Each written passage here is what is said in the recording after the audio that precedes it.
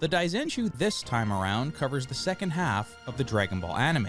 Come to think of it, apparently the TV series is going to continue for a little bit longer as a brand new story not present in the original. It seems well thought out and promises to be interesting, or at least that's what I gather from the rough scripts they've shown me, which give a broad outline of how it'll be. From now on, I could be just like everyone else, simply watching the TV broadcast at home and wondering with bated breath what on earth will happen next. I'm looking forward to it, and my thanks go out to all the staff. Well, let's put Mr. Toriyama's statement to the test. Was Dragon Ball GT well thought out and interesting? Here in today's video, I intend to answer that question.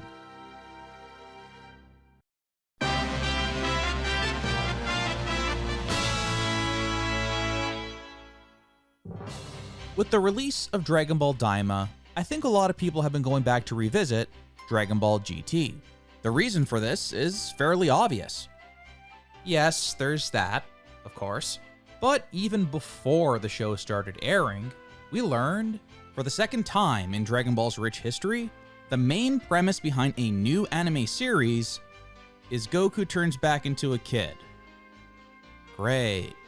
Reactions to the Kid Goku news were mixed, to put it lightly. Many had convinced themselves that a returning Dragon Ball TV show would bring us Moro, Black Frieza, and the rest of Toyotaro's Dragon Ball Super manga finally adapted into anime form. That group was understandably disappointed when the premise of Daima was revealed to be not that. Not even close. Of course, hearing that Goku would become a kid again had many thinking back to Dragon Ball GT, which, spoilers, doesn't exactly have the best reputation with a good chunk of Dragon Ball fans. The comparisons were made right then and there. Minds were made up. This is just going to be GT all over again. And that's bad. Well, Daima has now aired in its entirety, and I think there was a lot to enjoy about it. No matter what you thought about the show overall, I think it's fair to say that we were blessed week after week with some god-tier art and animation. Light years ahead of Dragon Ball Super, which famously had a nightmarish and rushed production behind the scenes. The show was also oozing with that one-of-a-kind Akira Toriyama charm from top to bottom, and personally, I really appreciated that. It's been a rough 12 months for Dragon Ball fans, to say the least. So being able to watch this show and laugh my ass off thanks to Toriyama's insane sense of humor was really nice. However, in the end, I think the quality of the show didn't really matter for a pretty large group of people. As I watched the overall reaction to Daima week after week, it was clear that the stigma from that first reveal, the stigma of Goku being turned back into a kid, stuck to this show. I'm in pretty regular contact with a number of people that identify as die-hard Dragon Ball fans. They've watched DBZ multiple times, kept up with Super every week as it aired, and even watched the new movies in the theater on opening day. And yet, they skipped Daima entirely. It didn't matter how great the animation was. It didn't even matter that Akira Toriyama was involved. Goku was turned back into a kid. It reminded them of GT, and they weren't gonna watch it, period. Because Dragon Ball GT is bad. The question is, why? Why was there so much anger surrounding Daima's announcement? Why was there so much vitriol months before a single episode of the show had even aired?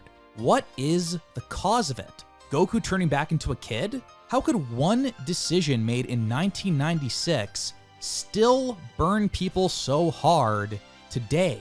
So hard that they're not even willing to give a whole new Dragon Ball anime a chance. I had to know why. It must have been an absolutely colossal screw-up.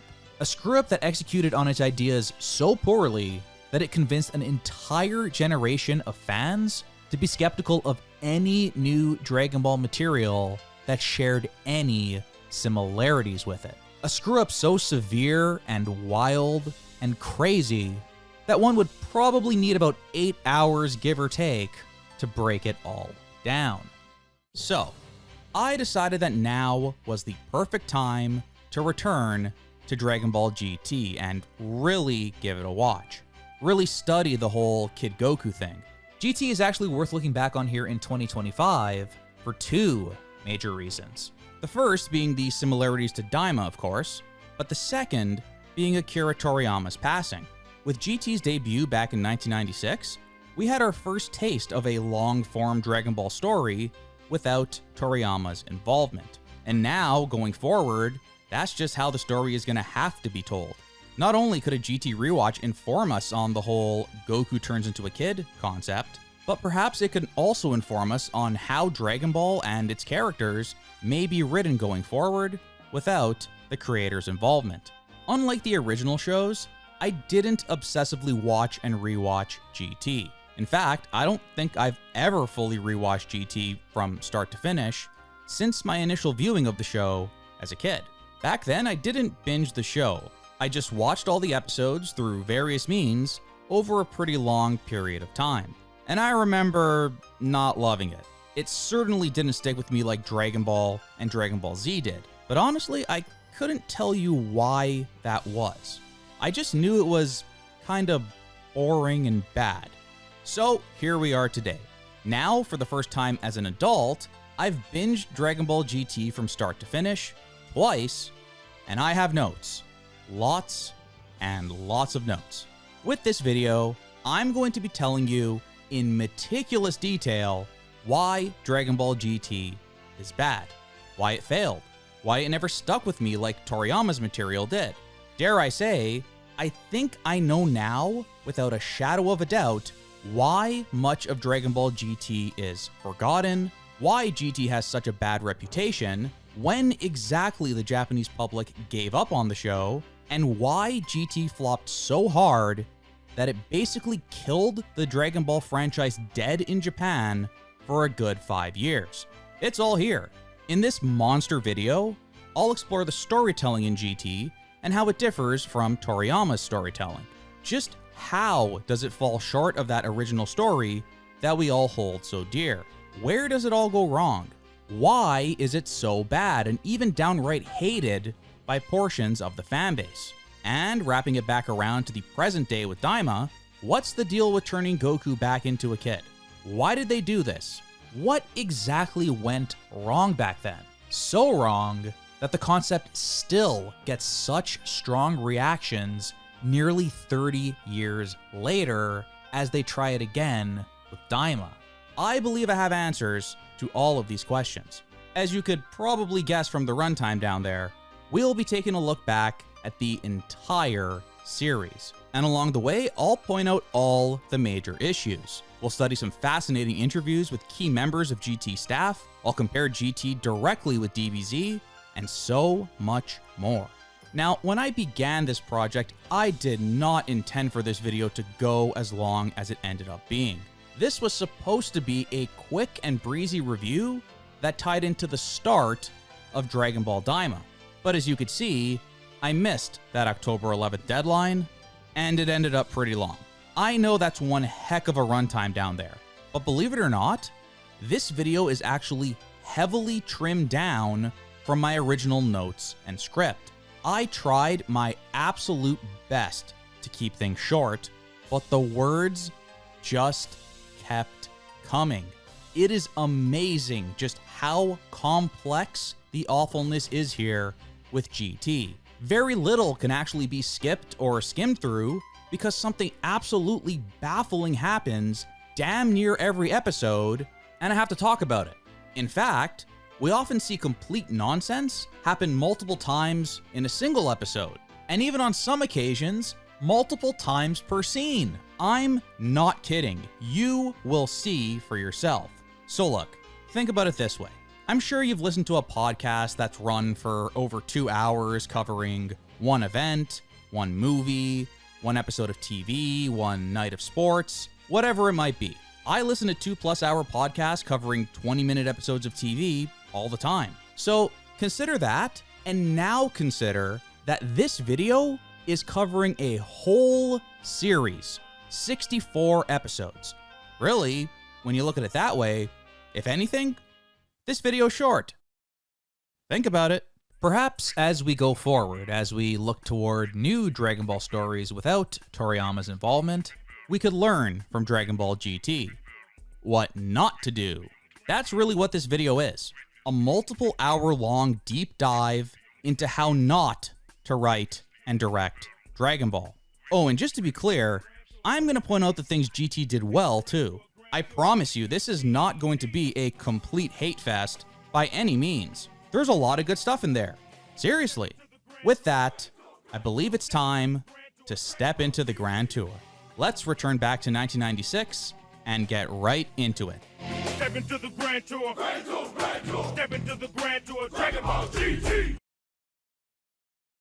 Now, before we get into GT proper, let's quickly set the stage heading into the 1996 premiere of the show.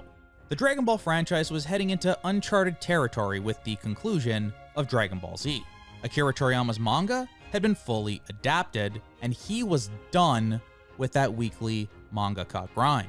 But Dragon Ball was red hot. It was the biggest thing in Japan. The powers that be simply demanded that Dragon Ball continue in the exact same 7 p.m. Wednesday night slot that Dr. Slump, Dragon Ball, and Dragon Ball Z had aired in for over 10 years. But Toriyama simply wasn't interested in continuing the story himself. Nevertheless, they pushed ahead. The thinking at the time was that Dragon Ball must continue even without the involvement of Akira Toriyama. And so, he held out his hand, received a bunch of money, and told Toei Animation to have fun. This was the first official Dragon Ball anime that would be written without the involvement of Dragon Ball's original author. He just barely contributed to the series, providing only the logo, some designs, and some concept art. The story? That was all on Toei Animation now. New character designs? That was a job for series veteran Katsuyoshi Nakatsuru. All those villains and transformations you remember from GT? That was this man's work, not Akira Toriyama's. Now, I'm mostly going to be referencing the Dragon Ball and Dragon Ball Z anime, as opposed to the manga here in this video, since GT wasn't adapted from a manga. It was only an anime, so I think the more reasonable comparable is its anime brothers. Much of the staff at Toei, and of course the voice actors, all rolled right into GT as if nothing had changed after the conclusion of Z. Sadly, there was one big change, and that was the music. Series veteran Shunsuke Kikuchi, who had given us some of the most memorable tunes in anime history, was replaced by Akihito Tokunaga. We'll get into the music more as we go along in the video, but briefly, Tokunaga did a fine job with GT's music, but it never took your breath away like Kikuchi's brilliant scores did for Dragon Ball and Dragon Ball Z. The point is, in many ways, GT was presented to the Japanese viewer as a direct continuation of Z. In fact, the first episode of GT aired in Japan literally the very next week after DBZ ended. If you were watching weekly back then, you weren't even given a chance to miss Dragon Ball. In essence, it wasn't going to stop. Episode 291 of Z had a preview for next week's episode 1 of GT. It just continued as if it was business as usual. Dragon Ball Z may be over, but you don't have to stop watching Fuji TV. More Dragon Ball goodness is coming your way. So, for all the people who say, hey man, GT is a different show, it should feel different from Dragon Ball Z. Well, I'd push back against that a bit. Imagine watching DBZ episode 291 one week and GT episode 1 the next. Your brain is obviously going to be in DBZ mode. You just watched 291 episodes of it. There are going to be certain expectations for viewers that watch DBZ week after week. And while I'm sure they were trying to attract a new audience to some extent with GT, I assume the huge audience of people already watching Z every week was the main audience they were trying to retain. So if the GT team was going to try anything radically different, anything that was going to drastically change the tone or style from Z, they'd have to do it very well, or risk turning off the viewing audience. And so it was decided that GT would take place after the very end of DBZ, as opposed to the 10-year period after Majin Buu, where Super ultimately took place. So what did Toriyama leave the GT team to work with? Well, first of all, our cast looks like this now. We have lots of familiar faces and some new ones too. Each and every one of them were pretty much a blank slate at this point, with the exception of two, Goku and Oob.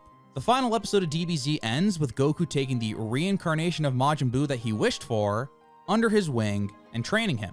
For whatever reason, he leaves his family to do this. His wife, his sons, even his adorable little granddaughter is left crying as he takes off. Goku, you could just use instant transmission to visit your family anytime? Or fly back? Why are you abandoning them? This is so unnecessary.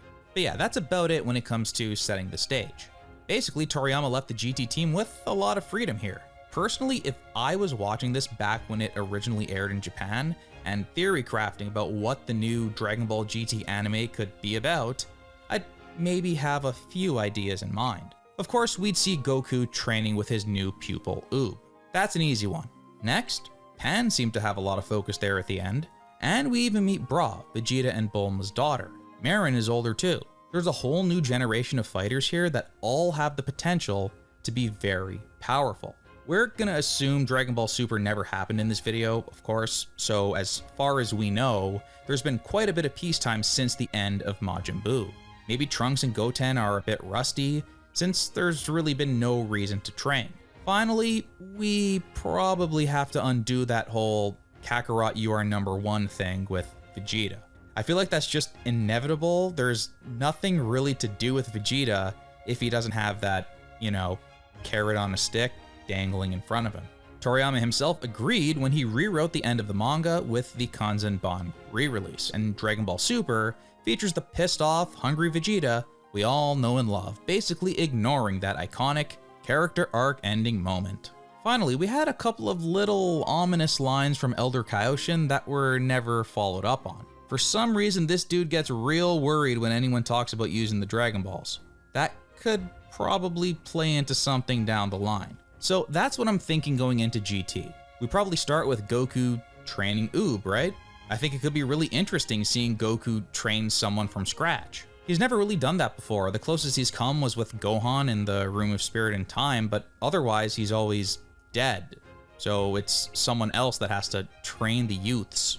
There's a lot of potential here with Oob, and effectively building that relationship between Goku and Oob, to me, would be the most logical way to continue the story, and completely respect that original ending. I mean, Goku drops everything for this kid. He sees something special in him. What is it? Again, Toriyama ended his magnum opus that would go on to spawn a multi-billion-dollar franchise with this shot of Goku and this kid. With Dragon Ball GT, let's explore that. Of course, we know that didn't happen. The GT team clearly had other plans. It is now time to turn to the Dragon Book from the 2005 Dragon Box GT DVD release. This book contains this awesome sketch of Super Saiyan 4 Goku by Akira Toriyama. And it also includes two absolutely fascinating interviews from series producer Kozo Morishita and one of the head writers on the show, Atsushi Maekawa. I'm going to be referring to these interviews a lot in this video because boy are they revealing. Knowing what exactly the GT team was actually thinking when they made some of these decisions is very useful information. Just from watching that next episode preview at the end of the final episode of DBZ, you already know that Goku gets turned back into a kid. Well, that's an unexpected way to continue the story of Dragon Ball Z. Goku is a kid again. We're kind of going backwards with that, aren't we? I mean, like I said, there are plenty of kids on our character roster here. What good does turning Goku back into a kid really do for the story? Well, these interviews give us a little bit of insight on what the GT team had in mind when they decided on this major series-defining decision. When coming up with an original story that took place after the end of Dragon Ball Z, producer Morishita says, the plot would revolve around the exploits of characters such as Pan or Trunks. In other words, the next generation of children. Okay, I'm into that. That's kind of what I was hitting on earlier. I mean, Trunks is a bit older now. He'd be like in his 20s, right? But the idea is sound. Focus on the next generation. However, the question still remains. Why turn Goku into a kid? Well, in both interviews, we get a similar answer. Both Morishita and Maekawa tell us that they simply couldn't find a way to top the insanity of the Buu saga. As a creator, I felt that in my bones, and Dragon Ball GT's biggest sticking point was how to intertwine Goku into the story of Pan and the rest of the next generation of kids. That's when I thought of turning Goku back into a kid himself. It was also determined that since Dragon Ball Z had taken its hard-edged story developments to their limit, it would be difficult for this original series to do, quote, "here comes an even stronger enemy" type battle stories. There was also a thought that we should return to the initial Dragon Ball TV series. And so it ended up being an adventure story where they travel through outer space.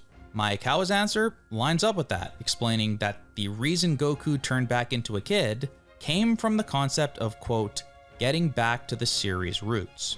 That is to say, by the end of Dragon Ball Z, which followed the story of the original comic, there was a sense that the animated series had already done battles to the utter limit.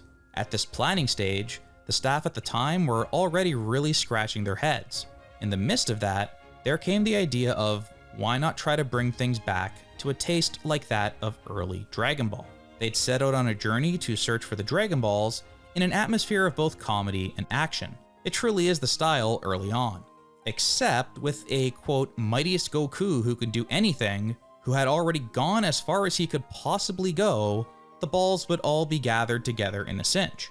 That's where we came up with the idea of, quote, if we deliberately turn Goku back into a child and give him various limitations, it'll open up the adventure even more. As a result of that idea having come up, we ended up deliberately turning Goku back into a child. Okay, so we're just getting started and I'm already angry. I hate this answer. In fact, I hate this question that I see all the time. Where can you even go with the story after we see characters so powerful they could blow up planets? How do you top that? Well, here's how you top it. Be creative. Frieza in his base form destroyed the entire planet Vegeta with this big old ball of energy he created from one finger. Like at that point, we were already in ridiculous territory. But we still escalated things with the androids, Cell, and Buu. And it was just fine. With Dragon Ball Super, we continued to escalate things just fine. So this idea that Toriyama hit the quote-unquote utter limit of battles is ridiculous. 28 years later, we see how ridiculous this logic was. But that was the decision made at the time. They wanted to go back to the series' roots, the mystical adventure vibe of the original Dragon Ball anime. Well, okay, you could do that, I guess. It's just, doesn't it feel like we're going backwards? Like, we already did Kid Goku. It was great. Then he grew up and the story evolved. Luckily, Morishita touches on this in the interview. He says that although Dragon Ball GT turned Goku back into a kid, which signified returning him to square one, story-wise, I thought that, quote, not going back was important. In other words, this viewpoint of not doing what was done in the past is characteristic of the Dragon Ball series as a whole. Although it would be easier and quicker to repeat what was done in the past, it is crucial to move forward, even if just by a single step, and to continue doing so. It wouldn't do to have Dragon Ball repeat the past. Wait, what? So you wanted to get back to the series' roots by literally turning Goku back into a kid, but then you talk about how important it is to, quote, not go back and, quote, not do what was done in the past, and how it would be easier and quicker to repeat what was done in the past, but we simply can't do that.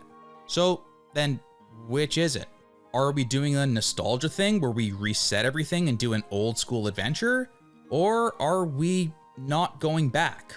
I mean, spoiler alert, basically the entire Dragon Ball GT show is them repeating what was done in the past. Like, again and again. Blatantly. It starts with an original Dragon Ball ripoff and then quickly becomes a DBZ ripoff.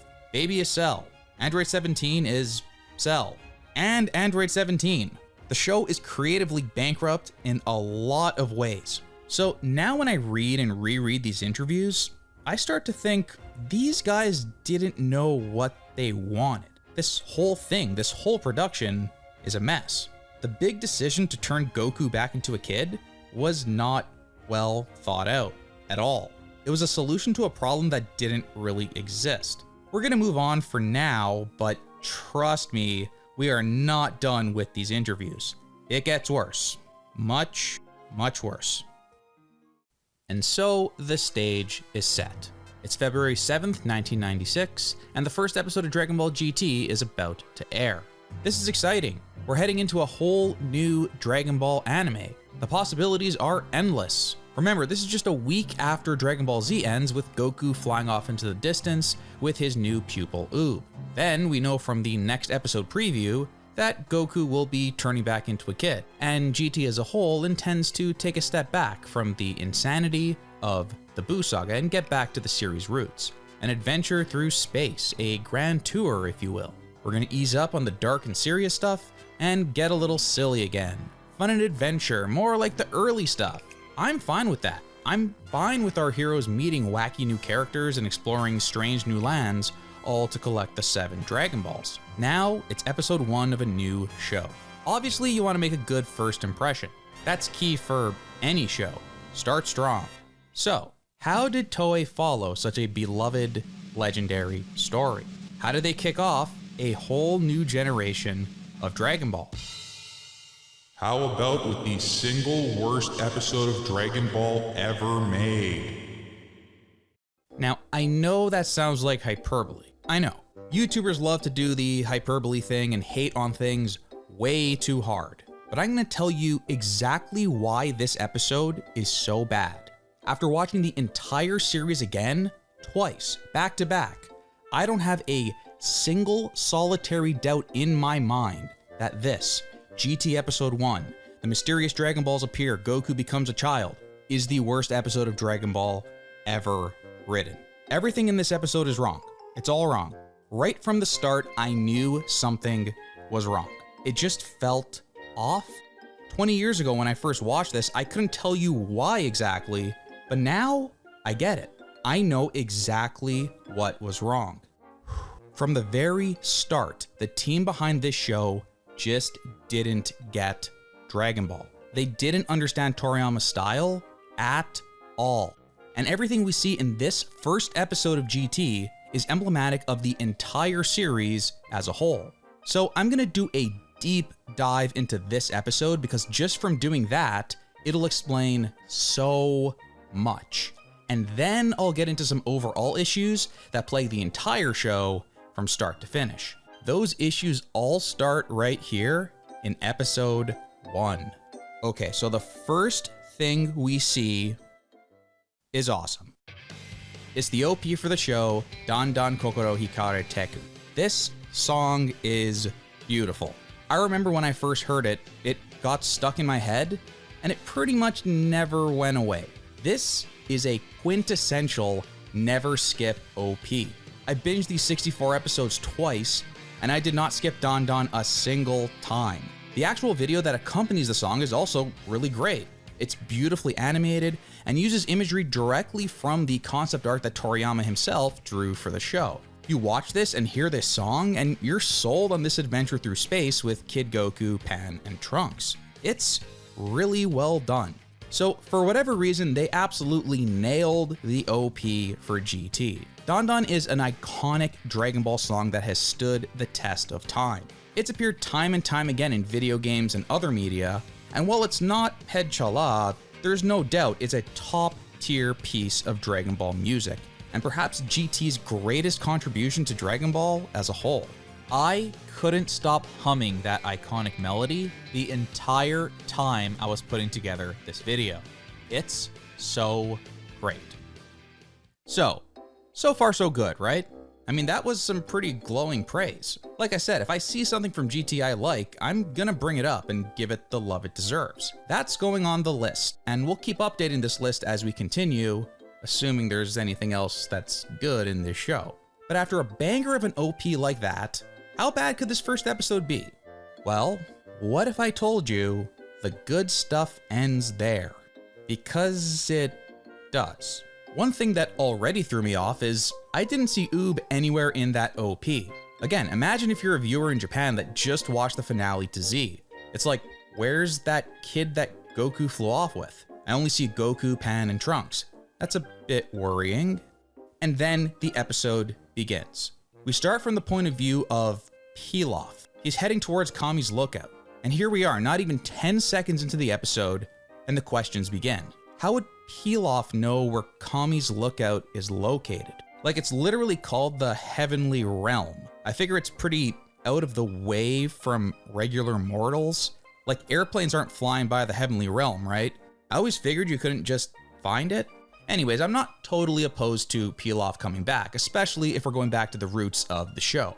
He was the first main villain of the entire story, and as we saw with Super, even Toriyama wanted to bring Pilaf's gang back. So in this case, the GT team really did understand Toriyama's thinking. But that stops real fast. So Goku and Oob are training inside Kami's lookout, somewhere. I guess the door to the Room of Spirit and Time is still destroyed, so this is just a similar area where superpowered people can fight with no restrictions. Oob is looking absolutely ripped, and they're shooting these massive ki blasts at each other and completely wrecking the place. Last time we saw him, Oob was a little skinny boy and his moveset consisted of kicking. So I figure some time has passed since the end of Z and he's become a lot stronger. Well, just how much time has passed? I'm sure they'll tell us soon, right? Meanwhile, Pilaf is scaling the side of the lookout. I guess with all the chaos going on, neither Goku, Oob, Dende, or Popo can sense there's an intruder. But the question remains, why is Pilaf going to the lookout anyways?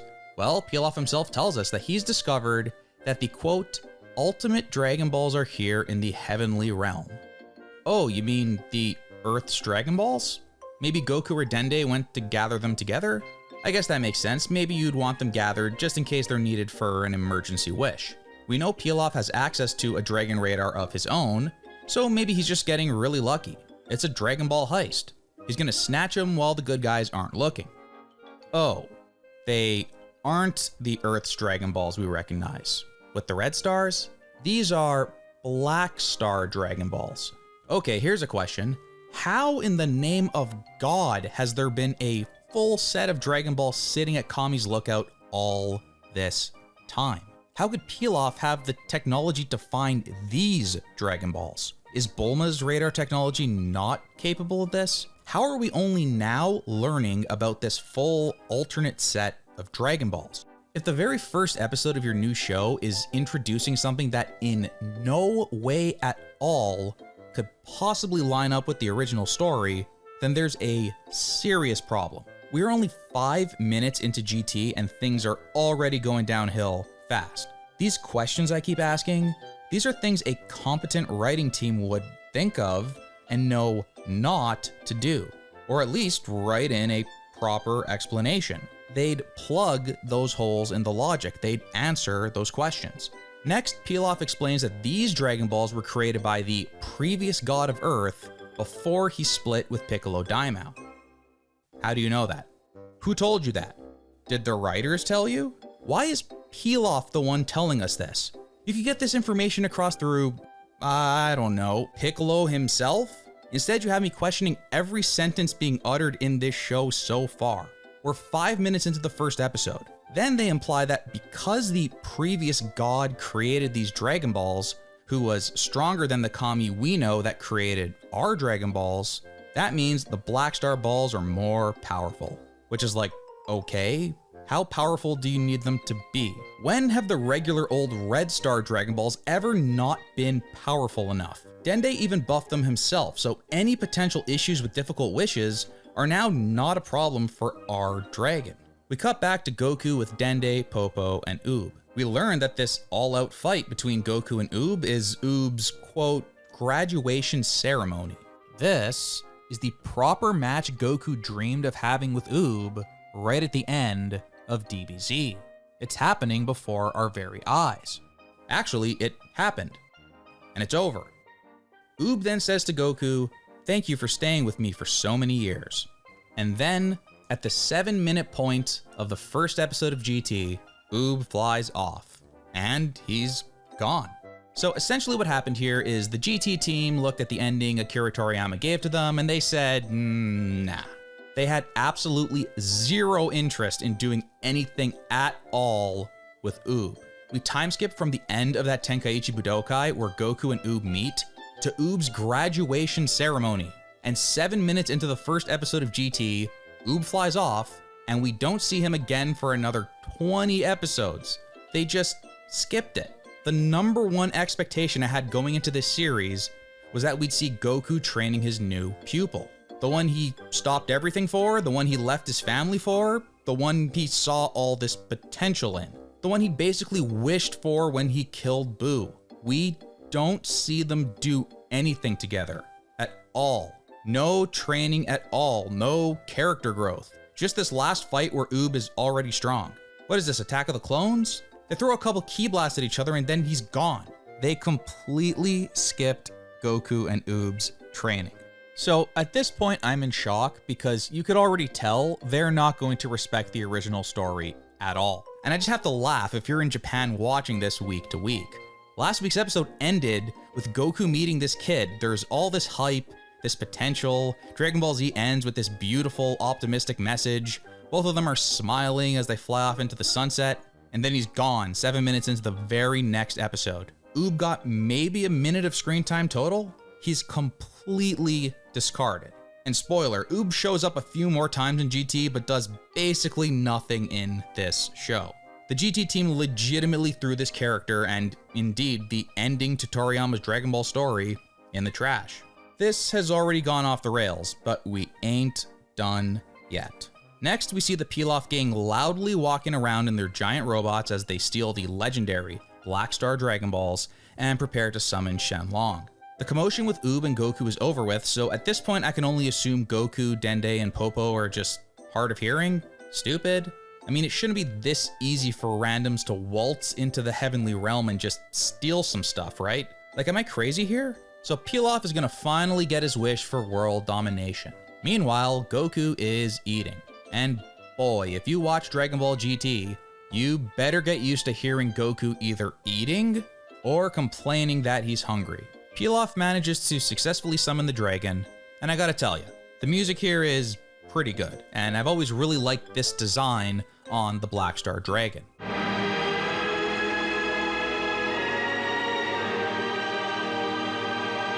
Shenlong with the red and gold is an awesome look. He's like a shiny Pokemon, but like a good shiny. So Goku notices that the sky is all dark and a giant red dragon is spawned, so he decides to investigate. Pilaf and his gang are like 3 steps away from the entrance to the lookout. We get some decent comedy here with Goku recognizing Pilaf and Pilaf remembering Goku from all those years ago. They are obviously not a threat at all and are treated like total joke characters. So they continue their back and forth, and then Pilaf says to Goku, and this is where we realize Shenlong is an idiot. Maybe the god before Piccolo Daima was really powerful, but he made the dragon itself really stupid, as like a joke? Because this sentence from Pilaf, not only was it not a wish, but it wasn't even remotely told in the direction of the dragon. And yet the dragon somehow interprets it as a wish to turn Goku into a kid and grants it. Now look, I don't know why this has to be so hard. We've seen time and time again that you need to use specific language to summon the dragon and wish for something.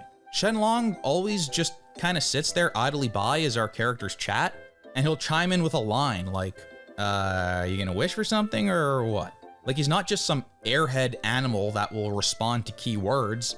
He can talk and he understands sentences. You direct a wish at the dragon. That's how it's always been. So why in the name of shit would he interpret this random line as a wish? How about this line? Why didn't the dragon say, That is Son Goku. Your wish is granted. Farewell. I mean, why not, right? If he's just gonna interpret random sentences not directed to him as a wish, why not this one? Is this really the best they could come up with to turn Goku into a kid? This doesn't make any sense. Now, I don't think it was some masterpiece of storytelling or anything, but the wish to turn Goku into a kid in Daima makes far more sense. Goma at least has a plan here. He knows the dragon can't just kill a powerful enemy, so he'll have to be a bit more crafty with his wish. He figures that turning these godly fighters into children will weaken them dramatically. So that's his very intentional wish for the dragon. And he's doing it because he feels he won't be able to defend his throne as Demon King otherwise. Like, it's nothing special, but it's fine. It's something. It's not an accident. That's enough for me. Toriyama was able to achieve the bare minimum here in Daima, giving a reason why a villain would wish such a silly thing into existence, and provide at least a somewhat logical explanation behind those actions. We learn why Goma wants to make the wish, and see his thought process play out with Degesu as he comes up with the evil scheme. All I wanted was a logical reason why a villain would want to turn Goku into a kid. And Daima was able to deliver on that. Was it really that hard to think up a way for Pilaf to turn Goku into a kid on purpose, instead of doing it accidentally, which makes him, the dragon, and the entire show look completely dumb right from the get-go? They could not have kicked this entire story off on a worse note. Anyways, Goku is now a kid, Dende and Popo are shocked, and we get our first eye catcher of the series, which is adorable and I love it. We are officially halfway through the worst episode of Dragon Ball ever written, but there's still a whole other half to go. I'm slowly losing the will to live here. But let's reflect back for a moment on the first half of this episode. You may not have noticed it, but it's kinda insane if you think about it, just how much has happened in only the first 10 minutes of this show. You're probably thinking, well, big deal, who cares? They're just starting up the story. The thing is though, the fact that so much has happened already is cause for concern. It's actually a major reason why I think this episode is such a massive failure, and indeed, why GT as a whole struggles to tell a clear, coherent, well-paced story. In just the first half of this episode, we saw Goku sparring with Oob, Pilaf reaching Kami's lookout, Pilaf finding the Black Star Dragon Balls, Oob completing his years-long training with Goku and flying off to his family, Goku finding Pilaf's gang, and finally, a quote-unquote wish being made, and Goku turning into a kid. Now, you might be thinking, that's not even that much, bro, relax. But no. No. You're wrong. You're very wrong. This episode, and indeed Dragon Ball GT in general, moves far too quickly. So quickly you can't even wrap your head around anything really. When one thing of importance happens, boom, we're already on to the next thing. Doesn't Oob already feel like a distant memory now that Goku is a kid? This is the first episode of the show, and we've already met so many characters, and so much has happened, and there's so much plot, and there's so many questions being asked, and everything is already so messy. We still don't know how much time has passed since last week's final episode of DBZ. Goku mentions it's been years since he's been home, but how long exactly? Before we can even gain our bearings in this new time period and see what our characters have been up to and what has changed, Oob is out of the picture and Goku is a kid. Too fast. I'll get back to this whole issue of GT's absurdly fast pace after we recap the second half. So we come back to see Kaio-sama talking about the situation with Dende. Kaio-sama knows about these Dragon Balls, but it seems like Dende didn't. He says, apparently the previous god put them away deep within the temple. So, you're the new god of Earth and no one told you about this? Also, they weren't that deep within the temple. Pilaf, a literal joke character, was able to find them with ease just moments after reaching your damn lookout. GT really does a number on Dende. In no way does he ever feel like the god of Earth. He's just dumb and confused all the time. Kaio-sama then tells us that the only way the wish can be reverted is if the Black Star Dragon Balls specifically are found and a new wish is made to the Red Shenlong. Okay, fair enough. The Black Star Dragon Balls are the most powerful Dragon Balls of all. Not even the Earth or Namek Dragon Balls could undo those wishes. I can buy that, I guess. It would be too easy to just find another set of balls and wish for Goku to become an adult again. But here's the thing, Goku doesn't really mind being a kid. I mean, what's the drawback? At this point, we don't know if Goku is weaker than he was in his adult state. I would assume he is. I would assume he's back to the same strength he had in the original Dragon Ball when he was that age, with maybe a few new techniques he's picked up over the years. But the whole point of this was to nerf Goku, right? They want to go back to the roots. They want to step back from the Buu saga that pushed the utter limit, right? So as a viewer here, I'm assuming Goku is now much, much weaker, which means there's an incentive to find these Dragon Balls. We all know Goku is Earth's mightiest hero, and if he's not at full strength, a new foe could pop up at any time and threaten the universe. So we have some incentive to find the Dragon Balls and restore our hero to his full strength. At least that's what I thought. Okay, now this next scene is an absolute doozy. We get Popo explaining more rules of the Black Star Dragon Balls. First of all, the fact that he even knows these rules means he knew about the existence of these Dragon Balls, right? So why wouldn't he tell Dende about them? The new god of Earth? Popo knew, somehow Pilaf knew about them, but Dende and Goku were kept in the dark on this? Where's Piccolo, by the way? He should know about this, right? He low-key created them, kinda. Why isn't he getting involved here? Where is he and what is he doing? Also, why would you keep 7 Dragon Balls gathered together in one spot, out in the open, for anyone to use? I mean, keep 6 in one spot and hide the 7th elsewhere, no? Doesn't that make more sense? Instead of doing the dumbest thing possible, which allows a schmuck like Pilaf to sneak in and use them with ease? Why not lock them in a vault? Why isn't the room they're locked in behind 50 doors that only Dende has the keys for? How could you be so careless with such important and dangerous objects? Okay, let's hit play and continue with the episode. Next, Popo says after these Black Star Dragon Balls are used, they scatter not just across the planet, but the entire galaxy. Okay, pause. How do you know that? How do you know that? Did you test them and see what happens after using them? I don't think you did, because we're about to learn another fun rule about these stupid Black Star Dragon Balls that tells me you probably didn't test them. Anyways, Goku shrugs and tells them he doesn't mind being a kid. It's fine, and he flies off. Then the dumbest thing ever happens. We cut to a full-blown hostage crisis in the city. I know these robberies or heists are depicted as comedy in the world of Dragon Ball, but these are real people with real guns and real hostages. It's a pretty serious situation, is it not? Like, these criminals are maniacs shooting their guns around. There's a legitimate chance that they could kill someone here. So one of their bullets actually flies through the air and into the restaurant next door, where Goku is eating. So while this hostage situation is going on, Goku is completely ignoring it and focused on eating his food. Now maybe I'm crazy, but I feel like Goku would go and help these people? Like, isn't that the Goku character first and foremost? If nothing else, Goku likes to train, he likes to fight, and he helps people in need.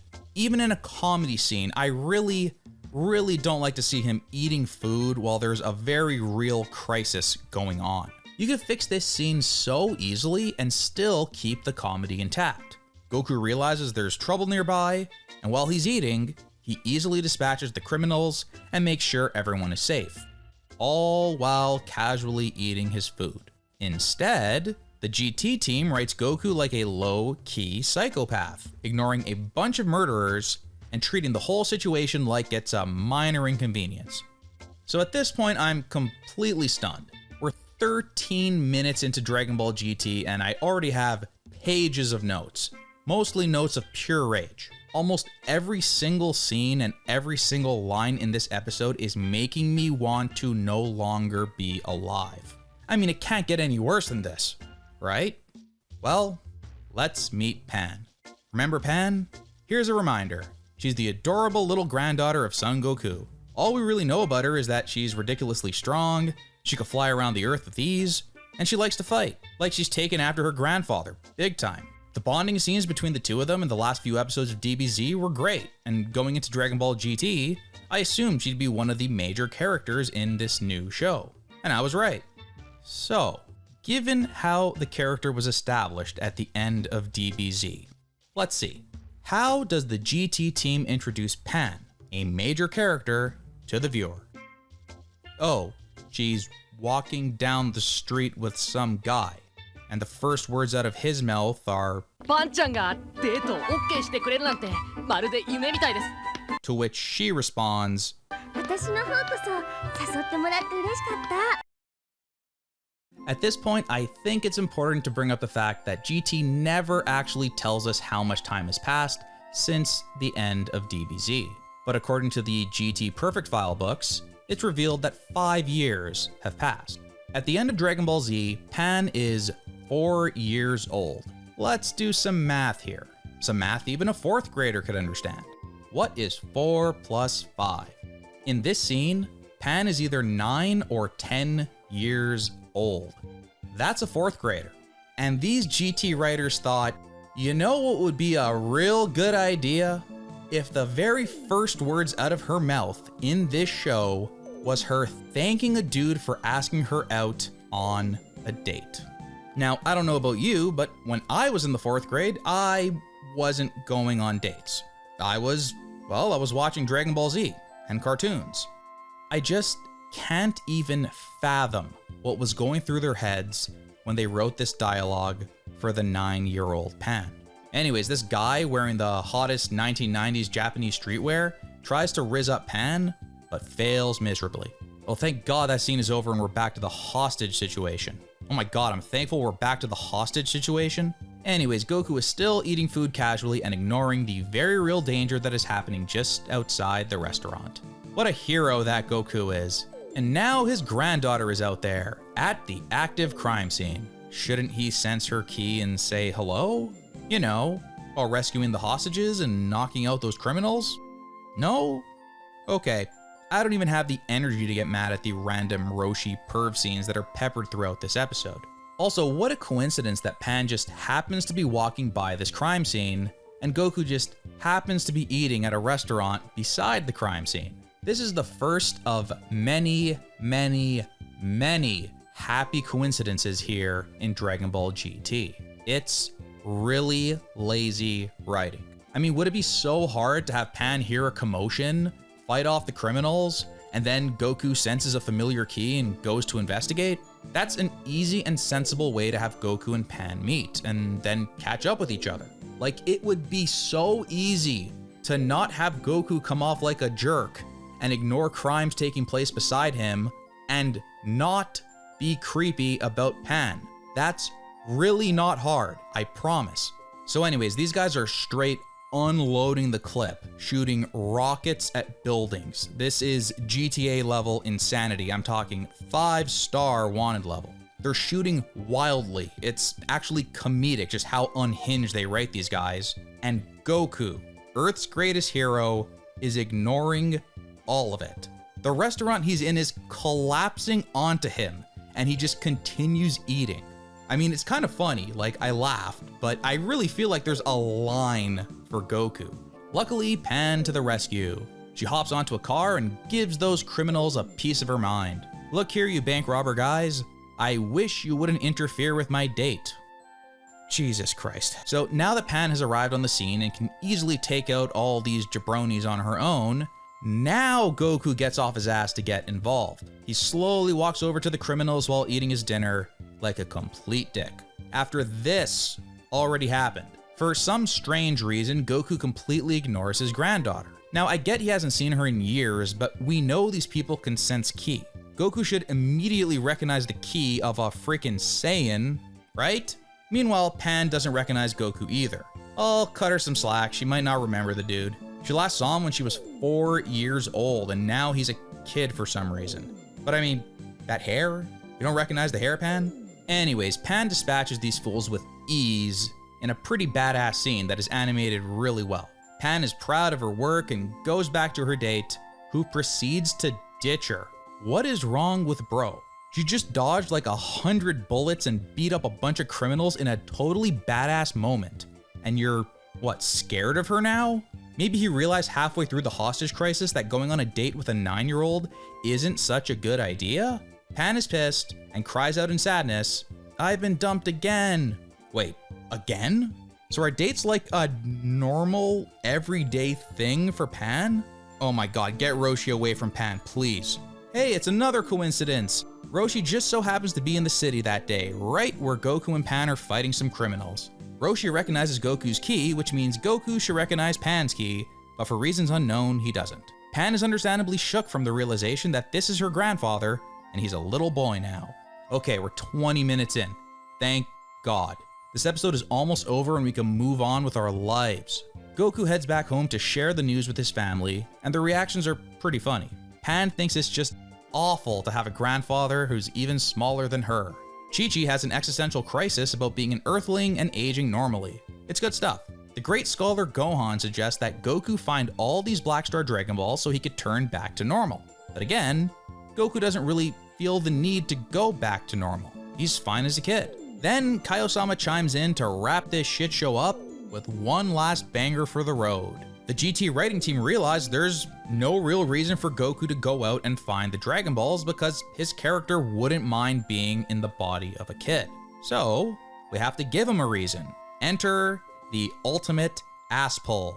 To create some kind of tension for the characters, Kaiosama says he's looked into the Black Star Dragon Ball situation, and it turns out you have to find the Black Star Dragon Balls within a year, or else the planet they were used on will blow up.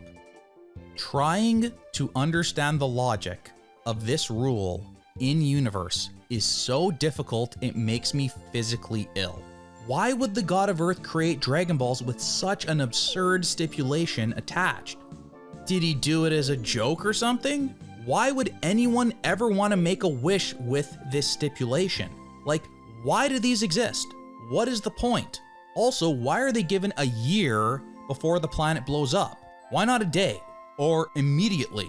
A year is an arbitrary amount of time because when these balls were created, there was no Dragon radar. You couldn't even find the Earth Dragon Balls in a year without a radar, much less balls scattered across the universe. There's just no logic here at all.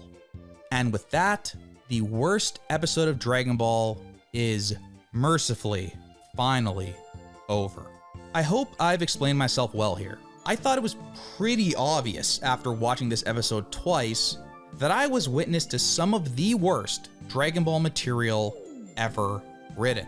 I mean, I couldn't tell you another episode of Dragon Ball where every single scene and sentence in the entire episode made no sense at all. But indeed, that was the case here with Dragon Ball GT Episode 1. What a way to welcome the audience to a new show. My head is spinning trying to put it all together. It's mind-blowing how much happened in this episode. Remember Oob? Remember Pilaf? Neither do I. This episode just blasted through so many different things so quickly. And as I mentioned earlier, this is actually a serious problem, especially for the first episode of the series. To demonstrate what exactly the problem is here, we need to quickly take a look at 4 comparable episodes of Dragon Ball and see how they differ from GT Episode 1. These episodes are Dragon Ball Episode 1, Dragon Ball Z Episode 1, Dragon Ball Super Episode 1, and Dragon Ball Daima Episode 1. By taking a look at these episodes, we can see how the beginning of a new anime should be handled. Then we could compare it to GT Episode 1 and how they handled their grand premiere. The first episode of Dragon Ball is a timeless masterpiece. I don't think the series would be what it is today if they didn't nail the introduction to these characters and the world right out the gate. We start off very slow, meeting this weird little kid named Son Goku, who is out in the wilderness doing strange hillbilly things. He gathers firewood, looks for food, and prays to this little orange ball for some reason. After catching a giant fish, a mysterious girl hits Goku with her car and then proceeds to shoot him in the face, which somehow doesn't hurt him. Bulma introduces herself and explains what she's doing. trying to gather the 7 magical Dragon Balls with her amazing Dragon Radar. The radar has brought her to Goku's 4-star Dragon Ball, and the two become intertwined. Then we cut to this little blue troll dude. He seems to be looking for the Dragon Balls too. From the music, we could tell that he's evil. There's your tension. Goku and Bulma are looking for the Dragon Balls, but the viewer knows there's an evil force looking for them as well. Our first villain is introduced. The episode is slow and simple. We meet Goku and learn about his way of life, then Bulma is introduced, and the adventure begins. Our villain is also introduced in the background. It's not overwhelming to the viewer, it's just the bare essentials to get the plot rolling. We start slow and then ramp things up. The first episode of Dragon Ball Z is very similar in structure. We open on a random farm with random farmers doing farmer things. The narrator immediately tells us it's been 5 years since the last Tenkaichi Budokai, and the world has been at peace. But something is coming. The music gets spooky as a mysterious sphere travels through space. We then meet up with Goku, who is, once again, out in the wilderness doing strange hillbilly things. He punches down a giant tree to bring to his home nearby. Then his wife tells him to go and find their son, Gohan. Meanwhile, we cut back to that farm, and the sphere that was flying through space has crash landed and created a huge crater. A very hairy man emerges from the ship and easily kills the farmer that finds him, catching his bullet and deflecting it back at him. From this one simple action, we are immediately told everything we need to know about this new threat. This guy means business. He has a device that can read how powerful someone is, and it looks like he's found Goku. We officially have our first villain. Meanwhile, little baby Gohan is lost in the woods. He's attacked by a saber-toothed tiger, and we learn that despite being Goku's son, he can't really defend himself. Gohan continues to wander around the wilderness alone, and we as an audience get to know him. We see how he reacts to certain things, nice and slow. Goku finally finds Gohan's lost hat and can see he's in danger, barely clinging to the wood that is being carried away by the stream. In the end, Gohan survives, and we see Goku bond with his son for the first time.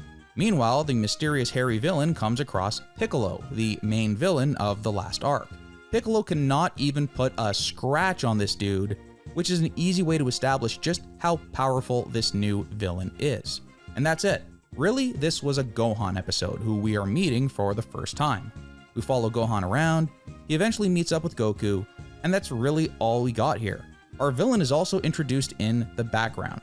Once again, nothing is overwhelming here. It's the bare essentials to get the plot rolling. We see what Goku, Chi-Chi, and Piccolo have been up to now that 5 years have passed, and again, we start slow and then ramp things up. Even 20 years later with the first episode of Dragon Ball Super, we revert back to familiar territory. Episode 1 of Super structurally resembles the first episode of Dragon Ball and Dragon Ball Z. A few months have passed since Majin Buu was defeated, and we meet Goku, who is out in the wilderness doing strange hillbilly things. Goku has somehow landed a job plowing fields because the sons are running out of money. Goten comes to visit his dad, and we learn that Goku likes this job because he's alone and can do a quick training session whenever he wants. Goku says he always needs to be ready because if a threat like Majin Buu appears again, he'll have to be even stronger. We cut to Beerus, who wipes out half a planet because they don't prepare a meal to his liking. We've already met the main villain of this arc and have an idea of what he's all about. We see what Mr. Satan, Buu, Videl, and Gohan are up to, then cut to Goten and Trunks. Goten has an idea. He wants to get Videl a wedding gift. They ultimately end up flying to the mountains to collect some hot spring water in a bottle, which they believe Videl can use for some kind of skincare. Videl appreciates the adorable gift from these little kids who have no idea that it's just water. Meanwhile, Mr. Satan gives Goku a ton of money so he can safely quit his job to focus on training over at Kaio-sama's planet. Overall, it's an adorable episode. Once again, we're starting slow and the stakes are low. Meanwhile, the greater threat is already present.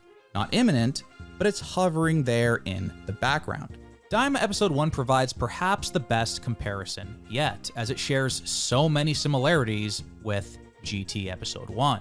Except it's done better. A lot better.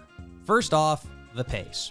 Daima Episode 1 doesn't throw you into the middle of a million things happening all at once and you feel like you're going to throw up after 3 minutes. Instead, the entire first half of this episode consists of a lengthy introduction scene for our main villain Goma and his servant Degesu.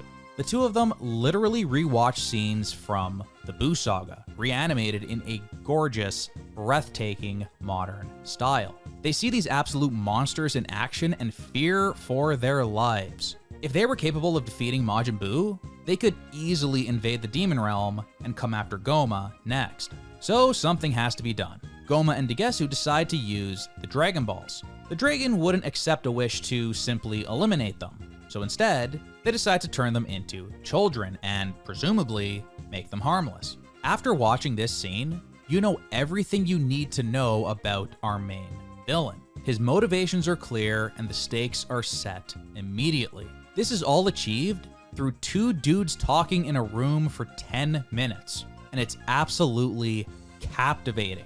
Daima also manages to quickly fix a number of other problems we saw in GT's first episode, including a proper motivation for Goku to actually want to turn back into an adult, a more sensible way for our villain to immediately get his hands on a full set of Dragon Balls, and of course, there's the execution of the wish itself, which I went over earlier in the video.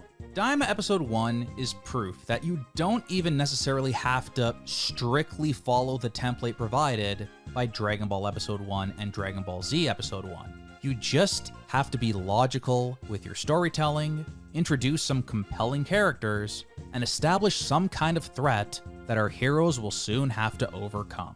In essence, it's simply GT Episode 1 done right. The other post-time skip episodes are no different. DBZ Episode 200 tells a simple slice-of-life story revolving around a Gohan that is 7 years older and attending his first day at high school. He meets Videl and hilarity ensues. DBZ Episode 289 begins with a focus on Trunks, who is now 10 years older.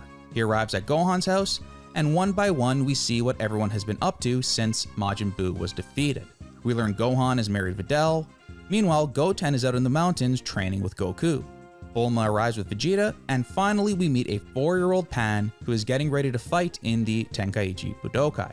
All of these episodes share something in common. They start with low stakes, which usually means Goku in the wilderness being silly. Slowly, Toriyama introduces some characters and gracefully begins advancing the plot. He'll usually establish the main villain of the arc right away, so we know that there is a threat looming out there. This creates immediate tension for our characters and excitement for the viewer. I say if it ain't broke, don't fix it. GT's first episode has none of that. In GT, we're immediately thrown in the middle of Goku's final training session with Oob, while Pilaf is scaling Kami's lookout. Compare this to the 4 episodes I just broke down. It's insanity. Oob graduates, leaves, and Pilaf finds a full set of Dragon Balls that no one has ever seen before, and it's like, whoa, slow down. Before you could even take a breath, Pilaf has wished for Goku to turn into a kid. Oh, and by the way, we don't see the main villain of this arc in episode 1.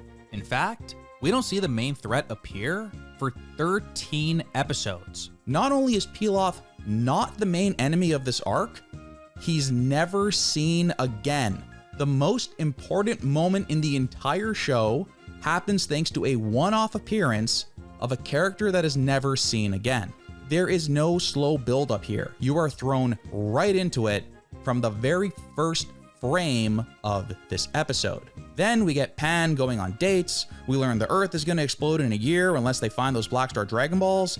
It's like, man, this is like 10 episodes worth of DBZ material crammed down into 20 minutes.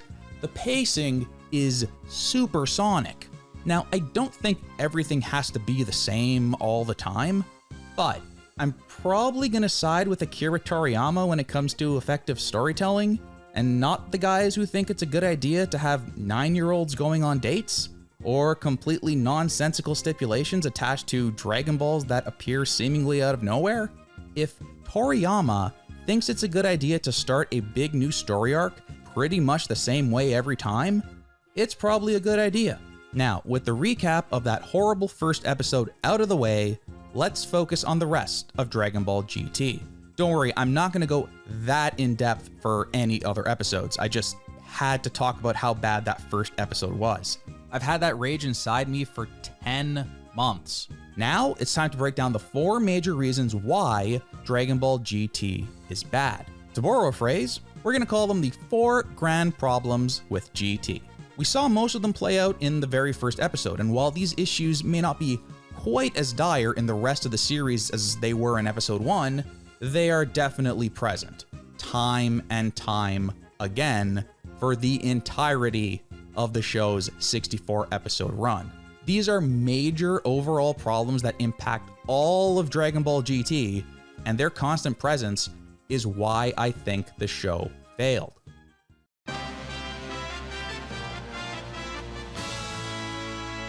GT's first and most major flaw is an obvious one.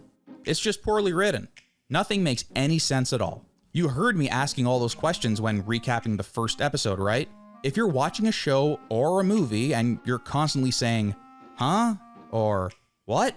Or wait, that doesn't make any sense. Or how did that happen? Or why don't they just do this? Just do this simple thing and the problem is solved. Yeah, if you're asking questions like that constantly, that's not a good sign. And it continues for the entire rest of the series.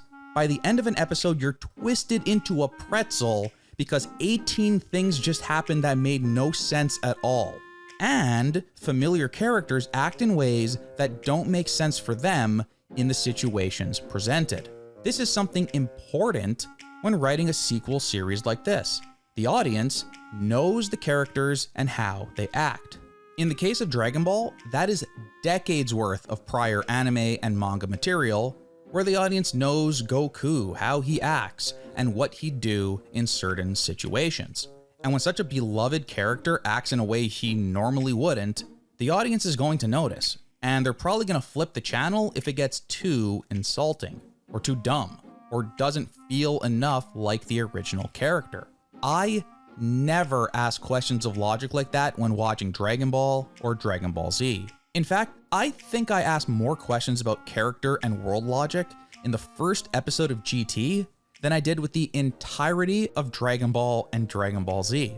And yes, the standard I'm going to hold this show to is Dragon Ball Z. Turns out that Akira Toriyama fellow, he was a very smart man. He pretends like he's this aloof guy who was just making things up week to week, but let's get real. The man was a genius. He used logic when writing his story. His characters were smart, sharp, and they'd act the way the reader expects them to when the big moment arrives. His stories were tight. The humor landed. The big dramatic moments are moments we'll remember forever, and it's all because we were emotionally invested in what was happening because he didn't lose you along the way with nonsense. He didn't allow the reader to poke holes in his story like I just did for a mere single episode of Dragon Ball GT. I mean, I'm sure there's some nonsense here or there in DBZ, but it's never to the level where I'm pausing the show after every sentence and writing 3 questions in my notes that the show doesn't care to answer for the audience. And no, these are not nitpicks. These are major issues with major plot points. You cannot screw up Goku turning into a kid. You cannot screw up the Black Star Dragon Balls. These are major parts of the show. It's how you kick this entire grand tour off, and it's like they didn't even think about this stuff for more than 5 seconds. Throughout the series, the audience is asked to believe too many dumb things that make no sense at all. The characters are constantly acting like complete morons and ignoring the obvious solution to a problem, and the show either doesn't explain itself well or at all. We saw it in episode 1, and it just stacks and stacks from there. And it continues with Baby, and it continues with Super 17, and even the evil dragons. You are questioning the logic of the characters, both heroes and villains, for the entire show. You are asking how certain things are possible for the entire show. You are dealing with nonsensical storytelling that completely ignores things we as readers know from the original story for the entire show. And you never get any answers to these questions.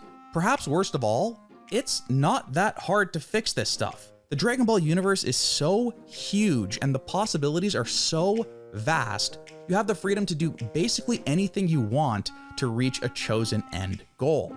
Goku turning into a kid? A super-powered Android 17? You can make that stuff work if you really think about it, but at times, I feel like the GT writing team just wasn't thinking that hard. Rest assured, I will continue to point out the inconsistent, illogical, nonsensical elements of GT as we continue through the story. And as you could tell from the length of this video, there is a lot of them. Logic is conveniently ignored at nearly every turn.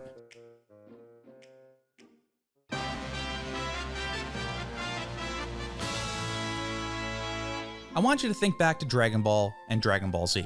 Heck, even Dragon Ball Super. What iconic moments come to mind? I could probably name 20 in a minute. Toriyama was the master of build-up and payoff, whether that was panel to panel or over the course of an entire story arc. The big climactic moment, it hit hard every time. And it's all because he would build it up just right. Provide those twists and turns along the way to throw you off a bit, and then, when the timing was perfect, you'd get that big moment. And it was always so satisfying. The end result was iconic moment after iconic moment. Moments that will live in our minds forever. Now I want you to think back to GT. What iconic moments come to mind? I mean, yes, it was memorable when it ended, but outside of that, there's not too many classic GT moments, right? There's probably a lot of you out there that can't think of a single one. And no, I'm not talking about the great character designs that have stood the test of time. I know they're great, they keep showing up for a reason. I'm talking about the actual story, actual moments between characters that made you feel something. Anger, excitement, fear, shock, sadness, laughter, inspiration, elation. There's plenty in the original story. Not too many come to mind when we look at GT. And that's because the pacing of this show is terrible. And what I mean by that is the show moves too quickly. There is no opportunity to let cool moments sink in because things happen so fast and we have to move on immediately to the next thing. Nothing is gonna feel important if you're moving too quickly. You gotta let those cool moments sink in with the viewer. We already saw it in episode 1. Oob finishes his 5 years of training with Goku, he's gone in a minute, and we immediately move on. Bye, Oob. And this is a serious issue that continues for the entirety of the show. I think you'll be stunned at how many cool moments there actually are in Dragon Ball GT, but it's all let down in the execution. If the execution is poor, a cool moment isn't gonna stick with you. And in almost every case, it's because this show is racing from moment to moment, racing through some awesome ideas that had the potential to become iconic. We get so many transformations, sometimes multiple per episode. It's like, how am I supposed to be afraid or intimidated by a villain's transformation if he's on to the next one 5 minutes later? This happens constantly. In GT, there is no build-up, there are no twists, or really any focus on anyone other than Goku. All we do is wait until Goku gets there. Nothing exciting happens in the meantime. The show moves so quickly that we could barely check in on our secondary cast, much less give them a real focus. A thing happens and we immediately move on to the next thing. Goku beats a dragon, then beats the next dragon, then beats the next dragon. Wow, how exciting. Toriyama never wrote the original story like that. So monotonous, so straightforward and boring. Just rushing from one plot point to the next with no surprise or excitement to be found. And as a result of this simplistic and rushed style of storytelling, there's almost never a satisfying payoff, and the result of that is GT doesn't really have any iconic moments. Funny enough, the poor pacing sometimes happens in the opposite direction too. Certain moments of the show drag, and it's like, why are you spending so much time on this boring thing and you rush through a fight or a transformation or a character delivering a powerful attack? That's when you need to take your time. I'm gonna have some really fun comparisons later in the video where we look at how Dragon Ball Z handles certain situations and compare it to how GT handles almost the exact same situation. The difference is night and day, and it all comes down to pacing. Dragon Ball and Dragon Ball Z had perfect pacing. Yeah, I know, I could hear you whining about 5 minutes and Namek and all that stuff. But DBZ wouldn't be as big as it is today if people really had a problem with that stuff. DBZ is perfect just the way it is, and all those slower moments were just build-up for the ultimate satisfying payoff moment in the end. I wish GT took its time like Dragon Ball Z did.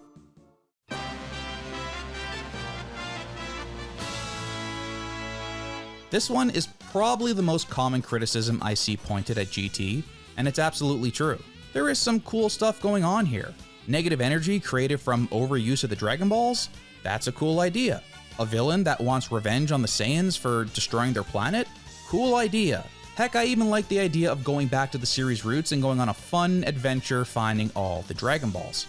But in the end, it's the execution that lets all of these great ideas down. The two big problems I just outlined above are to thank for that. You could have a great idea, but if you follow it up in a way where nothing makes sense, or the scenes are paced in a way where big climactic moments breeze by and don't feel special, well, good luck making the audience care. I mean, we just saw Daima take a number of designs and concepts from GT, but simply present them in an interesting new way. Even Toriyama himself was willing to play around with some of the ideas that originated from GT. I wouldn't be totally opposed to more of the decent ideas we saw in GT being brought back in future Dragon Ball material if they can just clean up the execution on it.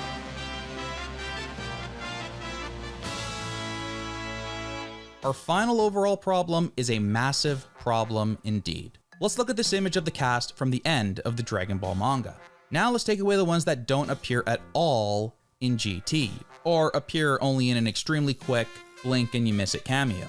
And now, let's take out the ones that don't do anything of note. Yeah, you might not believe it, but it's true. Dragon Ball GT is the Goku show through and through.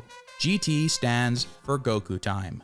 People complained when Super was airing that there was too much of a focus on just Goku and Vegeta. Ha, I wish Vegeta got that kind of treatment in GT. And the other secondary characters at least had some moments in Super. I remember them doing things. In GT, they mostly exist to give Goku their power so he can fight the villain. This happens multiple times.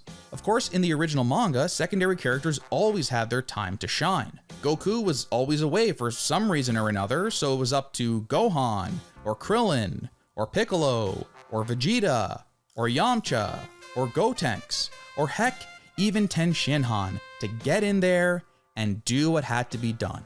Even Chaozu's one big moment in all of DBZ has become iconic. With GT, it's not even close.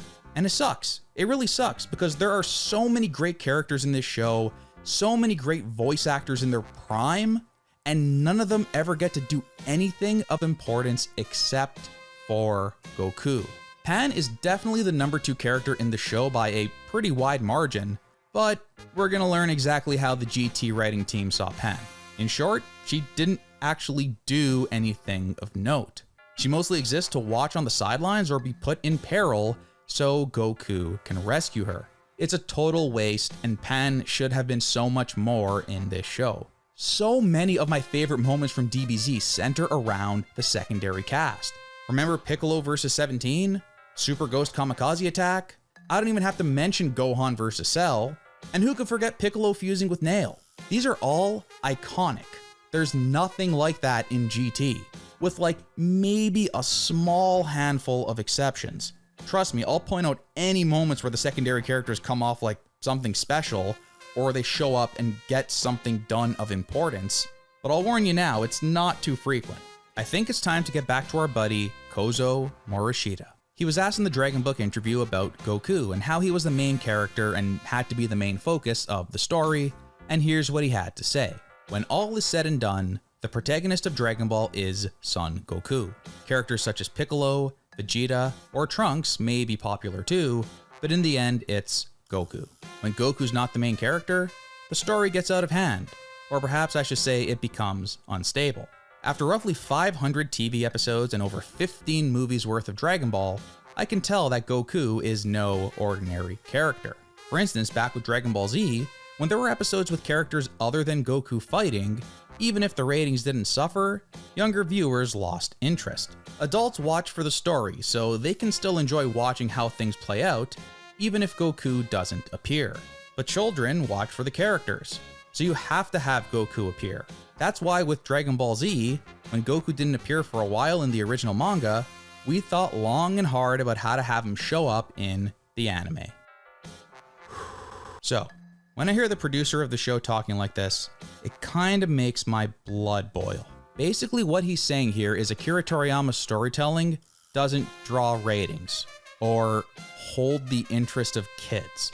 You know, the guy who wrote Dragon Ball, one of the most popular and beloved stories ever told, the guy who wrote the comic that generated a multi-billion-dollar empire, yeah, that guy. According to Morishita, you can't just write GT the way Toriyama wrote Dragon Ball. Come on, what does he know? Akira, baby, I love you, but we'll take it from here. We're gonna take your shit and make it better. You want television ratings? The answer's simple. You gotta have Goku in there all the time. I can't believe I even have to explain this because it's so obvious, but I'm gonna do it anyways. The fact that someone that worked on Dragon Ball said this on the record just baffles me. Goku going away is the key to the entire story of Dragon Ball. If Goku is just around all the time, there's no tension.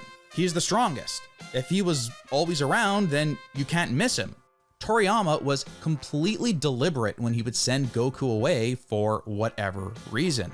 He had to die to Raditz so the rest of the cast could fight the Saiyans, and then Goku could come back and, I don't know, do this. Goku had to show up to Namek late so he could do this.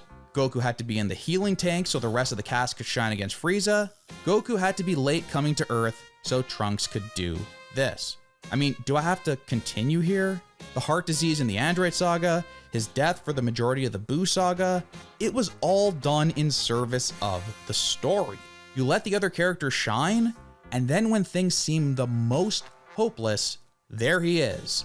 Goku to the rescue. It's simple, and it works. And the fact that a producer on an official Dragon Ball anime doesn't see that tells you everything you need to know about the quality of this show. The people working on GT simply did not understand Dragon Ball or Akira Toriyama's storytelling. It's as simple as that. I'm also interested in the ratings angle here. He's basically saying younger viewers would tune out when Goku wasn't around, but that ratings didn't suffer? Then how do you know younger viewers lost interest? If they lost interest, they'd change the channel and the rating would go down. That's how ratings work. Actually looking at the ratings, it looks like they did dip a bit during the Buu saga when Gotenks and Gohan were fighting Buu. But again, this is a necessary evil. Absence makes the heart grow fonder. You have to have Goku leave, and maybe the ratings suffer for a little while in the short term, but it's all in service of making Goku's big return that much more powerful and exciting. GT was proof that you can't just have Goku around all the time and expect the ratings to go up, or even stay steady. You risk monotonous storytelling, which is exactly what we had with GT. All the focus is on Goku, none of the other characters get shit, and you actually start to get sick of Goku a little bit along the way. You bore the audience by overexposing the star character and they begin to tune out. That's not a good thing. Even Maekawa, one of the most prominent writers on the show, has this absolute gem of a comment when asked why Piccolo doesn't do crap for the entire series. Because of connections going back to Dragon Ball Z, if Vegeta is a character who appears in relation to Goku, then Piccolo is a character who should appear in relation to Gohan. In parts, there were those sorts of scenes where Gohan and Piccolo interact with each other, but GT comes to focus around the story of Goku and Vegeta. So hypothetically, if GT had gone forward with Gohan being depicted as the focus, it might have become a story where Piccolo had a flashy, big role to play. So basically what he's saying is we didn't do shit with Gohan, so you better believe we weren't going to do shit with Piccolo either. The funny thing is, Vegeta doesn't do anything either. He's a Moustache in the first arc, gets taken over by Baby, gets completely whooped by Super 17, and then just exists to fuse with Goku at the end. Like, he does nothing. So I don't know what the hell they're talking about here. Trust me, we'll get into Vegeta more as the video goes on. But in summary, The people working on this show didn't want to give any character but Goku the big moments. Our secondary cast exists to get beat up while we wait for Goku to show up. I'm not sure if anyone other than Goku even damages any of our major villains. There's one single exception, which we'll get to later. So, those are the 4 major issues with GT, and we're going to see them pop back up a lot. Now that I've spelled them out, we can continue with the story. Going into episode 2 and the rest of the Black Star Dragon Ball arc, I think it's important to take a look at the Japanese TV ratings. As we could see from the ratings, a first impression truly is everything. Episode 1 of a whole new Dragon Ball anime debuted with a high rating, and episode 2 went even higher. But then it went down and down. And indeed, the ratings peaked with episode 2, which we are about to take a look at. After only 2 episodes, the Japanese public already knew something was up. It just didn't feel right. It didn't feel like Dragon Ball. And no matter what they did later in the show with crazy transformations or new enemies or pivoting back to more serious DBZ style storytelling, episode 1 lost them.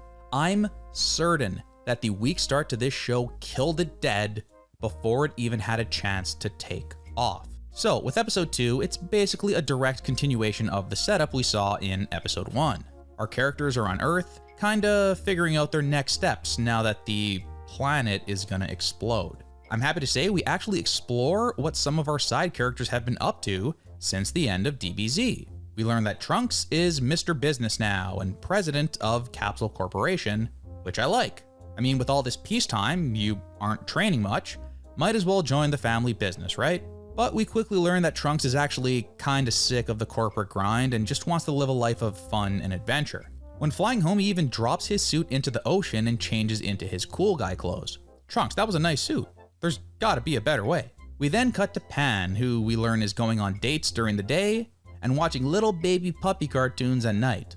You know, like an actual 9-year-old. Then we meet up with Goten. He got a haircut since the end of Z, and he's on the phone with a girl. Now this, I'm okay with. It's an interesting place to take the character, and it makes sense. After 15 years of peacetime, I could see Goten completely losing interest in training or fighting, and kinda just living a normal life. He's in his 20s now, and he's dating. That's fine. What we don't need is the 9-year-old dating, though I do feel like there's definitely some missed potential with Goten here. You can kinda do the Peter Parker thing with him if you wanted to.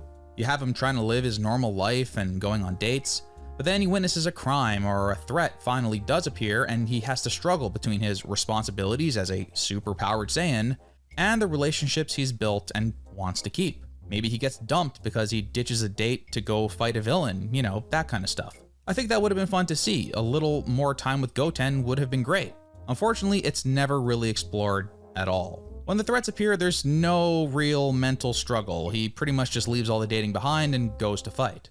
Sadly, there's not a whole lot of depth with Goten here in GT, and that's a missed opportunity. In this episode, we kind of learn that Pan is like a little brat. She desperately wants to be treated like a grown-up and complains about her current situation constantly. You know what? That's a fine characterization of a 9-year-old. Oh, and by the way, Yuko Minaguchi does such a fantastic job voicing Pan in GT. そんなの怖くないわよ。パン、わがまま言わないの。でも、ほんと失礼しちゃうわ。さあ、願いを言え。地球に帰りたいわよ、ママ。She is so great for this entire show. Honestly, she's low-key the MVP of GT, even above Nozawa. おじいちゃん、私何か悪いことした。ママ、みんなを今すぐ元に戻しなさいよ。 That's going on the list. ちょっと偉いのはこの私よ。私。It's too bad they do the character so dirty, but more on that later. どういうこと？ We learn that Goku and Gohan plan to go to space to find these Dragon Balls, and Pan is pissed because she wants to go too. Next, oh boy. Next, we get crystal clear proof that even Akira Toriyama, even the greatest artists of all time, can have an off day. Because we meet the new and improved GT Vegeta, And my god, this design is just hideous. I mean, I love the moustache. Everyone loves the moustache. But that hair, it's meant to be comedy, right? Though even when he fixes it, I gotta ask, why would you ruin the silhouette of one of the most iconic characters in Dragon Ball? Vegeta's new look in GT is definitely a big miss, in my opinion. For some reason, Pan speaks in the third person in this episode, and I don't know why. They totally drop it after this. Very, very strange, but also kind of funny and charming. She definitely has a charisma to her that is immediately apparent right from the beginning. Pan is very easy to like in this show, but right now she's pissed that they aren't letting her go to space. So she lets off some steam by visiting Grandpa Satan's martial arts school to beat up some jabronis. Then Satan takes Pan to a restaurant and lets her vent to him while drinking a cup of black coffee. And it's really cute. ひどいでしょ、サタンおじいちゃん。 The relationship between Satan and his granddaughter is adorable in this show. I'm happy they don't forget that Mr. Satan is her grandfather too, and they share a lot of nice little moments together.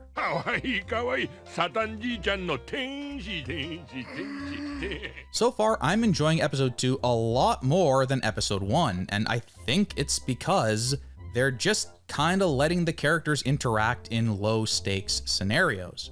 I like these characters, and it's interesting to just watch them talk. I like that we're getting a glimpse of what their life is like after the big time skip. It's fun. There's this stupid B-plot with criminals trying to kidnap Bra or something, but more importantly, it's Vegeta with the purple pants. That's the end of Z-Look, which I like, with the hideous GT hair, which I don't like. Vegeta catches Trunks bailing on work, and it looks like he wants both Trunks and Goten to go to space with Goku instead of Gohan, since they've been slacking when it comes to training. I don't mind this. I'd like to see Goku and Goten bonding a little more. Goku, Goten, and Trunks going on an adventure through space sounds like fun. Maybe we could see Gotenks. I would have preferred Pan and Oob, but if they went with this squad, it could have been interesting too. But Goten gets a call from his date, he steps aside for a moment, and it turns out Pan sneaked onto the ship and somehow hits a single button and the thing takes off into space. Kinda stupid, but whatever. It's a cartoon. There's enough things to get mad at with this show. I'm not gonna waste my energy here.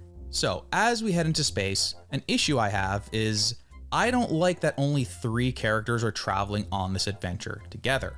I mean, think back to Namek. They had Bulma, Krillin, and Gohan go to Namek, and they were later joined by Vegeta, Goku, and Piccolo. I don't think the show is hurt if they just went up to space with Gohan and Goten in addition to Pan and Trunks. You can get that Gotenks moment I mentioned, and lots of familial bonding. Or if you really want to push the whole next generation thing, the group could have been Goku, Pan, Bra, Marin, and Oob. I mean, this arc goes on for a while. 3 characters in space, while everyone else is stuck on Earth, isn't a whole lot to work with over the course of 20 plus episodes. It would be one thing if we cut back to Earth regularly to see what our secondary cast was up to, but as we're gonna see, that doesn't happen at all. The focus shifts entirely to our main trio here of Goku, Pan, and Trunks, and we don't see Vegeta, Gohan, Piccolo, or anyone else for a long, long time. Now, as much as I enjoyed episode 2, it doesn't surprise me that the ratings peaked here and then proceeded to steadily dwindle. While I love the slower pace and the simple interactions between characters, there still isn't a whole lot going on. There isn't a villain established yet. There's nothing really driving the plot forward other than this strange collection of characters are going into space to find the Dragon Balls. That's basically the pitch at this point to the audience. If you're sold on that, you're gonna keep watching, but if you're not, you're tuning out. I mean, that's close to what the beginning of Dragon Ball was like too, but Dragon Ball's first 2 episodes were far more interesting. The whole dynamic between Goku and Bulma was immediately brilliant, and you had a villain already lurking in the background. If you're just tuning in to see what this new Dragon Ball GT anime is all about, 2 episodes in, there's nothing all that interesting that's really grabbing you. So that was a rocky start to say the least. But episode 2 was better than episode 1. Things are improving. The plot is kicking off now. Let's go, we're in space. We've stepped into the Grand Tour, all that crap. There is so much potential out in space. These planets could be anything the writers think of. Interesting faraway lands, new friends, new enemies, memorable fights and moments. Morishita said in the interview that going to space meant they could potentially have 10 to 20 years worth of story for Dragon Ball. Yes, he really said that. Would GT continue for 10 to 20 years? Let's find out. The adventure begins here. Let's go find those Dragon Balls.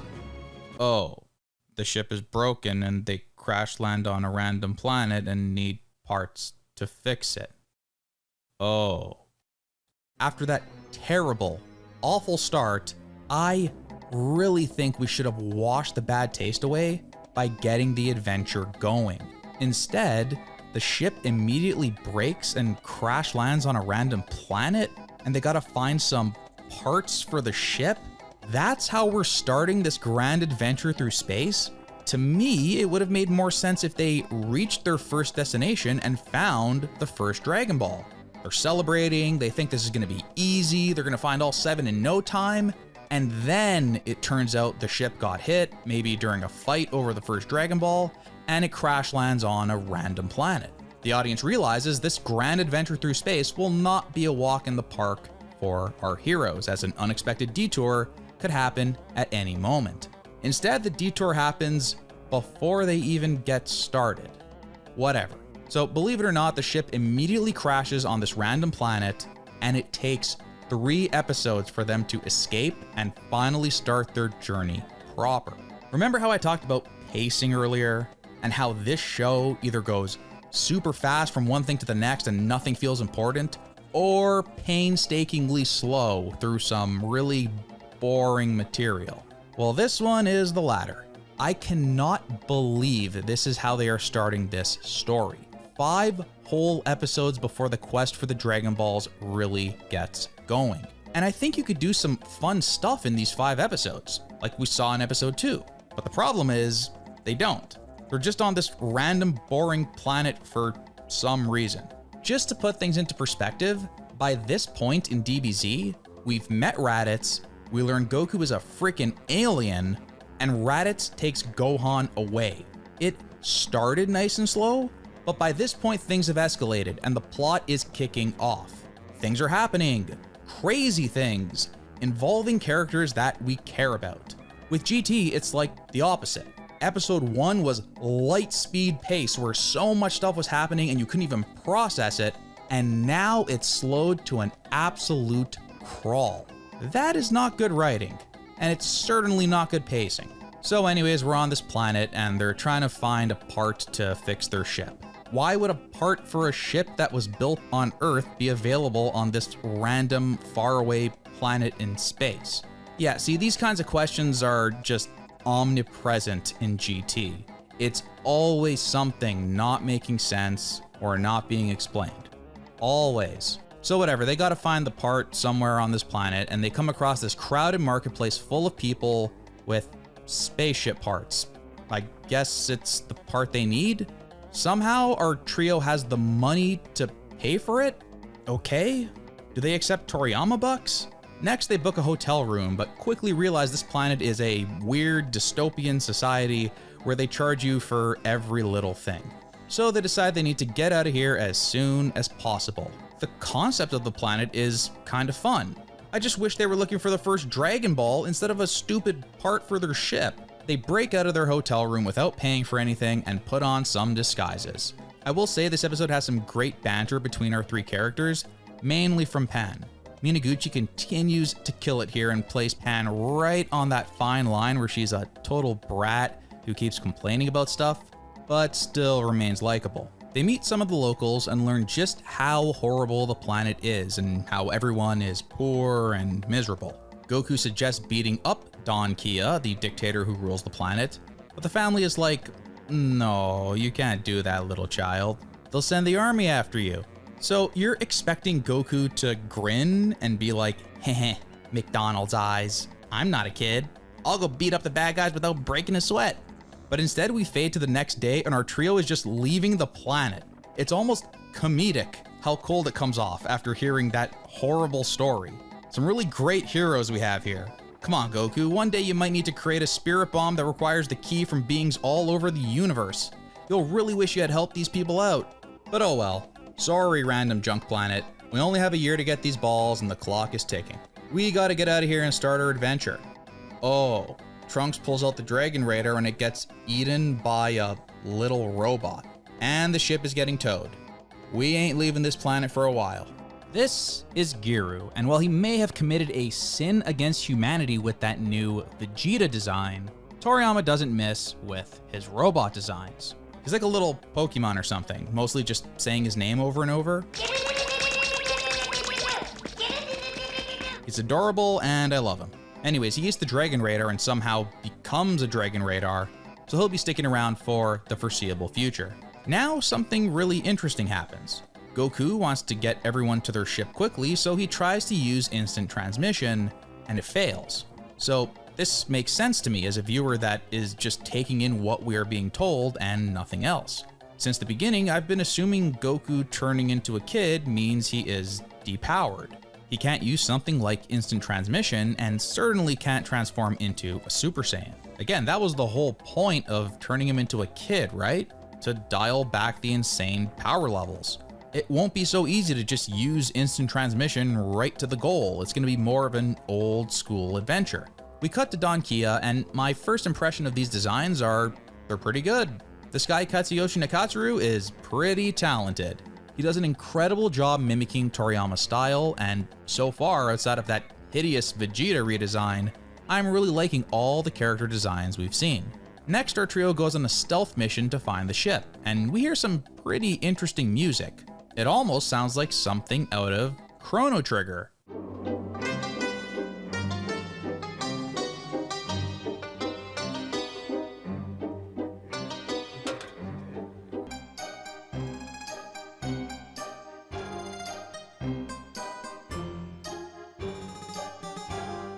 Indeed, there are a handful of tracks from the Akihito Tokunaga GT score that would sound right at home in Chrono Trigger, and I'm definitely okay with that. These all work for me.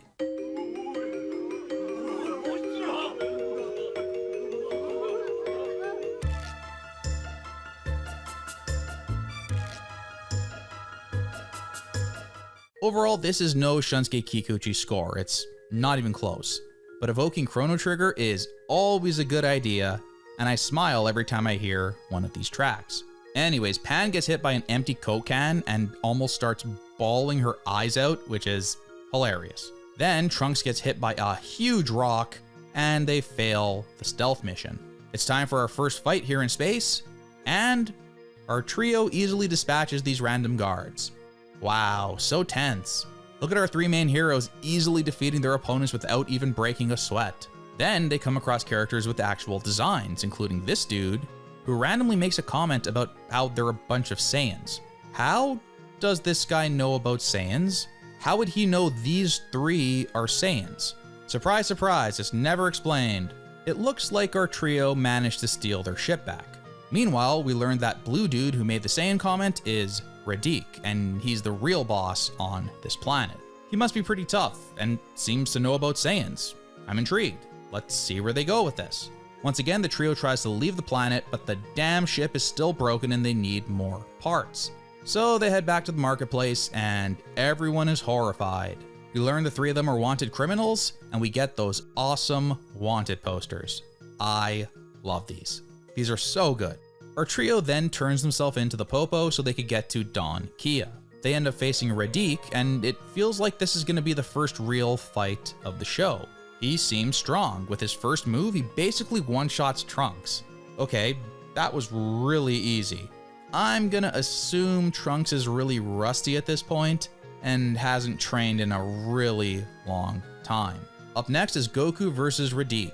Here we go. We're gonna finally see how badly Goku has been nerfed by turning back into a kid. And it's a good fight. Well animated, great direction.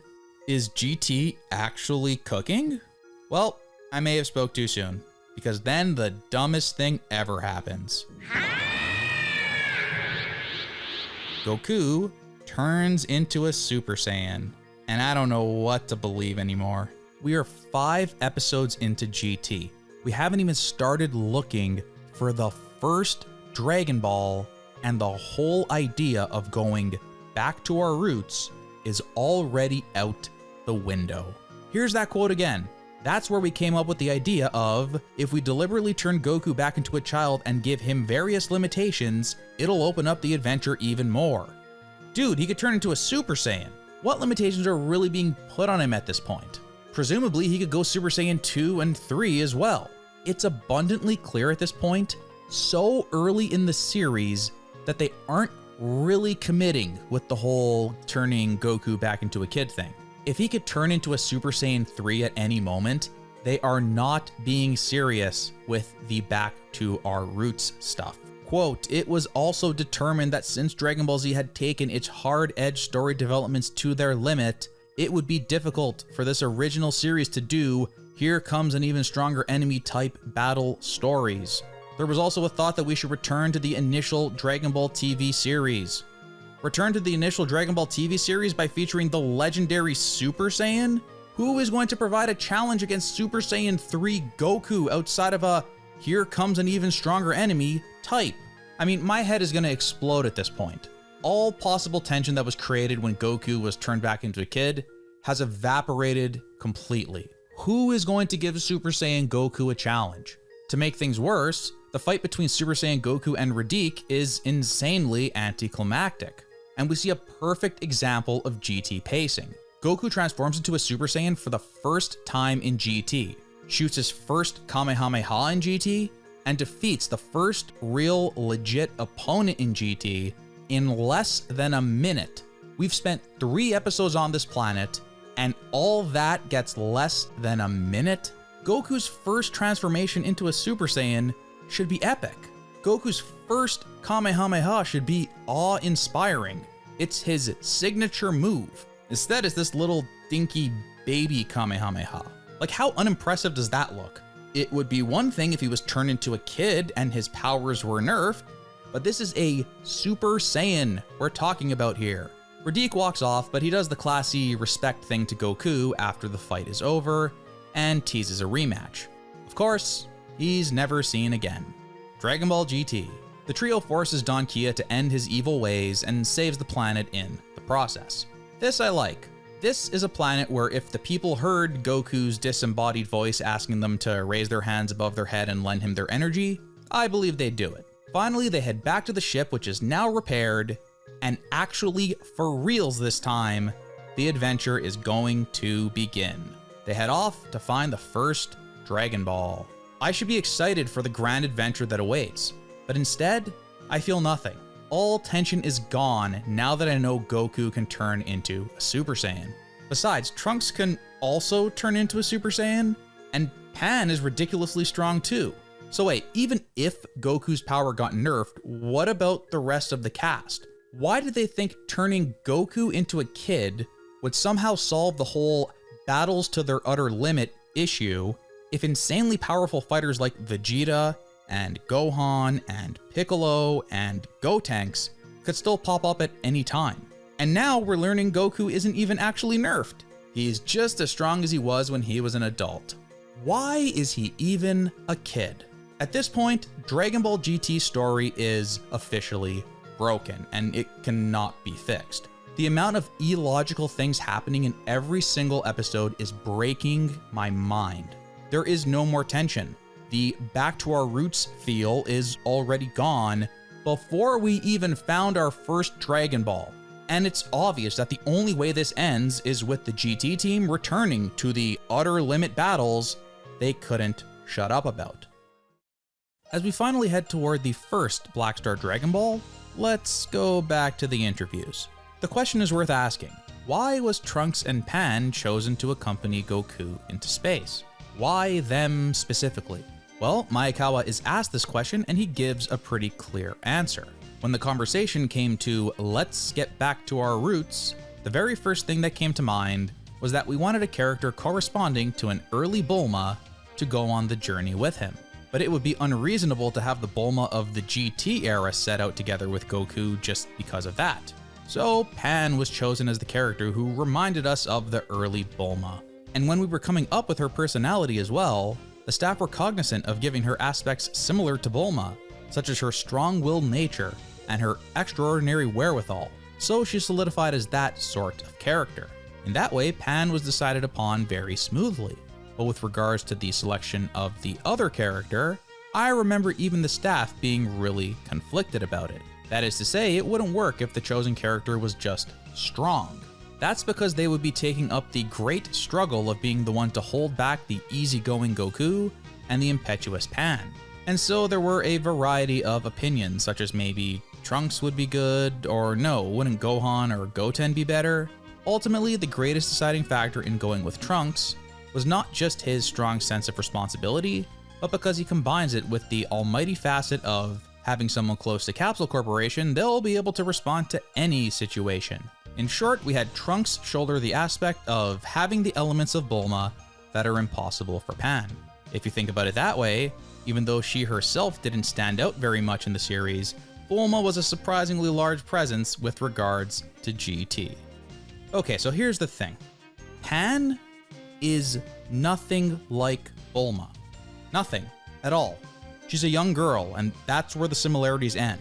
Trunks is smart, I guess? He's the president of Capsule Corporation, so I guess he's smart? Even though he was kind of like a spoiled little smartass as a kid, I guess we can assume he's matured into an intelligent young man. So you take Pan, who is a girl, and Trunks, who is smart, put them together, and you get Bulma, whose character can be boiled down to smart girl. This is the sophistication and logic we get from the GT writing team. Dragon Ball GT doesn't even come close to replicating the dynamic we saw with Goku and Bulma at the beginning of the story. That dynamic was a very simple one. Goku was this weird little hillbilly who didn't know nothing about nothing, but he was unnaturally strong. Bulma was this super smart, rich girl with all this amazing technology, but she was completely defenseless. Of course, just from watching episode 1 of Dragon Ball, we see how perfectly they complement each other. Bulma has the radar that will lead them to the next Dragon Ball, but when there's trouble of any kind, Goku has to step in and help because Bulma is helpless if she is attacked in any way. In GT, that dynamic is gone completely. Trunks was a Super Saiyan when he was like 8. Pan, in theory, should be even stronger than Trunks was at her age. And of course, we have Goku, who can turn into a Super Saiyan 3 at any moment and blow up a planet in 2 seconds if he really wanted to. Watch as our heroes easily dispatch the first opponents they encounter out in space. Is this something Bulma would do? In Dragon Ball, there was tension. No matter how strong Goku was, if the bad guy got their hands on Bulma, that was trouble. She can't defend herself. In GT, you never for a second fear for Trunks or Pan like that. They're both incredibly capable and strong. They're not defenseless at all. If you're gonna do the Bulma dynamic, you'd need to bring in someone with 0 combat ability. What about Bra? Besides the obvious visual parallel to Bulma, we could tell the story that even though Vegeta is her father, Bra has never trained in her life. Her whole life has been peacetime, and she has no interest in fighting. But nonetheless, she wants to go to space on an adventure, taking after her mother. So she sneaks onto the ship, like we saw with Pan. She's a completely defenseless weakling at first. If a villain goes after her, like Bulma at the beginning of Dragon Ball, there's real tension. Then, over the course of the adventure, she slowly comes to realize just how strong she is. She could learn from Goku and Pan, and grow as a character. At first, she couldn't defend herself at all, but by the end of the adventure, she learns how to fight, fly, and becomes quite a capable fighter herself. It would be like the Bulma dynamic from the beginning of Dragon Ball that slowly morphs into the Gohan in DBZ dynamic, where she slowly learns how to use her crazy dormant powers that lay under the surface. I don't know. I came up with that in like 5 minutes. Clearly, the GT writing team didn't think that hard about who they were going to send to space, or how to accurately recapture that back to our roots feeling. But it's not just the strength dynamic either. Equally important was the dynamic of Bulma teaching Goku about the world that exists outside of the world he lives in. In the beginning, Goku knew nothing of the world. He was this adorable kid who lived in the wild and was totally naive to everything. Bulma, the rich girl from regular society, plays off of him perfectly. When the two begin their adventure, she teaches him about the world little by little. It's hilarious to watch this adorable kid that is oblivious to the normal world react to various normal things. Bulma is the stand-in for the audience here, and it's great. Her reactions to Goku are classic. Through Bulma, Goku is able to grow as a character. Meanwhile, in GT, none of this exists. Goku still retains that childlike innocence in a lot of ways, but he's not a complete hillbilly like he was at the beginning of Dragon Ball. He at least knows some things now and generally how the world works.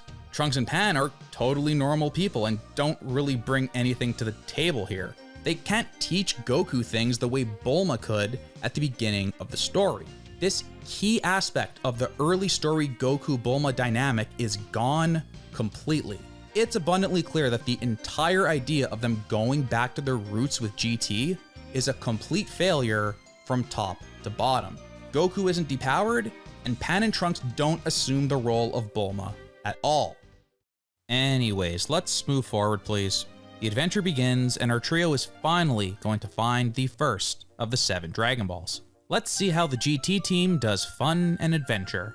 In episode 6, the trio lands on a planet of giants. I love this. It's straight out of the Toriyama concept art he provided for GT. So far, we are 2 for 2 when it comes to interesting planet designs. Visually, I'm liking this show so far. For some reason, Pan is dressed up in this bee outfit, and I can only presume she murdered and skinned one of these bees to create this little outfit. That's not dark at all. And then the bees think Pan is the queen bee? Overall, it's a goofy episode, but it's fun. I'm fine with this. The setting is neat, it's low stakes, the animation is nice, and the giant planet itself feels like something very distant from Earth. Almost Dragon Quest-y, which I like. Here's a little known fact. This episode of GT actually invented the big red arrow you see in all the YouTube thumbnails. I am not adding this in post. That red arrow is in this episode. Anyways, the big giant dude has a giant apple, and the Dragon Ball gets stuck in the apple, and he bites into the apple, and it gets stuck in his tooth. It looks really painful, but luckily Dentist Goku comes to the rescue. He extracts the giant's tooth with a Kamehameha and gets the Dragon Ball. That's 1 Dragon Ball secured, 6 to go. Our trio does not screw around. They immediately head to the next planet after getting that Dragon Ball. I have no major complaints with this episode. Maybe the GT team is better at writing simple fun and adventure than I thought. Next, they land on a beautiful grassy planet that looks like the damn Windows XP wallpaper. Again, it's really hard to ignore the fact that Goku can just turn into a Super Saiyan, fly super fast to where the Dragon Ball is, grab it, beat up anyone in his way, go back to the ship, and we move on. In fact, just land the ship beside the Dragon Ball, or as close as you can get to the Dragon Ball. But of course, that doesn't happen for, well, no reason at all. Remember, they're on a 1-year time limit here. Time is of the essence. I know they want to do a throwback and have a leisurely adventure through space, but you can't also be on a strict time limit where everyone on Earth dies if they don't hurry up. Anyways, the trio finds the next Dragon Ball very quickly. It's in this lady's hair. But there is a problem. Tsunama is coming. Tsunama is a big old monster that creates earthquakes. The girl with the Dragon Ball in her hair agrees to be his bride to stop him from starting all the earthquakes. Luckily, our trio comes to the rescue. Their great idea is dressing Trunks up like the girl and having him act as a decoy so they can snip his whiskers and prevent him from starting earthquakes. Wait, I feel like I've seen this before. Anyways, as the plan to snip the whiskers continues, we gotta stop and talk about something that GT seems to absolutely love. Of course, I'm talking about Hot Grandpa Dong. We see naked Goku in this show so many times I've lost count. He's even naked in the OP. Now, I know he's just a little cartoon kid and his Johnson is just 2 lines, but he's technically like a 40 or 50-year-old, you know? And he keeps getting naked in front of his granddaughter. I know Goku is a weird hillbilly with no shame at all, but man, why is he even stripping here? What purpose does this serve? Your clothes are getting soaked no matter what. My God. Am I gonna get demonetized for this? It's a kid show, YouTube. It's a kid show. I'm just recapping what I see. Please have mercy. Anyways, Goku puts his pecker away and they find out Monster Dude can't really start earthquakes, but a volcano is about to erupt and destroy the village. As usual, Goku deals with his problems by shooting a Kamehameha at them. The eruption is stopped, the town is saved, and they get the second Dragon Ball. Once again, I like this. So far, these breezy, low-stakes episodes where they're just going around collecting Dragon Balls have been fun. They've been silly, funny, look good visually. I really have no complaints. I'm looking forward to another 5 little mini arcs like this, one for each of the remaining Dragon Balls. But my optimism was short-lived. Right at the tail end of the episode, this little blue dude in red spandex steals the Dragon Ball and flies away. Crap. Things were moving so nicely there. I thought we'd just gracefully head over to the next planet to begin the quest for the third Dragon Ball, but no. Instead, we have to deal with another detour. But here's the funny thing about this detour. Would you believe me if I told you the GT team has already given up on the whole Back to Our Roots experiment after a mere 8 episodes? Because guess what? That's exactly what has happened. Only 3 episodes in total were spent actually exploring and gathering the Dragon Balls before this current lewd mini arc begins. And tonally, we shift completely back to Dragon Ball Z. In essence, the baby arc begins here. Rilld is a machine mutant created by Dr. Mew, and it all ties together into Baby. It's interview time, and once again, this one is a freaking doozy.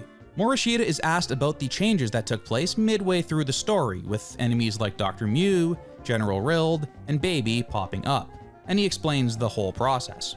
Initially, we made about 26 episodes worth of rough plot outlines, but around when the final script for episode 3 was finished, we thought, these travel episodes aren't going to be interesting no matter how long we keep doing them, are they? And so we stopped. That's why Gil and the spaceship stopped appearing midway through, even though we had Sensei go through all the trouble of drawing them for us.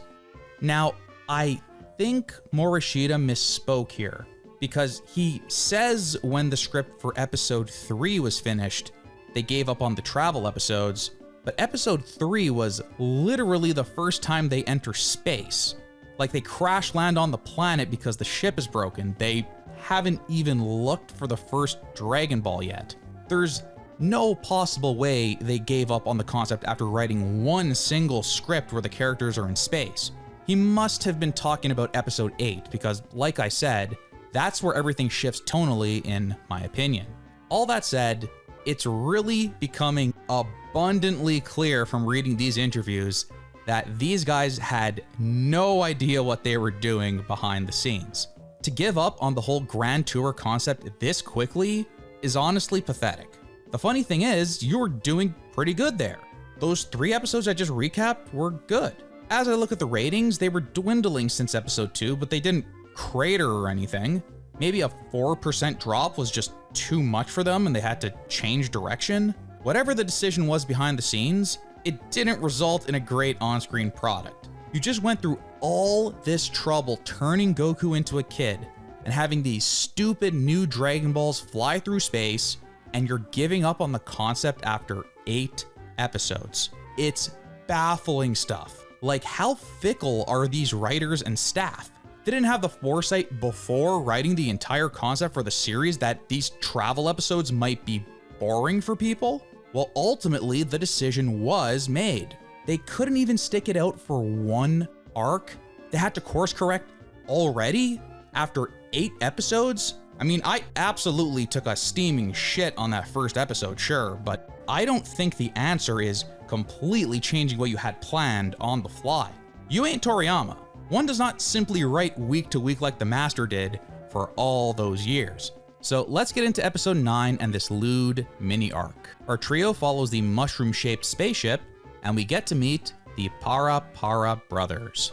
I don't think I like these designs. There's just something weird about them. I think it's the shade of their blue skin combined with the bright red spandex suits. They're just uncomfortable to look at, for me. I don't know. A rare miss from Nakatsuru, who's been mostly killing it with the character designs so far. The Para Para brothers lure our trio to Planet Rilld, which seems to be a planet full of cultists worshipping something called Rilld-sama. The cult leader is looking for the Dragon Balls, and I'm thinking, are we finally getting a look at our first big villain of the series? Some green dude says he didn't find any Dragon Balls, so he gets turned into a doll. Then the doll gets tossed into this statue thing, the eyes glow, and apparently this is feeding this lewd character that we don't see. Okay, I'm interested. It's kinda weird, but I'm curious. There's a bit of mystery here, and I want to see more. Then, according to the cult leader guy, he says Rilld knows that the Para brothers stole 1 Dragon Ball, but our trio had 2 Dragon Balls. How the heck does he know that? So the Para bros go back to try and steal our trio's other Dragon Ball. Giru hits the dab, and the trio encounters a bunch of nondescript giant space worms. How exciting. I hate to say it, but why aren't Goku and Trunks just going Super Saiyan and blowing these bastards up? This is the problem with this show. You've now established that Goku can turn into a Super Saiyan, so why isn't he using it anytime he encounters a powerful opponent? Anyways, the animation in this episode is actually really nice. I'm not sure why they felt the need to make the fight against the giant nondescript space worms freaking Sakuga, but I ain't complaining. Also, we get an awesome little remix of Don Don for this fight, and it kicks ass.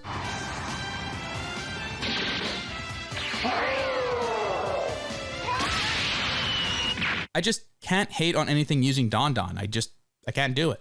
I won't. So after the fight wraps up, the Para bros confront our trio. They definitely have that Ginyu Force Sentai vibe to them, and that's a quintessential Dragon Ball thing. These guys are growing on me. But then something insane happens. They start playing their music and doing their dance. It's funny. I laughed. The choreography, it's on point. Overall, episode 10 is a great looking episode. And then Pan starts to dance, and Trunks, and Goku. It's kinda awesome. Like, this is just an amusing visual. But then you realize the Para bros are brainwashing them. These 3 little jabronis have the ability to brainwash Son Goku into dancing, and then proceed to beat his ass, and he is totally defenseless. This is OP. Why aren't these guys in the Sparking games or Dragon Ball Fighters? Like, did they learn this ability? Can it be taught? Because this would really come in handy for literally any fighter in all of Dragon Ball. Could this technique be used on Broly or Jiren? Imagine this as the finale to the Tournament of Power. So I'm watching them dance and dance and dance against their will, and I'm thinking, these Para bros could kill all 3 of them right now. But then the giant nondescript space worms are somehow not dead. They get up and attack the Para bros, which frees our trio from their spell. Well, isn't that convenient? That's GT luck right there. What if those worms were dead and didn't wake up? What would have happened to our heroes? They were this close to dying to the freaking Para bros. They needed outside forces to win this fight, which is pretty lame. This happens way too much in Dragon Ball GT. Our heroes only win thanks to dumb luck. Then, as Pan and Giru go onto their ship to retrieve their Dragon Ball, the ship somehow takes off to planet Rilld, splitting the gang up. Just how will Pan, the Saiyan daughter of Gohan, one of the most powerful beings in the universe, survive on her own? The next episode begins with a blatant ripoff of the John Williams Superman theme.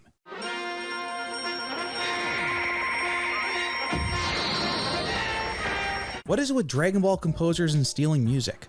Pan is now on her own, and I guess we're supposed to be worried? After reading that interview, I probably shouldn't be surprised. The writers of this show clearly don't think much of Pan. But strictly speaking, as a viewer, I know she's strong, so I'm not worried at all. Pan heads over to Rilld's castle or whatever, and I gotta say, her chemistry with Giru is pretty great. She's so damn mean to him. Pan, why do you hate robots so much? You gotta chill. Giru is the homie. She gets to the main hall where all the cultists are worshipping Rilld and preparing for his imminent resurrection. She could see the Dragon Ball, it's right there, but she's caught. Oh no! Oh, wait a second, these random jabronis can't stop this super-powered Saiyan. Pan just easily yoinks the Dragon Ball and flies out of there, but then the Rilld statue shoots a laser at her and it actually turns Pan into a doll. Oh no! For reals this time. Okay, now she actually does resemble Bulma because she's legitimately helpless. I'm scared for Pan's life and I need Goku to get in there right now and save her. This lewd dude is up to no good. Right on cue, there's Goku and Trunks. Lewd is truly coming off like this scary, unstoppable figure. He even manages to turn the Para Para Bros, the most OP characters in Dragon Ball, the true gods of destruction, into dolls. Then Cult Leader Dude feeds them to Lewd, increasing his strength dramatically. Wow. Cult Leader Dude's got some moves, by the way. He hit Trunks with the pump fake, he bites, then nails him with the whip. Then he summons this absolute beast. He looks like an Ozaru fused with Mufasa or something. Look at this design. Ikatsuru, you've done it again, my man. Is this the final boss? Goku and Trunks truly got their hands full now. Oh, I've been bamboozled. Okay, that was pretty funny. GT subverted my expectations. The big-ass saber-tooth tiger explodes, and we learn it's a machine. Weird. Then the cult leader gets blown up, and the whip he was holding comes to life. Turns out the whip was the secret final boss all along, and it transforms into this absolute freak. I'm kind of getting Form 3 Frieza vibes from this guy. A little strange, but I'm okay with it. This has all been built up well, and I expect a pretty meaty fight at this point for our heroes. Meanwhile, someone kicks Giru aside and takes the Pan doll for themselves. Everyone, I'm actually liking this. We have a B story rolling for the very first time in GT. Pan is a doll, and this faceless character is taking her away, while Goku and Trunks fight the yellow monster dude. There's also a mystery brewing in the background with this lewd character. I'm actually interested in seeing where this goes. GT, you did it, buddy. The only thing I'd say is seriously missing here is a quick cutaway to our characters on Earth to break up some of this tension. We used to get that in DBZ all the time. During the Frieza saga, we'd cut to Kaiosama, to Bulma, to our characters that were watching the fight. We'd cut away all the time. It breaks up the monotony, and that's been a pretty big issue with GT so far. We are hyper focused on our trio and nothing else. Surely we'll see some of that soon. We haven't seen our characters on Earth since episode 3. But it was probably a bad idea to get my hopes up. Next up is episode 12. Oh my sweet Jesus, I can't believe I have to talk about this shit.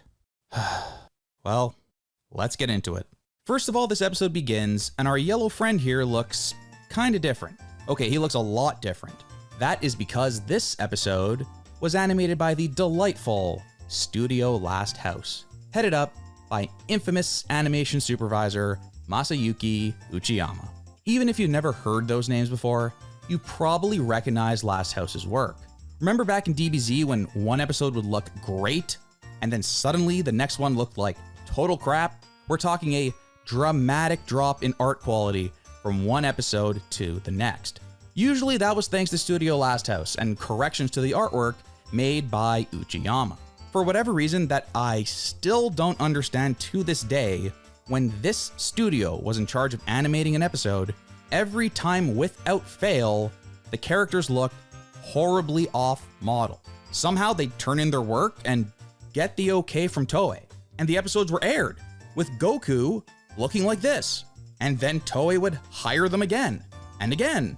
You'd think at some point someone higher up would stop hiring them, or tell them to get their shit together and draw the characters properly, but no.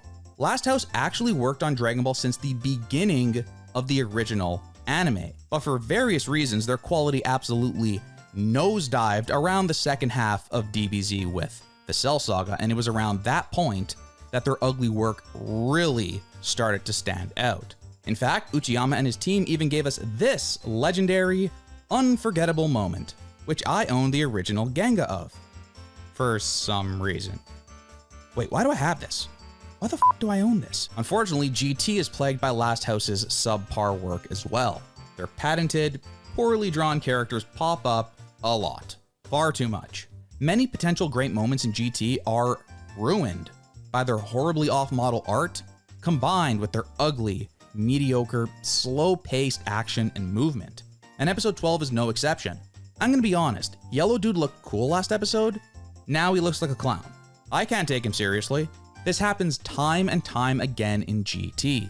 right when it feels like a cool story moment or fight is about to happen, we see in the next episode preview it's a Last House episode, and all the hype goes out the window. Okay, sick episode. All right, let's see it. Let's get that preview, baby.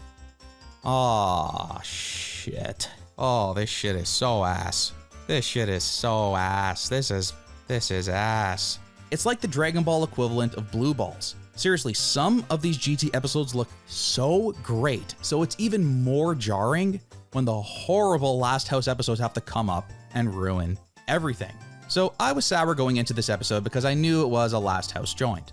But sometimes I could ignore the awful off-model art if the story is interesting enough. So let's see. We begin and things are not so good. My pet peeve is still present. A powerful enemy appears, and our heroes struggle in their base form when they could easily transform into Super Saiyans and get a huge power-up. I seriously don't remember this ever being a problem in DBZ. Our characters were always powered up when a fight started. With GT, it simply doesn't happen. I can't take this seriously because I know Goku and Trunks aren't actually trying. I was also ready for the tone to shift and for this to be a serious fight, but instead we get the Super Mario 64 ass on fire gag with the circus music playing, so this is comedy. I guess that shift away from fun and adventure is gonna be more gradual than I thought. Finally, Goku turns into a Super Saiyan, but we zoom out and see the battle is being watched on a screen by this horribly ugly character. He looks like the love child of Evil Boo and Helmeppo from One Piece. At this point, I can't tell if Nikatsuru's design is bad, or Uchiyama's horrendous corrections on his design are to blame. Whoever he is, he seems to be one of the bosses watching in the background. He's a lewd worshiper as well, and he has the Pan doll in his hands, and he's petting her. That's kinda creepy. He must be the one who kicked Giru to the side and took Pan last episode. We learn his name is Dolltakki, and the cult basically worships him too, below only Lewd. Dolltakki is the guy that tells the worshippers to sacrifice themselves to revive Lewd. You know, classic bad guy stuff. And at this point, the bombshell is dropped. Lewd is no god, he's just a machine. Like that saber-toothed tiger from earlier. There's been a real focus on machines all of a sudden. Finally, we see Trunks stop screwing around and turn into a Super Saiyan. I'm pretty sure that's the first time in the series that he's transformed. It's about damn time. Oh, and I guess that yellow guy's dead now. Let's rewatch this exciting scene where a scary new threat that was revealed as the big cliffhanger at the end of last episode is easily and unspectacularly blown up and killed. This is the prime example of that GT pacing and poor execution I described earlier. It's hard to get excited when someone who seemed like such a threat is dispatched with such ease, and it feels like no big deal at all when he's defeated. Oh no. Why is this music playing? This Dolltakki character knows these aren't really dolls, they're real people turned into dolls. They can still think and see and feel things, they just can't move or speak. And he's getting too close. Wait, did he just say, no, he couldn't mean, no, nope. Don't like that. Oh no. No. Don't do that. No. Don't do that. Oh God, what is happening? Oh God. Dear God, no. Oh God, what is happening? Now look, I know Toriyama has done his fair share of pervy stuff in the manga, especially in those early days with poor Bulma. But this scene is seriously messed up. I've never felt this uncomfortable watching Dragon Ball in my life. The idea is he's gonna take off the doll's clothes even though that doll is actually alive and a real person. And Dolltakki is fully aware of that. This whole scene is really not necessary. It's not hard to get across that Dolltakki is this evil doll otaku freak. This alone is creepy. We get it. He's taking pleasure in the fact that he's turned one of our heroes into a defenseless doll, which he keeps for himself. That's evil. You do not need to write in a scene where he performs dress up on the Pan doll. It steps over the line. There's a line and we've now stepped over it. So now it's clear to me that in addition to being bad writers, the GT team is also a bunch of sickos, and Pan is probably going to be treated like crap for the rest of the series. On that note, we need to go back to the interview. Morishita, who should be put in jail, has this to say about Pan's character in GT, and more specifically, her role in the early part of the story. Pan's role was to be strong, but still lose to the enemies, and then be rescued by Goku, to be a quote, heroine who makes Goku a hero. To go off topic a bit, even the hit movie Titanic moved women because it's a story where the heroine, now an old woman, remembers the hero. Isn't that basic movie making? If the hero doesn't rescue the heroine, maybe adults will understand that life is like that.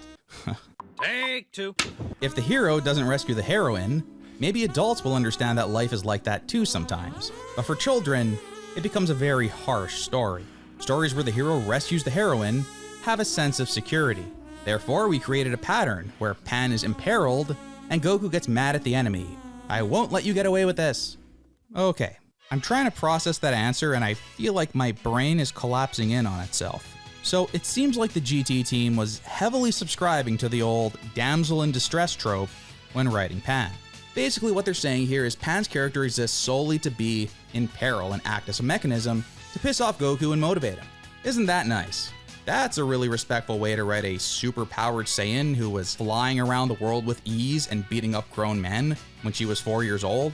He then references our infamous doll episode here when explaining why Pan wasn't allowed to transform into a Super Saiyan.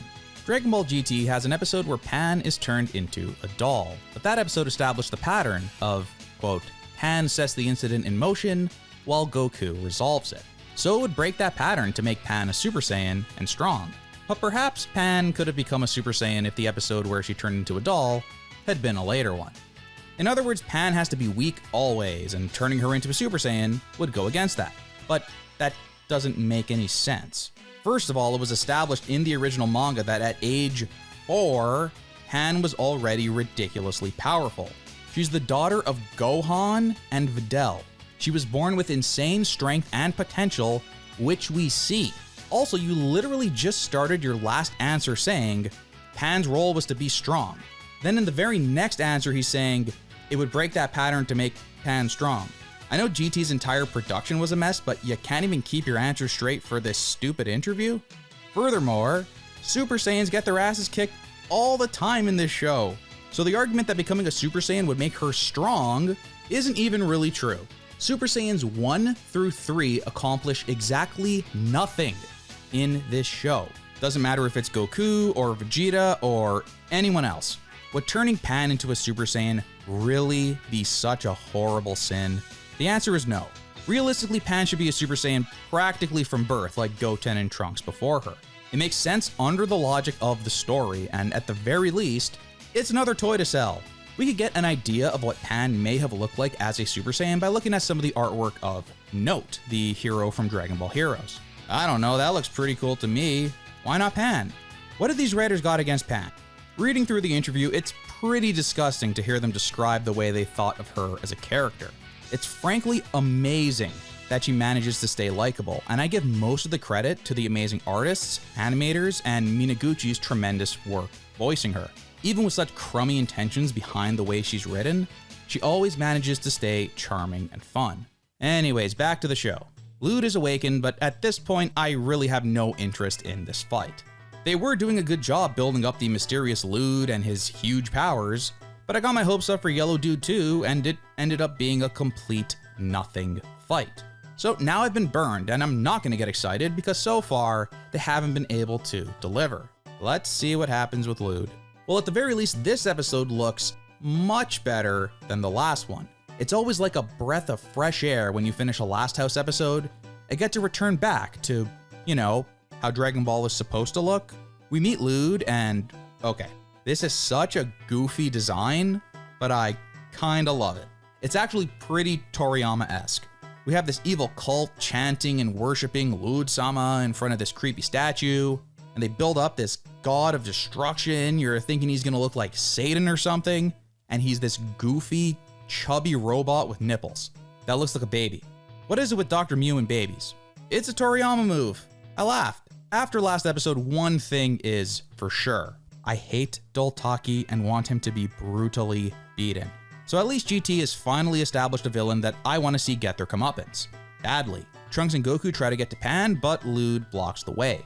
Just as Dolltakki is about to change the doll's clothes, a mysterious voice calls for him. It's Dr. Mew, and he's looking for the Dragon Balls too.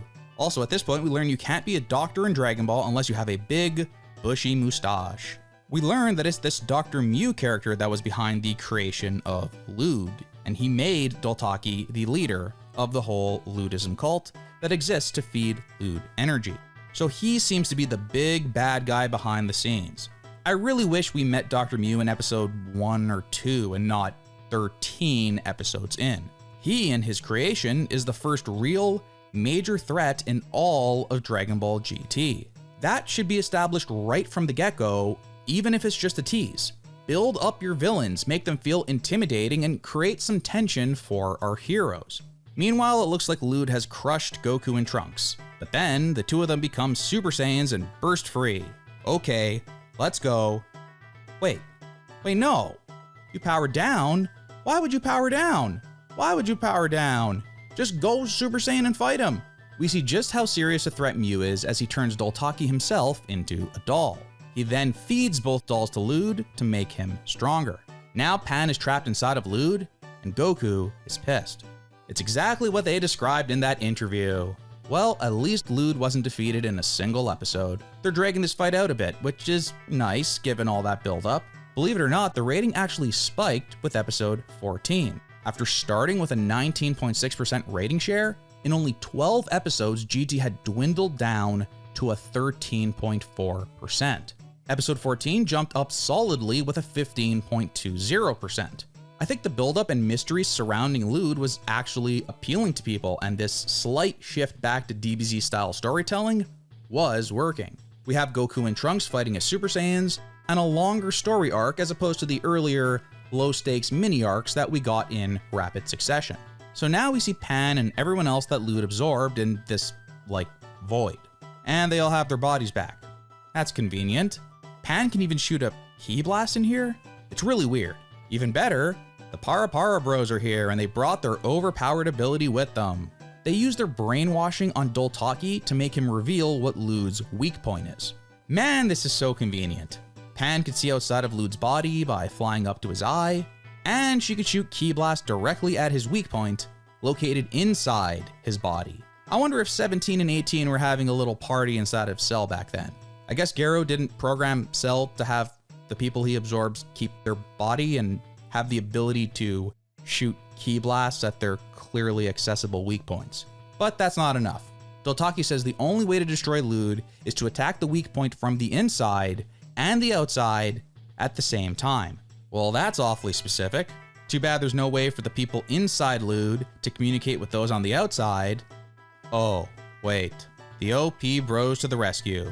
They also know telepathy. Holy shit, it just never ends with these guys. They could do it all. Are they gonna turn water into wine next or what? Well, that's an awesome stroke of luck for our heroes. So the Para Bros are even able to help Goku and Pan sync their ki blast perfectly together to perfectly hit his weak point and blow up Rilld. Poor Rilld. At least he got to fight for 2 episodes. That's pretty good by GT standards. Unfortunately, Dolltakki gets away. Our trio returns to the ship with their 2 Dragon Balls, and the Rilld detour is over after 6 episodes. We can finally get searching for that 3rd Dragon Ball. Maybe we'll get another one of those light, breezy episodes where they explore a planet, meet some new people, and find a Dragon Ball like before. We'll just have to see. Anyways, Trunks reflects on this whole situation and says they should go back to Earth and exchange Pan for Goten, like a total dick. Predictably, Pan is hurt by this and goes to a small room to cry alone. Thankfully, she gets over it.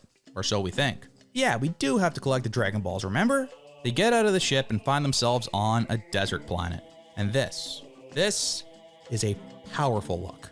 But before they could even do anything, they're attacked by a giant enemy crab, and the ship is damaged. Here, we see a shirtless, deezed Trunks doing work on the ship.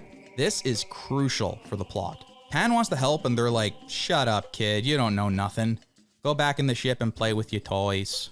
Well, that's the last straw for Pan, and she snaps and decides to fly off in a random direction, basically running away from her family on an alien planet. That sounds about right for an overly emotional 9-year-old. Once again, I'm struck by the planet design here. There are so many beautiful long shots. The artists were really cooking with these planet designs in the early half of GT.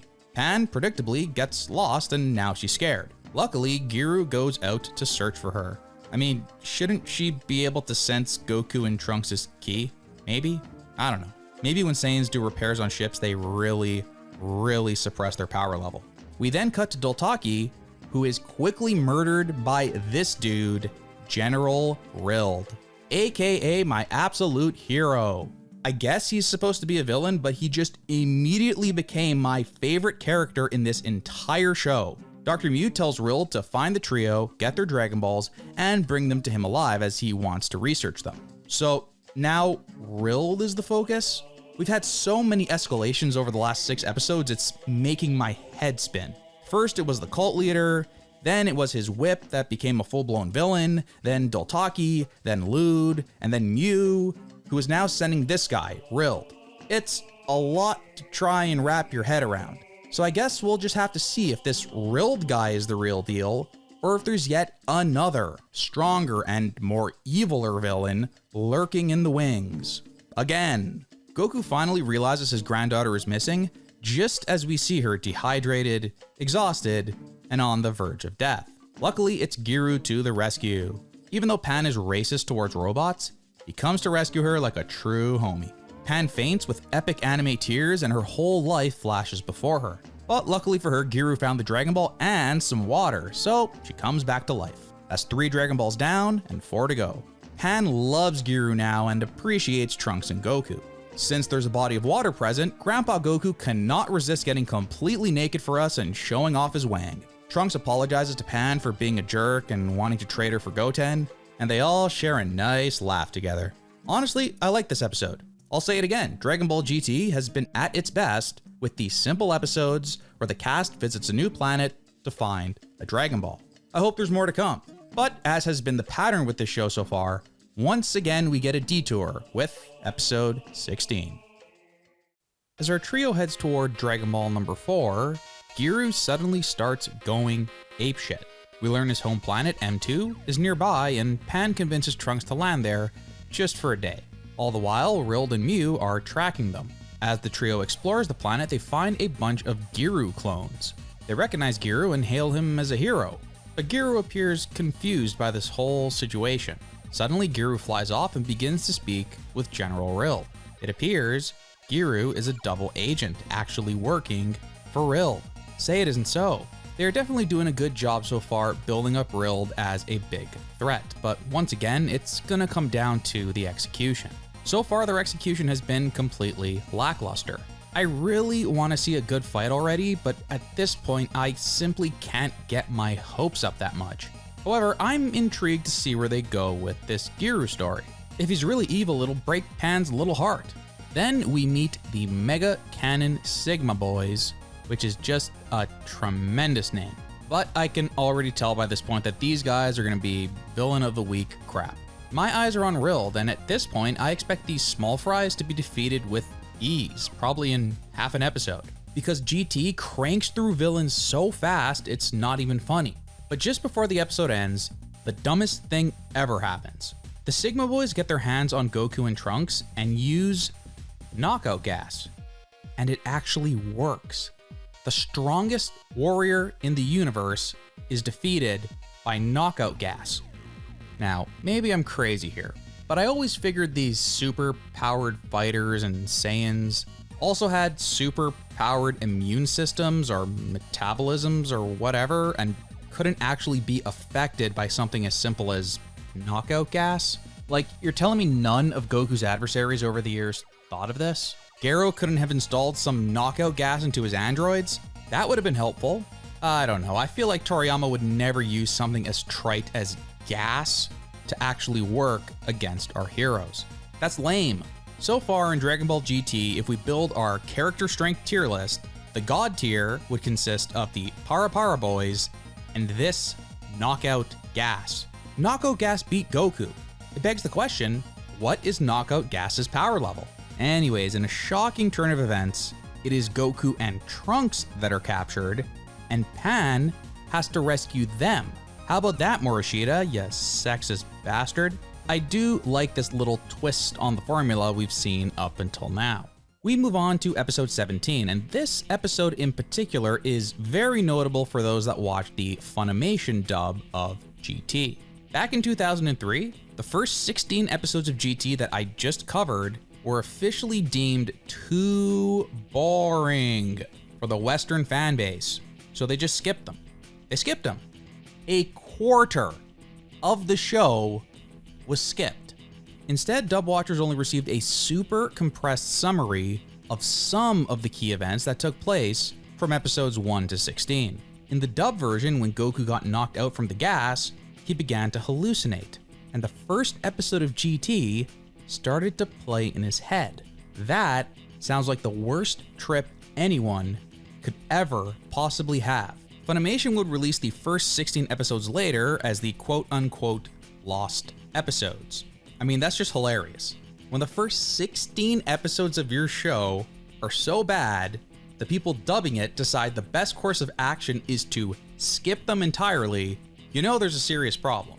Fun and adventure? Hell no. Hell no. Our Dragon Ball fanbase wants rap music, hard-hitting fights with blood, transformations, and muscles. Specifically, adult muscles. And episode 17 of GT is where that starts, I guess? Oh, early 2000s Funimation. You so crazy. Anyways, Rilld has Goku and Trunks in his grasp, and he's gonna deliver them to Dr. Mew so he can study them or whatever. Meanwhile, Pan is doing a Solid Snake stealth mission as she infiltrates Shadow Moses trying to find them. Then we have Giru, who is living like a king, just nom-nomming an endless amount of chips. He's in heaven. We then see a computer that tells us Goku's battle power is impossible to calculate. So to anyone who thinks his power was nerfed by turning into a kid, that's pretty much your confirmation right there that it wasn't. Rilld is Mew's #1 man, and even he is shitting bricks over Goku's strength. Now, I really don't like seeing Goku incapacitated like this. Again, that knockout gas is doing some serious work here. This guy has incalculable power, and he's just knocked out? I really don't see Goku being easily captured by a random robot, then knocked out for long enough that robots can then run a bunch of tests on him. Goku is never put in a situation like this in the original story. For Goku to be put in a vulnerable state, he either gets the absolute shit beat out of him by a powerful opponent, or he gets a heart disease. I think Toriyama actually considered these things carefully, while the GT writers clearly do not. Then Pan's stealth mission officially fails. She's in a robot disguise and is supposed to phase through the wall like all the others, but obviously she has no idea how to do that. She's tossed into the garbage chute of the Death Star, where she meets some discarded machines. And these discarded machines know a whole lot about Dr. Mew and his whole diabolical plan. The robot explains that Dr. Mew builds machine mutants. Okay, you got that? Not androids, machine mutants. Huge difference. And he wants to rule the universe with his mutant machines. He wants to turn the whole universe into mutant machines, you know, the usual bad guy stuff. This robot also knows about Son Goku and knows exactly where he is in the building too. Boy, is that helpful. Isn't Pan lucky that this random piece of garbage knows exactly where Goku is? How in God's name would he know? Did he hack the Wi-Fi or something? Pan breaks out and fights one of the robots, but he knows all her moves since he studied her battle data. It's looking rough for our girl here, but then she has a miraculous Saiyan rage moment and blows everything up. I mean, that's Dragon Ball. It is very convenient, but at least it's consistent with the way Saiyans have acted in the past. So I'm fine with it. Pan manages to break into the room where Goku is being held. Goku breaks out of his little glass coffin thing, and he's pissed. These Ultra Sigma jobbers are easily defeated by Goku, and Rilld is literally fuming as he watches. He realizes he'll have to defeat Goku himself. Meanwhile, Trunks brings Pan back to the ship, and it looks like the Dragon Balls have been stolen. Again. Is this just gonna keep happening? But hey, it's serious business time. General Rilld is on the way. Finally. I've been legitimately excited for this. This really feels like it's gonna be the first big, multi-episode fight in the series. This is Mew's right-hand man. The fight has to be good. Well, enter episode 19. This episode looks great. If nothing else, this is just a gorgeous episode from top to bottom that is an absolute pleasure to watch with your eyeballs. In the industry, we call this a prime yams episode. Look how flowy Goku's hair is. Look at it. It's beautiful. It's majestic. Mwah. We then get this absolute doozy of a line. Goku looks at Rilld, sizes him up, and says, こんなすげえ気を持ったやつに出会えるなんてよ。こりゃ V 上だぜ。 So, while it's been pretty obvious for a while now, here in episode 19, the whole back to our roots experiment is officially dead and buried. The Outer Limit fights that were such an issue as they began production on GT, yeah, they're back. You heard Goku, this guy is stronger than Buu. You know, it kind of feels like horseshit that some scientist built a machine that is more powerful than this ancient evil that terrorized the Kaioshin and had to be locked away for millions of years. But then I remember that some scientists on Earth built robots that were stronger than Frieza. So I can't really complain here. If the greatest scientific mind on Earth can build androids stronger than Frieza, then I guess the greatest scientific mind in space can build a machine mutant stronger than Buu. So we are officially back in DBZ territory here. Rilld is the big villain that surpasses Majin Buu. This should absolutely be a huge fight. I'm talking 5+ episodes at least. Goku should go Super Saiyan 3 immediately and not screw around, just like the fight against Kid Buu. But wait, before that, Pan goes full Kid Gohan and actually lands a solid hit on Rilld completely out of nowhere. But he shakes it off and shoots a beam at Pan that Trunks intercepts. The result being, he gets turned into Carbonite. Trunks is sent over to Mew in this condition, and now we know Rilld has a pretty OP move that turns anything it touches into metal. I'm into it. Rilld feels like a real threat. He just wrecked Trunks, he turned their ship into metal, he's stronger than Buu. All the ingredients are here for a great DBZ style fight. The question is, will they deliver? I will say this, it's the best fight in GT so far. Easily. Which is such a relief for once they've effectively built up a big enemy, and it feels like the fight itself is at least somewhat paying off. My pet peeve is still present. Goku hasn't gone Super Saiyan yet, but you know, they're still just feeling each other out. Carbonite Trunks gets sent to Dr. Mew, and now Rilld is going to try to do the same thing to Goku and Pan.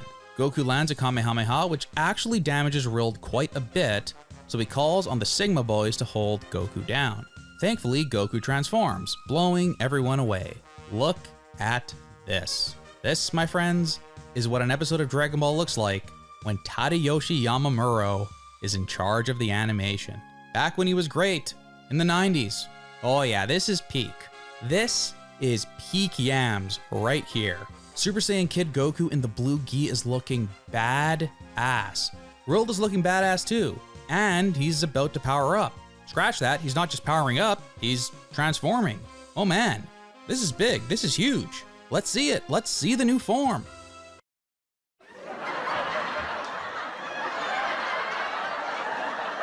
Oh my god. He calls this form Hyper Meta Rilld, and what the hell is this? I could probably talk about this one single shot for an hour. His hand is a drill. Get it? Because his name is Drill if you rearrange the letters. So they gotta give him a drill on his hand? Like he's a Mega Man boss or some shit? This form is so damn corny, I have to laugh.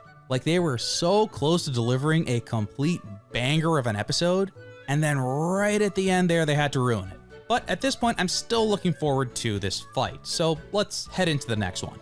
We have a powered up Goku fighting a powered up Rilld. This should be good. The next episode begins with this crazy flurry of attacks. It's fast-paced, Rilld's got his special new drill hand and he's putting it to use. This feels big. For the first time in GT, this is a legit fight. And then I'm once again forced to eat my words. A mere 4 minutes after Hyper Meta Rilld is born. 4 minutes after the big cliffhanger moment from the last episode, Rilld transforms again.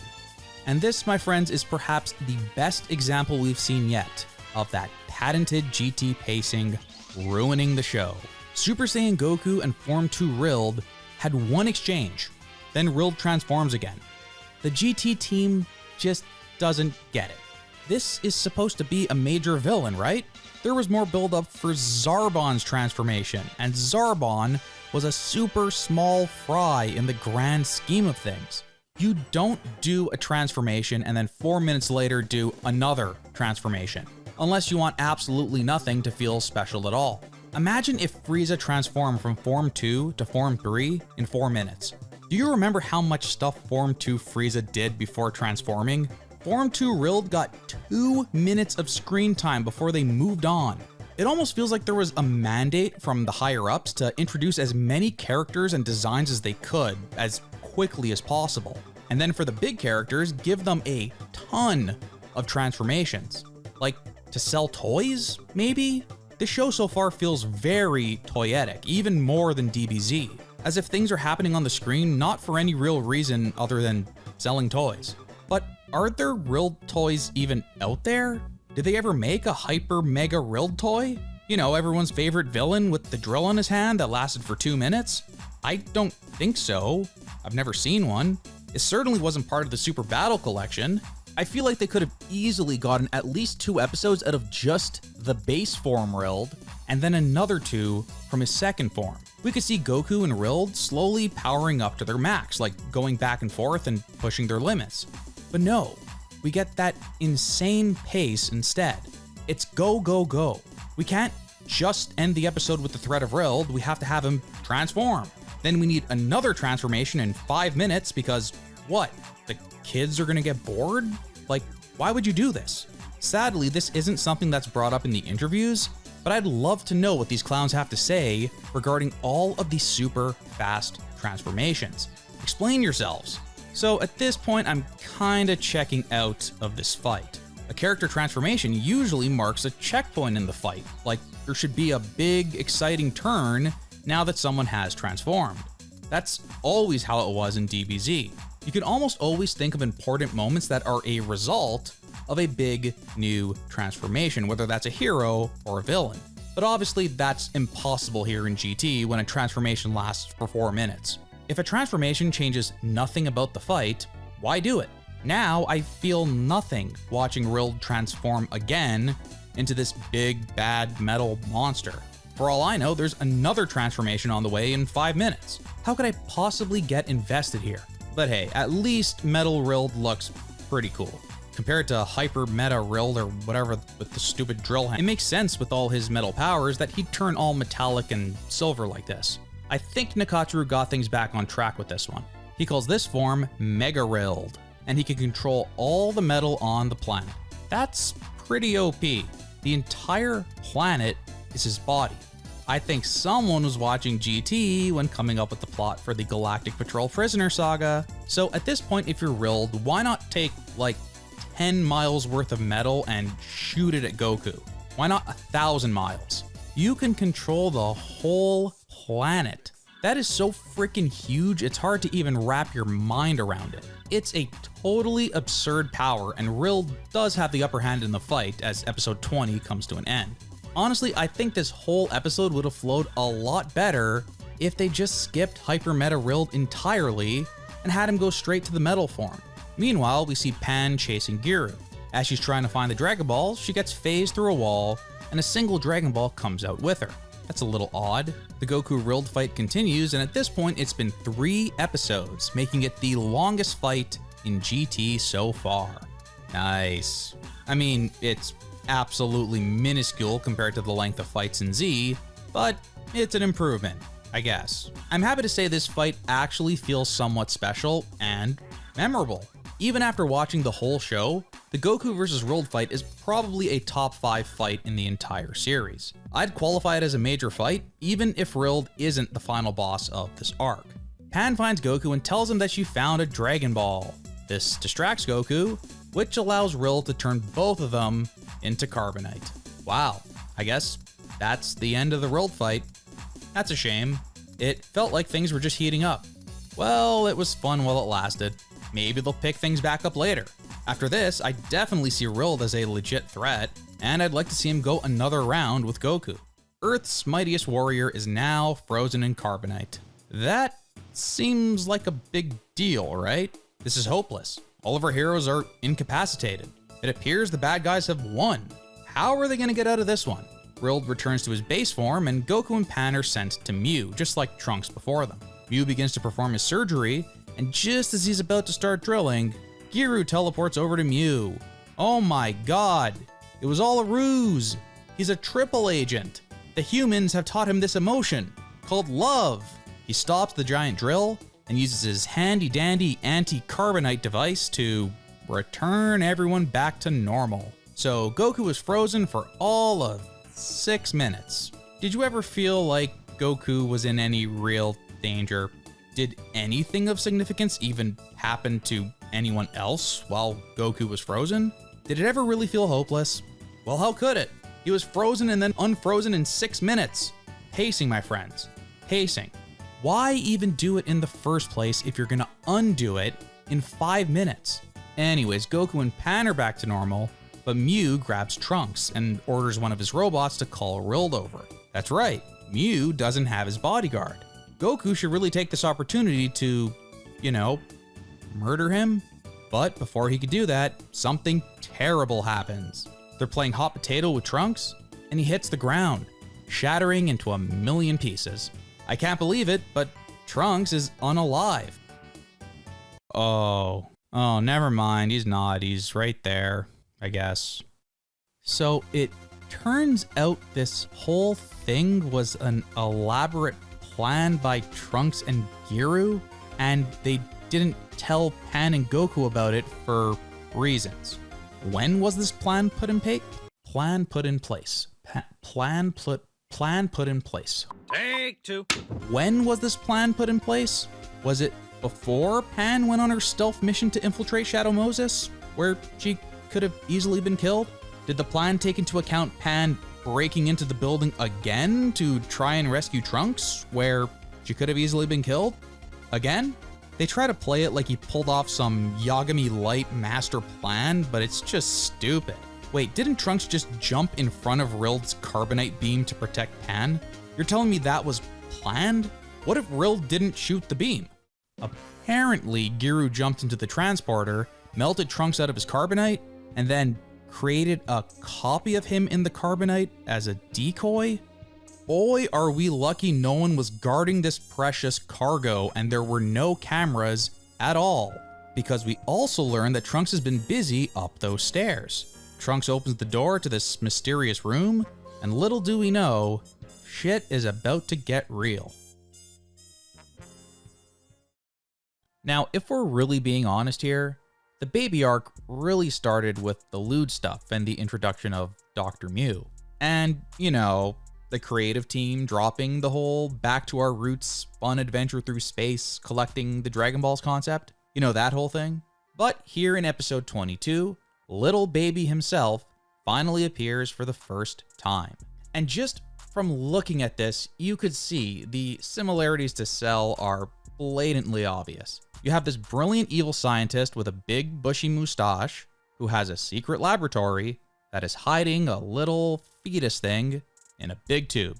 Then the first thing out of Mew's mouth is something about baby achieving his perfect form.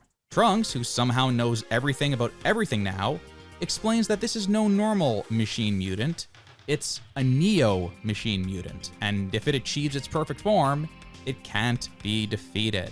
I'm gonna just put this quote on the screen here for no reason at all. Apparently, during Trunks' great stealth mission where he didn't tell anyone about his master plan, Giru hacked something, I guess, and got all this information? Whatever, it's dumb, but whatever. Here's the frustrating part.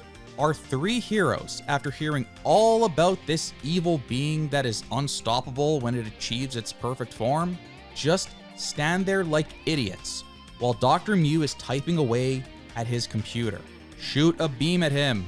Shoot a Kamehameha at Dr. Mew. And baby, blast them to Kingdom Come. Once again, not only are they ripping off DBZ here, but they're taking that story and making it worse in every way. Remember when Trunks and the gang found Garo's secret lab? He didn't really mess around, did he? Trunks was in that shoot Ki Blast first, think later mindset. It was ultimately too late, but at least that desperation was there. After what Trunks just said, why are you not wrecking this place. If Trunks didn't know all of that, then maybe you could have them standing there like dumbfounded and confused, not really sure what they're looking at, but Trunks just spelled it out. It's the perfect Cell thing again. Blow the baby up. How many times do you need to see scientists unleash a powerful evil being before you take it seriously? Of course, Baby, the true final boss of this whole arc, should not be put in a vulnerable position like this, because the only way for him to escape this situation is to make our heroes look stupid. When Cell came to life in that far-flung future, he did it very slowly, in secret. He emerged from Gero's super secret lab that was never discovered, then he snuck up on Trunks, killed him, and stole his time machine. That's how you introduce a character like this. There was no stopping him. Toriyama never put Cell in a situation where that was even possible. He's in the middle of terrorizing a town when Piccolo and the audience meets him. Here with Baby, our heroes meet him when he's still a fetus. You can easily stop him right now. Pathetically, they try to write around this by telling us that Trunks has, quote, tampered with the programming somehow. Hey, I have a good way to tamper with the programming. It's called a Masenko. But the character that looks the absolute worst coming out of this whole situation is Son Goku. Despite looking like a kid, Goku is not that little blob from the beginning of Dragon Ball anymore. He's been through this song and dance before, many times. He knows that if an evil villain is freed, people are going to die. In fact, we just saw a situation like this play out in the Buu Saga, where a villain is sealed up and could potentially be unleashed. So, what was priority number one for Goku? Obviously, to not free this horrible evil monster and let him wreak havoc on the world. Of course, deep down, you knew Majin Buu had to be freed, right? Just like Baby here. The evil villain is obviously gonna get free and ultimately terrorize the heroes. But here's where things differ. To prevent his main character from looking like an idiot, Akira Toriyama realized something. I need to think of a way to get Goku away from our main villain.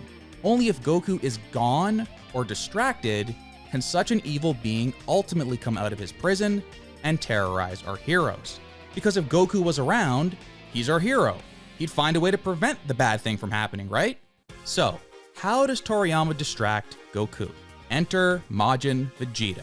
Vegeta wants to fight Goku, but Goku refuses because he knows if they fight, Babidi is going to get the energy that he needs to free Majin Buu. So Vegeta does this, an unspeakably evil thing. And at that moment, Goku snaps. Vegeta's mission is accomplished, and these two are about to have one hell of a fight.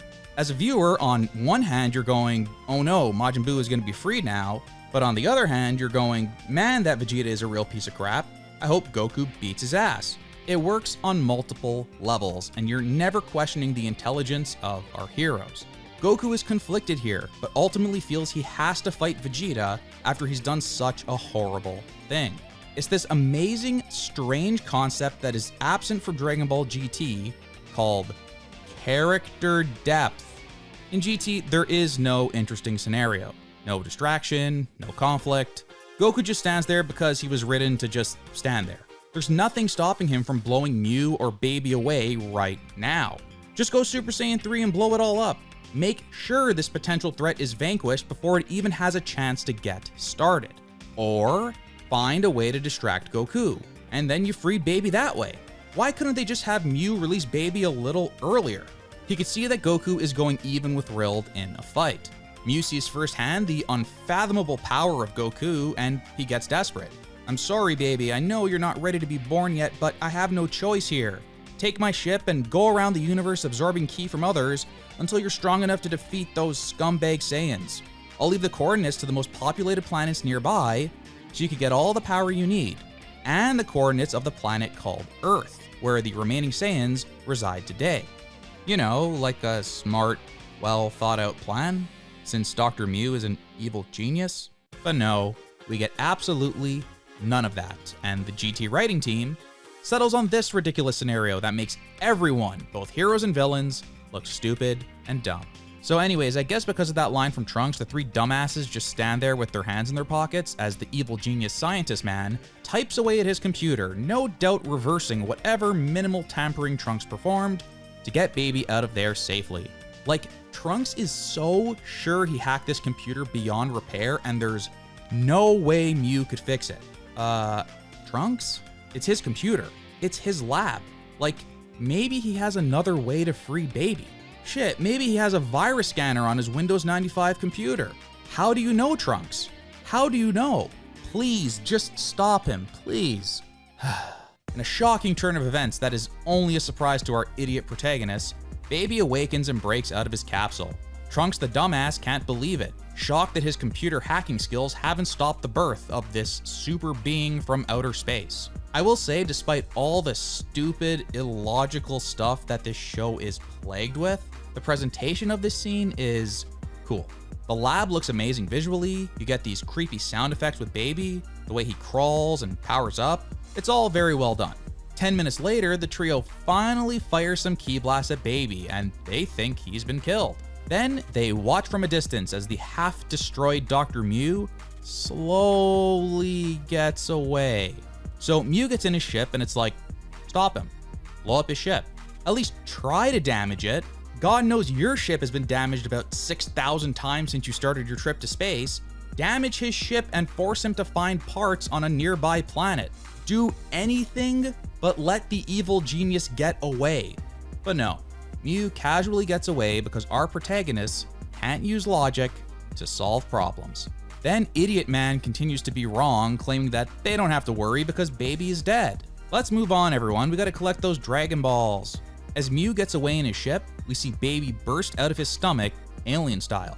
It's very creepy, and I do think they've done a good job with the overall presentation of Baby here at the start, even if the logic behind his awakening is complete crap. Baby then attempts to explain his very convoluted backstory, claiming Mew is a machine mutant that Baby himself created to go gather energy for him. What, the little baby in the pod did that? He built machines? Well, nonetheless, Baby is revived. He tells Mew that he could go on regretting that forever in hell. You could say that again, brother. He's gonna do a lot of things in hell, but more on that later. Our trio returns back to the ship, and Giru uses his amazing metal go-away ability to return the ship to its regular form. Wait, where's Rilld? Wasn't he guarding the room with the teleporter? Isn't the whole planet his body? Maybe he was eating lunch when, Goku infiltrated Mew's lab and basically killed him. Well, luckily, just as I say that, Rilld grabs onto the ship, preventing them from leaving. Not so fast, guys. Honestly, I'm hyped. Goku vs. Rilld was the best fight of the show so far. It's time for round 2. This time, to the death. Oh, the three of them together shoot tiny, unimpressive little ki blasts, killing Rilld in a single blow, and they easily fly away. After all that, that's what kills Rilld? Can we go back to that stupid line Goku said? Remember, his ki is higher than Majin Buu? Okay. So I was forced to accept that, and I did. So now these GT writers are telling me that a fighter with a ki higher than Majin Buu was killed by this. Let's watch that again. This guy was going even with Super Saiyan Son Goku just a couple of episodes ago, and this is what kills him? This? It's this kind of stuff that happens constantly in GT, and it makes my blood boil. Let's zoom out for a second. Let's just put this scene down on paper, okay? Rilld, the machine mutant that is more powerful than Majin Buu, is defeated by a powerful combined ki blast from our three heroes, Goku, Trunks, and Pan. Honestly, on paper, that sounds pretty good. That's like an epic, arc-ending, powerful enemy-defeating move, in theory. But look at the execution. Of course, everyone's favorite Studio Last House is to thank here for this absolute gem. This moment with Goku, Pan, and Trunks combining their strength to blow Rilld away should have been epic. They could all use a Kamehameha together. Remember this? Movie 10? It could be done. This is the grandfather-granddaughter Kamehameha. Like, shouldn't this be a powerful, memorable moment? Japan playing the role of her father, and they blow away this super tough opponent. Goku can't quite do it alone, but with the help of his friends, it's just barely enough to get the job done. And we see that in an absolutely spectacular scene. But no. Instead, the best villain in the show so far is blown away casually in 5 seconds by the most unimpressive ki blast you'll ever see in Dragon Ball. It's just baffling. Then something even dumber happens. Baby appears outside of Rilld's corpse. Did Baby become a part of Rilld? Did he absorb Rilld? Wouldn't Rilld, someone stronger than Majin Buu, provide quite a bit of that ki you were looking for? Baby is in this weakened form, right? He needs a strong body. Why not use Rilld? If Baby needs to absorb others to get their ki, why didn't he have Mew create like 10 machine mutants that are all stronger than Majin Buu and absorb them? He wouldn't even need to wait in the tube in his little baby form. He could just absorb some Rilld level robots and be on his way. Instead, he goes for Vegeta? Unless Vegeta has been training his ass off during peacetime, which we have no indication of, a baby Rilld should actually be more powerful than a baby Vegeta. You see how the logic just falls apart completely here? We're going to talk a lot more about Baby's abilities and how they work, and how poorly thought out they are. But we're seeing the start of it right here. Okay, back to our trio. The next Dragon Ball pops up on the radar. It's in this destroyed ship. That's odd. Speaking of which, what if the dragon was summoned on a big spaceship? Would that get around the whole planet blows up in a year stipulation? It truly hurts my head trying to accept that stupid stipulation. It's so easy to poke holes in it. The trio puts on their spacesuits, which is a great little callback to DBZ. They even got the little Goku name tag. I love that. We should all spell it that way. They board the ship and easily get the Dragon Ball in about 10 seconds. I was ready to rage about a lack of buildup here, but there seems to be a bit more to this. The ship is getting pulled in by a star and is about to explode in 2 minutes. Okay, a bit of tension here. Then they sense a life form on board, and it's this little green dude. Boy, are we lucky Giru called that one out, so they bring the injured green guy on board and land on a nearby planet to get him medical attention. But then we learn it was Baby all along. I like it. They're doing the classic shapeshifter thing with Baby. It's like the evolved form of Cell going around and absorbing people, and Boo going around turning people into candy. This guy is taking over bodies, and our heroes have no idea. It's delightfully devilish. Baby pokes his head out of the green guy and says he's gonna take the Saiyans' Saya power no matter what. Saya power? That's not a thing. You just made that up. Stop saying that, it's goofy. So I'm kinda liking this. Once again, the planet design with these big grassy fields is on point. I like the whole Baby lurking in the shadows thing. They have no idea Baby is still alive and has this power. It looks like Baby is trying to catch them with their guard down and then take over one of their bodies. It's good stuff. Baby takes over the Doctor next, and we get a good look at how his body snatching ability works. It's similar to the Majin Buu bubblegum thing, which is pretty OP. Baby Doctor Man takes Trunks on a special private tour of the hospital, and then blam. Honestly, Trunks, you deserve this. You had this coming. You let him live, you thought he was dead, you took this whole situation way too lightly, and now you reap what you sow. Then Baby says, "It's fortunate for me that you guys didn't completely destroy all of my cells." Boy, could they rip off Cell any harder? Then he says he took over Dr. Mew, and then Rilld. So he did take over Rilld's body. Dude, Rilld is way stronger than Trunks. He's stronger than Majin Buu. What is this logic? What are we even doing here? I guess Baby very specifically wants, quote, Saya power? But why? Later we learn he has a personal vendetta against the Saiyans and he wants to make them suffer? Okay, sure, but for power, Rilld should be your main goal unless you manage to get your hands on Goku. I just can't get over the fact that he didn't use Rilld more effectively. Like, if you can't even respect your own logic that you established in this show, then how could I possibly care about anything? Anyways, as Baby is explaining his evil plans in detail, turns out it was all a ruse. That Trunks, he's so clever with his ruses. The three of them gang up on little Baby and kick him around like a bunch of bullies. But Baby is able to blow them away, Trunks somehow cuts his arm open, and Baby, goes for the cut. But the doctor he just absorbed didn't have a cut. How does this body snatching power work again? Anyways, he gets into Trunks, and Baby Trunks is born. This seems bad. There's also another interesting dynamic at play here. Our heroes don't really want to do damage to Baby when he enters a friend's body, because they could end up damaging or even killing the host as a result. So they're hesitant to even attack Baby Trunks. Not to be confused with Baby Trunks. God, this name. What were they thinking? Don't you know SEO? Come on, 1996 Japan, you gotta have some foresight on this. I know it's similar to Cell, like you're just taking this simple, normal word and that's the villain's name. But amazingly, if you search up Cell on Google, Cell from Dragon Ball comes up. Of course, searching Baby does not bring up the famous Dragon Ball GT villain. It's a dumb name, but whatever, we got much bigger problems to cover. Trunks suddenly gains control of his body again, powers up, and manages to expel Baby from his body. So it turns out Baby needs more power before he could take over a Saiyan. You know what would be really helpful for Baby right now? A willing host that is extremely, extremely powerful. If only such a thing existed. Anyways, Baby hits him with the solar flare and gets out of there. That's the classic. Another Cell ripoff too. Baby gets on a plane and we all know how OP babies on planes are. He absorbs everyone on board and is slowly building up his ki until he's strong enough to body swap with Saiyans.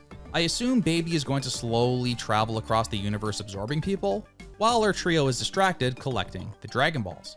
But then we reach episode 25, and I can't believe my eyes. It's Moustache!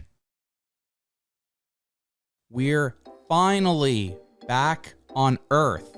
If you could believe it, we haven't checked in on any of our secondary characters for 22 episodes. Episode 3 is the last time we saw them. I explained earlier how poorly the GT team handled the secondary characters, and obviously not featuring them at all for a third of the series is a pretty serious strike against them. It boggles the mind that we have never once cut over to see what any of them were up to for 22 whole episodes. I know people would cry, "This is filler," as soon as we cut away from Goku for more than 5 seconds. But seriously, a well done filler episode, like everyone's favorite driving episode, would have been great. Break up the monotony of our trio in space. Maybe we follow Goten on a date. Vegeta bonding with Bra. What's Piccolo up to? How's Gohan doing? There is so much material to work with here. At the very least, checking in on them periodically couldn't have been that hard. It's just clear from reading the interviews that this is the Goku show. It's got to be all Goku, all the time, and whenever Goku's not on screen, all the other characters should be asking, "Where's Goku?" So they wouldn't dare move away from Goku to deal with such pathetic, unattractive secondary characters like Vegeta or Gohan. But here we are. Finally, we're back on Earth, and it's like a breath of fresh air. It looks like Vegeta is up first. He's looking at that beautiful, majestic moustache in the mirror and admiring the shit out of that thing. Oh no, not shaving cream, no! No, Vegeta, no! Meanwhile, Goten is planning a date with this girl who has a 5 p.m. curfew. What the heck is that? Nonetheless, I laughed. It's ridiculous, but I'm just so happy we get to spend some time with these characters, finally. And then we get possibly the greatest moment in all of Dragon Ball GT. We see that Vegeta got rid of that stupid haircut from before, and he's back to spiking his hair again. Thank God. And then the moustache. It's gone. And we learn exactly why in absolutely dramatic fashion. I laugh so hard every time I see this. It's magic. The echo and reverb on Bra's voice, the staging of this shot with the spotlight, his absolute agony hearing this from his daughter, and of course, the fact that it's Vegeta dealing with this of all characters. It is a perfectly constructed joke, and it's so damn good. Vegeta walks by Goten and he's like, "So, what do you think?" And Goten's like, what the hell are you talking about, old man? I got places to be. The idea that Vegeta's entire life has revolved around this moustache up until now, and he like adores it, it's gold. And now it's gone, and the people close to him are either happy or don't care at all. It's magical. This whole scene is magical. It's the best. GT team, you did it. Absolute comedic brilliance on display here. This is a W. Screw it, I'm adding it to the list. We learned that there's just 4 months left before Earth blows up, and then cut back to Goku in space. So that was 3 minutes spent on Earth, and it was some of the best GT material we've seen thus far. I have no idea why we couldn't have done that a handful of times over the course of the last 22 episodes. A quick check-in, show that everyone's worried, show us what they're up to in their regular everyday life. A little bit of comedy. That's all I ask for. That was 3 perfect minutes of Dragon Ball right there. But we're back in space, and Goku is right beside a Dragon Ball. Remember episodes 6, 7, and 8? God, it feels like so long ago. Gone are those self-contained episodes where the trio lands on a planet, explores, gets to know the people, maybe solves a problem for them, ultimately resulting in a Dragon Ball for their trouble. Yeah, we're done with all that. We're so done. We gave up on that whole thing. Just cut to Goku right beside the Dragon Ball. Yeah, that's fine. Boom, done. Moving on. I bet they had something more fleshed out for this giant tiger head guy planet. But once they gave up on the back to our roots concept, that went right down the toilet. And this 2-minute long mini adventure to collect the Dragon Ball is what remains. With that, it's 5 Dragon Balls down and 2 to go. So we cut back to Earth, and I'm thinking, hey, we're gonna see what Krillin's up to or something. But no. Instead, Schwarzenegger walks out of a fiery explosion in the middle of the road. For some reason, there's a bank robbery happening. Arnold then walks in and tells one of the robbers, I'm a friend of Sarah Connor. Okay, so actually what has happened here is Baby's on Earth. Just like that. How did he find Earth? The universe is a pretty big place. Did he just point his ship in a direction and go there and get really lucky? Can he sense ki? It doesn't seem like it. He's walking up to random people asking them where the Saiyans are. Of course, this isn't shown or explained, and that's just the GT special. Baby's just on Earth now, instantaneously. Don't think too hard about it. Thankfully, we get to see Goten on a date, which is great. Then we see an elderly Mr. Satan jump off a building and sprain his ankle. Honestly, that's pretty good. The fact that he didn't completely blow out every ligament in his knees or die, that's basically a miracle of physics. Yet, the general public is not impressed. Like, are you not entertained? Like, what do you want from the guy? This dude just jumped off a building, landed on his feet, and only sustained a sprained ankle. This scene is actually really funny, and I'm starting to think the GT team is much better at writing these little chill, silly scenes with the secondary characters than they are writing the main plot. Goten and Satan find each other, and Satan has Goten fight this maniac. He's reluctant at first, but as soon as he sees Baby wheeling his girl, he snaps like Gohan when he burst out of the frickin' pod. Next, a random Chad in the crowd approaches Goten, and then some other dude too.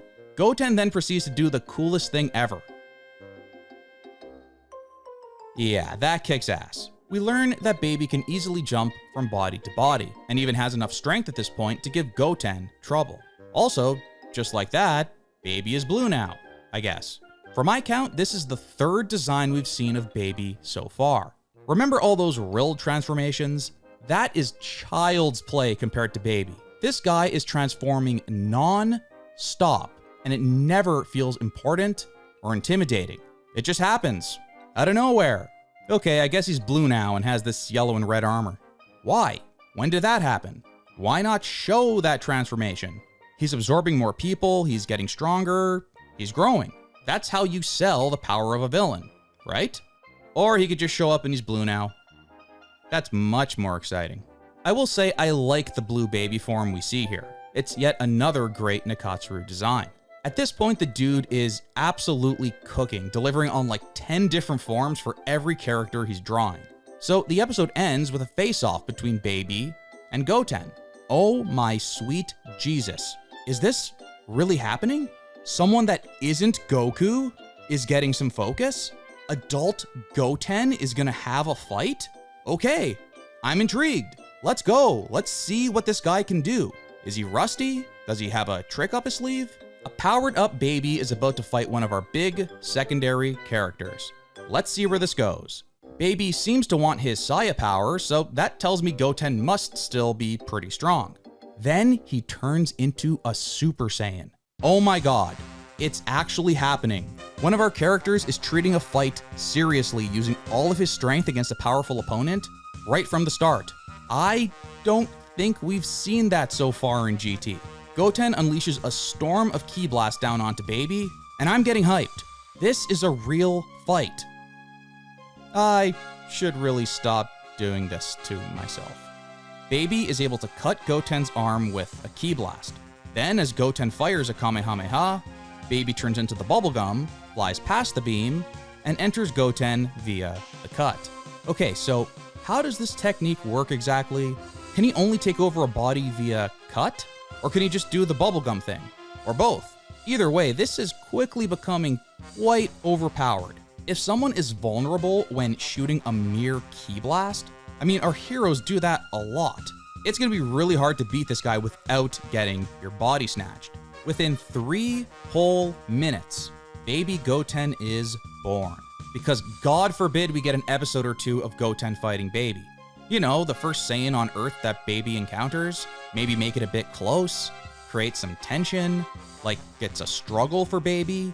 Outside of this brief encounter in his little baby form, he's never had a fight, right? Maybe let Goten do a bit more than one flurry of Ki Blasts? I don't remember Cell fighting, defeating, and absorbing someone powerful this quickly. There's just no build-up here.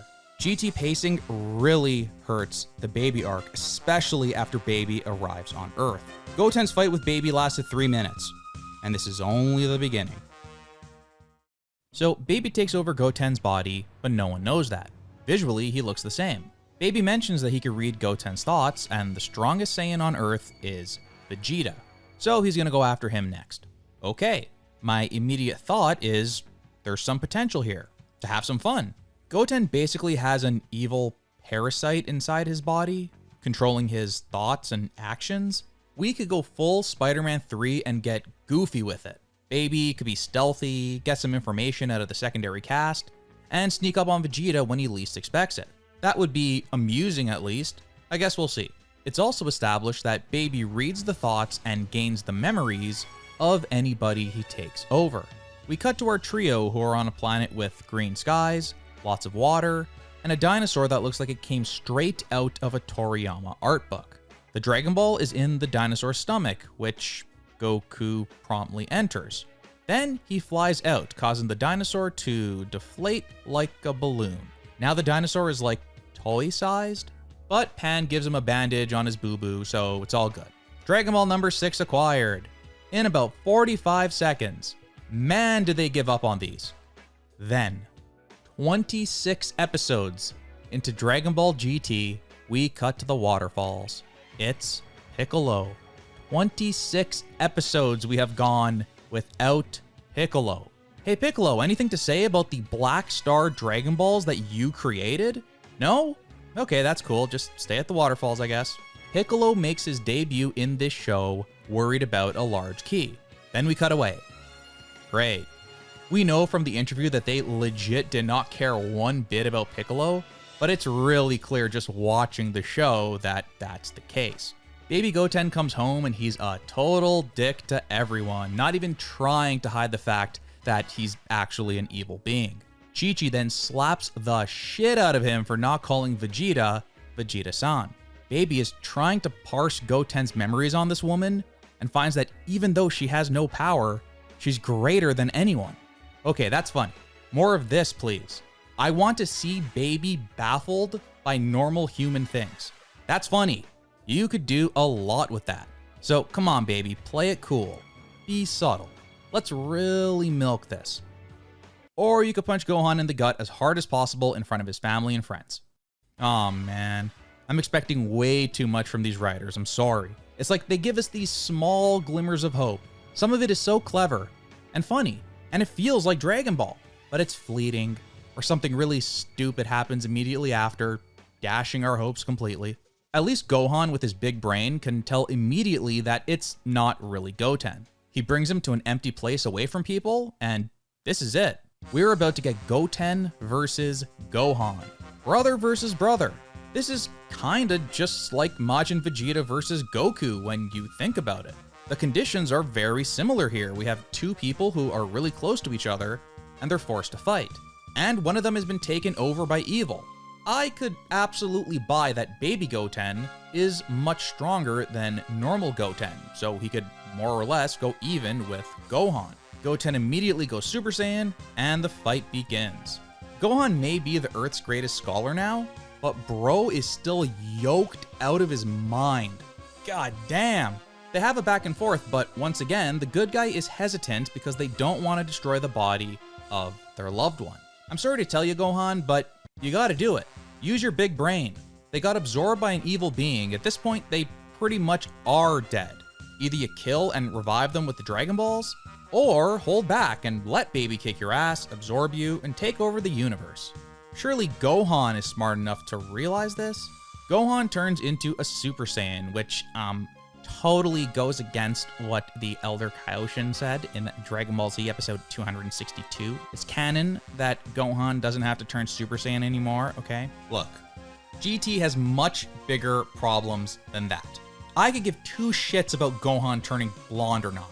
We have to talk about what happens next, because what happens next is basically the moment that breaks this entire arc once and for all. As Gohan begins to radiate his ki, the bubblegum begins to shoot out of baby Goten, it goes all over Gohan, and that's a wrap. Just like that, baby has now taken over Gohan. So first of all, my dream fight of Goten versus Gohan, brother versus brother, lasted all of 3 minutes. Here's a perfect example of great idea, terrible execution. Could you imagine if Toriyama wrote a fight between Gohan and Goten? Like a real ass fight. Brother versus brother, where one of them is taken over by an evil parasite. Do you think it would end that quickly? Do you think it would be that emotionless and boring?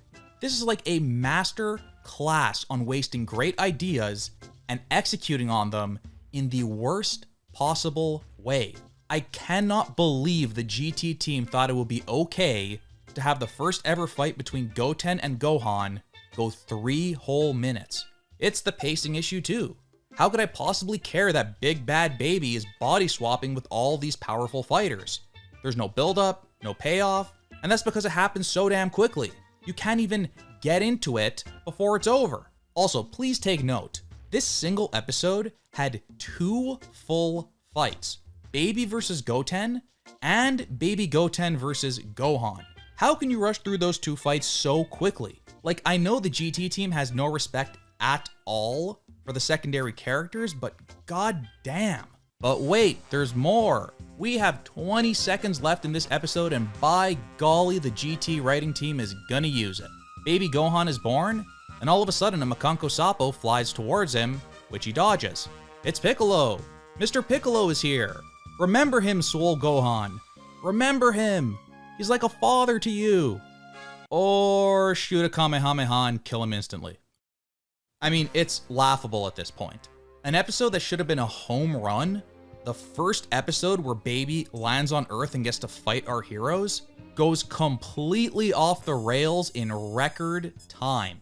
They managed to fit Goten versus Baby, Baby Goten versus Gohan, and a confrontation between Baby Gohan and Piccolo in a single episode. My head is like spinning at this point. So many great ideas, so many what should be important moments in this story are rushed through so fast, it's mind-boggling. Coming out of this doozy of an episode, there is a major question on my mind. What is this power? What are the rules of Baby's body-stealing power? This time, there was no cut for him to enter into. So the cut isn't actually needed. He just needs to catch an opponent slightly off guard, then do the Majin Buu bubblegum thing, and take over their body, right? Is that not what I just saw? Gohan was basically just blocking the entire fight because he didn't want to attack and possibly destroy Goten's body. Baby Goten does like a ki explosion thing. Gohan was holding it back. Then he powered up, and at that moment, as Baby says when he's radiating his ki, he's vulnerable and Baby can make his move. Baby himself says he was just waiting for the moment that Gohan radiates his ki. That's his chance to take over, but Gohan was purposely holding back because he didn't want to blow up his brother. The ki explosion thing was just a means to an end. I didn't read that scene like he was killing Gohan or like overpowering him. It was just enough to finally get Gohan to power up, and at that point, he was vulnerable. Okay, so based on what I've seen, this ability is now officially overpowered. You're telling me he could enter a Saiyan's body if they get cut and do a ki blast, or if they simply power up and radiate their ki. You are vulnerable to Baby in both of those scenarios. Okay, so this is Dragon Ball. That's about 90% of what Saiyans do in any given fight. If you're telling me the opponent can't power up or shoot ki blasts, then this guy can't be defeated. It's just not possible. Goku's not going to beat him in his base form, he's going to power up, and Baby could just take over his body at that point, right? He's vulnerable when powering up. I just think this power goes over the line. Making our heroes vulnerable when powering up or shooting a ki blast is just too much. If something is too overpowered, you start to ask, wait, why doesn't Baby use his power here, or here, or here? Like, imagine a villain comes along that can take over someone's body by just looking at them. Well shit, that's unbeatable, right? So you probably shouldn't write a villain that powerful because it's impossible to beat that. Before putting pen to paper, a good writer would say, wait a minute, that's too much, and dial things back a bit. Well, I think Baby's power is something that needed to be dialed back. It's too good, and you're taking away too much from our heroes if you're saying they can't power up or shoot ki blasts. So modify it. Keep the body snatching ability, just modify it so it's not totally broken. Make it so Baby has to at least do some work and use his wits a little bit more to take over a body instead of just waiting for them to shoot a blast or power up. Yawn. Moro's copy ability comes to mind. He has to touch the back of his opponent's neck to steal their moves. It's a powerful ability, but it never felt broken or overpowered. It requires the user to be smart. They have to get up close to their opponent, basically sneak up behind them and physically touch them. I think that would be perfect for a body snatcher like Baby. At first, he could go around touching necks like no problem since no one knows how his power works. He could take over Goten with relative ease, but Gohan and Vegeta would be more challenging and there'd be some tension and excitement. Will he or won't he grab the back of their necks? By the time he fights Goku, maybe you have someone witness the fight with Vegeta from a distance and they can inform Goku that Baby snatches your body by touching the back of your neck.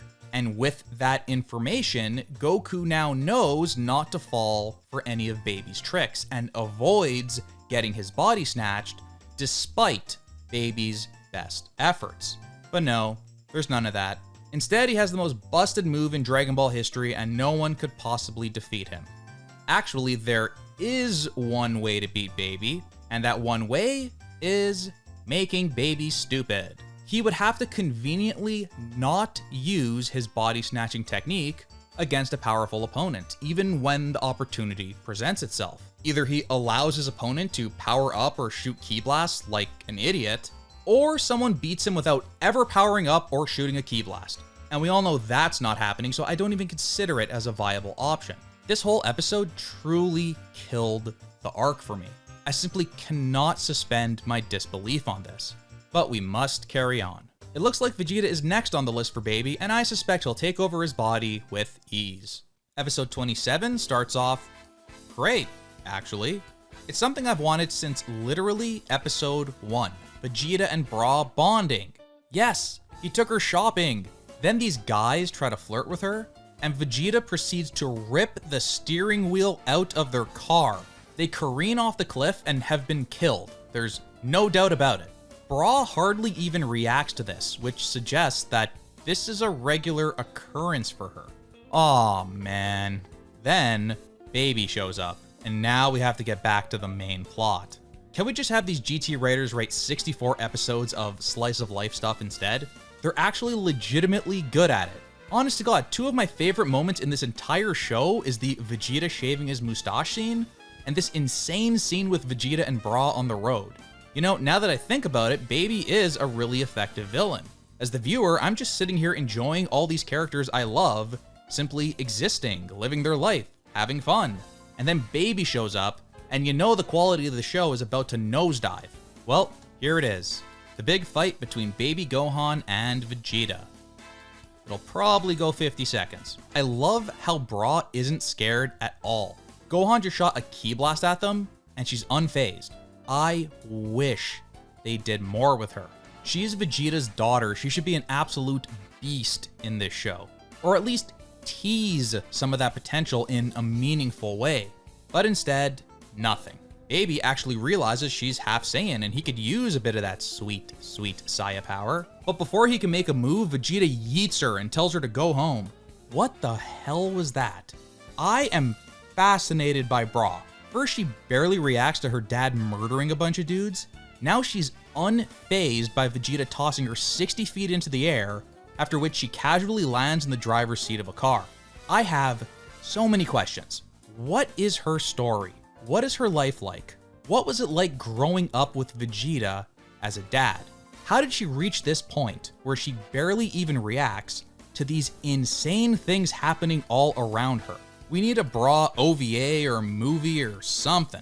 We then see Goten flying towards the fight, and he's still evil? We learn that Baby lays eggs inside the bodies he takes over, which means he can control multiple bodies at a time, not just the one he's in. To be completely fair, this fight between Baby Gohan and Vegeta has some absolutely awesome direction and animation. Look at this. That's just sick. Vegeta is getting wrecked. Suddenly, Goten shows up and now it's a 2v1. Vegeta very quickly gets a cut on his face. But who cares? We just saw with Gohan that doesn't even matter. Then, Vegeta does the thing that every character in Dragon Ball always does in every serious fight. He flexes really hard and screams like he's taking a huge dump. And now we know Saiyans are at their most vulnerable when constipated. Baby enters his body, and just like that, Baby Vegeta is born. Wow, that was a pretty long fight. It went about 10 whole minutes. Impressive. By GT standards, that's like the equivalent of Goku versus Frieza on Namek. The lore continues to be built here as we learn Baby is a Sufurian, and there is history there between them and the Saiyans. Planet Sufru was one of the many planets ravaged by the Saiyans back in the day. But they had really smart scientists, I guess, and created a parasitic life form that they then shot into space, with King Sufru's genes inside its cells. That's Baby. Again, I do like this. At least there's some kind of effort being put into the backstory for Baby and his race.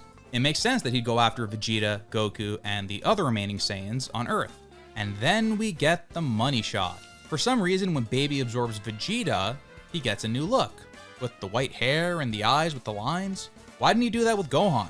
Maybe he was trying to be all stealthy and secretive with those ones. But now he's free to download and equip some cosmetic DLC. No more default skins for Baby.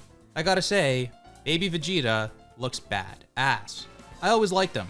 The Katsuru, you mad lad, you've done it again. Finally, we return to space to find our trio in parkas. The final Dragon Ball is on a snow planet. Goku finds it by total fluke in about 10 seconds. I'm not kidding. He falls into the snow randomly and it's just there in his hand. And so ends the Back to Our Roots experiment of Dragon Ball GT. After spending 4 episodes on the first 3 Dragon Balls, collecting the final 4 probably took a grand total of 5 minutes of screen time.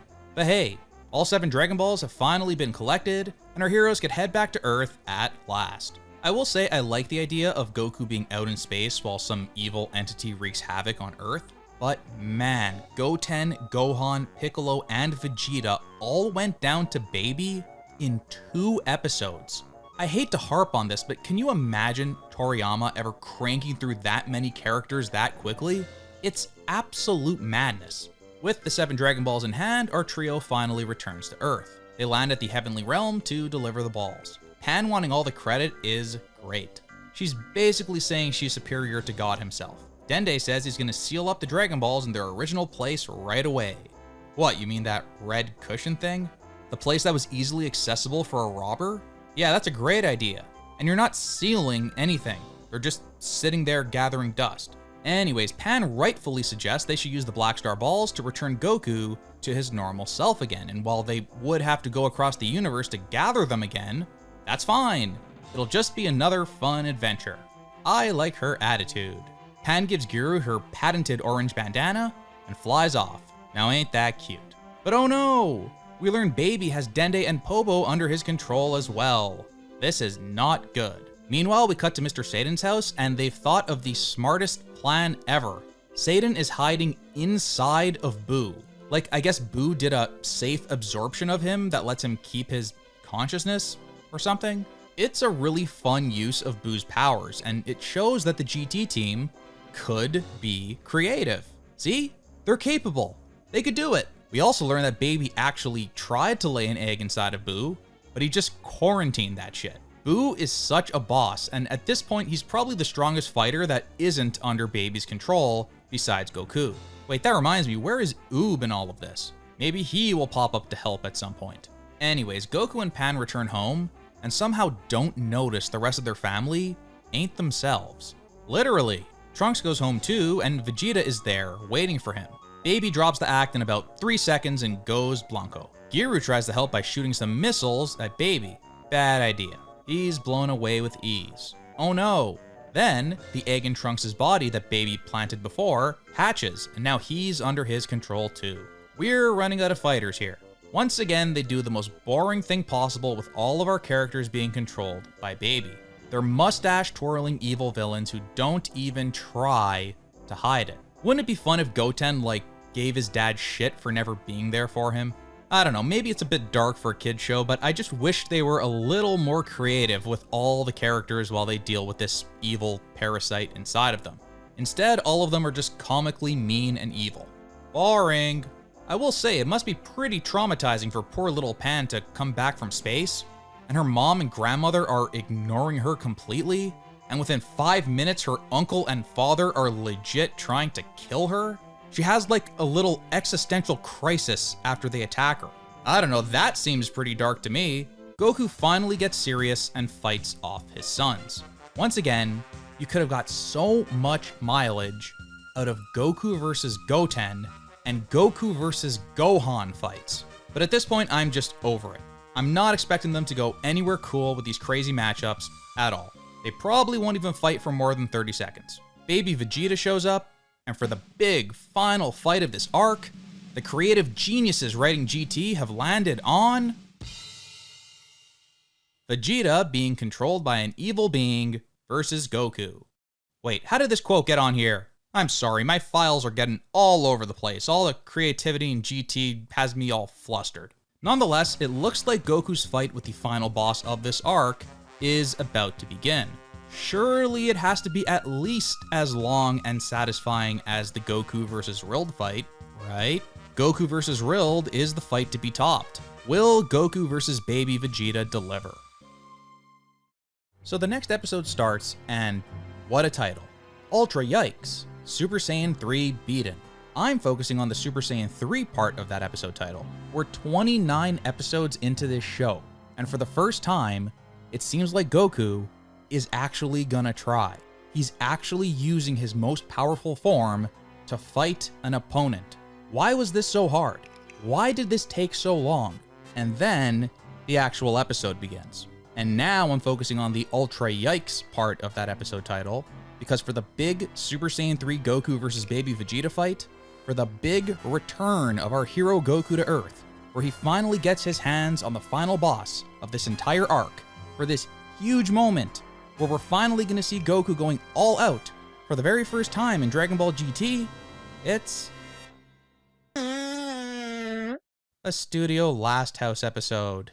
And all the hype deflates out of my body because you know this episode is going to look like absolute ass. We also have all the usual issues with pacing here as well. Baby Vegeta uses one of Vegeta's most iconic moves, the Big Bang Attack, and it just happens in the blink of an eye. Hey idiots, why not build that up a bit? Holy shit, this evil being has taken over Vegeta and he could even use his most powerful techniques, like the Big Bang Attack. Goku is shocked. He's never had to take a Big Bang Attack head on like this. This baby guy is unhinged and he has access to Vegeta's unfathomable strength. A big bang attack just might blow up the Earth. But instead it just happens in about 4 seconds and everyone is fine and we move on. Baby Trunks and Baby Bra show up, and I'm thinking we're finally gonna see Bra fight. But I was wrong. Never get your hopes up for anything. That's like the Dragon Ball GT experience in a nutshell. Then, the worst line in the entire series is uttered by Baby. All he's been talking about since he was born was Saya power, he wants all the Saya power.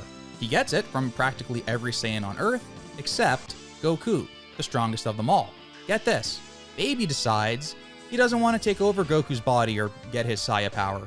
He wants to kill him with his own hands. Now, I get that he has to fight Goku, but is there any logic behind this sudden change of heart? Why would Baby not want to do exactly what he's done to every Saiyan up to this point? Doesn't he want to rule the universe and turn everyone into a Sufurian? Isn't that the ultimate goal? Wouldn't Goku's Saya power help him with that? Is he giving himself a challenge or something? Like, just so you know, Baby, if you ever wanted to just end the fight immediately and murder Goku, you have a pretty damn overpowered technique at your disposal that can help you with that. Goku is vulnerable when he powers up or uses a ki blast, right? Let's say something really bad happens for Baby. Like, I don't know, this will never happen, but let's just say, for the sake of the argument, Goku attains a new form of Super Saiyan. Like, if that happened, would you change your mind and try to take over his body then? I just can't get over how stupid this all is. And look, I know this is a thing in Dragon Ball, like the villains will do stupid things to give the heroes a chance to train or get stronger or fuse or whatever. But I don't think we've ever had a villain so systematic in his approach. He just wants Saya power, absorbing Saiyan after Saiyan after Saiyan, only to stop dead in his tracks and drop that strategy entirely when he finally gets to Goku.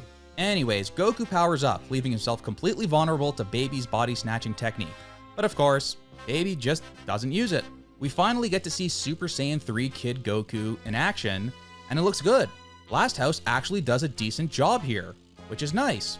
For all of 30 seconds, Goku then powers down, claiming that because he has a small body, he can't maintain the power of being Super Saiyan 3. What? What does that even mean? His small body was sustaining Super Saiyan 1 just fine. What's the big deal about 3? He held the form pretty well in his fight against Kid Buu, and that was 15 years ago. Are you telling me after 15 years, Son Goku hasn't mastered Super Saiyan 3 yet? Like that wouldn't be a part of his training? He was pretty quick to master the first Super Saiyan form. He got it to the point where he could sustain it 24/7 and eat his frickin' breakfast as a Super Saiyan. So it's in his character to find a way to master these forms that take a lot of energy to hold. But no, God forbid we get something even remotely cool here in GT. God forbid we get one episode of Super Saiyan 3 Goku fighting Baby Vegeta and enjoy our hero going all out against the strongest enemy yet. We get 20 seconds and have to move on. I hate this so much. Baby proceeds to beat the absolute piss out of Goku, but before he finishes him, he tells his minions to perform the Super Saiyan God ritual. Baby Vegeta transforms, and what is that, transformation number 5? I'm not even counting Baby Goten and Baby Gohan here, but is there a mandate where Baby Vegeta can't stay in one form for a full episode? I get that Dragon Ball is a vehicle to sell toys, but there's such a thing as going too far. Look at all of these designs. I hope Nakatsuru got paid a bonus for this shit. I will say I like the look overall, but once again, GT continues to run into the same issues with transformations. When they happen so frequently and so quickly and for no real reason, you get numb to them. Like, the first Baby Vegeta just wrecked Goku with ease, and now he's transforming to a more powerful form? Okay, I guess. I guess they really wanted to make Bandai happy and sell as many versions of Baby as they possibly can? I mean, shit, it worked on me. And then, you're not gonna believe this. Seriously, you're not gonna believe this. Baby does like a spirit bomb or something, asking all his slaves to give him their energy, and he transforms again. I am not making this shit up. This actually happens. Baby Vegeta goes through 3 designs in this single episode of Dragon Ball GT. Could you imagine Frieza flying through 3 of his forms in a single episode? This GT team is drunk with power at this point. They've now reached the point where they can't even go 20 seconds without moving on to the next major plot point or transformation. Let's just look at this episode alone. Oh crap, the fight begins. Oh crap, Goku is going Super Saiyan 3 for the first time. Oh crap, he can't hold Super Saiyan 3 and turns back to his base form. Oh crap, baby is transforming. Oh crap, baby is transforming. Again, these are all fairly standard Dragon Ball plot points, but they would never be burned so quickly in rapid succession like this. You stretch that shit out. Make it dramatic, make it matter. This may be the worst example of GT pacing yet. It's so bad. So now Goku is dead, or so we think. Let me remind you, this episode started with the very beginning of the Goku versus Baby Vegeta fight, and it ended with Goku dying. Let's think back to another time when Goku died. Yeah, remember that? The entire fight and Goku's death didn't take place over one single episode. It couldn't. There was too much ground to cover. There was drama, sworn enemies joining forces to take on an even greater threat, struggle, twists, strategy, surprises, but in the end, Goku had no choice but to sacrifice himself to take his evil brother out. It was violent and brutal and emotional and dramatic. You felt something, even if you were a brand new Dragon Ball viewer who was just meeting Goku for the first time. What an incredible way to kick off Dragon Ball Z and, let's be honest, turn kids into lifelong fans. Was there any of that in this episode of GT at all? Goku got beat up and Baby threw a ball at him and he died. I didn't feel anything. It just happens, and happens so quickly I could barely absorb what I'm watching. Here's a quick summary of what happened in the last 5 episodes of GT. I mean, you think that's enough? Could they crank through this material any faster? I mean, there is no struggle at all here for Baby. There's no twists, there's no surprises. He just easily and quickly absorbs Goten, then easily and quickly absorbs Gohan, then easily and quickly absorbs Vegeta. And now he easily and quickly beats Goku in a fight. So exciting! Meanwhile, Majin Buu turns Satan and Pan into chocolate and eats them so they could be safe in his big ol' belly. I can't get over the fact that they made something that was so horrifying in the Buu saga into this cute little hiding place that Buu can use on his friends. I love it. This is low-key an amazing tool for our heroes. It's like the greatest hiding spot in the entire universe. But more importantly, Goku is Kill, and Baby is officially the king of the universe. He sits on his throne, the others bow down to him, and Dende hand delivers the Black Star Dragon Balls to him in a chalice. I gotta admit, I enjoy all the direction here. It's super effective. It makes Baby really feel like this unstoppable, powerful ruler. Whoa, wait a minute. Did Baby just summon the dragon while the Dragon Balls were airborne? They don't even have to be planted on the ground? So wait, what's stopping them from using the Dragon Balls in the middle of space and getting around the stipulation? Whatever. Baby wishes for a new planet Sefuru, and Shenlong easily spawns it right beside Earth. Then, the Black Star Dragon Balls fly across the universe again. Now this is just a dick move. That whole adventure has led to nothing for Goku, Pan, and Trunks. It's actually good writing for a villain. After all that, the villain gets the balls and uses a wish for himself? The Earth is still gonna blow up and our heroes couldn't even get a wish out of it. This might be the strongest motivation yet for me to cheer on the heroes to beat this guy up. So, Goku can't be dead, right? Well, he's in Purgatory, or Sugoroku space. I guess Kaioshin actually teleported to try and save him at the last second, but like, dropped him? He got sucked away? You could have shown up a bit earlier, pal. Well, now he's in this weird purgatory for some reason that isn't explained. And we now begin the worst time filler in all of Dragon Ball GT. That's right, filler episodes within a filler show. It's fillerception. I have no idea what the logic was behind this. Tonally, it is completely inconsistent with what just happened on Earth. Goku just got killed, Baby is practically unstoppable, and he just used the Black Star Dragon Balls you explored the whole universe to find for his own selfish wish. That means the Earth is doomed and it's gonna blow up and there's nothing you can do about it. So of course the next scene looks like this. What is with this goofy comedy? It's not even funny or clever, it's just loud and stupid.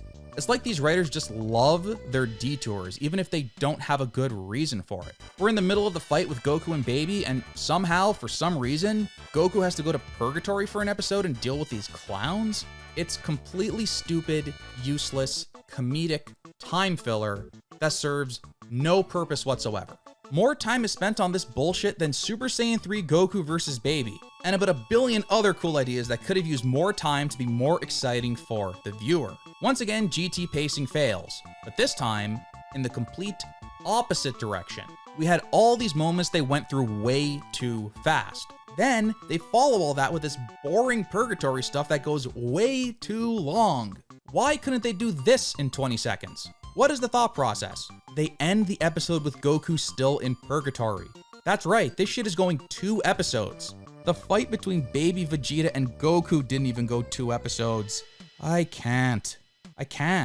My soul is escaping from my body as I watch this. Now, earlier I talked about how important it was for Goku to go away from the main fight. Toriyama used that to great effect, time and time again. It looks like the GT team kinda tried it here, only problem is, they have no idea what they're doing.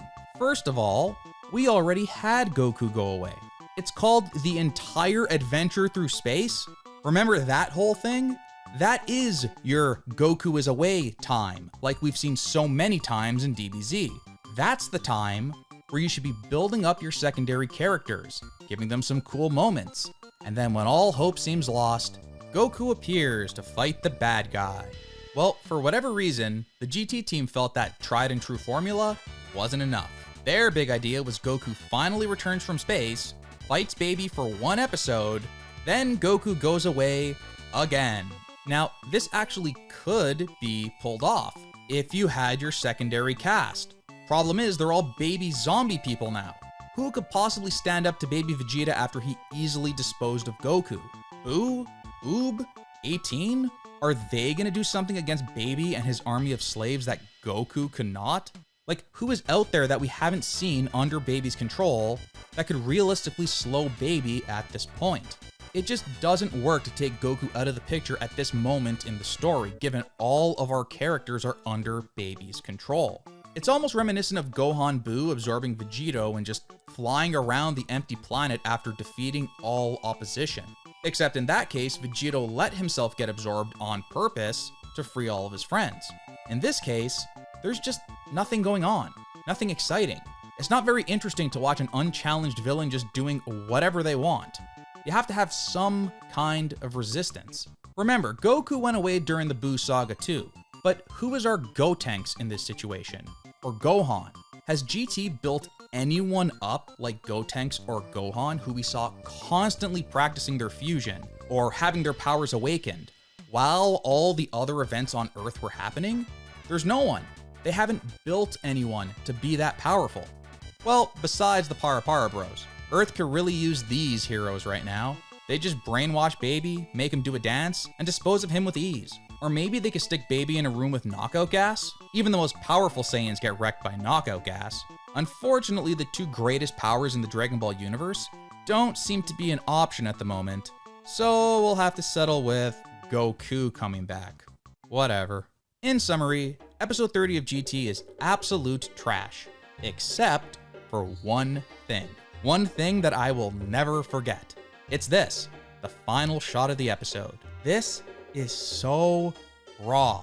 Baby Vegeta with his arm around Bulma, with a smug-ass look on his face. Just look at this. This is a powerful image. How's this for a villain? This man really stole Vegeta's wife, and they're both just mean mugging for the camera. I don't remember Frieza, Cell, or Buu stealing anyone's wife. This is incredible. Screw it. I'm adding this to the list. The next episode begins and the filler continues. Please, please, just let it end. Let it be over. With this stupid detour into Sugoroku space, Goku doesn't grow, he doesn't learn anything, he just deals with it until finally, mercifully, Kaioshin shows up and gets him out of there.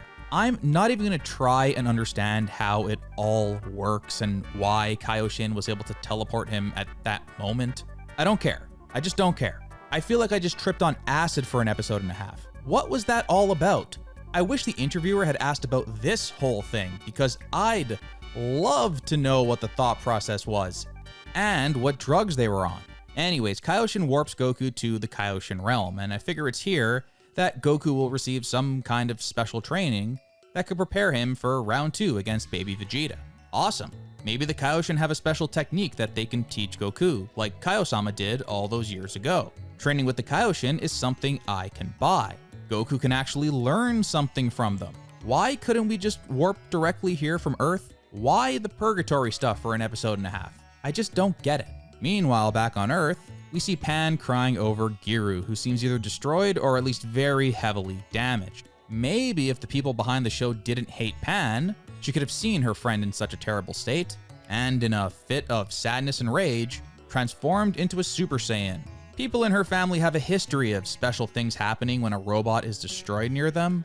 They get real emotional about damaged robots, but instead she puts them in her bag and she's all smiles in the very next scene. Well, isn't that nice? We return to the Kaioshin realm, and the Kaioshin fill Goku in on everything that has happened while he was in Purgatory. Goku learns that Dende was under Baby's spell when he handed over the Dragon Balls.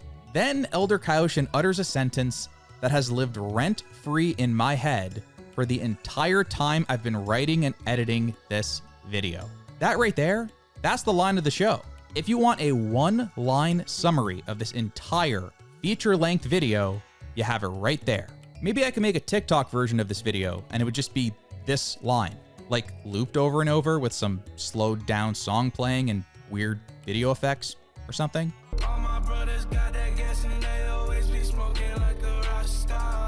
Man, I laughed so hard at this. What a great, great line, and his face is just priceless. We cut back to Earth and Boo is in his handsome form. Handsome Boo for Sparking Zero DLC. Then we actually meet one of the more obscure characters in Dragon Ball. I don't know, maybe some of you really hardcore fans will recognize him. His name is Krillin. 31 episodes in, we see Krillin, 18, and Marin for the very first time. How could they wait this long before featuring Krillin, Goku's best friend? Boy, do I feel bad for Mayumi Tanaka. She barely gets any work on this show. Maybe after this GT crap is over with, she could move on to bigger and better things.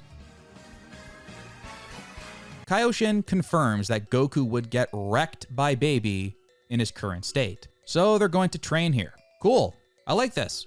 Goku begins his special Kaioshin training by grinding coffee with this giant machine. Okay, that's a little weird, but we know the training with the Kaioshin is a little goofy. But the end result is awesome.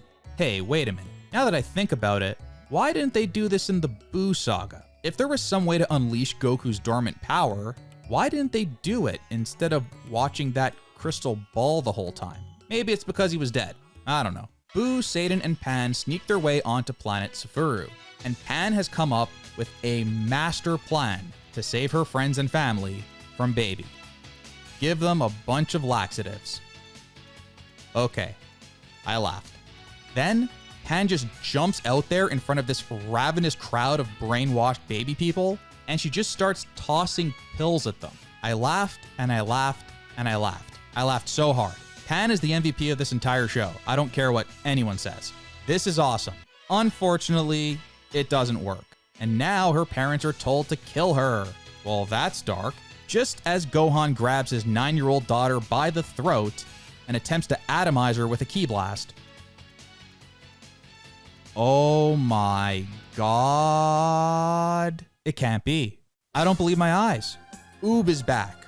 It's been 30 episodes since he last appeared. Remember that little cameo in episode 1? No one has even uttered his name since then, let alone seen him. We learned that Oob has not been brainwashed by Baby yet. How did he get to planet Sefuru? I don't even care. I'm just happy to see my boy, finally. I know GT doesn't have a great track record up to this point, but this is perfect. Oob has to do something here. He has to slow Baby down. He did 5 years of training with Son Goku. He has Kid Buu level potential. That's OP. This is it. This is his moment. He's gonna buy time for Goku for a few episodes, enough time so that Goku can complete his training and return to Earth. This is working for me. I'm hyped for the next episode. By God, I'm hyped. Oob learns that Goku is dead by Baby's hands. He flashes back to all those tender moments with his master over the years. And by all those tender moments, I mean he flashes back to episode 1 of GT. because that's literally all the footage we have of them together. What, you think they're gonna create new animation for an Oob flashback? You think they're gonna actually show us what Goku and Oob were doing all that time? Bonding, training, growing as a master and a student? Ha ha ha ha ha ha ha. That is not this show. You get Oob footage from episode 1, okay? That's all you deserve. I do have to say, please don't ever jump scare me with GT episode 1 footage ever again. Springing that on someone unsuspectingly is like a crime against humanity. Understandably, Oob is pissed. Baby not only killed his teacher, but then mocks him too. Now, what is one of the only things we actually know about Oob from Dragon Ball Z? Well, when Goku started to make fun of his parents, he kinda lost his shit. He kicked Goku so damn hard that it caused damage. This random kid from some village managed to hurt the strongest being in the universe with a kick. Oob, from what we know, seems to have that same kind of rage power that Gohan had as a kid. That is to say, when Oob gets pissed off, he could do some crazy things, like hurt Goku. So it stands to reason that right now, after 5 years of training with Goku, Oob could approach baby Vegeta's battle power. And if he gets an additional rage boost, maybe he could go even with him.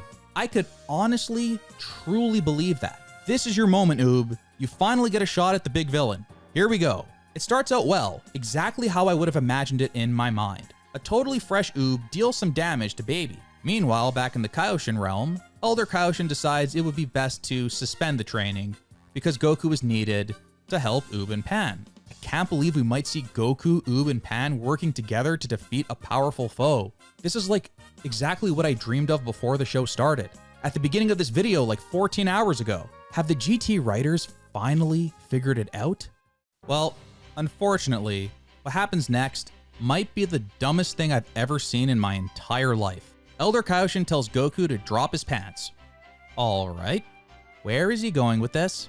We then see a horrifying bump coming out of Goku's lower back. What the hell is that? Well, Elder Kaioshin explains that he made Goku use the coffee grinder to get his tail to grow out. GT, I'm begging you to give me the logic here. Anything. Why? Why would using the coffee grinder make Goku's tail grow out? Let's think about this. We haven't seen Goku's tail since Dragon Ball. After a while, everyone who used to have a tail just kinda stopped having them. It was never explained, but I always figured they just pulled it out when it started to grow back. Like a stray nose hair or something, you just pluck that shit out. Once you start achieving Super Saiyan forms, you really don't need to turn into an Ozaru anymore, right?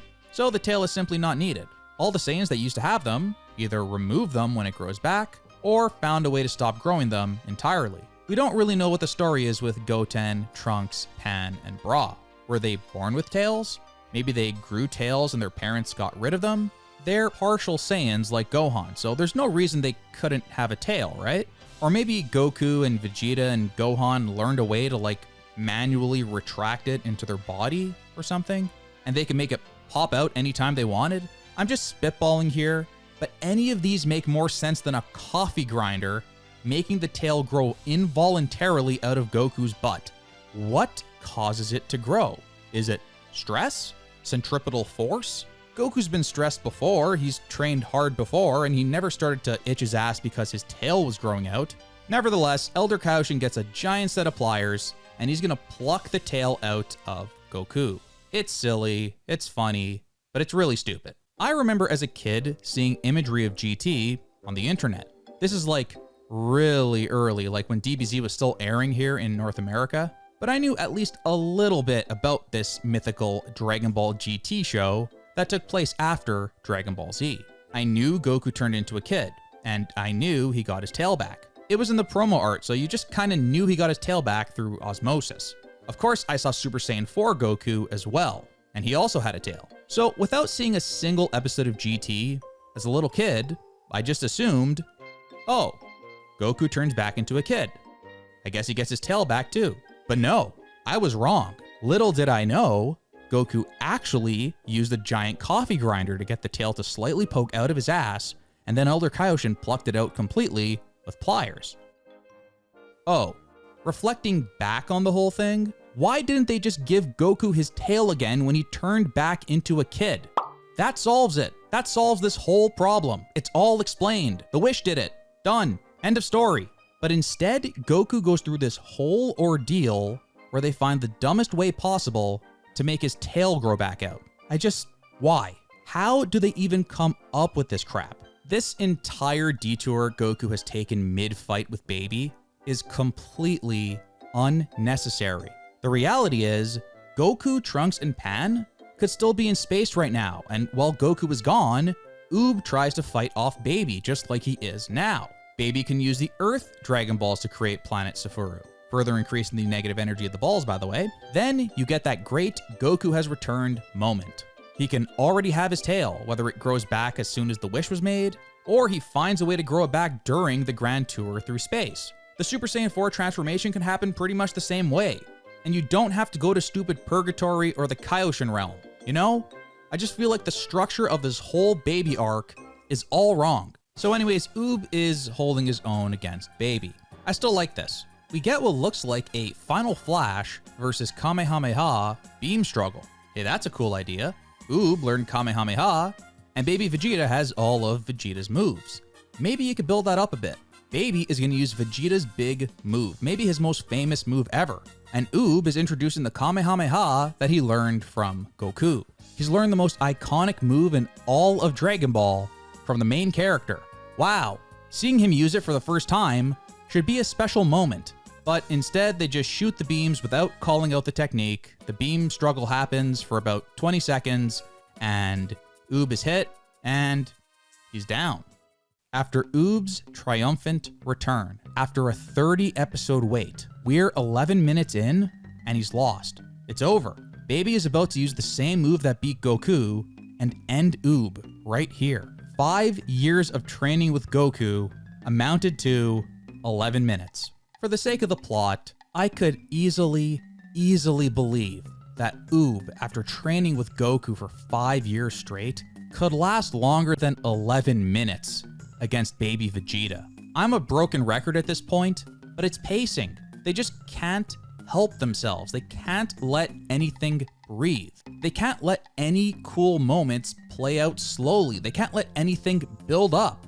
Except the horrible Purgatory episodes. They sure took their time with those. But Oob, after his 30 episodes away, gets half an episode? Are you kidding me? Are you kidding me? So with Oob about to be defeated, suddenly, Boo realizes that, for some reason, he can't abandon Oob. He has some kind of bond with him. I mean, I like that.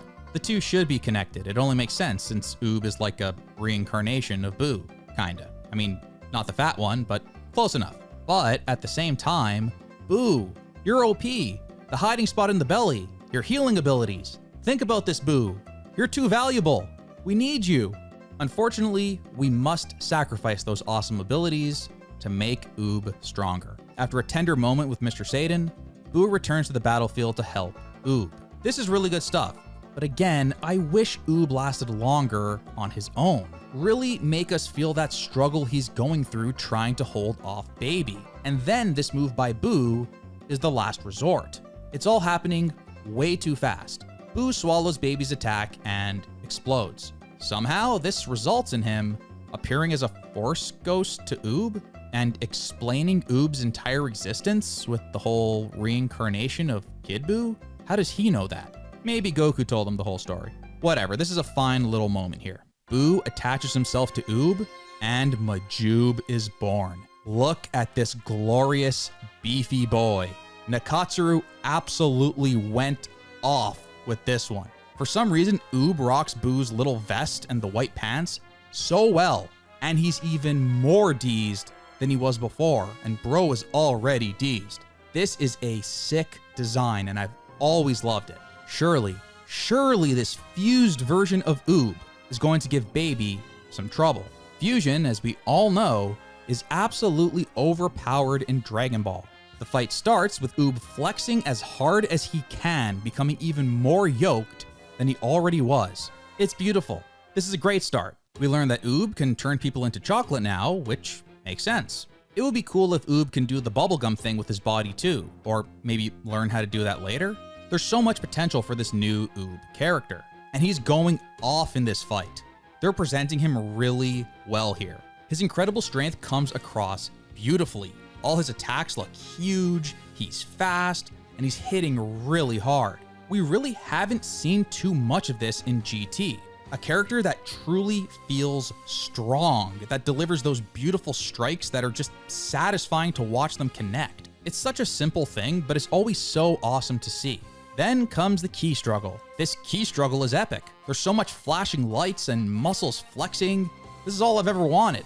And then Oob loses the beam struggle and gets turned into chocolate, and Baby eats him. After Goku wished for Buu to be reincarnated, after the ending to Dragon Ball Z that was all centered around him, and after 30 long episodes of Dragon Ball GT, Oob finally, at long last, got his moment to shine. For one whole episode. Then Majub got half an episode. That's 1.5 episodes total. Then he got Eden. Do you remember Nail?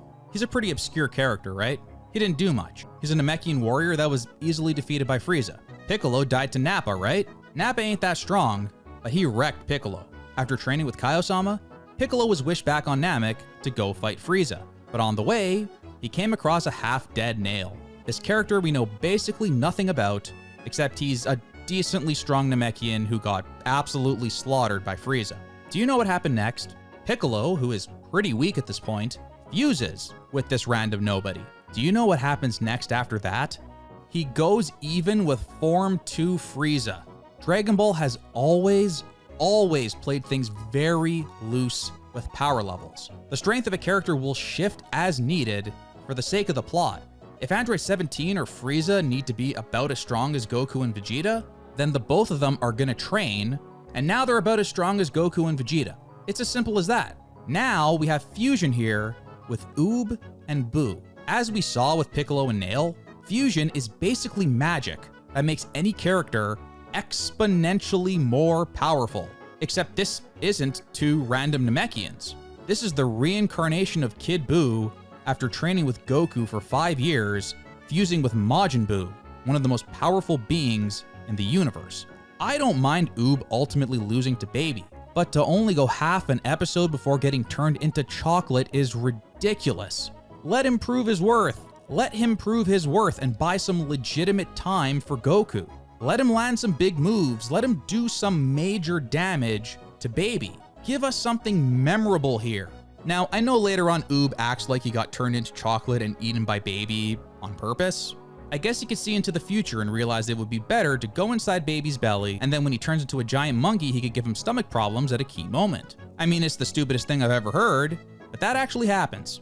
I say you could still do all of that, but maybe beat Baby up a bit first, soften him up for Goku, fire the biggest Kamehameha we've ever seen, and show off how great your power is before you pull the Vegito and get absorbed on purpose. Oh well, Oob is gone. We all know GT stands for Goku time, so let's hurry up and get Goku back to Earth already. After a long struggle, Goku gets his tail out and returns to Earth just as Oob is defeated. There is an unanswered question though. What good is a tail gonna do? It's not like Kaioshin said, when we pull out this tail, you're gonna become much, much stronger. Or, once you have that tail out, make sure you look at the moon so you can become a Golden Ozaru and then a Super Saiyan 4. There was nothing like that. He just has a tail now, I guess? What's the difference? Maybe a Zenkai boost? Baby should still whoop his ass. Goku powers up to Super Saiyan 3 in this wonderfully animated scene and rushes him. This all looks great, and I really like Super Saiyan 3 with the golden tail. It's just a slick design. But Baby still whoops his ass. The tail has changed basically nothing. And now Goku is in the exact same position he was in on Earth. Please don't die, Goku. I can't watch you go to purgatory again. I will quit this show if you go back to purgatory. But what happens next is perhaps the most beautifully animated sequence of the entire show. Kid Goku begins to transform. He's getting jacked and more jacked. Look at this beast. Why can't Daima Goku look like this? We get the most spectacular gradual transformation of Goku into an Ozaru with all these rocks flying around and effects. It's just sick from top to bottom. The direction is sick, the animation is great, the art is perfect, and they got Don Don playing in the background. In a vacuum, this is one of the best moments in all of Dragon Ball GT. No doubt about it. It's so awesome. Dragon Ball has a rich history of breathtaking, unforgettable transformation sequences. Whenever a new Super Saiyan form is achieved, we end up with a completely iconic scene. Until now, we've had 3 of them, and they are 3 of the very best moments in all of DBZ. And I think this scene here stands right alongside them. It's basically a perfect scene. But once again, illogical storytelling rears its ugly head. Goku has his tail back, which means he can transform into an Ozaru. There is only one problem. Earth has no moon. It's been destroyed. Twice even. It's established that Kami somehow got the moon back after Roshi blew it up the first time. So in the logic of Dragon Ball, it stands to reason that Kami or Dende could have brought the Earth's moon back after Piccolo blew it up. However, there is no indication that that ever happened. I say, why not bring back the moon to make this scene work? Well, it turns out the moon isn't even actually necessary. We learned that the Ozaru transformation is actually caused by Bruits waves that are absorbed by a Saiyan's tail. While the moon is an easy source of Bruits waves, it's actually any celestial body that could give them off. Wait, the sun is a celestial body. Can the sun turn a Saiyan into an Ozaru? I don't know. It's all a bit messy to me. It feels like the writers wanted to turn Goku into an Ozaru, but then they realized the Earth has no moon. And I guess there's no moon on planet Safaru either, but there's plenty of moons in the Milky Way galaxy. Instead of spawning insanely close to planet Earth, why not just give Safaru its own moon and not screw with the established lore? I don't know, this might come off like a nitpick, but I always liked the idea that the full moon is what caused this transformation. And if there was no moon present, the Saiyans themselves were smart enough to develop a technique to create their own moon. Using the Earth as a substitute for a moon, I never really liked that. I always thought it would be cool if Vegeta taught Goku the moon technique, just for fun. Like as a just-in-case kind of thing. Maybe they're exhausted from sparring one day and start telling each other stories. Goku can tell Vegeta about his grandpa and how he accidentally turned into a giant monkey and crushed him. One thing leads to another, and Vegeta teaches him how to make his own moon. Then Goku, facing certain death against Baby here, notices he now has a tail again, makes the connection, and that's the just-in-case moment. He throws out a moon, has no idea if it's gonna work, and he starts to transform. That way we could keep the rule intact that the full moon causes the Ozaru transformation. But honestly, whatever, it's not a huge deal to me. The Earth is a celestial body, it gives off the Bruits waves, and Goku transforms in this stunning, beautiful scene. This is it. Easily the biggest moment in GT so far. We're no longer looking to the past, we're evolving the story. Goku is achieving a new form, and powers far greater than we ever saw in Dragon Ball Z. It's exciting. Baby can read Vegeta's memories, and he realizes this is the Ozaru transformation. Golden Ozaru is born, and damn do I love this so much.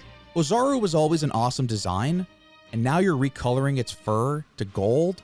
A Super Saiyan Ozaru? It's so simple, but it's striking, and it works. I see it and immediately think, that thing must be so damn strong. I'm hyped. How could you watch that epic transformation scene and not be hyped? This is gonna be so awesome. So there's buzz in the air, right? You're going into the next episode expecting to see Goku as a golden great ape get his hands on Baby and absolutely smoke this clown. Don Don plays, we get a great last episode recap, and then the episode begins. And the first thing you hear is... What? What was that? What was that noise? No, that was not a glitch. There's not something wrong with your speakers. After this epic transformation, quite frankly, a horrifying transformation, our cute little Goku becomes this gigantic gorilla monster. So the GT team saw this and decided, you know what? Remember how every Ozaru has ever sounded? Nah, we don't need Golden Ozaru, the most impressive, the most intimidating, the most powerful being we've ever seen in the entire series to, sound like a monster. What if, now stick with me here, what if he sounded like a cute little cat? And it doesn't happen once. It doesn't happen twice. Golden Ozaru Goku does what I can only describe as cat-like yelps about 5,000 times in this episode.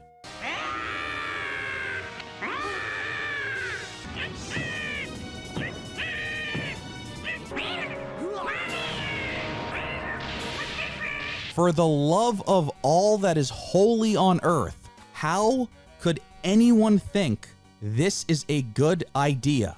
Ozaru has never sounded like this. Goku's transformed into a great ape before.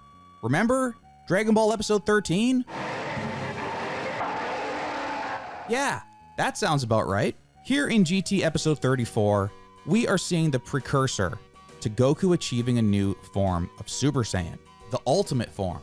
And you make Ozaru, for the first time ever, sound like a cute little cat? Like, did they mean to put a filter on Masako Nozawa's voice and then they forgot or something? Switching over to the Funimation dub, even they realized how ridiculous the original version sounded. So the dub Golden Ozaru sounds like this. Like a scary monster. Early 2000s Funimation, I'm gonna give you a special cookie for that one. Good job, buddy. I cannot get over this. It's so absurd. How could anyone think this was okay? Now I'm imagining the famous Super Saiyan transformation scene from Dragon Ball Z if it was done by the GT team. Yeah, so all the excitement and energy from that breathtaking but horrifying transformation last episode is now gone entirely. This great scene of Baby basically having a war flashback to when his planet was absolutely ravaged by an army of great apes is immediately undercut by cat noises. Like, this is actually a pretty powerful scene. Baby, who has this absolute hatred of the Saiyans, is now directly reminded of his planet's destruction and goes face to face with the defining image of the Saiyan race, the Great Ape. Literally the beasts that destroyed his planet. It's a perfectly written scene for Baby, and exactly the kind of reaction he should have when seeing a great ape again before his very eyes. But it's ruined completely by how silly it sounds. How can you take anything seriously with a monster rampaging around sounding like this? Anyways, the Super Saiyan Ozaru is slapping Baby around. Outside of the stupid pet sounds, it's pretty satisfying to see Baby getting whooped like this. Goku even uses flamethrower on him, and it's super effective. The ferocious great cat truly has no control here, nearly murdering his entire family in the process. We then cut to the Kaioshin realm for some absolutely bizarre dialogue. Elder Kaioshin says the reason Goku has no control in his Ozaru form is because they suspended his training early and forcibly drew his tail out. I'm sorry, but when did Kaioshin learn how to teach Saiyans how to control their great ape form? Did Vegeta take lessons from the Kaioshin? That's a bizarre line. How would Kaioshin know such a thing that is so specific to Saiyan culture? I always figured Vegeta used it so many damn times that eventually he just got better control over it and was able to talk and stuff. Goku's only transformed, 3 times before this? It's understandable that he'd be unable to control it.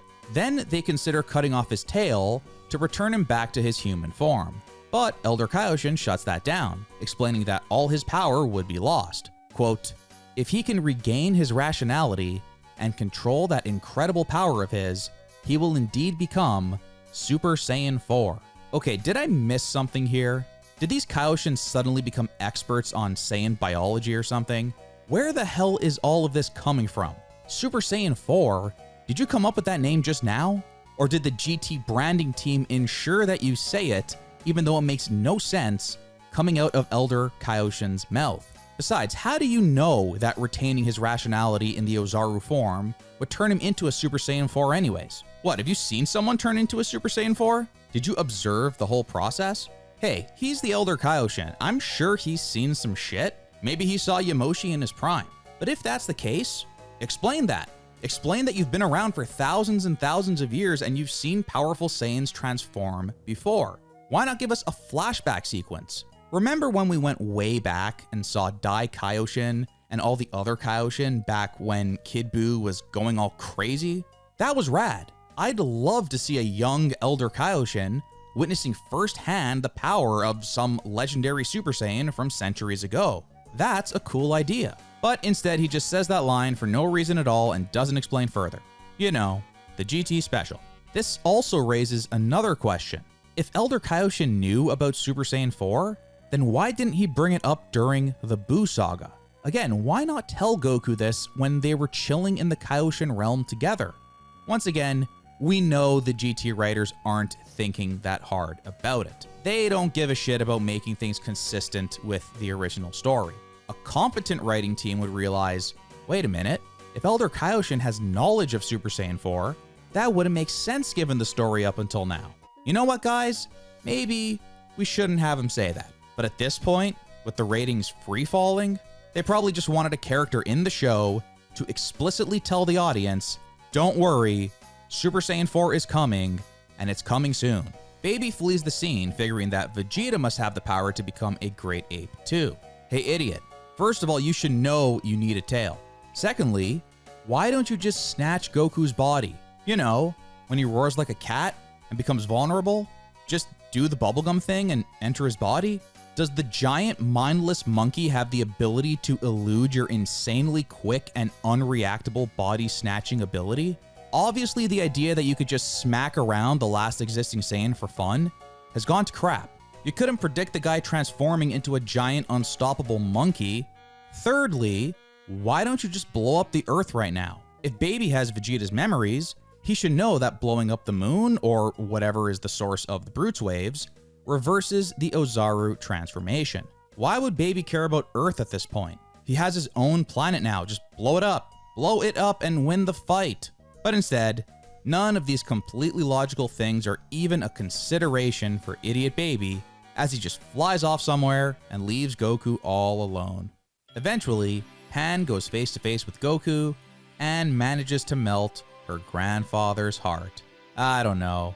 It's a bit cheesy, but I'm okay with cheese. I like this scene, you heartless monsters.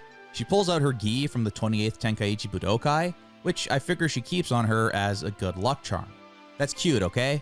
Then a picture flies out of Pan's bag, showing a day at the beach with family and friends. Once again, I wish we, got to see this sequence of them at the beach, even more drawn out. Just a chill, fun day together where the characters we care about interact. Is that asking too much? That would have been a better episode 1 than the crap we got instead. The final straw is when Pan's tears land on Goku's finger. It's an emotional scene. Then, Goku licks it up, complete with a comical, cartoonish licking sound. Man, the audio guys in Japan really dropped the ball on this one. What the hell is this? We have this emotional climax happening while a beautiful Don Don instrumental plays in the background. Is this licking sound really appropriate right now? Again, the dub guys were working overtime, as they had the sense to remove that stupid sound and prevent the scene from being ruined. Thanks to Pan's love, the great golden cat regains control of himself, he shrinks back down to human size, and hell, to wrap this episode up, let's get one more meow for the road. Truly, I will never forget this. The legendary Super Saiyan 4 episode of GT was preceded by the legendary Meowing Cat episode. What were they thinking? Onward to episode 35. Simply put, it's an all-timer. Super Saiyan 4 Goku is born, and I love it. I've always loved it. I know this is one of those things that is totally split within the community, whether Super Saiyan 4 is awesome, or it's over-designed and the red fur is weird, and it's just horribly ugly. But I've personally always been a big fan. I like the Super Saiyan forms that were designed in a way that made it feel like there was a dramatic change for the character. Similarly, I've always been a fan of Super Saiyan 3. In my mind, Super Saiyan 4 is even better. And the truth is, this form is the legacy of Dragon Ball GT. There is no doubt about that. Nekatsuru's Super Saiyan 4 design is probably the single most iconic and popular non-Toriyama Dragon Ball character design, period. Super Saiyan 4 has stood the test of time. You see it all over the place in marketing, in the video games, in stuff like Heroes, and other what-if material. Broly has gone Super Saiyan 4. Bardock has gone Super Saiyan 4. You open up a Japanese magazine that is focused on Dragon Ball, and your eyeballs are assaulted with Super Saiyan 4 imagery. So overall, love it or hate it, Super Saiyan 4 is incredibly popular to this day. And I still think, much like they did with Broly, they're gonna find a way to bring it back into the quote-unquote main canon soon enough. Well, you could probably guess when that paragraph was written. As I was putting this video together, the craziest thing ever happened. In case there was any doubt about Super Saiyan 4's popularity here in the present day, Daima episode 18 answered that question for us definitively with the debut of Akira Toriyama's version of the iconic form. But as I just said, it's no surprise. Super Saiyan 4 finding its way into the official canon was something I totally expected, if for nothing else, the merch. That sweet, sweet merch. Dragon Ball Daima was really just one long commercial for Super Saiyan 4 merch. However, the fact that it happened while I was finishing this video is just priceless.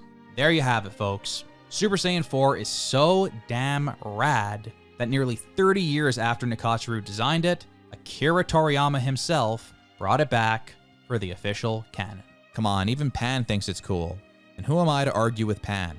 The shots of Super Saiyan 4 Goku in this episode are stunning. They do an absolutely masterful job here making this feel like a huge deal. The incredible Don Don remix in the background helps a lot with that too.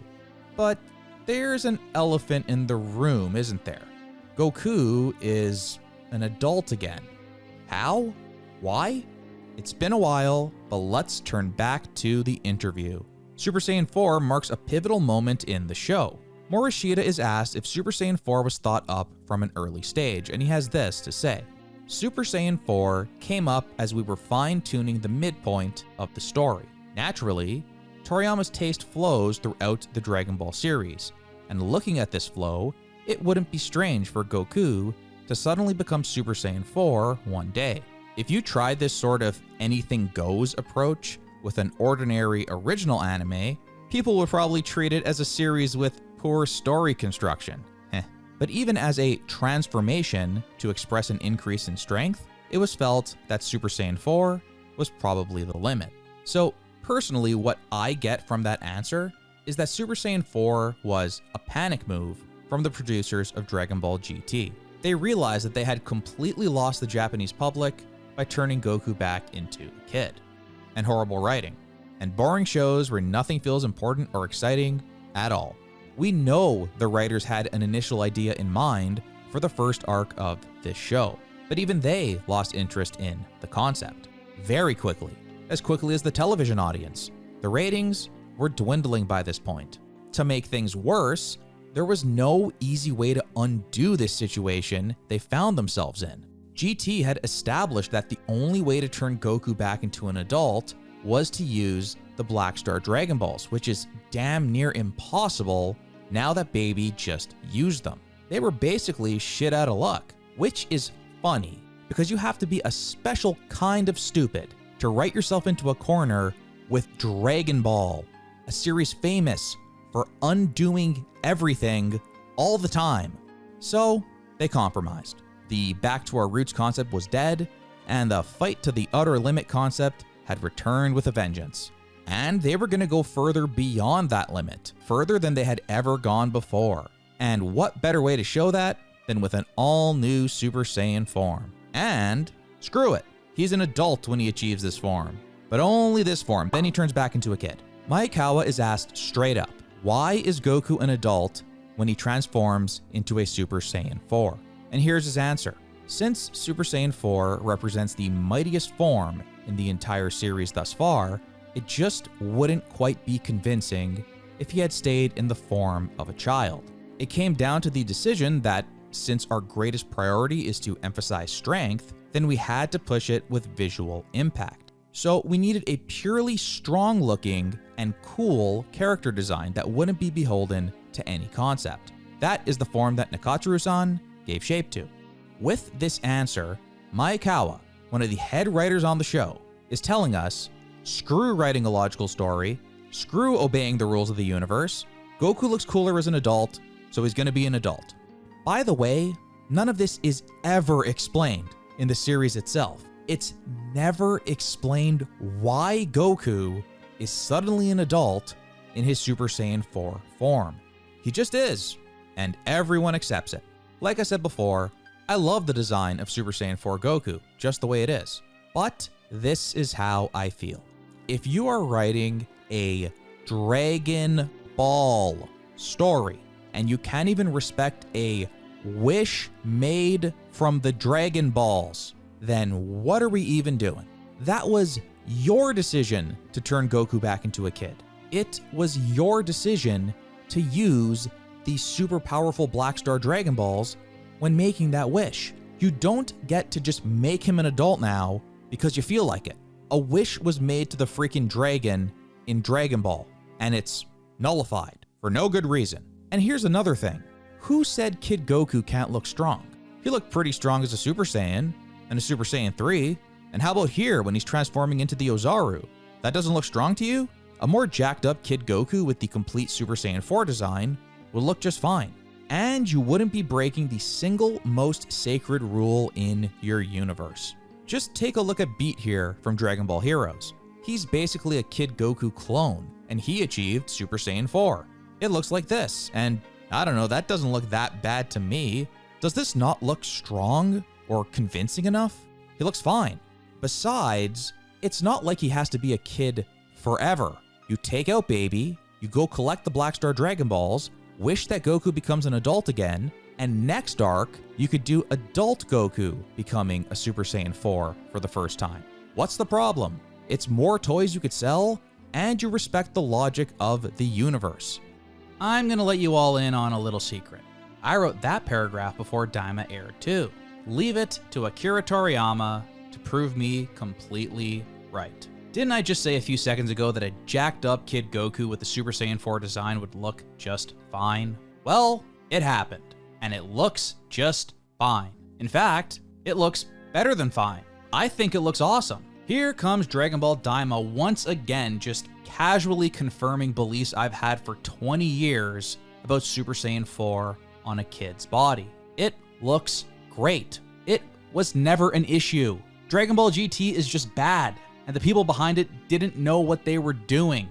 It's really as simple as that. Daima has made fools out of the GT team time and time again, and I think this one is my favorite example of all. Super Saiyan 4 Kid Goku finally becoming a reality feels so sweet after being told for years that it wouldn't look impressive on a tiny little body. Maekawa's quote was always absurd, but it's absolutely laughable now after the events of Daima. It was the first thing I thought of when Super Saiyan 4 Kid Goku popped up on the screen, and I was absolutely laughing my ass off. This doesn't emphasize strength. Super Saiyan 4 Kid Goku beat the absolute piss out of Goma, and it was godlike. This isn't convincing. It was one of the best episodes of Dragon Ball I've ever seen. And just to make things even sweeter, they went ahead and did exactly what I suggested. Super Saiyan 4 appears initially through Kid Goku. Then, thanks to a wish, everyone is turned back to adults, and they do adult Super Saiyan 4 Goku. 2 separate toys to sell. Man, Daima Daima just gets me.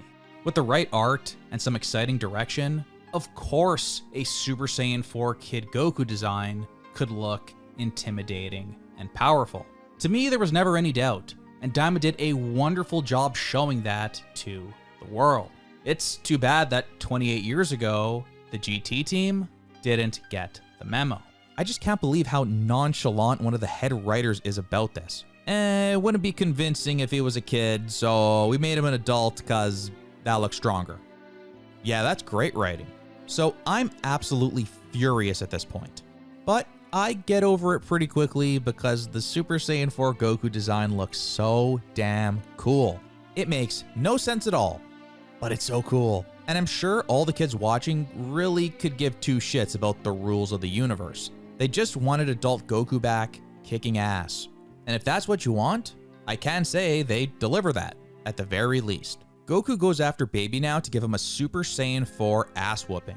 Baby is with Bulma in her lab, and somehow she has reverse engineered the science of the Ozaru transformation process. A Saiyan transforms when they are subjected to Bruits waves of over 17,000 Zeno during a full moon. Well, we learned those Bruits waves are coming from Earth too, and that's why Goku transformed. Idiot Baby doesn't understand why he didn't transform when he should know with Vegeta's memories that you need a tail to undergo the transformation. But before Baby could do anything, Goku arrives and the fight begins. It's a good fight, and Super Saiyan 4 Goku, at last in an adult body, fights as well as you'd expect. Goku tanks Baby's punches with a big smile, which is badass. He takes Baby's strongest attack straight to the dome and isn't even scratched, nor is the ground below him. This is awesome. I love cocky Goku. The vibes here are immaculate. We also learn that Goku is doing all of this only using a fraction of his ki. He's specifically not powering up. So I'm thinking that's smart. If he powers up, Baby can just take over his body. That look of horror on Baby's face tells me all of his plans have gone to hell, and now the dude is in desperation mode. You absorb Goku and proceed to take over the universe at this point, right? You don't risk the impossibly powerful Super Saiyan 4 killing you first, but Goku's not even going to give him the opportunity because he's going to beat him without powering up. That's how unbelievably strong Super Saiyan 4 is. I like it. Could it be? Are the writers actually writing our heroes as smart people that are completely in control of the situation and not total dumbasses? This is your chance, GT team. Super Saiyan 4 can mark a new beginning. Let's focus here and up the quality of the writing for this show, please. But then the dumbest thing ever happens. No, really, this might actually be the dumbest thing ever. It's so dumb that my brain hurts just saying this. Bulma tells Baby to look back at the tower because she has a Bruits wave amplifying device. She has a what? Why in the heck would Bulma have a Bruits wave amplifying device? How? Boy, is that convenient. Where did that come from? Did she build it in the 10 minutes between Goku transforming and now? All these satellite dishes? I mean, we've been off the rails here in GT for a while, but now it's getting truly insane. There is absolutely zero believability here whatsoever. The writers aren't even trying.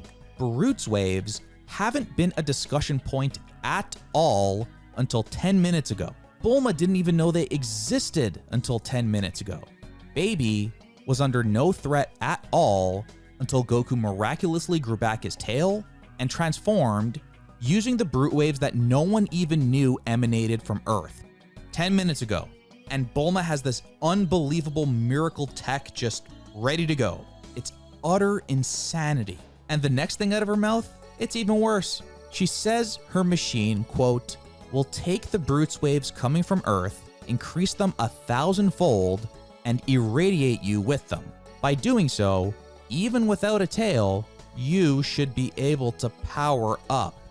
Even without a tail, you should be able to power up? In just 2 episodes, the writers of GT decided, a wish made with the Dragon Balls doesn't matter. We could just make Goku an adult again. And the whole tail and looking at the moon thing to transform into a great ape, it's optional. Bulma could just shoot you up with her magic machine that appeared out of nowhere, and it's the same thing. This is what happens when you don't have Toriyama involved. When you don't have that final voice to say yes to the ideas that are fine, or no to the ideas that are absolutely stupid. These writers are just doing whatever at this point. Stuff is just happening at a rapid pace that not only makes no sense at all, but directly contradicts massive elements of the original story. I mean, forget the original story. We're going against what we just saw a couple of episodes ago. Goku just went through this whole ordeal to grow his tail back, and you're gonna follow that up by having Baby transform without a tail. I'm not a professional writer, but if you're so hellbent on making Baby Vegeta transform into a great ape, why not just have him grow his tail back? I'm not sure if the GT team knows this, but Vegeta is the prince of the Saiyan race. If there's anyone who knows the ins and outs of Saiyans, their heritage, and how their bodies work, it's Vegeta. In fact, when we were first introduced to Vegeta, he did just that. He showed his mastery over the Ozaru form. Not only could he create a moon with a technique he learned, but he could also keep his control after transforming, things Goku and Gohan obviously could not do. So while Goku, who barely has any connection to his Saiyan heritage, may have no idea how to grow his tail back, would it be that much of a stretch if Vegeta just knew? He could simply have his tail pop out anytime he wanted, and now that Baby has Vegeta's memories, he could just grow a tail instantly. Until now, it hasn't been necessary and Vegeta has prevented the tail from growing. But at any time, he could just make it grow out if he wanted to. After seeing Goku transform, of course, now is the time. I mean, I'd believe that. I'd believe that Vegeta and no one else knows certain tricks like that, and Baby can use all those precious Saiyan secrets to his advantage. But no, instead, he doesn't grow a tail. And instead, Bulma shoots him up with the miracle machine that just spontaneously appeared out of nowhere. Oh, and just to add insult to injury, his Ozaru form has a tail. What if you cut his tail off? Would he revert back to his regular form? That wouldn't make any sense. Why does he have a tail as an Ozaru if he doesn't have a tail regularly? This doesn't make any sense. Please, God, make it make sense. Well, I've lost the will to live at this point, but GT continues. It is my curse to keep on going till the very end, no matter how long it takes. Baby transforms into a great ape, or as I will always call him, Great Monkey Baby. Despite all the bullshit, I like the visual we have going on here. It's Goku in his human form fighting an Ozaru and actually holding his own against it. Until now in Dragon Ball, Ozarus have always been absolute monsters. Human-sized characters stood absolutely no chance at all. You had to either blow up the moon or cut off its tail. Otherwise you were dead. RIP Grandpa Gohan. So here we're mixing it up a bit. Super Saiyan 4 is so damn strong that he actually can fight an Ozaru. He could just punch him really hard and hurt him. I like that. For once, after 7 million hours of analysis, there's not much to say here. The Goku versus Great Monkey Baby fight is well animated and fun to just kick back and enjoy. We get a nice callback to the Saiyan saga where the Ozaru has Goku in his hands and he's squishing him alive, but this time, Goku turns the tables, bursting out of that shit with ease. Baby realizes he's losing and starts to play dirty. He goes after Goku's family and then shoots a giant garlic gun at the Earth. Though this scene is a little hard to read. It looks like Goku tries to deflect the shot and fails, and the garlic gun hits the Earth, but doesn't do that much damage, really. I would think a garlic gun shot by Great Monkey Baby would blow up the whole damn planet, but it doesn't really do that much damage, relatively speaking. Either way, Goku is pissed and introduces his signature move for Dragon Ball GT, the Jubei Kamehameha. Honestly, it's just a big Kamehameha, but this move kicks ass. It sounds so damn cool coming out of Goku's mouth, even though he's butchering the Japanese language, and it's always so satisfying to land in one of the video games. Now, the last time someone in the Sun family shot a Kamehameha, Baby stole their body with ease. But come on, you know the writers have forgotten about Baby's body snatching powers at this point.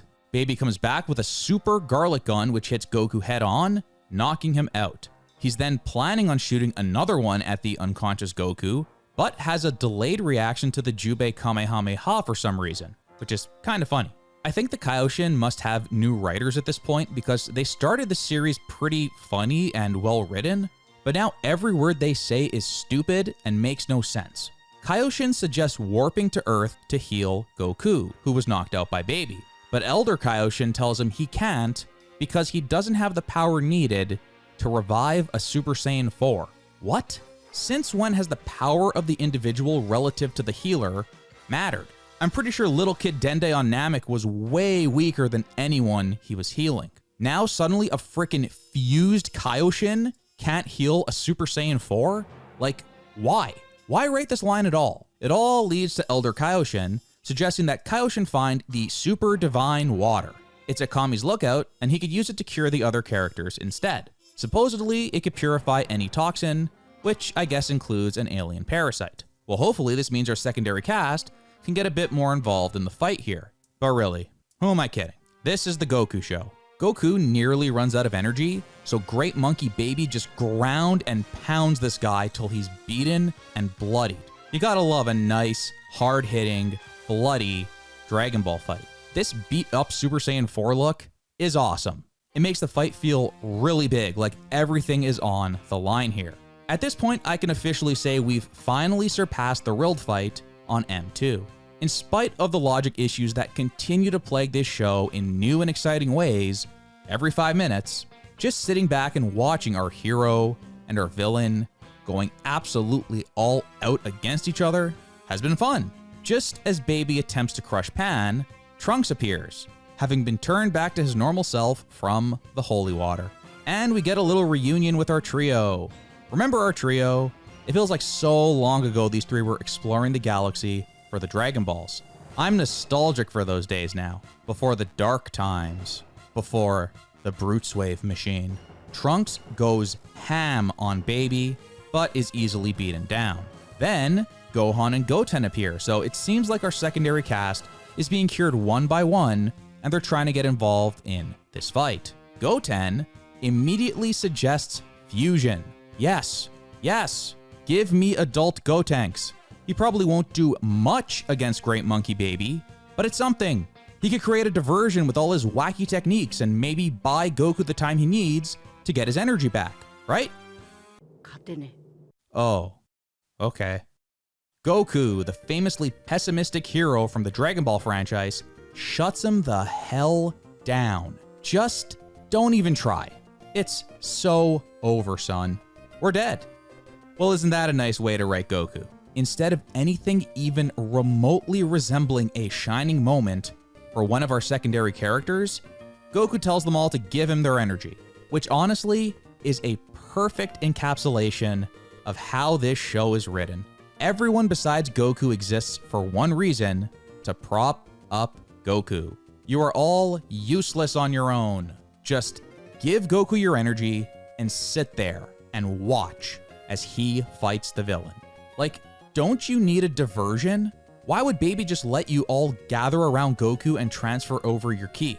Let Gotenks happen, sell some toys, give him a moment to do something fun and drive Baby crazy, while the others give their ki to Goku. You achieve the same end result, but do something creative in the meantime and let someone other than Goku shine.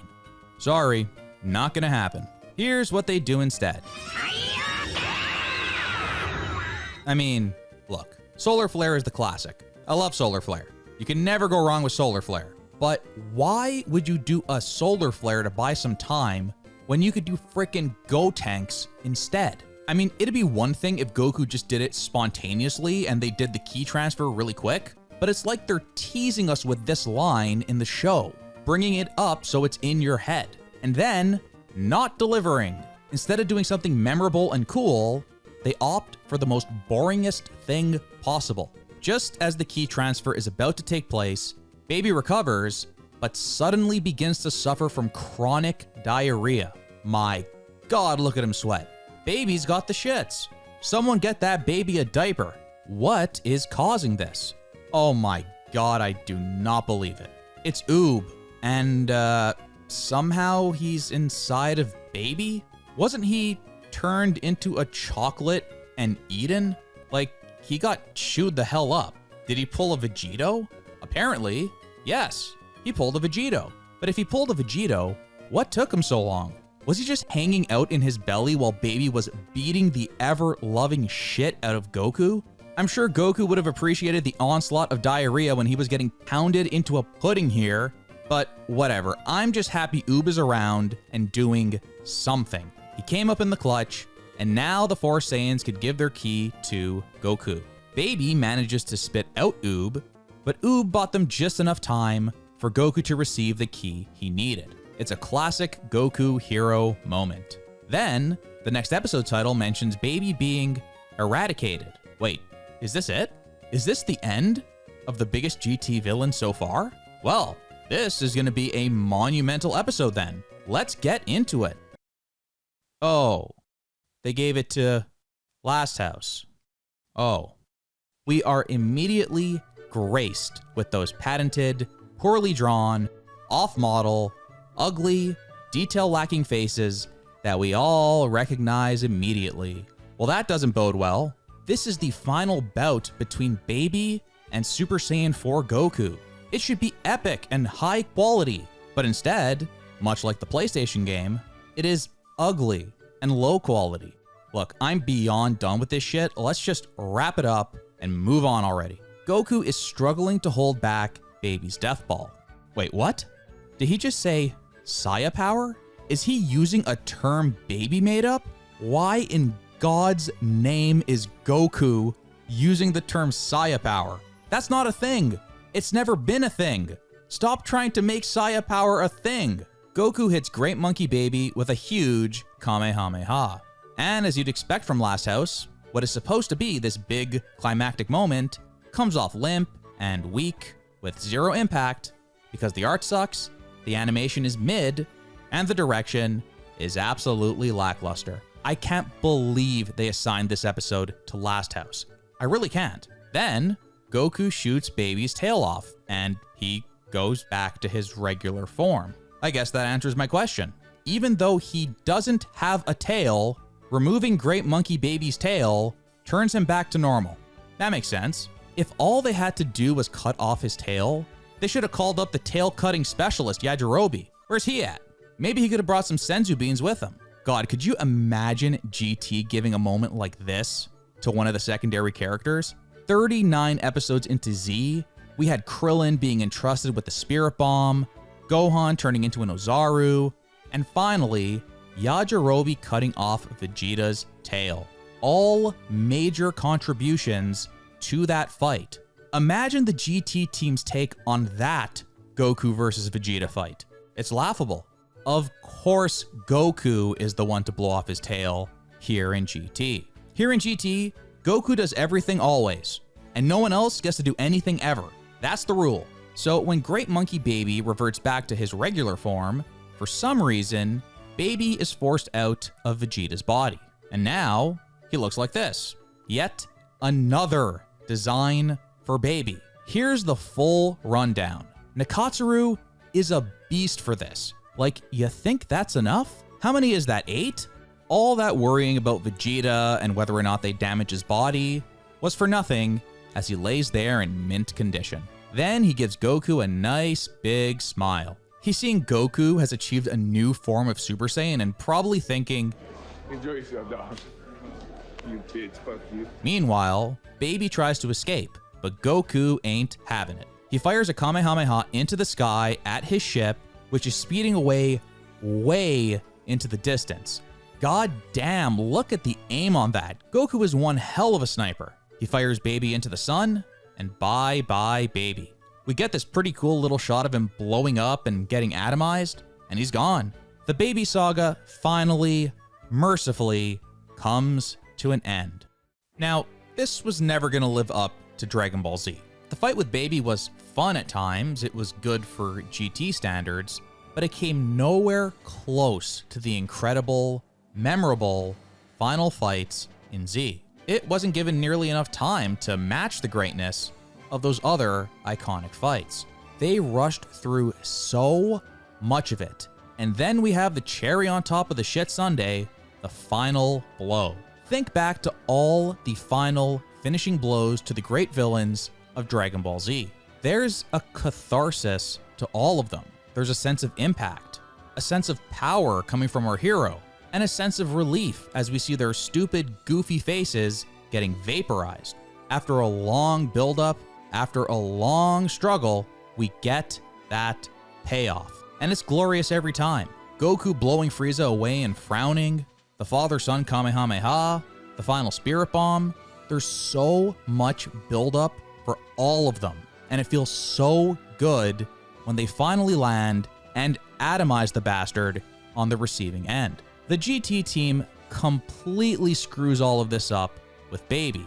As I mentioned before, Goku hits Great Monkey Baby with this Kamehameha, and it's limp. It feels weak. He shoots it, it connects, and Baby is quickly knocked out. There's no tension. There's no buildup. As is always the case in GT, it happens way too fast, and we instantly move on to the next thing. Then, Goku blows off his tail as Baby is already laying there half dead. Baby's already down, he's basically defeated. The tension is gone. Then, Vegeta gets his body back and Baby flees.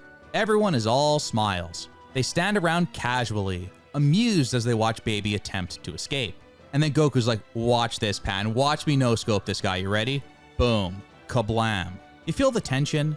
You feel the buildup? No? Yeah, because there is none. After everything that happened with Baby, all the awful shit he did to Goku, his family, friends, and the entire Earth, that's how you end it? This doesn't have to be so hard. To fix this issue and make Baby's demise a little more satisfying, I would have ended this fight with a very simple callback to the Saiyan saga. Vegeta, who is taken over by Baby and transforms into a golden great ape, fires a full power garlic gun at Goku. If Goku can't stop it, it's killing him and probably destroying the Earth too. So Goku gathers everything he's got and fires back the biggest Jubei Kamehameha he can muster. You could have your usual back and forth struggle, but some way or another, Goku gets the energy he needs to finally overpower Baby. You could still blow him into the sun to finish him because that was a nice shot. Yes, in this scenario, Vegeta dies. But big deal, you can wish him back with the Dragon Balls, which adds to the negative energy. I think ending this major arc on a strong note and killing our first major villain in a big, bombastic, and satisfying way is far more important than saving Vegeta's body. Well, clearly the GT team had other ideas. So we end up with this strange, poorly paced, disjointed, and unsatisfying ending where Goku has to eject Baby from Vegeta's body first, then finish him as he's trying to run away. It's crap. Or hey, how about this? Someone manages to get the holy water into Baby's mouth, and he gets ejected from Vegeta's body. So now he'd be like this blue Baby, right? Well, as long as we're pulling things like a Bruits wave machine out of our ass, we could say Baby still has Vegeta's memories and access to all of his techniques. So in a final act of desperation, he shoots a giant garlic gun at Goku, which Goku overcomes with a Jubei Kamehameha and blasts him into the sun just like we saw. There, that's two scenarios. I ask again, does this really have to be so hard? But thankfully, that's the end. Goku is a kid again because reasons. The holy water is sprayed all over Earth as Don't You See plays in the background, which is fun. I think it's always nice to get a vocal insert song. Just as things seem to be getting back to normal, oh no, an earthquake. Ah, you almost forgot, didn't you? The Earth is still in danger. The Black Star Dragon Ball stipulation is about to kick in. It's far too late to attempt to go out and collect them all again, as there's only 2 weeks before Earth explodes. Just how will our heroes deal with this? Enter episode 40, after the defeat of Baby, our heroes have 2 weeks to do something about the Earth blowing up thanks to the Black Star Dragon Ball stipulation. They weigh their options, and the best thing they could come up with is transferring 6 billion people from Earth to planet Sefuru using spaceships and Goku's instantaneous movement. Once again, they use Mr. Satan's credibility with the general public to convince everyone on Earth to cooperate with the plan. And it works. Slowly but surely, they transport billions and billions of Earthlings to planet Sefuru, one baseball stadium at a time. This is where we get a number of cute little cameos, including the only other appearance of Pilaf after he kicked this whole shit show off. Now, call me crazy, but wouldn't it be a lot easier to just use the Earth's Dragon Balls and wish for everyone to be transferred over to Sefuru? We're about to lose the Earth Dragon Balls when the planet explodes, right? So why not get one more use of them for the road? With everyone splitting up and searching for a Dragon Ball with their own Dragon Radar, how hard could it be? But for whatever reason, they decide to manually teleport every last human, animal, and dinosaur off the planet. One family accidentally leaves their kid home alone, realizing too late that their son isn't with them, as the Earth is a literal hellscape on the verge of destruction. Goku goes to find little Kevin McAllister, but Piccolo is there to save him first. Piccolo, you're alive? I thought you got blown away by Baby. What was this? Did that not kill you? Where have you been, buddy? I still have some questions I was really hoping you could answer. Have any comment on the Black Star Dragon Balls you made that are about to end this planet's existence? Want to explain the stipulation to us? How you came up with it? And why you came up with it? Why would you create a set of Dragon Balls that blow up the planet they are used on a year later? You had to know it takes far longer than a year to recollect the Dragon Balls. This was hundreds of years before a Dragon Radar was invented. And they fly across the universe too? That means the planet is virtually guaranteed to blow up after the wish is made. Explain yourself. Explain the stipulation and the logic behind it. No? You're not gonna do it? No, I guess not. Goku finally runs out of ki, but luckily Piccolo is there to hook the homie up. Goku teleports to Sefuru while Piccolo is holding onto his arm, but Piccolo doesn't teleport with him. Whoa, wait a minute. I thought instant transmission takes anyone Goku is touching with him. Remember that one time? I'm pretty sure Cell didn't want to go with Goku here, but he didn't have a choice. Well, for whatever reason, Piccolo isn't affected by the regular rules of instant transmission and stays back on Earth. For the very first time in the entire show, 40 episodes in, Piccolo interacts with Gohan. You know, it's not like they're close or anything. How long did it take Dragon Ball Super to tie Gohan and Piccolo together? Oh, right, episode 1. Right, yes. So we have this emotional telepathic conversation between two guys who haven't communicated at all in this show before this point.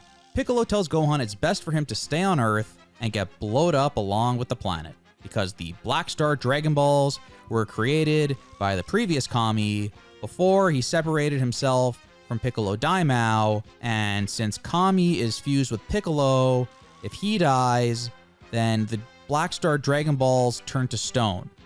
You got all that? Piccolo thinks the same apocalyptic situation is going to keep happening if our characters simply gather them and seal them up again. Or you could, secure them a bit better so a literal joke character can't access them with ease. You could try that, maybe. I don't know. Or I guess you could blow yourself up. Whatever. Sure. This would probably hit a bit harder if Piccolo had done literally anything in this show up until now. He's been invisible, and now his first substantial appearance in GT is him going down with the ship to ensure the Black Star Dragon Balls don't cause this kind of chaos ever again. What should be a pretty powerful moment here just leaves the viewer baffled and confused. And wait, what about that wish Baby made with the Black Star Dragon Balls? Did that start a second, separate year-long timer that is gonna blow up the Earth? Does the stipulation vanish into thin air if Piccolo dies and the balls become inert? What if Piccolo dies a day before the Earth is scheduled to blow? Then he's brought back to life later with the Earth's Dragon Balls. Is the countdown back on, or is that a way around the whole stipulation? Can we use another set of Dragon Balls to wish Piccolo back to life and also wish that the Black Star Dragon Balls stay inert when Piccolo returns? I don't know because the show doesn't tell me. I guess the baby wish is just forgotten. Then Piccolo says that Kamehameha hit him really hard. You got that right, pal. I thought you were dead. Then he reaches down and has a bunch of blood on his hand. What, has he been bleeding from that Kamehameha for the last 2 weeks? What the hell is going on here? Why didn't he go get patched up? What is this? Does he have a pain fetish or something? What is happening? Sadly, the Earth blows up and Piccolo blows up too. Wow, they really did it. The heroes couldn't save Earth in the end. That's a twist. I guess humanity is gonna have to live on planet Sefuru now. Boy, it's a good thing Baby wished for that planet to suddenly appear. At least humanity has somewhere to live now. Predictably, Gohan loses it when Piccolo dies. Can someone please hand Masako Nozawa an Emmy right now? And then, oh boy, I timed it. Exactly 35 seconds after we get this shot of the Earth exploding, this happens. They just wished it back with the Namek Dragon Balls. After all that, the whole episode, transferring people over to Sefuru, the imminent, unstoppable destruction of the Earth caused by the almighty contract that is executed when the Black Star Dragon Balls are used, the whole reason they went into space in the first place. They just used the Namek Balls to undo it.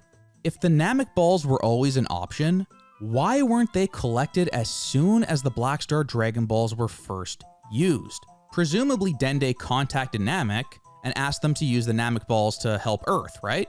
Why did they wait until after the Earth blew up to use them?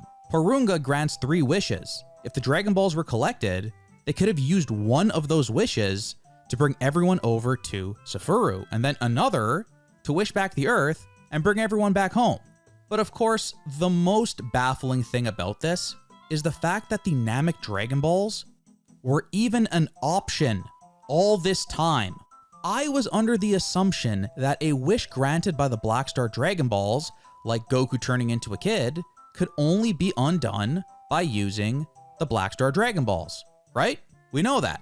That's been told to us. But now you're telling me the stipulation attached to the Black Star Dragon Balls can be immediately reversed by using another, weaker set of Dragon Balls. Am I understanding that correctly? I think I'm gonna black out here. Why, oh why, did that stupid stipulation even exist in the first place if in 35 seconds it was going to be casually reversed? It's like the planet Earth blowing up and all of its 6 billion citizens being transferred to an alien planet was just a mild inconvenience for a couple of weeks. The big bad timer ticking down in the background for 40 episodes, the stipulation that started the whole grand tour through space in the first place, is undone in 35 seconds. I can't believe they thought this was okay. This is Dragon Ball GT, the show where nothing means anything. Wishes don't matter, stipulations attached to the Dragon Balls don't matter, rules of the universe don't matter, it just doesn't matter. Nothing matters. Really great effort here trying to continue Toriyama's story, guys. After shit like this, is anyone surprised that the Japanese public lost interest in Dragon Ball? Is anyone surprised that more and more people tuned out of GT and the series ended after a mere 64 episodes? Is anyone still surprised that Dragon Ball actually died for 5 years in Japan after this show aired? Because I'm not at all. And so the baby arc truly comes to an end. It's honestly a bit hard to even say where it started. The Back to Our Roots adventure through space became a fight to the utter limit DBZ style saga so gradually, I hardly even noticed. No matter how you frame it, the baby arc is the longest arc in all of GT. And it was still way too short. The amount of stuff they cram into those episodes makes your head spin. The pacing is absolutely atrociously fast, and in the end, nothing feels like it matters. There are a lot of good ideas here, ruined by terrible execution. Illogical writing plagues the story and our characters time and time again. And our secondary characters do absolutely nothing outside of, what? Majub giving baby diarrhea in the clutch? To summarize the last however many hours, it was just a crappy Cell ripoff. Hopefully with the next arc, we can get something a little more original. Following the insane events of the baby arc, we get some cooldown time. You know, just like in DBZ, we get a few episodes between arcs to just chill out with some low stakes fun. And by a few episodes, I mean one episode. Yep, even the filler episodes between arcs are rushed in Dragon Ball GT. What's the rush, guys? After all that insanity, we can't do 3 or 4 episodes just hanging out? The low stakes scenes between our characters have been some of the best writing of the entire series so far. Give me an episode where Vegeta and Bra go shopping together, or Goten finally gets to have that date. Something, anything. There's so much potential here, but it's never explored. This show can't help itself. It just has to move. The sole filler episode we get between these two major arcs is a Tenkaichi Budokai episode. It's nothing special, but there's nothing wrong with it either. It's no driving school episode, that's for sure, but I liked it. The main takeaway from the entire episode is Goku loses in the Tenkaichi Budokai to this dude in the tight red singlet. This dude is awesome. He beat Goku. Get this man into Sparking Zero. We could do a whole I Beat Goku GT DLC pack with the Para Para Bros, Knockout Gas, and this guy. I don't know about you, but I'd buy that in a second. Just take my money. Oob also gets to experience the true Z Warrior initiation, which is jobbing to Mr. Satan on purpose to keep his whole mystique alive. This is a lot of fun. And with that single episode out of the way, we move on to the next arc. Okay, this is it. GT team, this is the make or break. The first half of the series didn't go as planned, clearly. You had to scramble there and pivot away from your original idea. The Dragon Ball style fun and adventure was short-lived, and now we're strictly operating in the world of DBZ style high energy action. Now GT has a firm identity as we head into this next arc. Very simply, it's a sequel to DBZ when it comes to tone, when it comes to storytelling, everything. We need a new villain that Goku has to punch really, really hard. This is your chance to move forward, just like Morishita said in that interview. You can do anything you want. The story is wide open. Do something totally, uniquely Dragon Ball GT. This is the opportunity for GT to really turn things around. A nice, slow, lengthy arc that isn't trying to be something from the past. So, what do you have for us, GT team?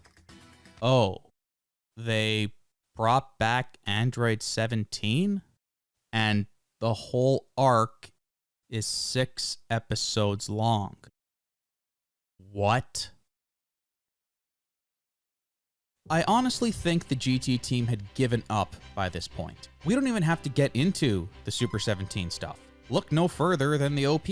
Originally, it reflected the space adventure with the trio, but then it was changed to reflect the new Baby Saga. It would never change again. There was no Super 17 version or Evil Dragons version of the OP. It's like everyone on the team just figured after Baby, we know we're canceled. Who even cares anymore? Let's just get this thing over with. Episode 42 kicks off the Super 17 arc of Dragon Ball GT. And before we get started, I have an important announcement to make here.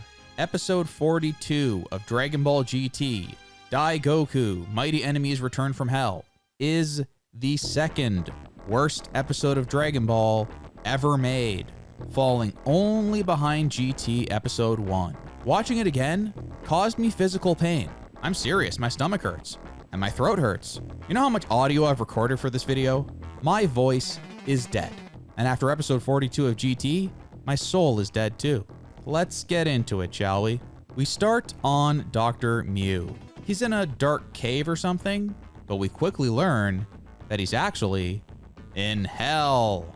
And already, just moments into this arc, something is wrong. This is not the hell we've been exposed to in Dragon Ball up to this point. Hell is supposed to look like this, with the jelly beans and stuff. Remember? Movie 12? The home for infinite losers we saw in DBZ also looked different. We saw it when Goku fell off Snake Way, and when all the villains are gathered to watch the fight with Boo. Funny enough, all those moments where we see Hell in the anime are actually filler. Toriyama never visits Hell in the original manga, and we don't see his version of Hell until Resurrection F. But after the original manga, the anime-only stuff is like the second tier of canon, right? That's where all of Dragon Ball GT operates. So, with all this already established, why the devil would you change the look of Hell to be this dark cave? I mean, could you get any more boring with this design? The jelly beans were unique. Like, unless you have some awesome idea that you simply must use, why not stick to the jelly beans with all the sharp spikes and stuff? What an awesome design for Hell this was. But no, instead we get the dark cave. Maybe the worst interpretation of Hell I've ever seen in all of fiction.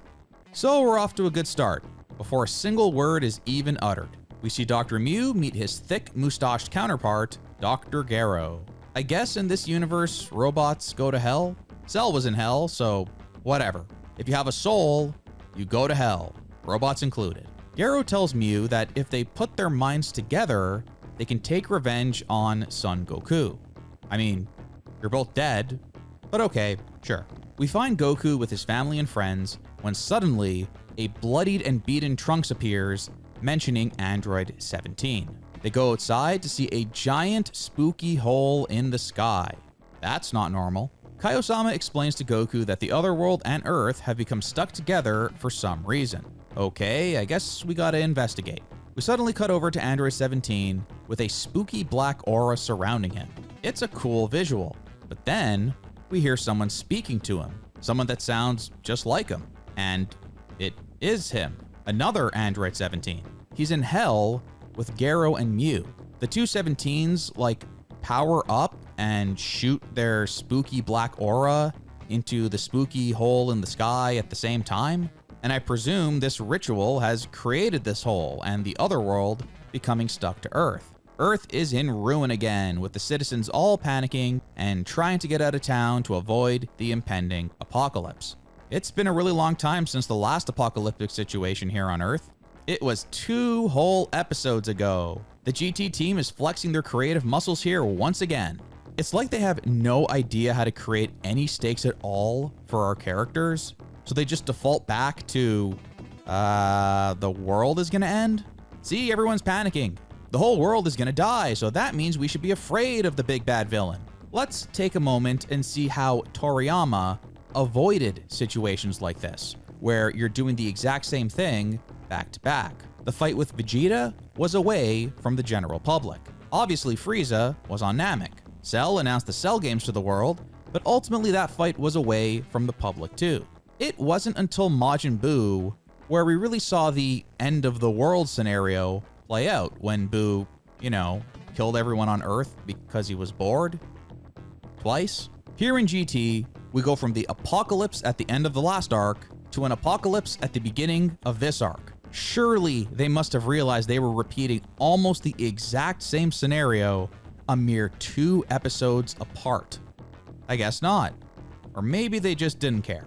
But that's nothing. That's nothing compared to the real issue here. The issue that completely blows my mind. There's a second Android 17 in hell. How is there another Android 17 in hell? He just appears. There's no explanation given at all. Over on Earth, Dr. Gero had a secret lab, right? That's where he created his super powerful androids. Also, remember, 17 wasn't even a pure robot. He was a human. Gero kidnapped the twins and installed cybernetic upgrades within them. He didn't build them from scratch, so we are to believe that Gero and Mew have built a perfect replica of Android 17 in hell. Okay, With what parts? With what tools? With what lab? How? How could you build a robot in hell? Where would the resources come from? It's hell. So, of course, these questions are never answered, and they don't even try. Hellfighter 17 just pops up. He's built, and I guess he's as strong as the 17 on Earth. Also, somehow, the kind 17 that provided ki to Goku during the Buu saga is evil now. We are never told how or why, and somehow this 17 from hell can communicate with the 17 on Earth from hell. Then somehow, some way, they know to power up simultaneously and like send their ki out. Earth 17 sends it to the sky, Hell 17 sends it to this hole. And by doing this, It opened the gates of hell! well, hey, obviously this is all very common knowledge. There's really no need to explain. Everyone knows that's how you open the gates of hell and create a spooky hole in the sky. It even works in real life. If you communicate with your robot counterpart in hell and channel all your ki into the sky and ground respectively, you open a portal to hell. We are not even at the halfway point of the first episode of this arc, and it's already the worst thing I've ever seen in the entire history of fiction. I know now that going forward, every single word coming out of Garo or Mew's mouth is going to be crap, because absolutely nothing makes any sense at all. And when nothing makes sense, and there's no rules, and you could do anything, where is the tension? Where is the build? All it does is introduce questions. If they could build a 17 in hell, why not build more? Why not build an army of 17s? What's the rush? They must have built that 17 pretty quickly, since none of our characters have aged since the last time we saw them. Take like 3 years and build 20 17s and go invade Earth that way. You see how everything starts to fall apart when you just do anything you want, totally unexplained? Garo explains that 17 was originally supposed to have tremendous power, greater than even cells. I get it, you have to make 17 into a threat for our heroes, who have become far more powerful since the Android saga and would dispose of 17 with ease. So you have to give him something. Personally, I like the way they powered up 17 in Super. He's already strong, but he never trained before, so he trained. He also has infinite stamina, so he probably trained a lot, more than even the Saiyans could. Suddenly, come the Tournament of Power, he's close to Goku and Vegeta's level of strength. It's really simple, but it makes sense. I'm sure GT will also have a totally simple and straightforward explanation too, and it'll make perfect sense. Yep. Garo continues, saying 17 was actually incomplete. Well, so far I'm with you. They did come out of those pods early way back when, so he has dormant power because he was incomplete. Okay, but then we learn that the 17 from Hell will join together with the Earth 17 to become one, and this will awaken the dormant power. Okay, now that sounds pretty dumb on the surface, but I'm trying here. I'm really trying here. Garo has a thing with absorptions. He built those hand things that could absorb ki. He created Cell, who could absorb anything. So to me, if I'm being very, very generous, I could believe that 17 and 18 have a secret absorption or fusion ability. Like he programmed his most recent Android models to be able to merge if needed, which makes them exponentially stronger. But since 17 kicked his head off, he couldn't tell him that, so they never knew about it or used it. Besides, they're twin brother and sister. They probably don't want to fuse. That's weird. So with this logic, we could assume the Hell 17 has the ability to fuse also. There. GT never says that. God forbid they even try to explain themselves on some of this stuff, but I'll write the story for them. That's my headcanon, and I'm sticking to it. Then, we get further proof that the GT writers have no idea what they're doing. We learn from Trunks that 17 stopped him dead in his tracks, caused his car to crash, and proceeded to blow his ass away. Trunks then says that ki is the same ki as number 18. Alright kids, can anyone share with the class what's wrong here? That's right, Timmy. You can't sense an android's ki. You know, It was only the entire concept of the android saga. Androids terrorize the Earth, and they do so in secret because they're robots, and you can't sense their ki. So Android 20 is able to catch Yamcha by surprise and do this. The androids go on a road trip to find Goku, and our heroes can't track them. 18 is running away from Cell, and as long as she stays hidden, Cell can't find her and absorb her because you can't sense her ki. Like, did they even watch Dragon Ball Z? Why is this line in here? Trunks could just say, hey, he looks just like 18, and leave it at that. The line about the ki tells you the writers legitimately don't know the Dragon Ball story and the rules of this universe. And obviously that's been clear since episode 1, but this is just another explicit example. So 17 beats Trunks' ass and tells him all the evil beings Goku sent to hell are about to come back and terrorize Earth. And it's like, again? The GT team either doesn't know other Dragon Ball material, or they just have no problem doing exactly what was done in the past. We've literally seen this already with movie 12. But you know, even Toriyama himself has no problem doing exactly what was done in the past, so maybe I should just shut the hell up. So anyways, 17 tells Trunks to tell Goku to come to hell alone. And you're thinking, come on, Goku's not going to listen to this evil villain. Right? Right, Goku? You're not gonna just do what he says. We then come to a point in the episode where quite literally every word that comes out of a character's mouth is wrong. Goku says, damn, with them rampaging all over the place at the same time like this, there ain't any way to defend against them. There isn't? Really? Who are you worried about exactly? You have multiple Super Saiyans and frickin' Majube on your squad. Who would cause an issue? The Saibai men? Nappa? Dodoria and Zarbon? Like, Pan could probably take out 80% of these geeks by herself. The rest are easily dealt with by Vegeta, Gohan, Oob, and the others. What is Goku talking about? Then, Bulma says, if Cell and Frieza were to come back to life like this, what in the world would we do? Defeat them easily? Frieza and Cell have been small fries for years. Goku just went Super Saiyan 4. Oob just fused with Majin Buu, who alone wrecks Cell and Frieza. Like, hello? Why are our characters talking like complete idiots? God damn. Toriyama would never do something as lazy as having Frieza and Cell come back to life. Wait, what are these pictures? Where are these pictures coming from? Why are these pictures here? Anyways, as we probably should have expected, Goku goes to hell alone, just like the evil villain asked. No pressure on him to do so, by the way. It's not like the villains, kidnapped someone or threatened to kill someone and Goku was like forced into it.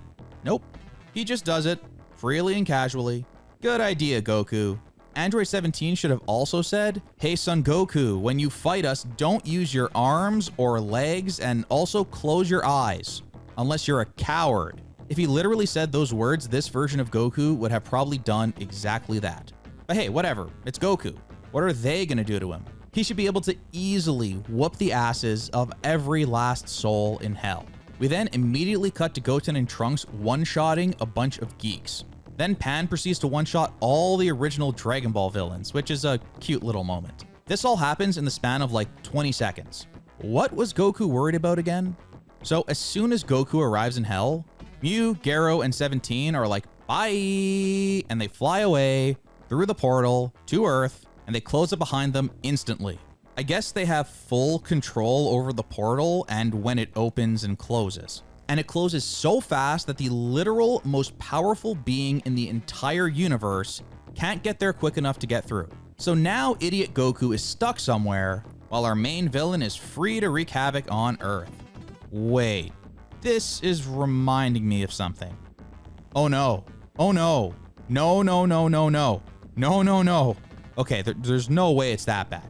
But yes, once again, in the very next arc, we see Goku getting stuck against his will in the afterlife. At least there won't be any stupid comedy filler this time around.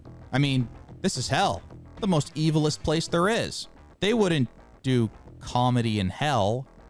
Now, Goku isn't even dead. He's being wrongly imprisoned in hell, right? Why can't he just be sent back to Earth? Where is Enmadayo? Where is Kaioshin? Can't he just do the Kai teleport thing and bring him back to Earth? Do Kaioshin have no jurisdiction over hell?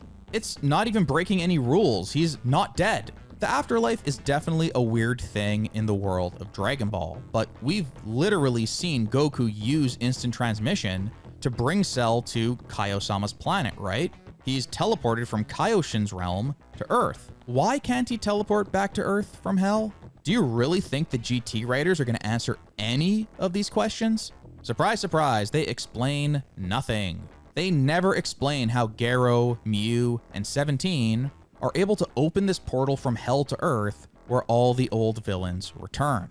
At least in movie 12, when this exact same thing happened, there was some kind of explanation why souls from hell were crossing over to Earth. It was goofy, but at least we see that soul cleansing machine break, Janemba is created, and it starts to cause all sorts of problems. It's something. That's all I'm asking for here. Here's an idea. Where's Kid Buu at? For some reason, we don't see him show up here in GT. Remember that time Buu screamed real loud and opened up a portal from the time chamber to Kami's lookout? That was pretty dumb, but it established that powerful beings in Dragon Ball can like rip a hole in time and space and go from one dimension to another. Why not have Kid Buu create a hole like this one between hell and Earth? Like, for some reason, he gets really pissed off one day, screams, and rips a hole. And then Mew and Garo can use their combined genius to exploit Buu's ability to their advantage. I mean, at least it's based on something we've seen happen before, and it would somehow explain how all these beings can travel from one dimension to another. Instead, the two 17s work together and are just somehow miraculously able to create this portal from hell, I guess. Episode 42 comes to an end, and what a start that was. Boy, am I not looking forward to the rest of this arc.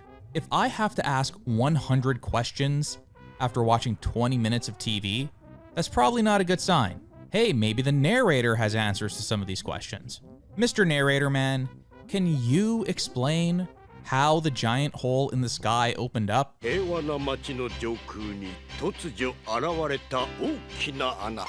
Oh, thanks, Mr. Narrator.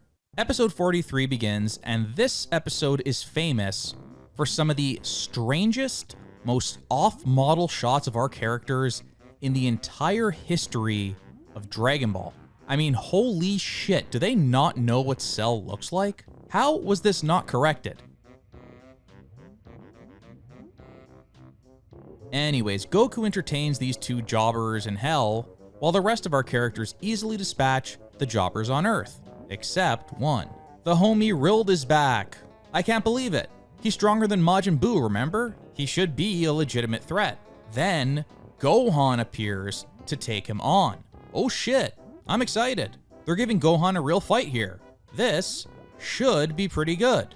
Goku easily defeats Frieza and Cell, but he learns that in hell, they are immortal because they're already dead. Is that how it works? What about the villains invading Earth right now? Are they immortal too? Would that make Hellfighter 17 immortal? Speaking of which, it looks like they're matching up the 17 from Hell with Vegeta. Okay, things are shaping up here. We have Gohan and Vegeta with some legit opposition. They've been given something to do. Hey, at this point I'll take it. It's better than them being evil, mindless zombies. Back in hell, things are going to hell, and I feel like hell watching this. Frieza and Cell use some technique to send Goku down through the ground, to the so-called Hells of Hell. Hi, I have a question. What were these GT writers smoking? How did they even come up with this shit? Goku finds this creepy old lady, and it's comedy. He's being tortured in hell. How hilarious. It's the purgatory thing all over again. Weird imagery, you don't know what's real and what's not, nothing really makes any sense, and most of all, it's a waste of time. Things are just happening around Goku, and you're just waiting for this to end so he could get back to the fight. It's filler. If Goku isn't learning anything, or improving in any way, why is it happening? We then cut to Krillin, Marin, and 18, who are in a car trying to escape the city like all the other normies. And then her twin brother pulls up and begins to murder indiscriminately. 18 is probably having flashbacks to her childhood days, back when she was single and having fun and enjoying her life, not married to this bum. I'm not really joking here. So far in GT, any time we get a rare glimpse of 18, she's bad-mouthing Krillin. You really get the vibe that she's like sick of him. It doesn't even feel like it's being played for comedy either. She's legitimately seething and fed up with this guy and hates her life. But wait, this is something. Something is happening. 18 is talking to 17. This is a character moment. We learn that 17 actually wants 18 to join him in wrecking the Earth. We're nakama, he says. 俺たちは仲間なんだ。 It'll be just like the good old days. What's 18 gonna do? Will she actually leave her boring-ass husband and daughter? I'm intrigued. 18 appears to be brainwashed by 17 and is actually receptive to his suggestion. But then Krillin's voice snaps her out of it. We also learn that Earth 17 really is good, and this is all the result of a brainwash of some kind. You'd think they'd show this to us? Like how the 17 on Earth got brainwashed? How Mew and Garo carried out this grand plan? Like, this is important stuff, and we see absolutely none of it. All we could do is make assumptions because it's like they skipped over the entire beginning of this story. Finding and brainwashing the Earth 17, building a second 17 in hell? Not important. They're just there, and they're evil, and they're creating this portal. So Krillin tries his best to snap 17 out of his trance too.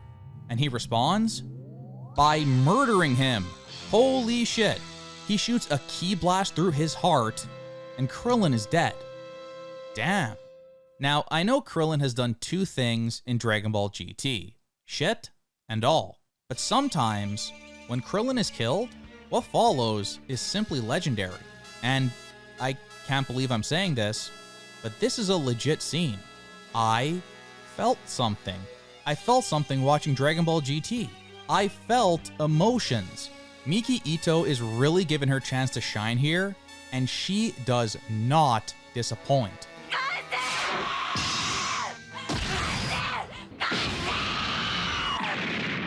Damn, holy crap, she killed it. I mean, it's really Dragon Ball Z that is doing all the heavy lifting here. I care about these characters not because of their role in Dragon Ball GT, but because of the events from the original story. But nonetheless, it's a serious, effective scene between two side characters. We don't get a lot of those. It makes sense that the two of them are interacting. There's an emotional connection here watching all this play out. The scene here between Krillin, 17, and 18 marks the first time this whole arc I've actually cared about the plot and the characters I'm seeing on the screen. And I'm really glad it's in here. They're actually making me care. I can't believe I'm saying this. The GT writing team had a good idea and executed it well?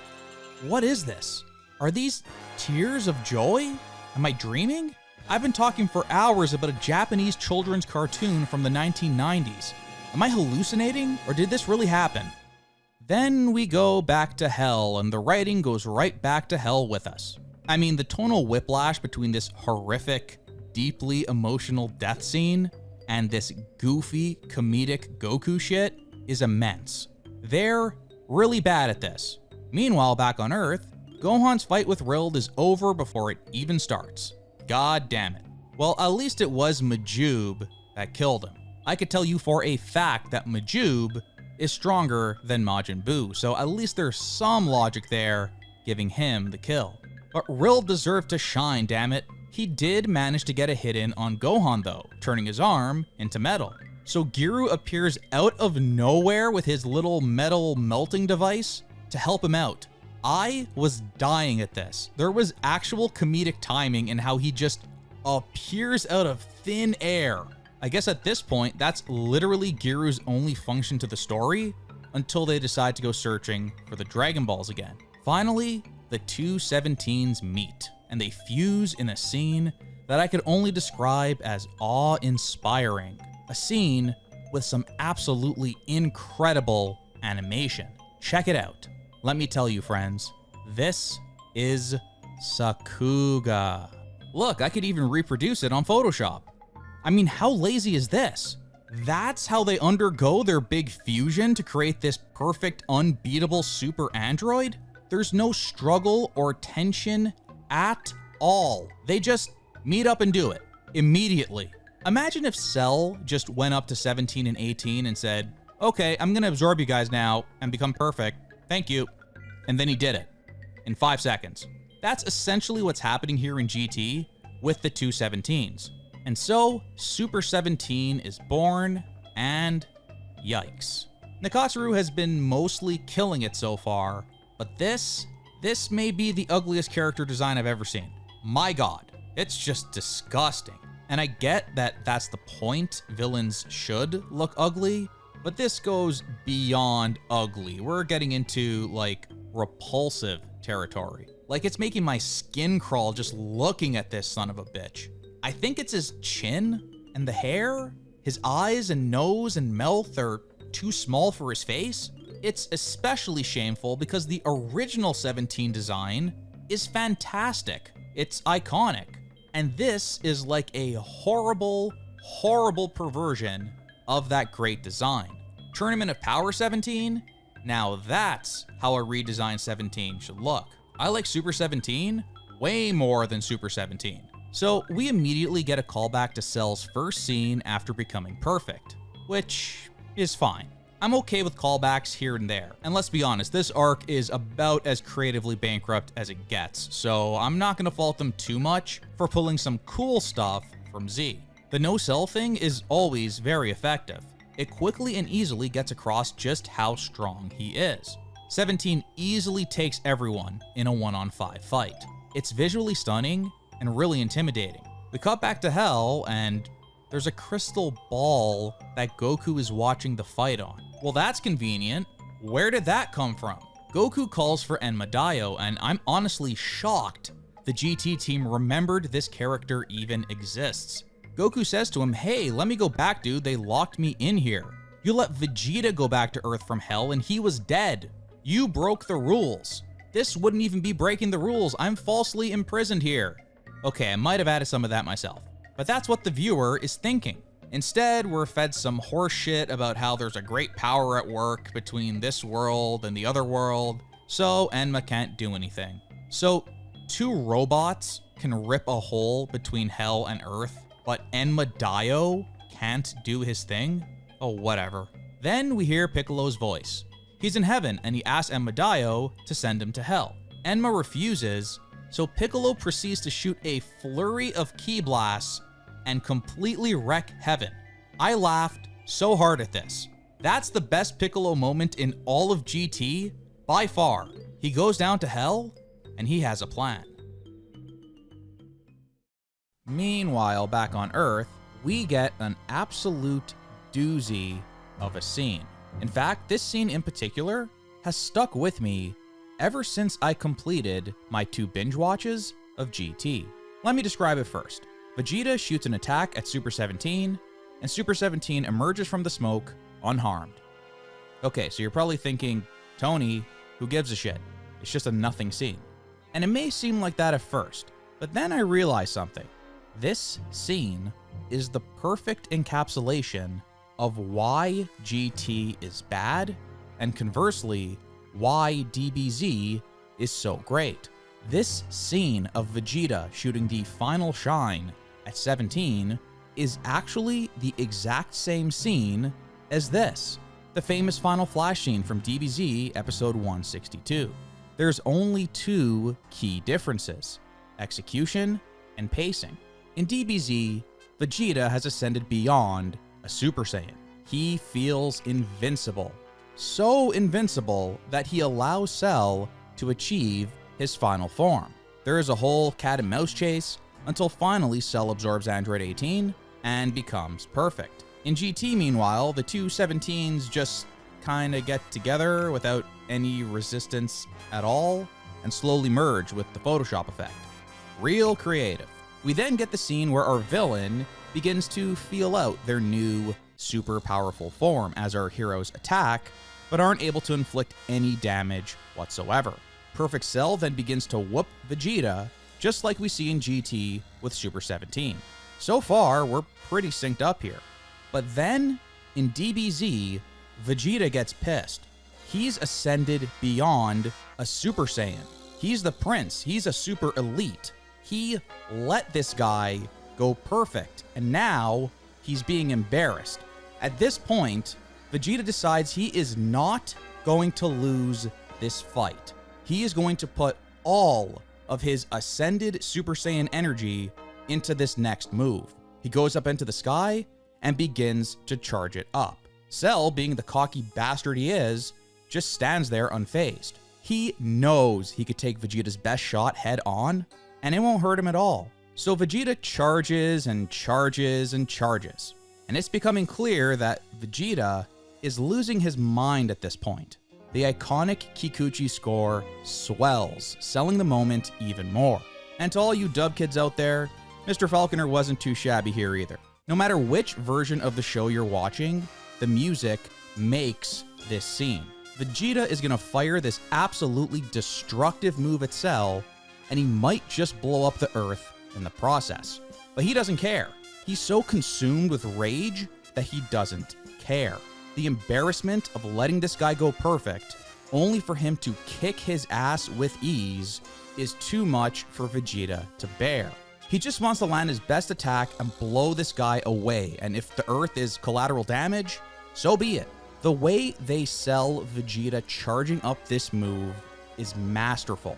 It's like the world is ending. The ground is breaking, the Earth is shaking, the sea parts, dirt and debris is blowing all over the place, and there's lightning everywhere. At this point, Krillin and Trunks are watching all this, and they're horrified. Even though Vegeta is their ally here, they plead with him not to do it.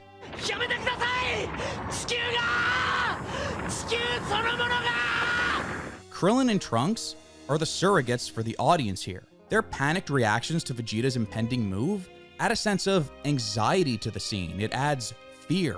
It makes the whole moment feel even bigger. But Vegeta isn't listening. So Krillin freaks out. He's like, this guy's crazy. He's about to do the most insane shit ever. Trunks, we gotta get out of here right now. And then, after all that, he lets it go.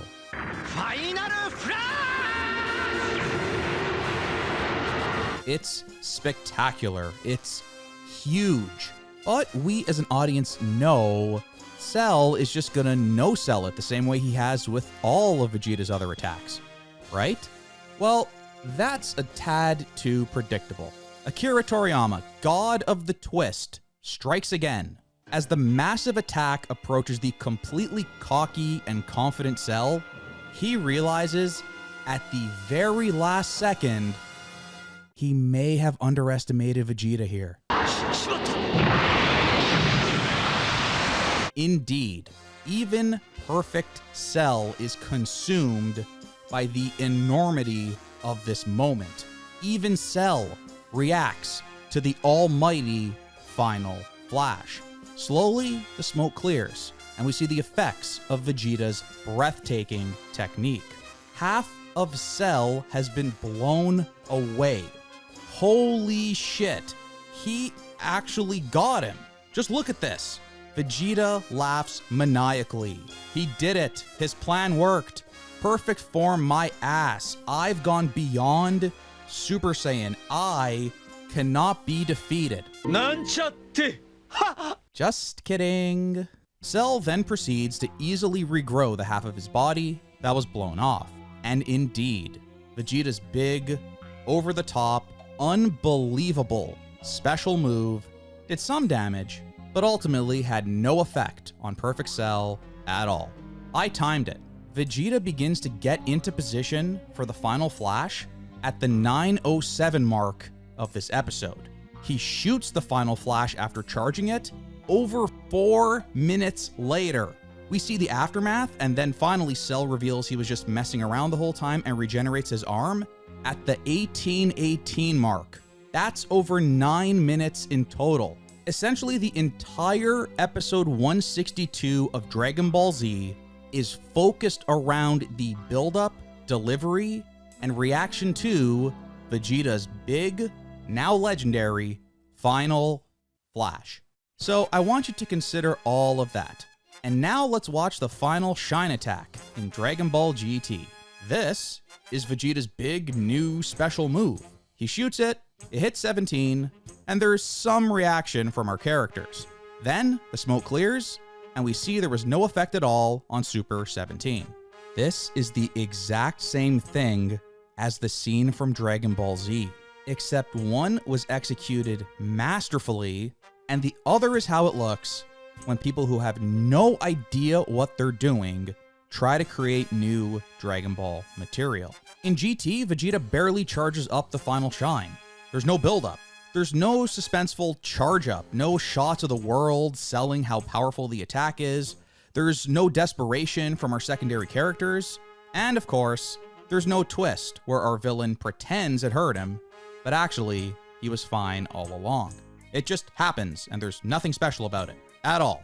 Oh, and by the way, Vegeta charges it up, connects, and 17 reveals he's fine over the course of about 30 seconds. Then we move right on to the next scene. I hope it's clear now just what a difference great execution, proper pacing, and a satisfying build-up and payoff has on what is effectively the exact same scene. It's the same thing on paper, but one has become legendary and the other is completely forgotten. We head into episode 45, and Goku is still trapped in hell, but now Piccolo has come to join him. And you know what Piccolo does? He communicates with Dende on Earth. That makes sense, right? They've done this mental communication before. One is the god of Earth, and the other is a former god of Earth. I could believe that they'd have a magical power to communicate from hell to the heavenly realm. They're gods. So can someone please explain how two robots can communicate between hell and Earth? Because GT isn't going to explain it. That first episode of the arc did so much damage to this story. Piccolo says they need to, quote, direct their concentration towards each other, one from hell and the other from Earth. That's what the two 17s did to create the portal in the sky, and now Piccolo and Dende are going to do the same thing. How did the two 17s know that directing their concentration towards each other would open up a giant portal in the sky from hell to Earth? If Piccolo and Dende can communicate like this, can't Goku focus in on Dende's ki and use instant transmission to get back to Earth? Anyways, the two gods are communicating with each other, but can't seem to sync up properly, even though the two 17s seem to have no problem at all. Goku suggests using the same technique to sync up their concentration that he and Pan used to beat Rilld, which is a cute little callback. The Namekians finally nail it and successfully open the portal for Goku to go through and return to Earth. Well, at least Piccolo got to do something, I guess. It's incredibly stupid that Goku was stuck in hell at all, but it's a secondary character doing something. I'll take it. Meanwhile, Super 17 is using Vegeta as a punching bag, which is real exciting. Just before he kills him, Pan grabs a headlock on Garo, which forces 17 to stop. But no, he's gonna kill Garo instead. Surprise! Mew informs Garo that while they were building 17 in hell, he enhanced him so that he only listens to his commands. Of course, to do this, he used a special computer from hell. Not only does it mine bitcoins, Mew can also use it to program his little hacks into the robots that they build. Good to know. I'm also just now realizing that this is 2 story arcs in a row where Dr. Mew builds a powerful machine mutant that ends up being the final boss of the arc. GT creativity knows no bounds. I'm actually shocked it didn't come out right at the end that Shinron was actually a machine mutant built by Dr. Mew too. We enter episode 46, Goku is back from hell, and the battle with Super 17 can finally begin. Quick reminder here that this arc ends next episode. Seriously, you can't tell me they didn't give up on GT after Baby. 6 episodes for an arc? For reference, the Garlic Jr. arc was 10 episodes long. There is absolutely zero chance to tell an effective Dragon Ball story in only 6 episodes. It's just impossible. And then the actual fight between Goku and Super 17, our hero versus the final boss of the arc, lasts a mere 2 episodes. How could you make a Goku versus final boss fight feel big and special if it only lasts 2 episodes? The fight with Rilld went longer than that. And of course, the baby fight went much longer. But they all pale in comparison to the lengths of the fights in DBZ. Just imagine, without laughing, Goku versus Vegeta lasting 2 episodes. Or Goku versus Frieza lasting 2 episodes. It's completely preposterous, right? Yet, that's exactly what is happening here with Super 17. Unfortunately, no one asked in any of those interviews why this arc is so damn short, but I'd love to know what the reason really was. The fight begins, and at the very least, episodes 46 and 47 are simply gorgeous. There really is so much great art and animation throughout, and in that way, it's a fun watch. That Flash Bomber move is so rad. We then learn that Super 17 has the ability to absorb Ki Blasts. It's kind of like the Android 19 hand things, except it's his whole body. Well, that's pretty overpowered. I guess Goku will just have to punch him really hard. Halfway through episode 46, Goku transforms into Super Saiyan 4, and we can now really kick this shit off. For 1.5 episodes, it's not a great start for our boy. Goku keeps hitting 17 with Ki Blasts, and doesn't seem to realize that 17 is just gladly absorbing them. Goku comes off like a total fool here. He's usually much smarter than this in a serious fight situation. Next, we are reminded that the GT writers have no idea what they're doing on multiple levels. Goku says, your ki will reveal wherever you're hiding. First of all, you can't read an artificial human's ki.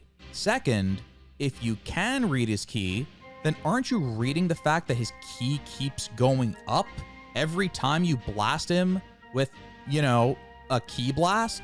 Goku finally does seem to realize 17 is capable of ki absorption. So he shoots a 10 times Kamehameha at him, which 17 proceeds to absorb. Goku, please. Oh my god. I can't go on anymore. I feel like I'm taking crazy pills. This doesn't make any sense. Come on, just 18 more episodes to go. Just 18 more. Come on, we could do this. Goku manages to grab 17 from behind and blow up, almost like the Chaozu explosion, but maybe one step back. It actually deals quite a bit of damage to 17, and we learn that he can't absorb ki unless he flexes his body just right. Sure. After the explosion, Goku basically has nothing left, and he drops out of Super Saiyan 4. Ultimately, the Super Saiyan 4 Goku versus Super 17 fight lasted less than a single episode. Just the second half of episode 46 and the first half of 47. It's pretty amazing just how quickly they're blowing through this fight. Just to put this into perspective, the fight between Vegeta and Zarbon on Namek started in DBZ episode 52, and Vegeta didn't get the W until episode 57. Vegeta vs. Zarbon is a longer, more exciting fight than Super Saiyan 4 Goku versus Super 17. With Goku out of energy, it seems like this fight is over. But then, 18 appears. Holy crap, she's alive. But what could she do against Super 17? She's outmatched. 18 claims that 17 held back when shooting the ki blast at her before, because he was afraid the bomb inside 18 would explode, killing them both. Obviously, he doesn't know the bomb was removed. It's clever. I can't believe it. The GT team did something clever. Who is writing these Android 18 scenes? Is this the only real writer on the team, and everyone else is written by complete jerks? 18 continues to egg 17 on, daring him to fire his shot and risk the bomb going off, which would kill everyone here. Then Mew pops up and he's like, I'm pretty sure you'd survive a bomb going off, bro. You're Super 17. You just whooped the ass of a Super Saiyan 4.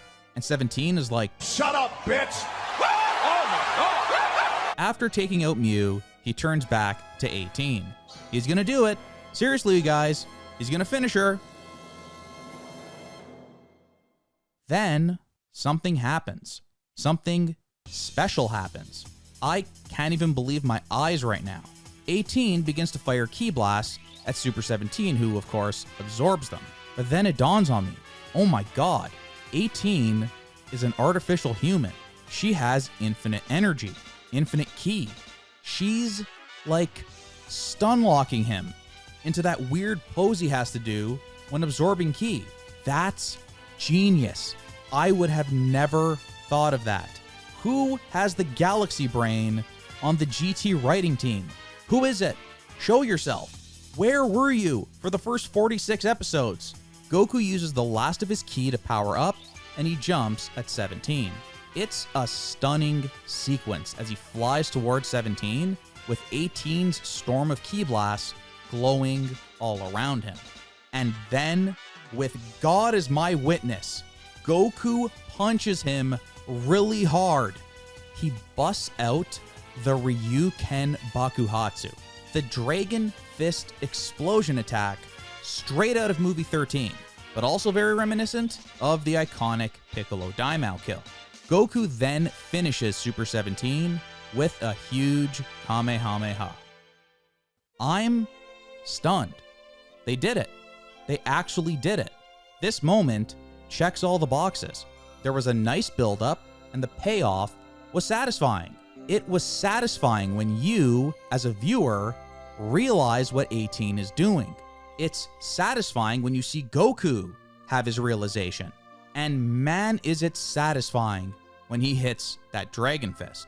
The logic was all there, and it was tight, using the unique quirks of 18's infinite Ki perfectly against Super 17's absorption ability. The pacing wasn't masterful, but it wasn't bad either. It was fine. And at this point, I'll take fine. But most important of all, we finally got to see a secondary character shine. And I mean really shine. Yes, Oob gave Baby the diarrhea in the clutch. Piccolo opened the gates of hell. But those aren't things you're really gonna remember. They didn't really shine in those moments. In this climactic scene, they let 18 be the ultimate weapon to use against her very own twin brother, and allowed her to get that revenge on him for killing Krillin. I can't believe it, but for a brief, glorious moment, I was emotionally invested in Dragon Ball GT. The story, the characters, everything. They did it. This moment might be the single best moment in all of Dragon Ball GT.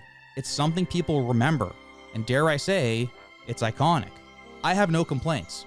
This has been a long video, and I've had quite a few complaints along the way, but none here, and that feels good. In summary, the Super 17 arc was simply way too short to really get invested in. It makes all the same mistakes we saw with Baby, just compacted into a much smaller time frame. Garo and Mew building another Android 17 in Hell might be the single dumbest thing in the history of Dragon Ball, and this arc could never recover from something so stupid kicking it off. Illogical writing, good ideas with poor execution, terrible pacing, it's all here. Our secondary characters are once again ignored, not given anything of real substance, except for that one beautiful moment with 18 and the Dragon Fist. Truly, it's the only exception to that rule in the entire show. Of course, this is going on the list.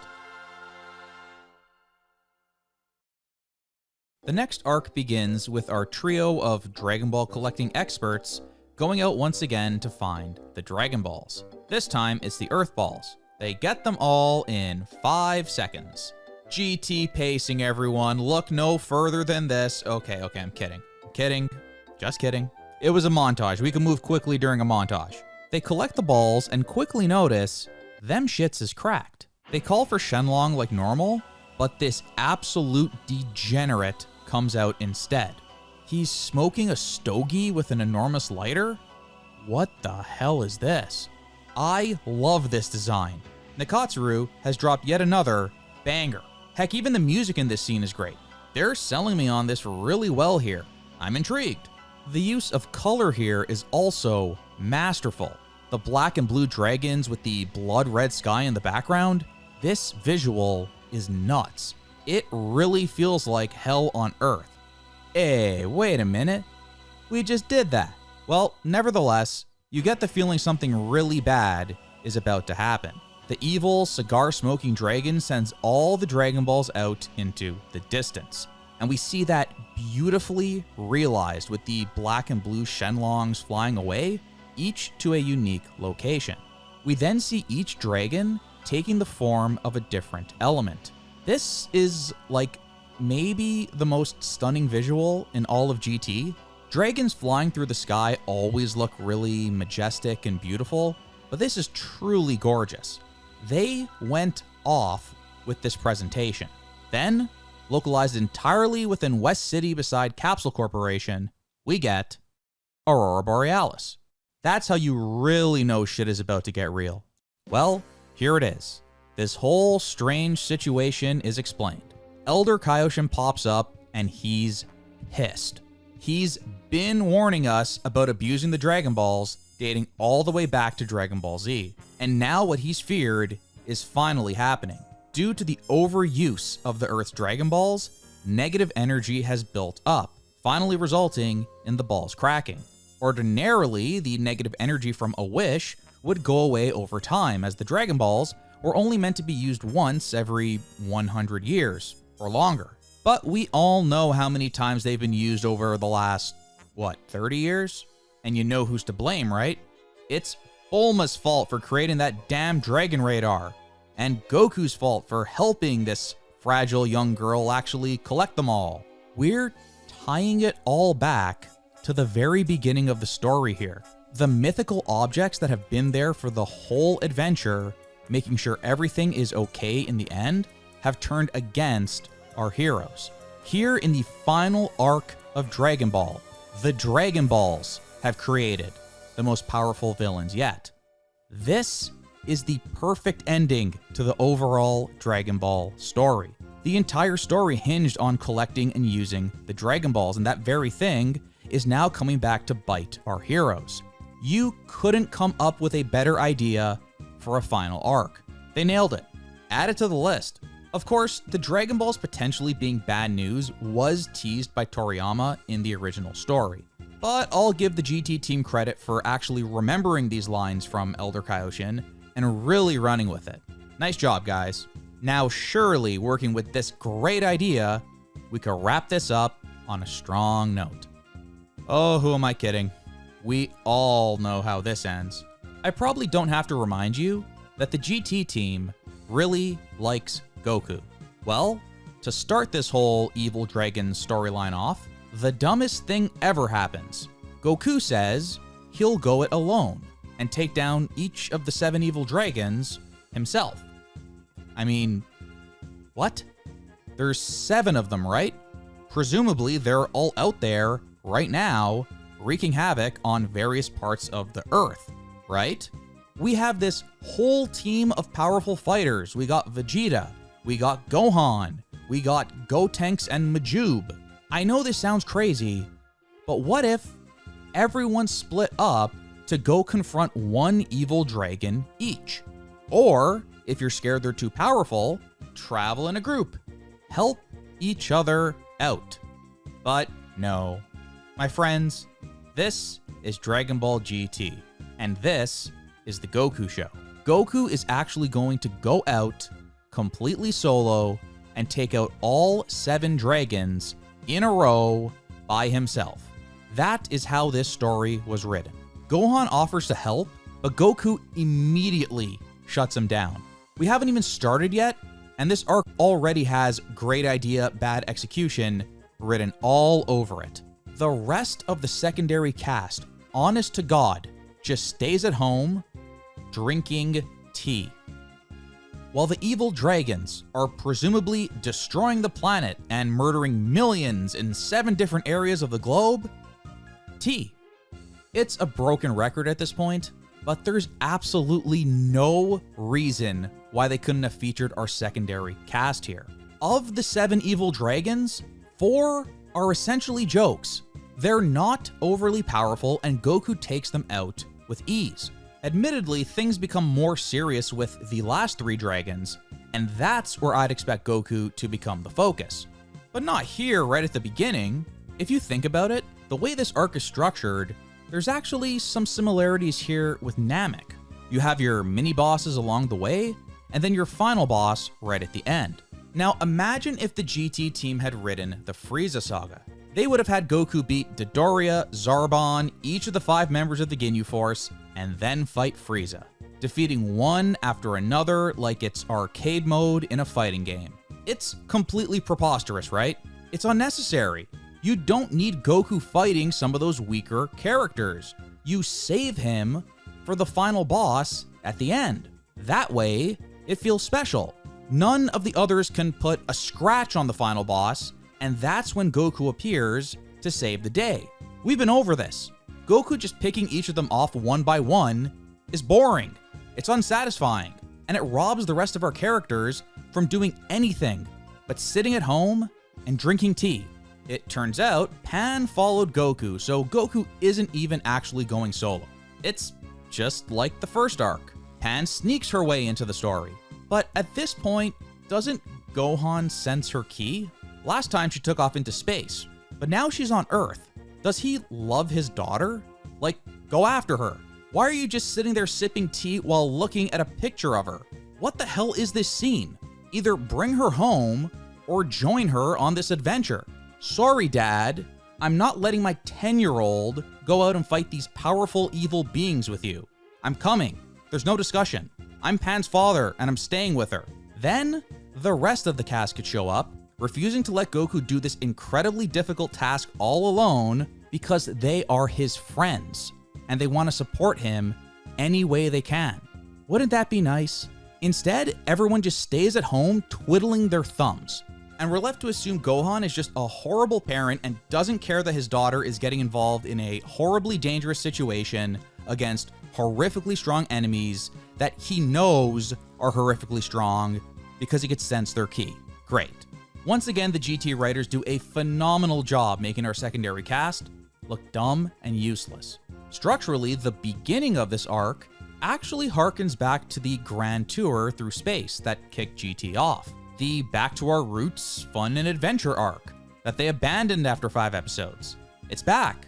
For the first 4 evil dragons, Goku and Pan travel to 4 unique locations on Earth. In 1 or 2 episodes, they solve the problem of the week, defeat the enemy causing it, and get the Dragon Ball as a reward. It's kinda amazing just how much it feels like those early episodes. I thought we were done with the fun and adventure.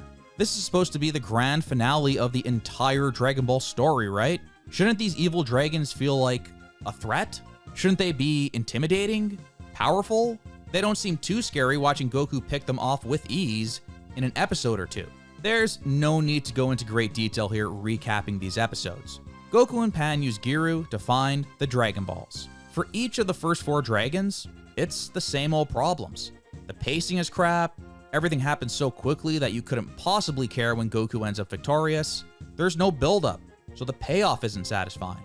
Lack of logic results in some ridiculous moments that make you yell at your TV, and obviously our secondary cast is completely absent. Even Pan, while present, just kinda watches from the sidelines mostly. They find Ran Shinron terrorizing this town and its people by polluting the water and the whole surrounding area, and it's comedy. Not that I have a problem with comedic villains. Toriyama did it all the time. But we're on Dragon number 1, and I'm already skeptical of these evil dragons and how GT will portray them.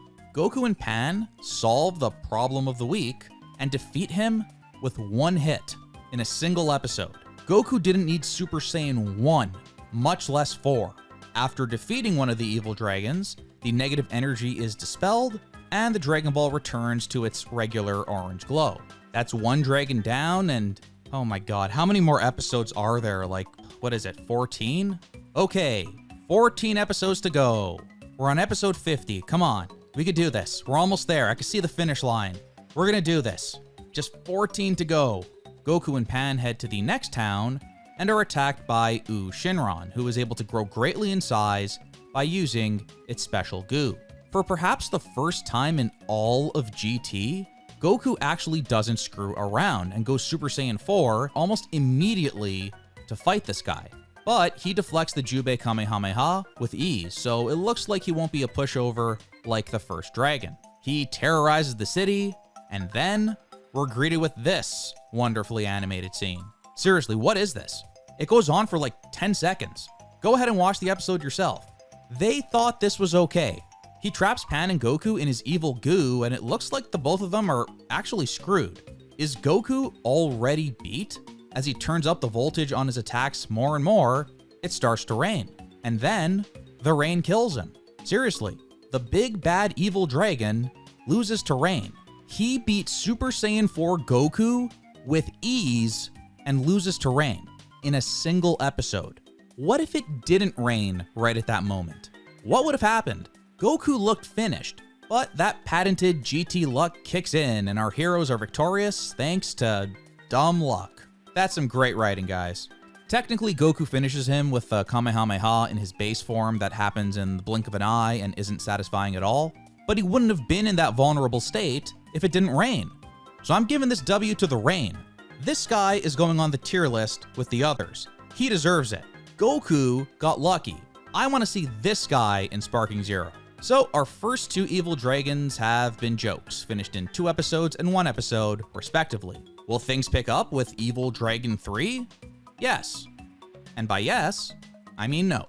What I will give Ryu Shinron is she has a great design. It's easily Nakatsuru's best evil dragon design yet. Unfortunately, it's just another Geek of the Week story. Goku and Pan visit a new village, meet the locals who have a problem, they solve the problem by the end of the episode, and move on to the next one.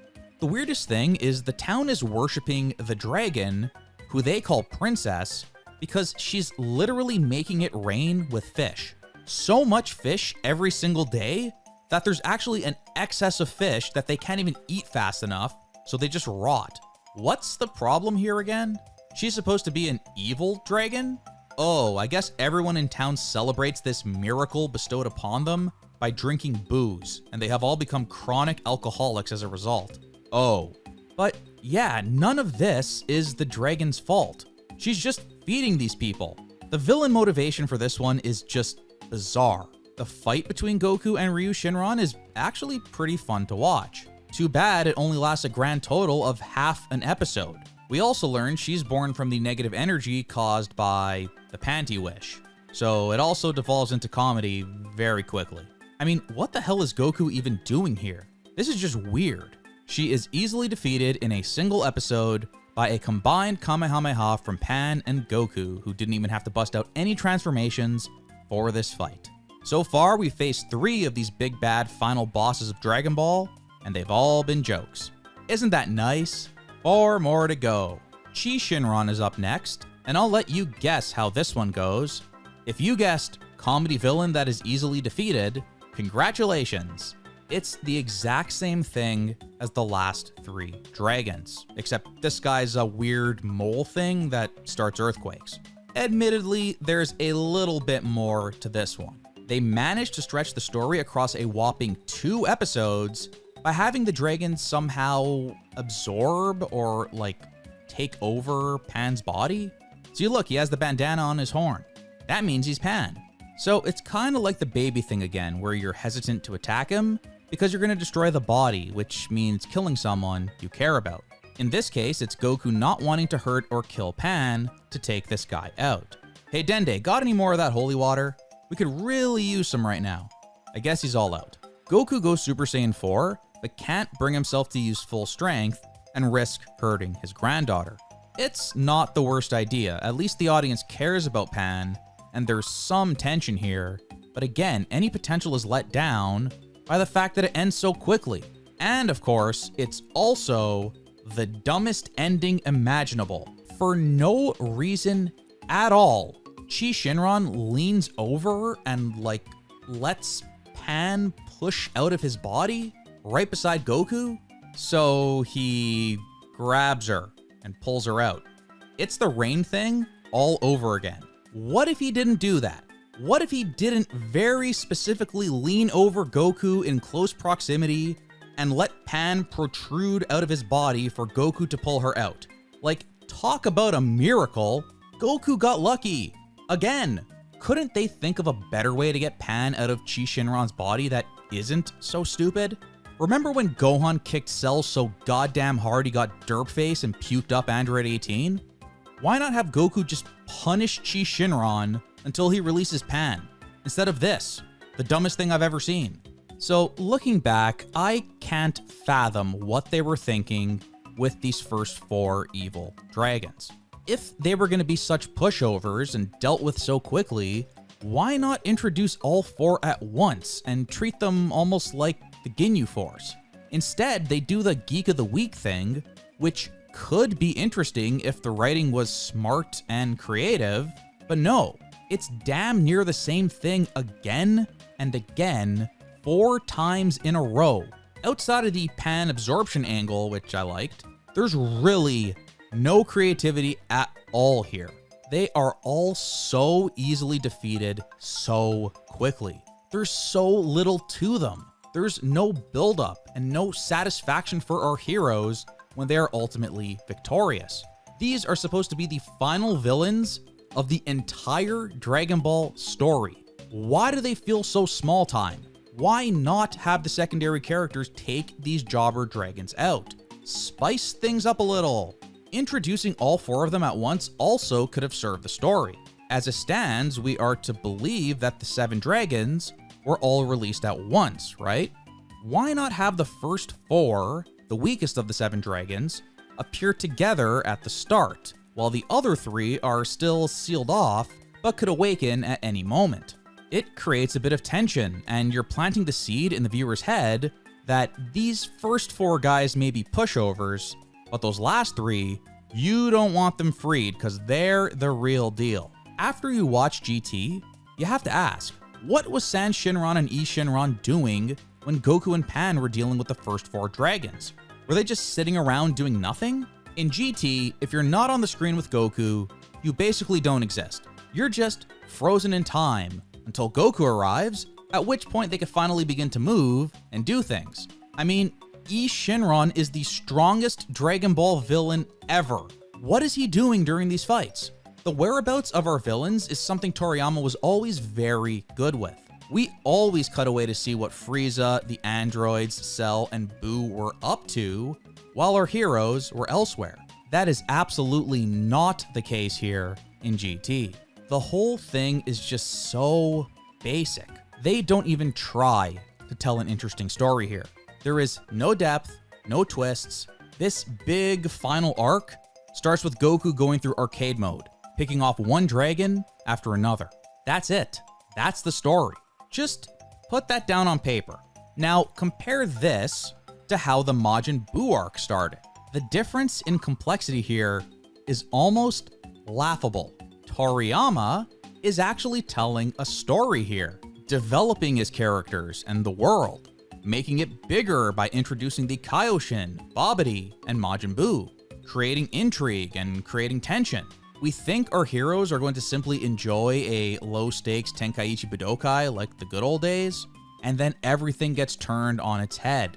There are so many ups and downs and twists and turns and emotional moments before we even free Majin Buu, where our main villain is revealed and the arc kicks off proper. Compare that to how the Evil Dragons arc started. What emotional moments have there been so far? Thankfully, with the last 3 Evil Dragons and the final 10 episodes of Dragon Ball GT, things pick up a lot. We get serious, and as a result, the product on the screen becomes a lot more interesting.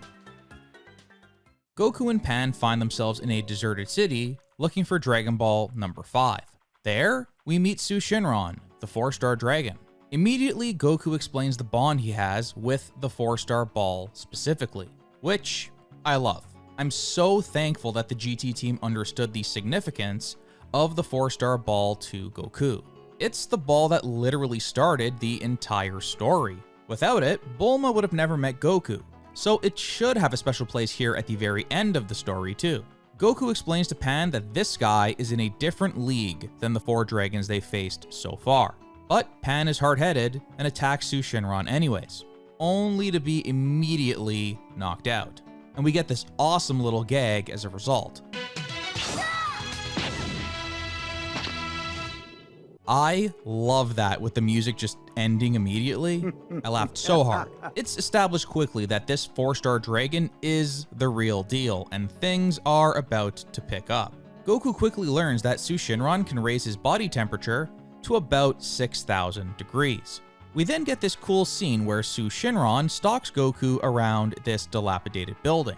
It's reminiscent of the Rilld fight, but it's such an interesting and intimidating way to frame our villain that I'm okay with them recycling this one. It's really well done. After some back and forth, Shinron transforms into a golden form, and everyone knows gold means stronger. Toriyama must have really liked this episode. Meanwhile, a second dragon that looks just like Shinron appears over Pan, who is still knocked out. Who's this guy? I'm intrigued. We're finally seeing 2 evil dragons at the same place at the same time. This could be trouble. Super Saiyan 4 Goku and Golden Shinron begin their fight. But before a single punch could be thrown, we cut to Capsule Corp. Oh my god.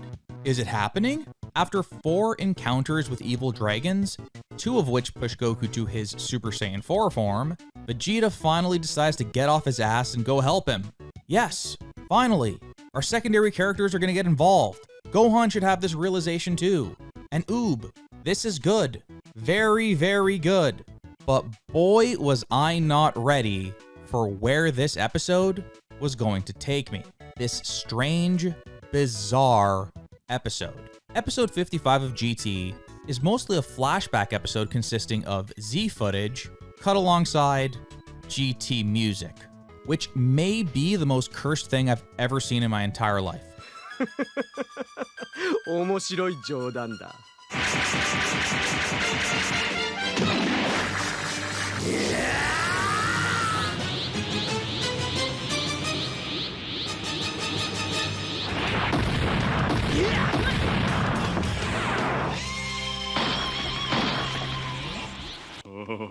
But it's also an episode entirely focused on Vegeta. So now I think it's time to talk a little bit about Vegeta and how he specifically has been treated in GT. Of course, you know by now that all the secondary characters have been treated like crap here in GT, from the very start all the way to the very end. And Vegeta is no different. During the Buu saga of DBZ, it became absolutely clear that Vegeta was the number 2 character in the story. Not Gohan, not Piccolo, not anyone else. Of course, that became abundantly clear with Super, but even back during Z, we were trending toward the story becoming the Goku and Vegeta show. And yet, following all that focus at the end of Z, Vegeta is given nothing in GT. Let's recap.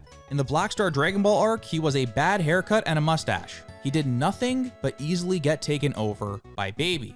In the Super 17 arc, he is brushed aside like a simple jobber, dealing absolutely no damage to his opponent at all.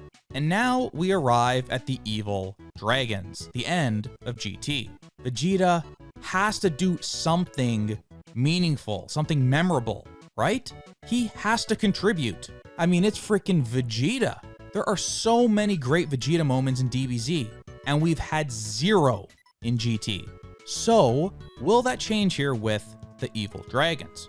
Well, I'd say what they did was memorable. Memorable in that they ruined the Vegeta character completely and utterly.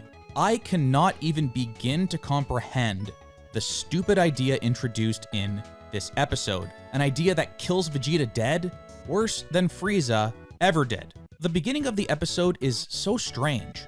As Vegeta flies out to help Goku, Bulma stops him. She questions whether he's strong enough to help in any meaningful way. Damn, Bulma's not pulling any punches here. Vegeta actually listens to her. He decides to stay behind and ride his exercise bike. But all he could think about is Goku and how ridiculously powerful he's become. Left with no exercise bike, there really isn't any other training Vegeta could do. So he goes to freshen up. As he stands there looking horribly dehydrated in the shower, he reflects back on all the greatest hits. In other words, it's exactly what we already saw in the Buu saga. Completely recycled. Vegeta already had this identical reflection before. It's not necessary. Goku and Vegeta's relationship has not changed at all since GT started. Why are we wasting one of the precious final 10 episodes of this 64 episode show on a clip show? So the flashback ends on the famous "You are number one" moment, which the GT writing team awkwardly tries to keep intact with this dialogue. Ever since then, I put it all behind me. I decided not to chase after you any longer, Kakarot. Right now, I'm just genuinely curious as to what my limits are. Wait, what? What the hell does that mean? You put it all behind you? You were just screaming in agony about Kakarot and Super Saiyan 4 like 5 minutes ago? Can someone get this guy a Gatorade or something? He's so dehydrated he can't even think logical thoughts. Look, GT team, it's okay. Even Toriyama realized you can't move forward with the Vegeta character if he simply accepts that Goku is the better man and decides not to chase after him anymore. I'm not gonna get too mad at them for trying to respect that beautiful moment from Z, but at the same time, they've completely shit on the original story at this point more times than I can count. So really, what's one more for the pile? For the betterment of the story and the character, you have to have Vegeta go against his word here. And in essence, that's what they do. No matter what he says walking down the hallway here, he wants to get stronger, and he wants to close that gap between him and Goku. So, how is he gonna do that? Is he gonna train really hard? That seems like something Vegeta would do. We've seen him do that time and time again. Maybe he could head over to Yardrat to learn one of Goku's most powerful techniques. Maybe he could train with the Kaioshin. They tried to do that with Goku in the Baby Saga, but ultimately their time was cut short. I mean, there's a lot you could do to make him stronger, right? If we're talking about Super Saiyan 4 specifically, we could go back to my idea from earlier in the video. Vegeta, who is an expert on Saiyan biology, knows how to grow a tail instantly. He tries the transformation, but unlike Goku, does not become the Golden Ozaru, just the regular brown one. He has to get stronger first. So he trains with Kaioshin, then he trains some more, then he trains some more, and he trains and he trains and he trains until his hands are bleeding from training so much, and finally, he has that breakthrough. Maybe he achieves Super Saiyan 3 while he's at it. I don't know. Sell some toys, why not? But the breakthrough comes, he tries the Moon Ball again, and voila, Super Saiyan 4 Vegeta is born. I mean, that's the Vegeta character, right? Even though he's a prince, he's an incredibly hard worker. He trains his ass off, and as long as Goku is ahead of him, he'll never stop trying to catch up. That's what drives him to work so damn hard, and it's the reason why people love this character so much. So, with all that in mind, what if I told you Vegeta gained a great amount of strength from not only not working hard, but not working at all? You know, that's actually happened a few times in Dragon Ball Z. Vegeta tried to cheat the system. We saw it on Namek with the Zenkai power-up, and of course by letting Babidi take over his mind in the Buu saga. And both times, they fail. Spectacularly, resulting in his death.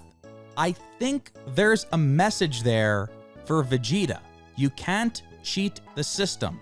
There's no easy way to skip the hard part and achieve that strength that you seek. It'll only result in your downfall. Well, the Dragon Ball GT writers didn't get that memo because Bulma suggests shooting him up with the Bruits Wave machine to achieve Super Saiyan 4. Remember the Bruits Wave machine? The one she built in 5 seconds for Baby to turn him into a Golden Ozaru? The villain? He used fraudulent means to become Goku's equal. Because he's evil. Just using some device like that to get radically powered up in an instant isn't really something a hero should do, right? I mean, we just saw the villain literally do it. By definition, a good guy should not do what the villain does.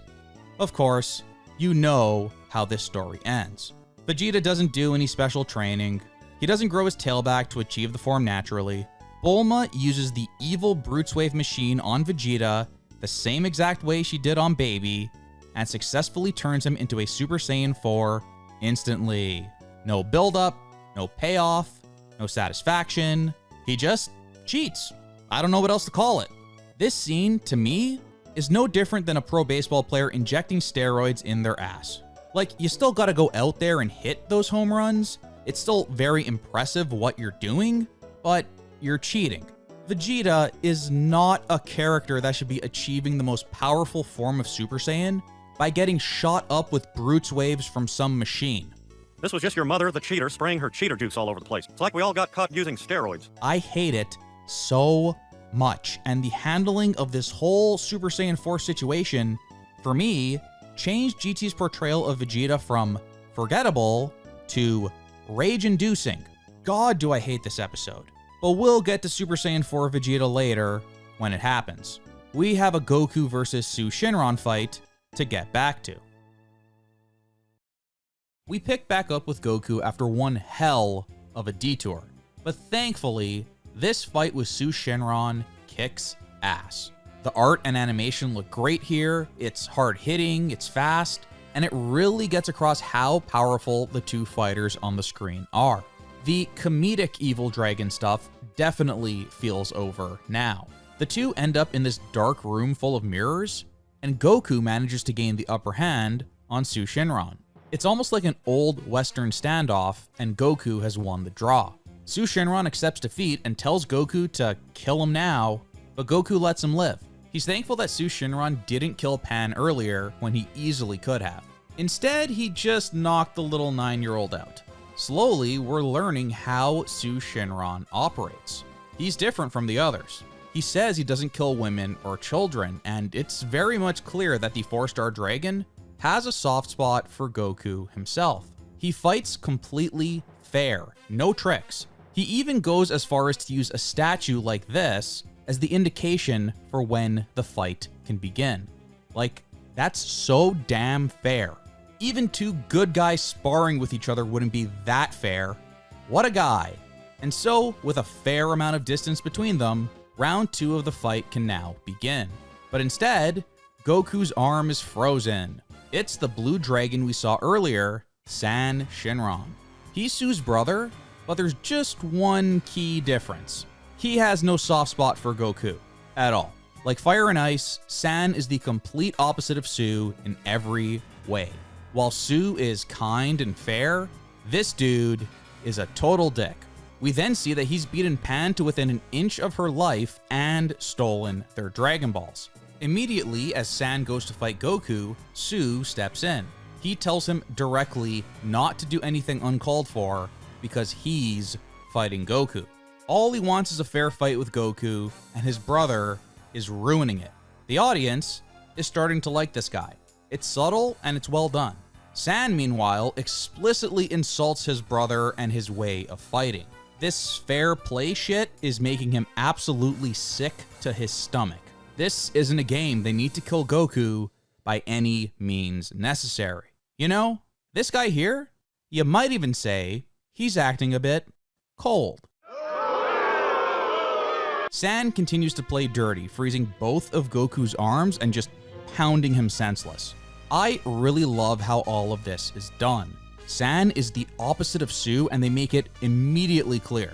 This is no fair fight. San freezes Goku's arms immediately and takes pleasure in doing so.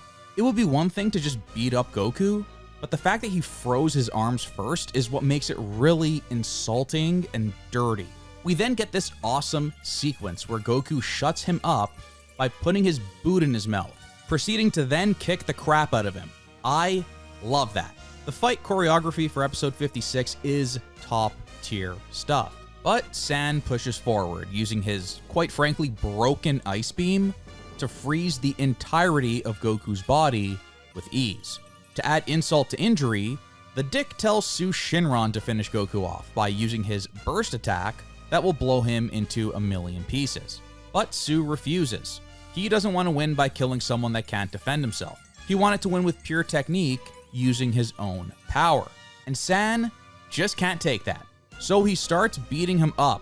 Holy crap, it's an evil dragon fight. That is not how I expected this arc to go down. And that's a good thing. This is one of the precious few times GT surprised me, and it was a pleasant surprise. A good evil dragon is an interesting place to take the story, and it's one of the only unequivocally well done things in this entire arc. Finally, Su uses his burst attack on the Goku popsicle, but doesn't kill him. Instead, he just melts the ice without leaving a scratch. The episode ends on this awesome shot of Goku both loosening up for the fight to come and talking some mad shit. I love cocky Goku, and this is cocky Goku at his best. Goku says he's gonna beat San Shinron in 5 seconds, but he fails. San plays dirty and grabs Pan just as Goku is about to unleash a massive Kamehameha. This guy is a serious villain and a total creep. He stomps on our hero repeatedly, but then Goku grabs San's foot and yeets him across town. This time the Kamehameha will hit for sure, but no! Now San hides behind Su, and Goku hesitates. This allows San to turn Goku into a popsicle once again. Have I said this guy's a dick yet? San turns his arm into a Mega Man hand cannon, but Goku is able to break through the ice and deflect the incoming ice beam. Goku isn't going to fall for the same trick twice, and San appears beaten. Like any great villain, all the bravado is gone when he realizes he's beat, and he starts to beg for his life. Su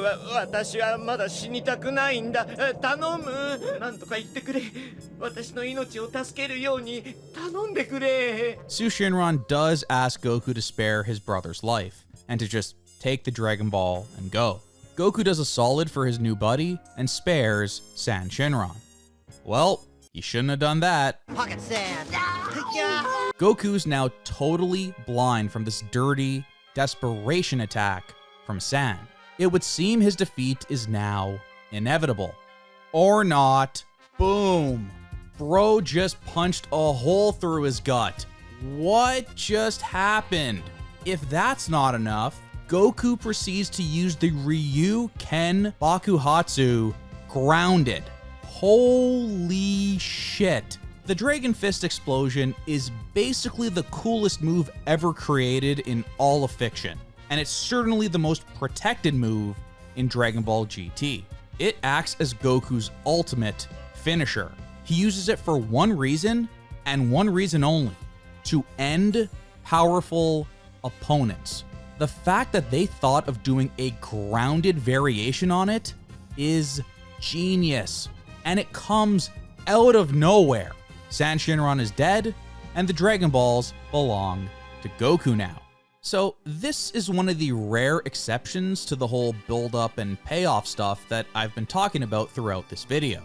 Sometimes, when the timing is just right, you can do something shocking in an instant and completely blow away the audience with a huge surprise. And that's exactly what this is. It's perfect. You're thinking Goku is totally screwed after being blinded, but then, before you could even blink, he does the coolest thing ever. Turns out he doesn't need eyes. It's a perfectly executed misdirect, and I can't believe I'm watching Dragon Ball GT right now, because they haven't been this clever with their direction and storytelling ever. So to wrap up this section of the video, I just want to say that San Shinron, in 3 episodes, is the best villain in all of Dragon Ball GT. And it's not even really close. He's cold, calculated, and everything you want in a great Dragon Ball villain. He's got a great voice, he plays dirty, he has overpowered ice moves that are easy to understand, he uses poor Pan as a meat shield, and then even does the same with his own brother, who we as the audience are starting to like. Best of all, he acts logically. Everything he does makes perfect sense.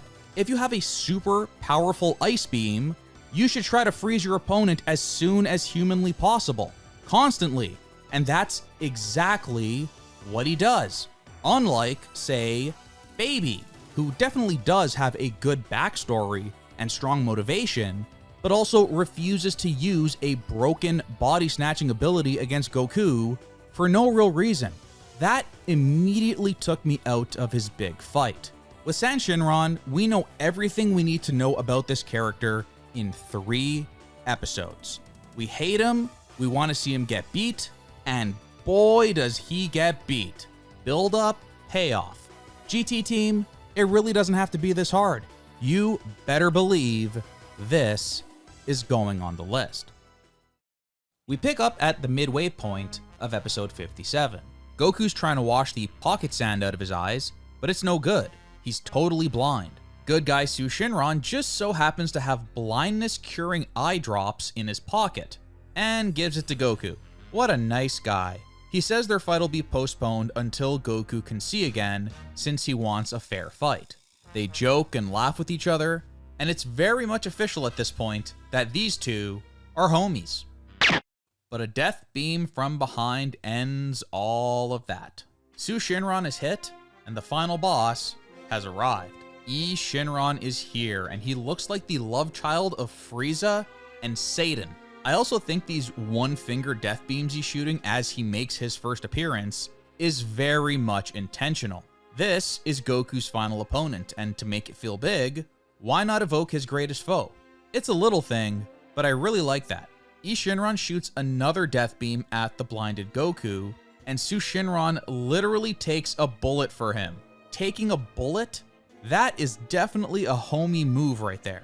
He dies in Goku's arms, and Goku is pissed. Shinron basically picks up right where Shinron left off. He fights dirty, and he's hopelessly cruel. Just as the viewer is getting to know Shinron and Goku is accepting him as a friend, he's killed brutally by this guy, who, I remind you, is the final boss of not only the evil dragons, but Dragon Ball GT as a whole. Heck, he's the final boss for the entire Dragon Ball franchise. For years, this was the ultimate evil, the ultimate opponent for Goku and friends. And boy, did Nakatsuru deliver. I've always loved this design. The pale white skin with the big black horns all over is such a great look. This guy looks evil, he looks strong, he looks like a final boss. And then we hear him speak. 覚悟はいいな、孫悟空。お前らがドラゴンボールを乱用したために生まれたのだ。Oh my god. 今のがお前の最高の技なら絶対に俺には勝てん。What a voice. すまないと思うなら死んで詫びろ。How does a human being in this world have a voice that awesome? Are you kidding me? I'm adding him to the list just for his voice. Presentation-wise, Shinron is the complete package. It's no surprise that he has endured over the years. He's appeared in a ton of video games, often making the cut over Baby and Super 17 as the villain rep from GT. So things are starting off really strong here as the final battle kicks off between Super Saiyan 4 Goku and Shinron. We want to see Shinron get his ass kicked because he just killed our homie. Goku is also literally fighting blind, so there's tension here. This opponent seems very powerful, easily taking out Shinron in 2 hits. If he doesn't kill this blinded Goku, he's probably gonna beat him up pretty bad at the very least. However, despite all of this praise, there is one major problem. We're halfway through episode 57, and this is a 64 episode series. That means we have 8 episodes at most to wrap all of this up. 8 episodes for the final fight of the arc. I mean, hell, 8 episodes for the final fight in all of Dragon Ball. Compared to the other major fights in the franchise, it's simply unacceptable. Imagine both meeting and defeating Frieza, Cell, or Boo in 8 episodes. That's what's happening here with Shinron. Before the fight even starts, I know this is going to feel rushed. It's incredibly difficult to build up an interesting character, tell a great story, and create big emotional stakes for our hero in a mere 8 episodes. While I did just go over how well done the Su and San Shinron stuff was in a short amount of time, I also have different expectations for the final boss of an arc. What they did with Su and San was great considering they were just a small part of the story. But for characters like Baby, Super 17, and now Shinron, I expect a lot more. Can they even come close to delivering here in a mere 8 episodes? Well, let's get into it and finally wrap this baby up. The fight begins predictably with Shinron beating the piss out of Goku. It's a brutal, bloody beatdown, and it looks great. They're doing all the right things here introducing this big bad final boss. It's a question whether Goku will even survive long enough for his vision to return. The episode ends on this pretty horrific visual of Goku hanging upside down with his leg impaled by a piece of steel. Pan sees this and screams bloody murder. And I don't really blame her. It's a pretty shocking image. In just half an episode, they've done an amazing job making Shinron feel like this horrifying, unbeatable final opponent for Goku. The blinded Goku seems done. But just as he reverts back to his base form, look who decided to show. Yeah, thanks a lot, guys. Thanks for coming to help after I'm already dead. 6 out of the 7 evil dragons have been killed, and now the secondary cast finally decides to join in on the fight? Where have they been? For God knows what reason, Chi-Chi and Videl show up as well. That seems safe. Gohan shows up to the battlefield in his turtle gi. And believe it or not, this is the first time in all of GT we see the orange turtle gi. You know, the most iconic piece of clothing in all of Dragon Ball. Nice to see it finally appear with under 10 episodes to go. He's in the goddamn turtle gi and wearing his glasses. Who shows up to a fight with their glasses on? What the hell is this? I need to know, what was Gohan thinking? You know they're gonna break, right? Who wants broken glasses? Why would you write Gohan to bring his goddamn glasses to a fight? Come on, GT team, let's get it together here. Oh, he did it again in Superhero. I guess he really does need those glasses. I was wrong. I take it back. I take it all back. GT team, you really are a bunch of geniuses. You truly do understand these characters. You were just pretending to be completely incompetent for the first 54 episodes of the show. Now I'm hyped. I'm confident you guys are gonna nail the ending of this show. Goku appreciates all his friends and family coming to help him, but Gohan is very clear. We're not here to help you fight. Dad, we are so damn weak. We're useless. It would appear that the GT writers are clutching it out here at the end of the series, managing to fit in one more embarrassing showing for our secondary characters. They just can't resist making them look weak and useless. Their only utility is to literally power Goku up and then watch from the sidelines. We couldn't get adult Gotenks here? Let Oob do something? Nope. These characters exist to show up and give their energy to Goku, and that's it. So just as they try to give Goku their ki, Shinron is like, no, and proceeds to one-shot them all. Didn't really think that one through, did you? I'm happy Shinron didn't just stand there like an idiot and let them do whatever they want. Well, at least he didn't this time around. Goku then uses instantaneous movement to teleport like 20 feet away, and then they successfully give him their power, while Shinron stands there like an idiot. Why not warp to like Kame House? Create some distance. Make it believable.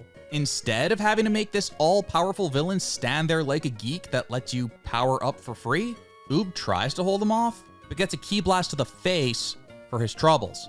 That looks really painful. Goku gets the ki, turns back into a Super Saiyan 4, and the fight continues. Thanks for the contribution, Gohan. Remember the last time you were in that gi? Remember that time you did stuff, those were good times. Oh well. Pan also gives Goku a nice old slap on the ass for good luck. Did you ever spank your grandpa's butt when you were 10 years old? That wasn't weird at all. Goku, with all this power, is able to take the lead in the fight with Shinron. Shinron then gets the brilliant idea of throwing a clock at Goku, and since it has no ki and he's blind, he won't be able to dodge it. Nah, Goku's too smart for that one. Goku nails him with a Kamehameha, and suddenly it ain't looking so good for the final boss. The fight is looking like it's heading to its conclusion, but no, Shinron proceeds to eat the other 6 Dragon Balls, and I guess that gives him a massive power-up? Sure, whatever, he's the final boss. You gotta throw everything out there to make this guy scary. This Shinron with all the Dragon Balls absorbed is basically invincible. Still, the blind Goku goes after him, but he's unable to inflict any damage. Just for good measure, Shinron uses Su Shinron's sun power to burn Goku, and San Shinron's ice beam to turn him into a popsicle again. He even uses the signature moves of the 4 Jobber Dragons. Talk about disrespectful. What an ass. Goten then tries to fly in and help his poor dad, but Gohan yells at him. Absolutely not, bro.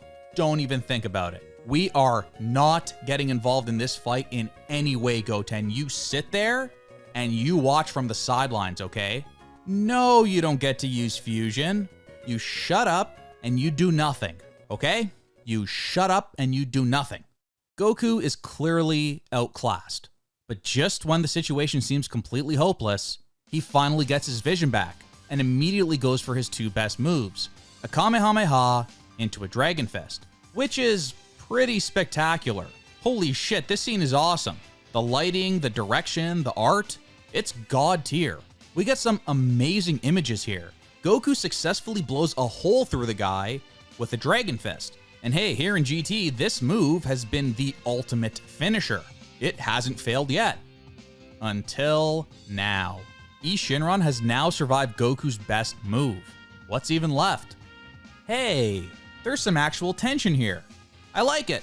The devilish Shinron picks off one character after another, including Mr. Satan. Dude, if Mr. Satan survived this kick, he is really stronger than we give him credit for. He lived after an Shinron with all 7 Dragon Balls kicked to the gut. Jesus, look at this. This looks painful as shit. It's not looking good for Goku, so he gets desperate. He manages to grab Shinron's big-ass horns, and he's gonna blow himself up. He's going full Majin Vegeta. It's all he's got left. But then, the master of the Majin Vegeta self-sacrifice explosion technique shows up.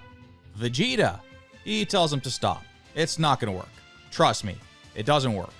And it's right here that we see Vegeta's character die, right before our very eyes. After a mostly great episode, we end with this complete stinker of a scene. Vegeta shows up and says, "Oh, gotcha. He's gonna go Super Saiyan 4. He's been shot up with the Bruits waves, he's learned the new form, and here he comes to help Goku." Okay, fair enough. Wait, what? Why is Bulma here? Why is Bulma here? Vegeta is coming to this super dangerous place with Bulma? Why would you put her in harm's way like this? Whoa. Wait, she's shooting him up with the Bruits waves now? At the battlefield? What the hell kind of writing is this? What, are they into theatrics or something? Are they live streaming this shit and then uploading a reaction video to YouTube afterwards? Why wouldn't you shoot him up with the Bruits waves at Capsule Corp? 1,000 miles away from any danger? They want to do it at the battlefield in front of everyone? Why doesn't Shinron blow her little ship there to smithereens? Besides, how do they even know this will work? Obviously, they've never tested it. What if the machine malfunctions? Or Vegeta isn't quite powerful enough to trigger the transformation? Then you're dead meat. You could have, done all this before in a completely safe and isolated environment at Capsule Corp, and it wouldn't be a concern? But instead, you've chosen to do the dumbest, most dangerous, and most risky thing possible. Wait, I just realized something. If you just use the Bruits Wave machine at Capsule Corp and successfully transform Vegeta into a Super Saiyan 4, what's stopping you from using it on Gohan and Trunks and all the other Saiyans? Why not make an army of Super Saiyan 4s? You see how badly things fall apart when you create a machine like this? No tail needed, no full moon needed. It's a Super Saiyan 4 bargain sale. That would be kind of cool, actually. At the very least, they could have got some more toy sales out of it. The people love Super Saiyan 4s. That merch sells like hotcakes even to this day. Talk about a missed opportunity. But luckily for them, everything goes perfectly well. Shinron just stands there and watches like an idiot as Bulma shoots this guy with Bruits right up the ass. Thankfully, Vegeta in Golden Ozaru form doesn't meow like a kitty cat, and he quickly transforms into a Super Saiyan 4. 待たせたな、カカロット。 Okay, that was awesome. I take back everything I said. That was amazing. Let's watch it again. 待たせたな、カカロット。 Ryo Horikawa is such a wonderful man. This reveal kicks ass. It even loops back around to the first meeting between Goku and Vegeta, and this moment, back in episode 31 of Dragon Ball Z. I love this so much. And so, the second Super Saiyan 4 is born. I gotta tell ya, I love this design too. Vegeta rocks Super Saiyan 4 just as well as Goku does. Their wives even argue about which of their husbands look better. Now that they have a bunch of red fur covering their bodies and luscious new hair, the debate is wide open. Alright, here we go. The two power up, and this shit is about to get serious. I'm still mad Vegeta basically cheated to attain this form, but now he has it, and we could try to forget about all the buildup. How he got to this point is easily forgotten if we can follow up right now with something awesome. Let's see Vegeta, who's had iconic moment after iconic moment in Dragon Ball Z, finally have his big moment to shine here in Dragon Ball GT. What can this new, completely fresh Super Saiyan 4 Vegeta bring to the table? このままじゃ勝てる見込みがちっともない。フュージョンするぞ、カカロット。 I'm sorry, what? I swear to God, Super Saiyan 4 Vegeta hasn't moved a muscle, much less thrown a single punch. Super Saiyan 4 Vegeta has been on the screen for exactly 2 minutes. He has no idea what this new, insanely powerful form can do. He just got it moments ago. He must feel the power flowing through his veins. And the first words out of his mouth are, it's hopeless. No point in even trying. We gotta do fusion. I mean, my brain can't take this much longer. After all that buildup, Vegeta finally transforms into a Super Saiyan 4 and does literally nothing before basically telling the audience we're moving on and we're gonna do Gogeta now. I mean, shit, I get Shinron is strong, but I could absolutely believe that a completely fresh Super Saiyan 4 Vegeta could at least do some damage. Let him do a final flash. Like, am I crazy? Does it make any sense what they did with Vegeta here? Why not have him go all out in this tremendously powerful new form? He can show what he's capable of in a dramatic, over-the-top display, and then we see it barely damages Shinron. And at that point, he comes to the realization that it's hopeless and they should do fusion. Is it really that hard to give Vegeta something? So in under 2 minutes, I'm already over Super Saiyan 4 Vegeta. It's that patented GT pacing showing its ugly face once again. I cannot believe they moved on so quickly from Vegeta's big transformation immediately into fusion. But I guess that's where we're headed. It's time for episode 60, aka the Super Saiyan 4 Gogeta episode. We are about to witness peak. Before we even get into this one, I'm gonna be completely honest. I'm biased here. This episode specifically is the one I watched as a kid again and again and again. I've probably watched this episode 30 times, at least. I wouldn't watch anything else from GT, just this episode. For a while there, it was actually the only episode I had access to. I watched it obsessively. Then the DVD started to get released. Of course, I got that DVD the day it came out and watched the Gogeta episode again and again once more.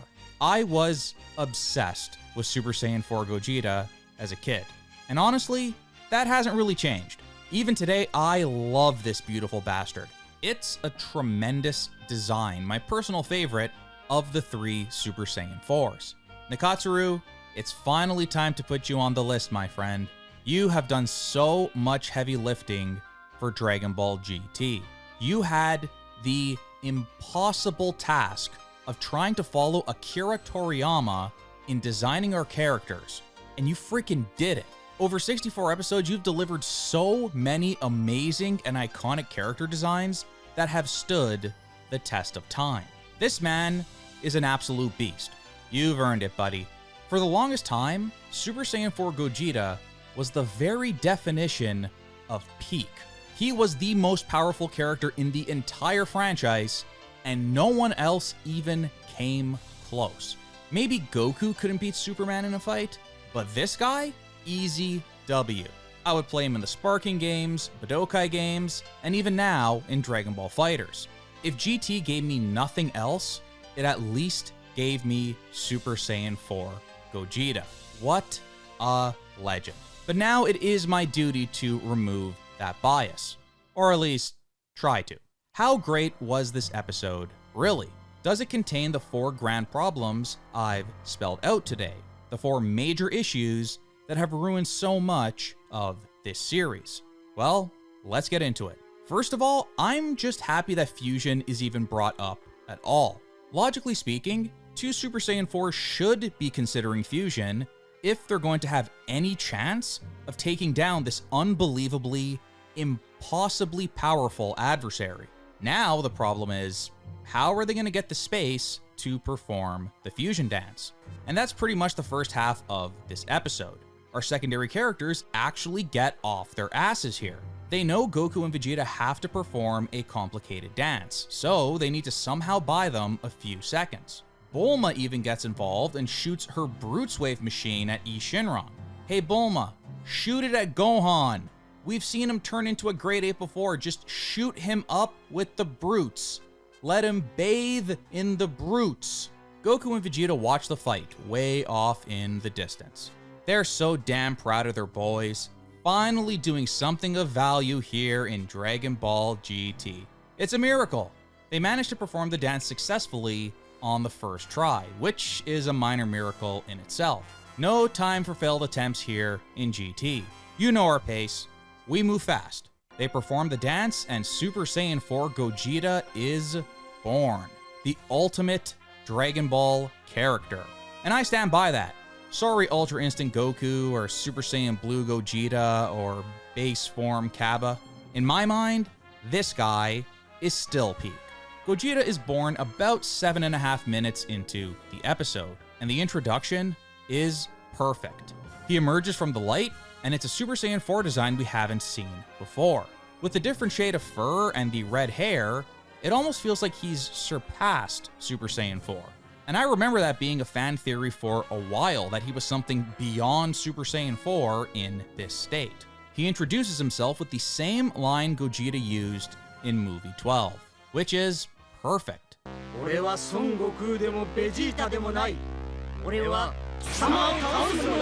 You can't top perfection, so don't even try. That line is so badass, you can use it every time Gogeta is born, and it will never get old. Then he blinks, and Shinron goes flying. At this point, I knew I was watching something legendary go down. He's so ridiculously OP, just comically OP. And the GT team actually does an incredible job coming up with ideas to make that come across for the viewer. After the blink, Shinron is sent flying once again by a move that is so fast it's literally invisible to the human eye.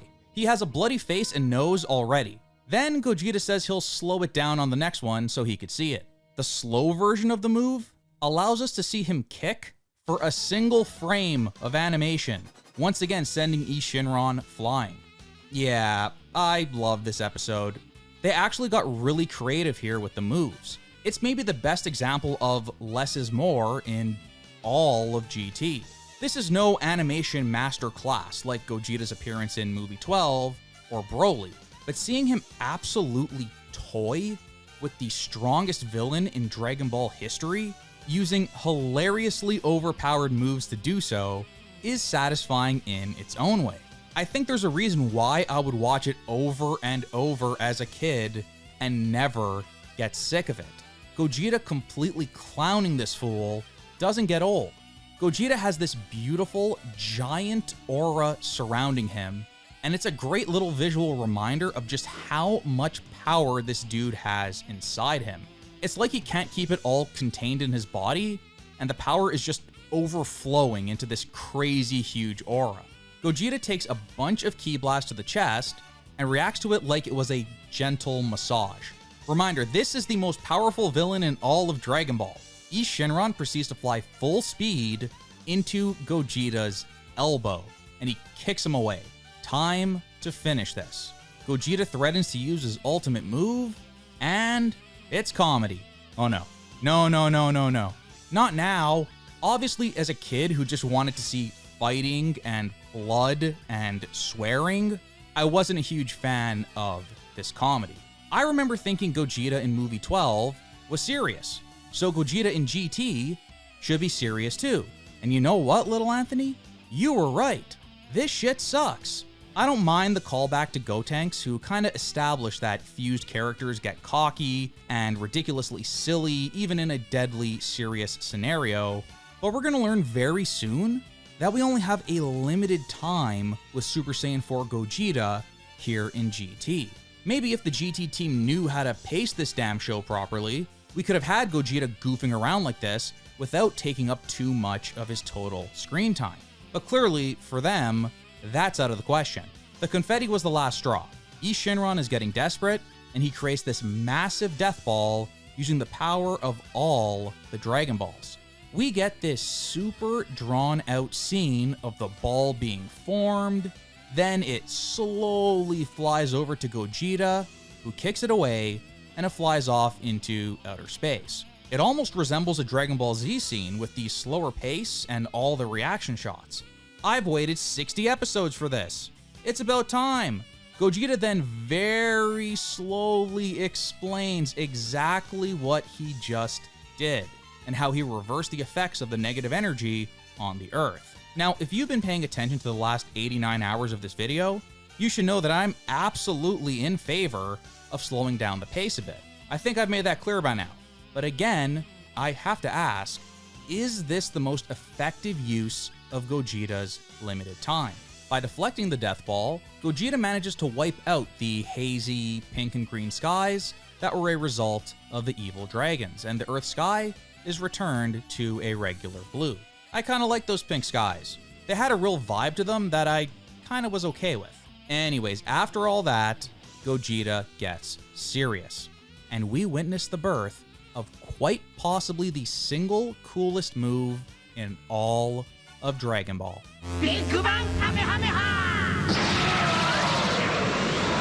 It's a combination of the Big Bang Attack and the Kamehameha. As far as I know, the GT team came up with that. That is absolutely amazing. Well done. As a kid, I always felt the impact of the move, but watching it back all these years later, I do wish the animation was a bit more exciting here. It's pretty static. For such an epic move, literally a combination of the two main characters' signature moves, I feel like this shot and this scene overall could have looked a bit more exciting. If I had to nitpick, I think some of my memories of this episode may have become mixed up over the years with Super Saiyan 4 Gogeta and how he looked in the games. Because in the video games, the Big Bang Kamehameha always looked so incredible and hit so damn hard. The teams behind the games have not only kept Super Saiyan 4 Gogeta's legacy alive, they've straight up enhanced his overall mystique in a lot of ways. Shinron is completely blown away, and we see the 6 Dragon Balls fly out of him. He immediately regenerates, but he's on his last legs. Gogeta is about to atomize the bastard with this next one, but just before he could use his big attack, they defuse. Oh boy. Sadly, this ends our time with Super Saiyan 4 Gogeta. Rewatching this legendary episode so many years later, my final conclusion here is I think it still holds up really well. Generally speaking, it's just fun to watch Gogeta do his thing in this episode and completely clown Shinron with ease. Let me remind you, he blinks and sends Shinron flying. That's so awesome. I definitely understand why 10-year-old me could watch this episode over and over again. The glaring problem is the GT pacing. Of course it is. Gogeta appears 7.5 minutes into the episode, and by minute 21, he's defused. That's a grand total of 13 minutes we get to spend with the most powerful being in all of Dragon Ball. That sucks. Why couldn't we get a few more episodes with this character? The other 2 fusions we saw in DBZ had a ton of episodes dedicated to their fights. Vegeta vs Super Buu was very similar to this fight. A complete ass whooping, where Vegeta way outclassed Buu and was just screwing around with him. The same way Gogeta was screwing around with Shinron here. But even though it's a total blowout, it's fun to watch anyways. I love that Vegeta fight.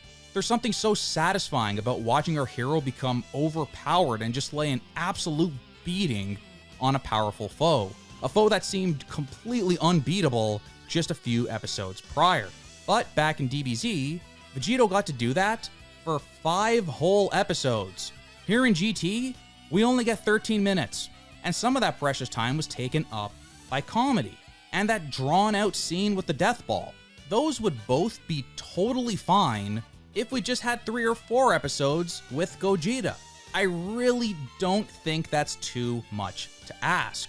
But no, for whatever reason, the GT team had to rush through Fusion and move on to the next thing. We're now 60 episodes in, and it's the exact same issue with pacing that has plagued the series from the very beginning. Well, if nothing else, Super Saiyan 4 Gogeta has stood the test of time. He may have only lasted for 13 minutes, but nearly 30 years after his debut, he's still a regular in the video games, he receives tons of merch, and he remains beloved to this day.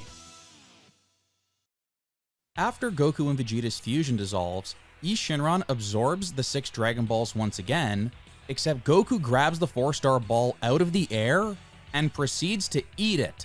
Holy shit, that Dragon Ball is huge.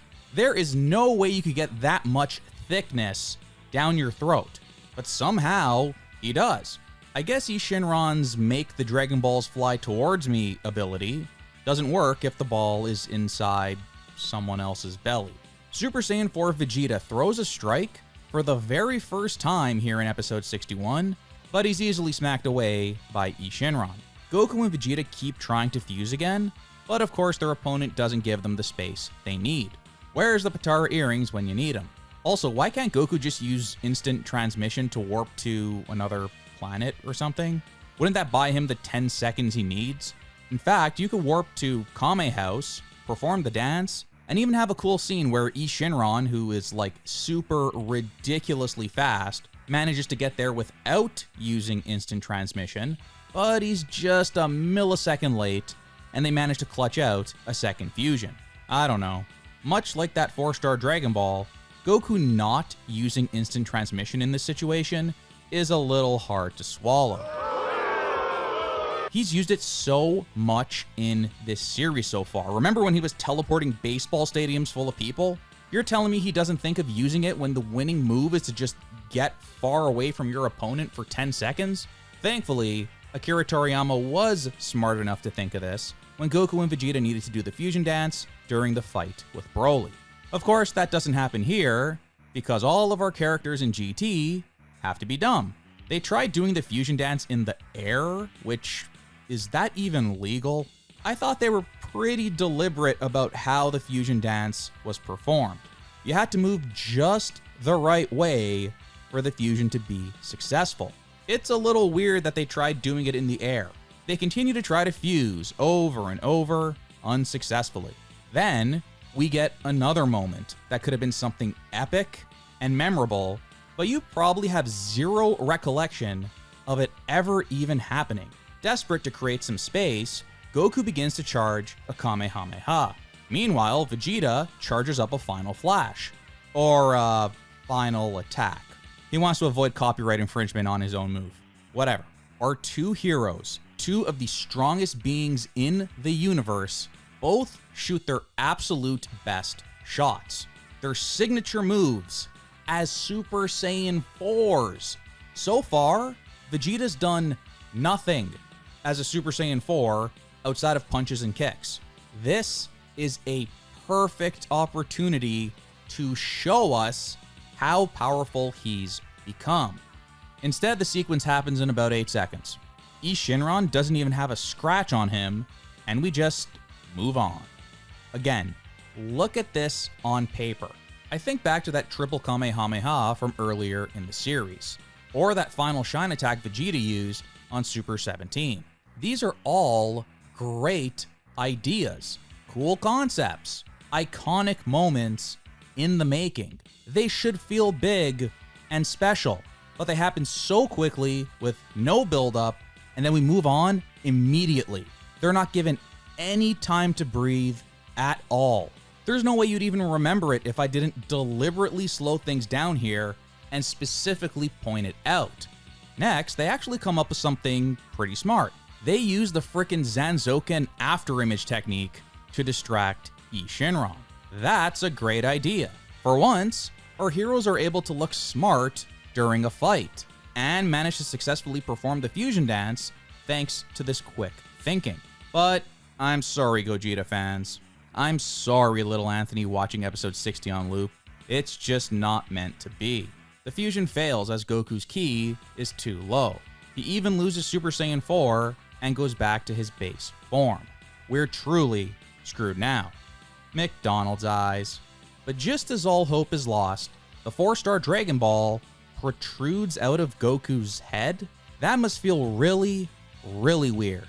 McDonald's eyes. Then, somehow, the 4-star Dragon Ball comes out of his head, and Shinron appears again.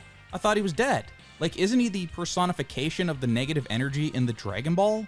If the Dragon Ball is orange, that means it's been purified? I mean, I saw him die. Explain yourself, GT. Well, shockingly, Shinron actually explains himself. I can't believe it. My questions have been answered. We're here on episode 62 in a 64-episode series, but it's finally happened. Answers to questions to make things make sense. So Shinron thinks Shinron is evil again, but of course he doesn't know the bond between Goku and that 4-star ball. Su attacks Goku and Vegeta, but he's just pretending. Then the 9-year-old explains the science of the positive and negative Dragon Ball energy. Thanks, Pan. She learned that at school. Dragon Ball science is a part of the grade 4 curriculum. Shinron tries to take Shinron out with his ultimate attack. It's a nice attempt, but sorry, Su. You're not Goku. You're not allowed to get the W.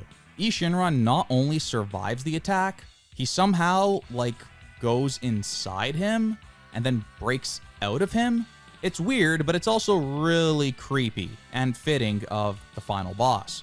He's now killed Shinron twice, and Goku is thoroughly pissed off. But there's really not much he could do in his base form. It appears to be hopeless. At the end of episode 62, we finally get to hear Shinron's motivation. He calls himself a god of destruction and wants to lay waste to the whole universe with his negative energy. I would have liked to hear this earlier. Tell us right off the bat what our villain is after and what he's going to do when he defeats our heroes. Spell out the threat and create some fear and tension. It's much more Toriyama style to spell that stuff out at the top so you know what the stakes are at all times. It's certainly not the most exciting villain motivation, especially for the final boss of the entire series. But I like that they at least tried to give him something. So, God of Destruction Ii Shinron's first order of business is to destroy Dragon Ball GT's animation budget.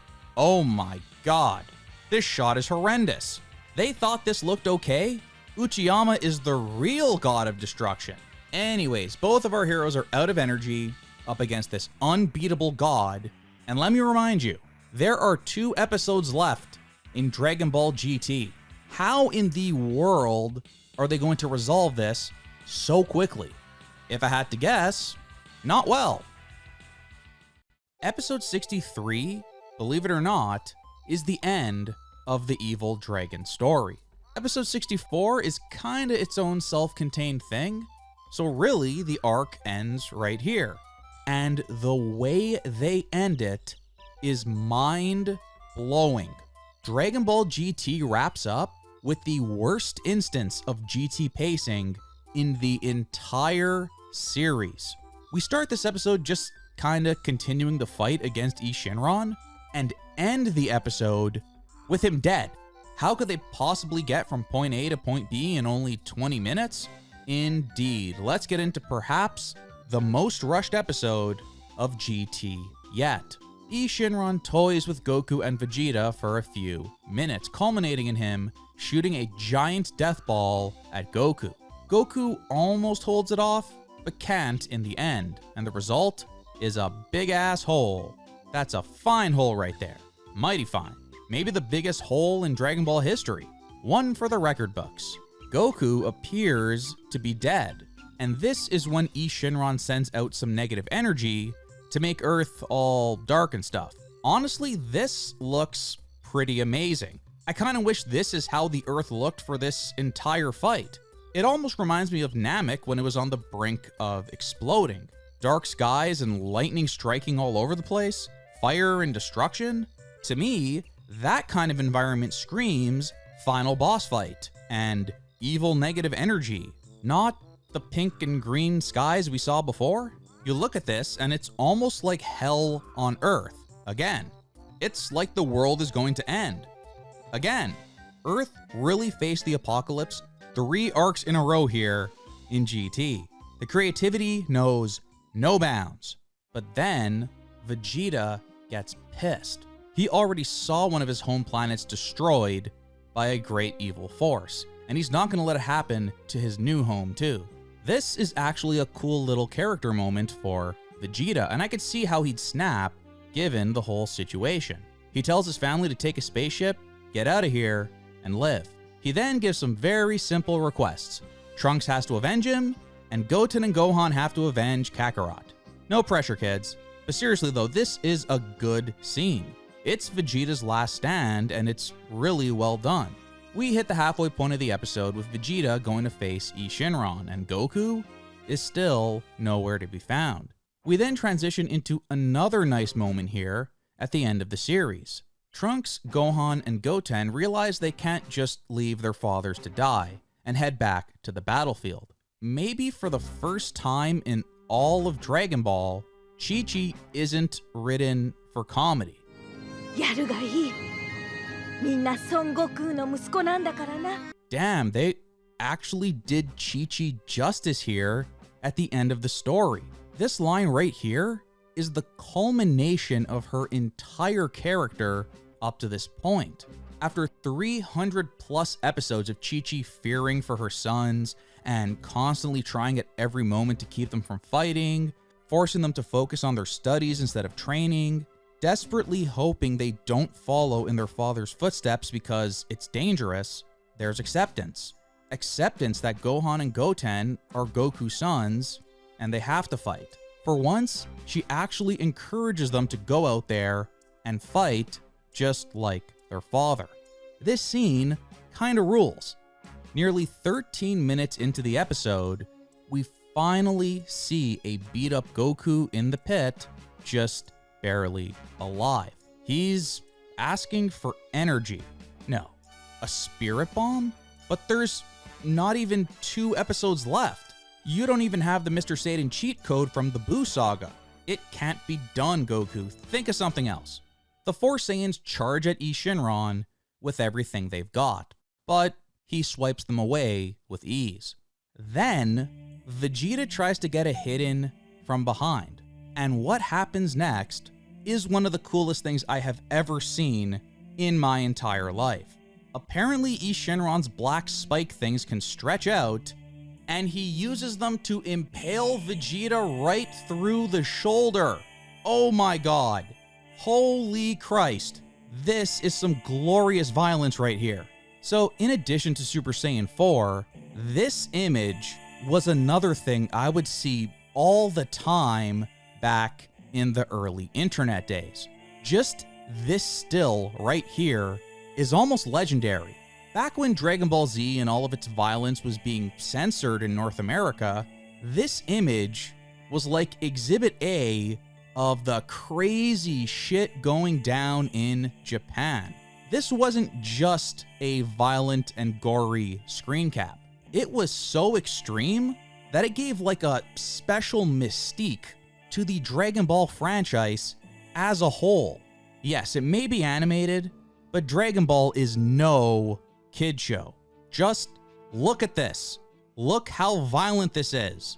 Look at Vegeta getting stabbed through the shoulder. Look at the blood. Would a kid show have that much blood? I don't think so. Clearly, Dragon Ball is for adults and mature people, like me when I was 6 years old. This is so rad. Even today, this is a shockingly violent scene by Dragon Ball standards. One of the gnarliest things you'll ever witness in a supposed kid show, and honestly, I don't think we'll ever see Dragon Ball go this far again with the blood and gore. I appreciate this so much, now more than ever. It's going on the list. Vegeta's arm is done for, and he comically asks Kakarot for some power. Sorry, buddy, you're not the main character. That's Goku's thing. You give your power to Goku, and then you shut up and you sit there and you watch, and watch he does. At the 15-minute mark of episode 63, we see Goku emerge from the pit with a partially charged spirit bomb. Well, that's cool and all, but you're not gonna kill the final boss with that thing, right? I remember the end of Dragon Ball Z. That spirit bomb used to kill Kid Buu was massive. It was charged up over a number of episodes. They needed Mr. Satan to convince the Earthlings to give Goku their power. Remember? It was kind of a key part to the whole ending of Dragon Ball. Also, you just got blown up by a massive death ball. To put an end to Buu once and for all, Goku even needed a wish from the Dragon Balls to get him back to full strength. That was the only way it was going to be successful. The only way the Spirit Bomb could be as effective as possible. You ain't got any of that here, Goku. It's not gonna work. Goku gets energy from the ground and nature and plants and the people of Earth. Why are they giving him their power? How? Is Mr. Satan talking to them? Did he find a way to connect with everyone on Earth again? Did I miss it? This doesn't make any sense. Satan's involvement at the end of DBZ is legendary. This guy we all saw as a joke, a fraud that just pretends to be a hero, actually did end up being the hero in the end. Despite being a fake, he had that very real credibility with the people of Earth, and without him, Goku doesn't get the energy he needs to defeat Buu. It's a beautiful little twist. It's a total surprise, but it works perfectly, and it's just another example of Toriyama's genius. Where's the genius here? At the end of GT, Goku just charges up the Spirit Bomb and everyone gives him their energy. Wow, such excitement, such tension. I'm on the edge of my seat. Shinron proceeds to stand there like an idiot as Goku keeps charging up the Spirit Bomb. Now, maybe I'm misremembering, but didn't Fat Buu and Vegeta have to give everything they had to buy time for Goku to distract Kid Buu as the Spirit Bomb was slowly being charged up? Who is our Fat Boo and Vegeta equivalent here? Oh, right. They don't exist. Couldn't they have used that scene where the sons all return back to the battlefield a bit better? Like, they realize, oh crap, Goku's gathering energy for a spirit bomb. We can't just leave him. We gotta do anything we can to buy him time, even if we die trying. Then you get this scene. While Goku is charging up the spirit bomb in the sky, our heroes jump in with everything they've got to distract Shinron. Vegeta could lose his shit about not wanting to see the second planet he calls home destroyed. He snaps and proceeds to lay a beating on Shinron, buying Goku just a bit more time before getting stabbed. Shit, you could even have Shinron pop out here instead of before. There's your Fat Boo equivalent. Our good dragon suddenly resurrects after we all thought he was dead, and this almighty warrior born of the negative energy from the Dragon Balls gives everything he has to hold off Shinron for just a couple of minutes. With all of this help from his friends, Goku is able to get the valuable time he needs to gather all of that energy. Instead, it's all backwards. Shinron has already been killed, and everyone else is already knocked the hell out before we even see the spirit bomb at all. And so we get this. Shinron staring at it like an idiot until it murders him. Oh, whatever. Whatever, I just want this to end. Anyways, Goku inexplicably gets a bunch of Genki from the Earth, but it's still not enough. So he calls on Kaio-sama and tells him he needs to gather energy from throughout the whole universe. Kaio-sama asks the other Kaios to have Goku's voice echo through the universe so he can ask for energy. I like this. I like the idea. It makes sense. Not only does this attempt to top the ending of DBZ, delivering the biggest spirit bomb yet, but the idea here ties together the whole story of GT. I could see this universal spirit bomb being an idea that was floating around right from the very beginning of GT. They were probably thinking that they'd have Goku go to all these planets while looking for the Black Star Dragon Balls. Then he'd meet lots of new friends along the way. Goku helps them out, saves their world, and then, when the time is right, he'll call out for their Genki, and they'll be there for him to raise their hands into the air and give their support. That's fine, that's even good. I like that a lot. There's just two problems here. Kinda major problems. Number one, you guys gave up on the grand adventure through space too early. Remember when I went over that like 8 hours ago? That was you guys who made the decision to drop the whole thing early because you didn't think it was interesting enough. Only the first 2 Black Star Dragon Balls even had Goku meeting and helping people on a planet. Then you gave up and rushed through the last 5. This is a problem now when you're trying to sell us on this giant super ultra Genki Dama. Goku's most powerful move he'll ever use. Because now Goku hasn't met enough people out in space to effectively build the giant spirit bomb he needs. We first see Namek offering up their ki, which makes sense. Even though Namek had absolutely no role at all in GT, we as an audience know Goku defeated Frieza, and Goku is eternally seen as a hero for the entire planet. So it makes sense that everyone on Namek is offering to help Goku in this situation. Then we start to see the early planets from the beginning of the show. Even the Para Para Bros make an appearance. Always nice to see the homies pop back up. If only they were on Earth. They could just make Shinron break into dance until Goku and Vegeta gather enough ki to do fusion again. Easy W. They're still the most powerful beings in the entire show. Then we see the people of the Donkia planet, which I also like. Goku, Pan, and Trunks basically save the world there, bringing an end to their whole dystopian way of life. We then see those other 2 planets where they found the Dragon Balls, and the planet where Baby was receiving medical attention. But in these cases, it's not like those other situations where Goku saved the whole world.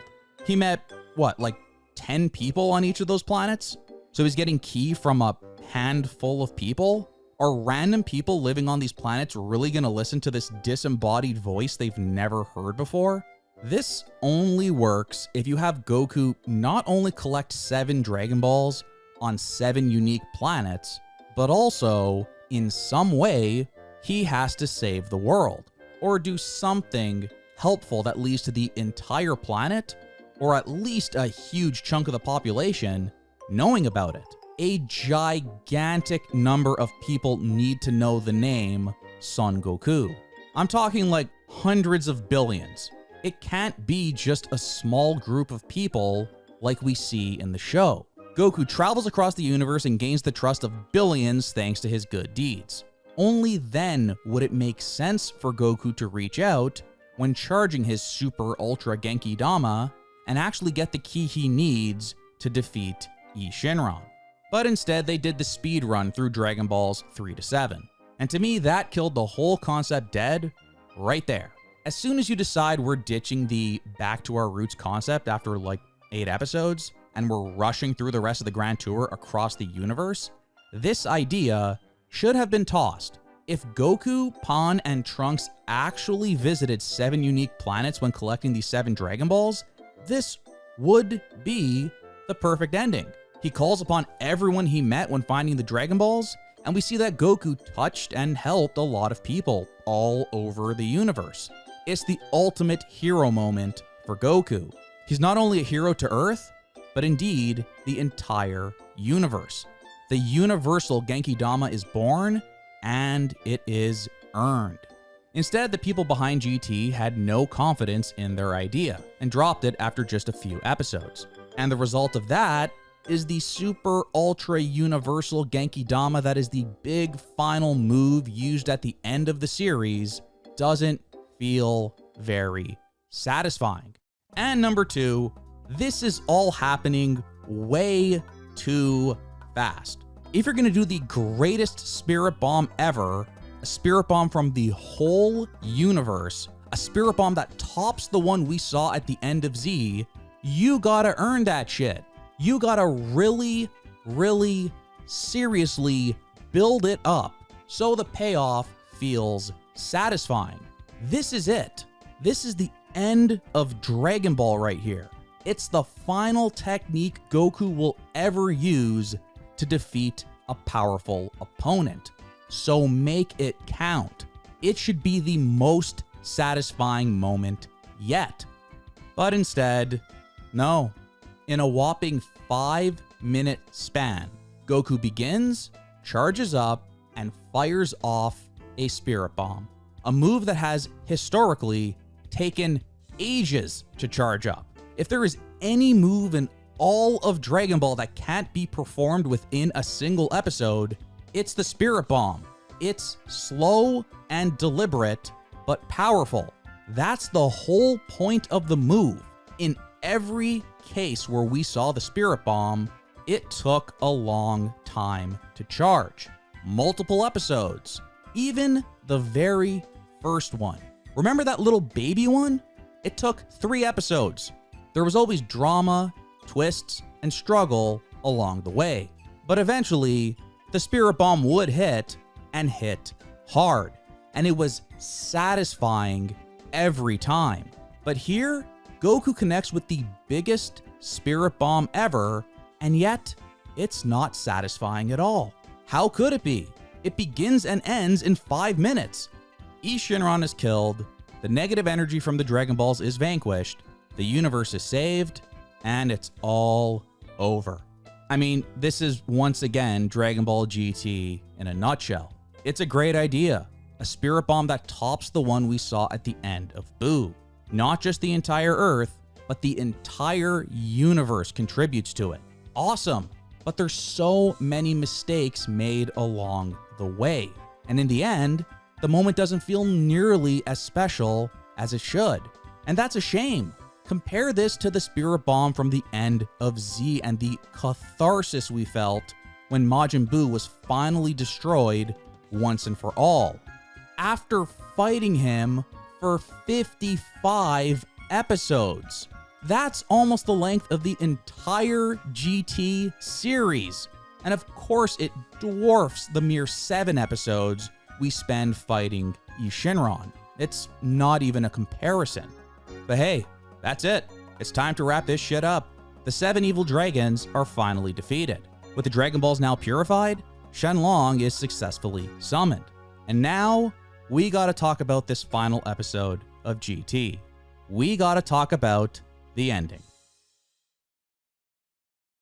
Episode 64 marks the end of Dragon Ball GT and the end of the entire Dragon Ball story. Coming back to the ending of GT here in 2025, I was curious to see how well it holds up. There's a meme out there that says the best part of GT was when it ended. And that's been the conventional wisdom for almost 30 years now. Looking at the GT ending through today's lens is interesting. Today, we know it's not really the end of the adventures of Son Goku and his friends. But for a long time, all those years before Toriyama returned to the franchise and continued the story, it really was the end. And it was emotional, whether you liked GT or not. Well, let's go through it once more and see if the famous ending to GT, the so-called best moment in GT, let's see if it holds up. Is it still the best ending to a Dragon Ball anime? I will be the judge of that. The episode begins with Shenlong appearing, but the sky isn't dark like usual. This is no regular appearance from our dragon friend. Shenlong has Goku come to his feet and explains to him that they've used the Dragon Balls far too many times. The end result of that misuse was the birth of the evil dragons. So, he forbids anyone from using the Dragon Balls any further. But Goku asks him to grant one last wish. Bring all those who died thanks to Super 17 and the evil dragons back to life. However, he won't be wishing for any of the damage to be repaired. That will be up to the people of Earth. I mean, that's kind of a dick move, Goku. That was a big asshole. Think about all the cities and homes that have been destroyed. It's not gonna be very easy to fix all that, or cheap, but it's a nice notion, I suppose. He wants everyone to work together to repair the damage, instead of relying on the Dragon Balls to fix everything for them all the time. Shenlong does indeed grant Goku this final wish, bringing everyone back to life. But then, the dragon tells Goku, it's time to go. Goku says goodbye, and it turns out, he ain't coming back. This really is goodbye. If the story of Dragon Ball is to come to an end, then the Dragon Balls have to go away, and Goku has to go away too. We are graced with these beautifully animated shots of Shenlong flying through the sky. We get a couple of cameo appearances, and then the waterworks begin. Goku wants to stop by Kame House to say goodbye to his friends. It's Krillin, Umigame, and Roshi. I guess Krillin was revived with that wish, and his first order of business was to go visit Roshi on his little island without his wife or daughter? Oh, whatever, who cares? This scene is perfect. Krillin is happy to see his best friend, and the two of them reminisce for a bit. They really have been homies since almost the very beginning, and seeing them together here for the ending, I'm sorry, I have something in my eye.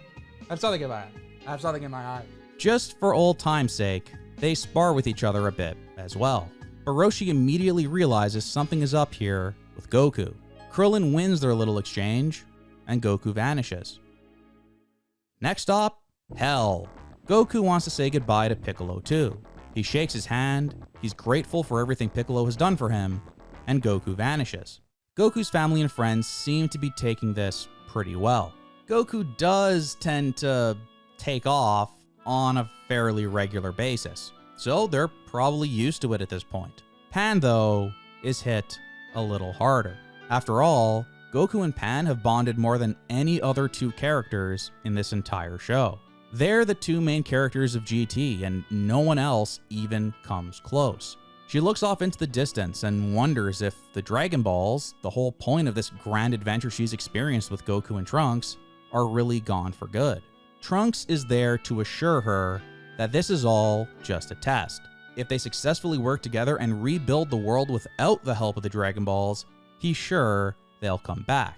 Now, either Trunks is just trying to make Pan feel good, or this is Toei leaving the door just barely open for a potential sequel series.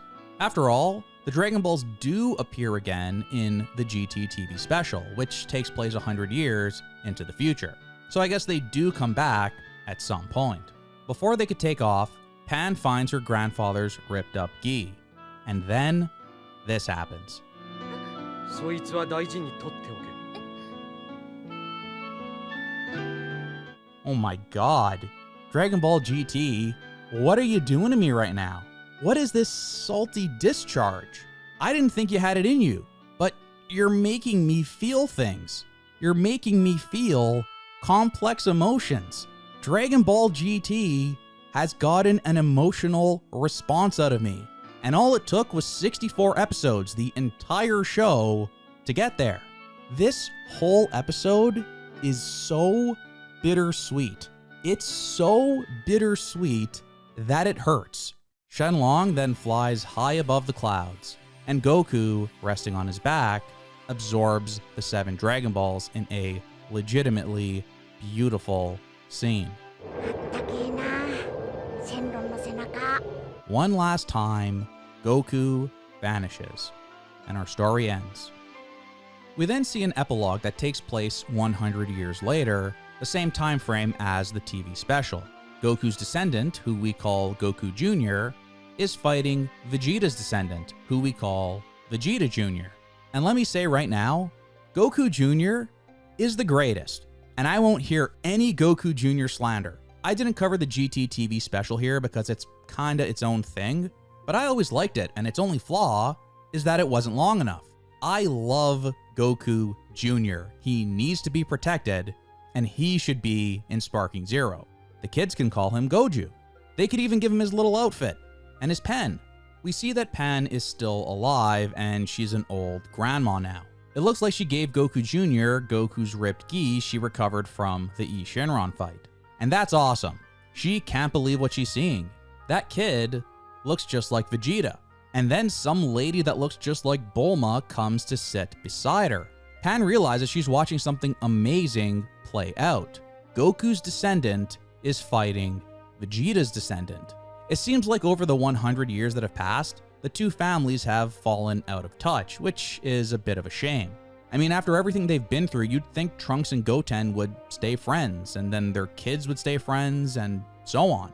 But I guess 100 years is a pretty long time. The two juniors begin to fight, and we see that both can transform into Super Saiyans, or rather, turn blonde. I like that. I guess a lot of things can change, but that Super Saiyan genetic trait is still being carried down even 100 years later. Maybe after 100 years, Pan could turn into a Super Saiyan 2? I sure friggin' hope so. By age 100, she should be like Ultra Instinct Super Saiyan 5 or some shit. Then, as Pan enjoys the fight, she sees her grandfather in the crowd, watching.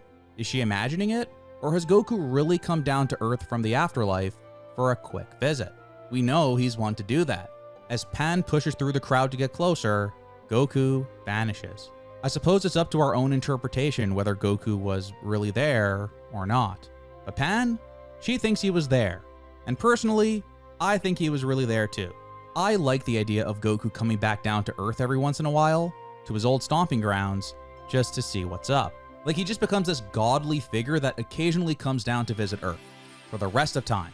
Even though there's an absolute sense of finality with this ending as we see Goku and the Dragon Balls vanish, I think this epilogue is here to reassure us. Just a little bit. I feel like it's telling us that just because Goku went away, that doesn't mean the adventure is completely over. Goku is still around, both in this ghostly form and through his great-great-great-great-grandson. Through this epilogue, we see the spirit of the original ending from the manga, where the message is that the adventure continues, and a focus is put on the next generation after Goku. That wonderful ending gets to carry on through here to the end of GT as well, and I think that's really sweet. We end with a full series montage as Goku walks around the Tenkaichi Budokai grounds, all while Don Don plays. And what else is there to say? Don Don is great, and it's the perfect song for this bittersweet ending. I don't think Head Shala would have quite fit here, even if it's the Dragon Ball song. It could have worked, but I personally agree with the GT team that Don Don was the way to go here. The montage is great too. It's really cute and really touching to hear the narrator take us out.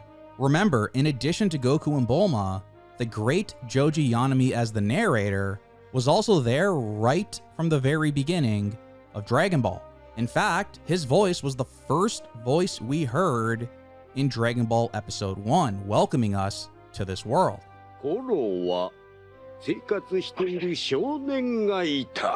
And now, how appropriate is it that he's the final voice we hear as well?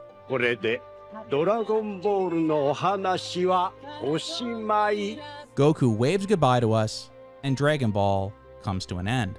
And for the first time, right here with the very last episode of Dragon Ball GT, I can say I have absolutely zero complaints whatsoever.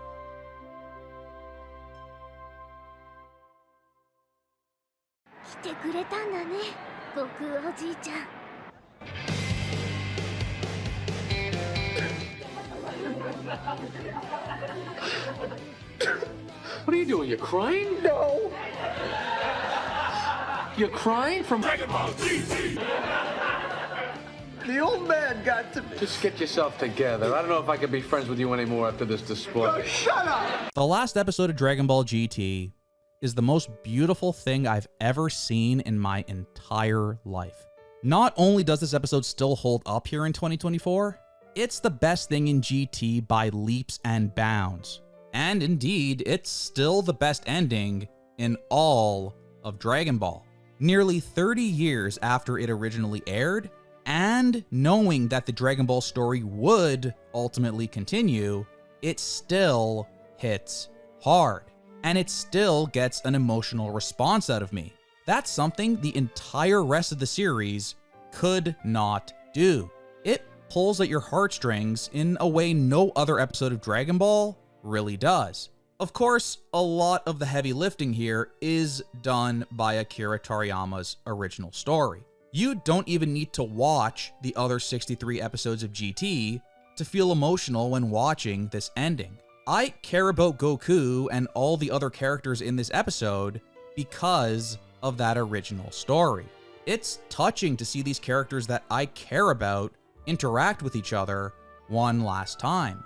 And it's because of this masterpiece. It's because of the strong connection we all have to this that you become emotional seeing it all come to an end here. If anything, it hits even harder today than it did back then. Seeing Goku and the Dragon Balls fly away forever, that is a true ending. We don't really get that anymore with these multi-billion-dollar properties. Look no further than Pokemon, one of the precious few anime franchises even bigger than Dragon Ball. In March of 2023, after 26 years, the Ash and Pikachu era of the Pokemon anime finally came to an end. After such a long time, you just kind of figured Ash would always be the face of the Pokemon anime, forever. But indeed, the powers that be decided it was time for a major change. The October 2024 Game Freak leak brought to light some of the discussion going on behind the scenes.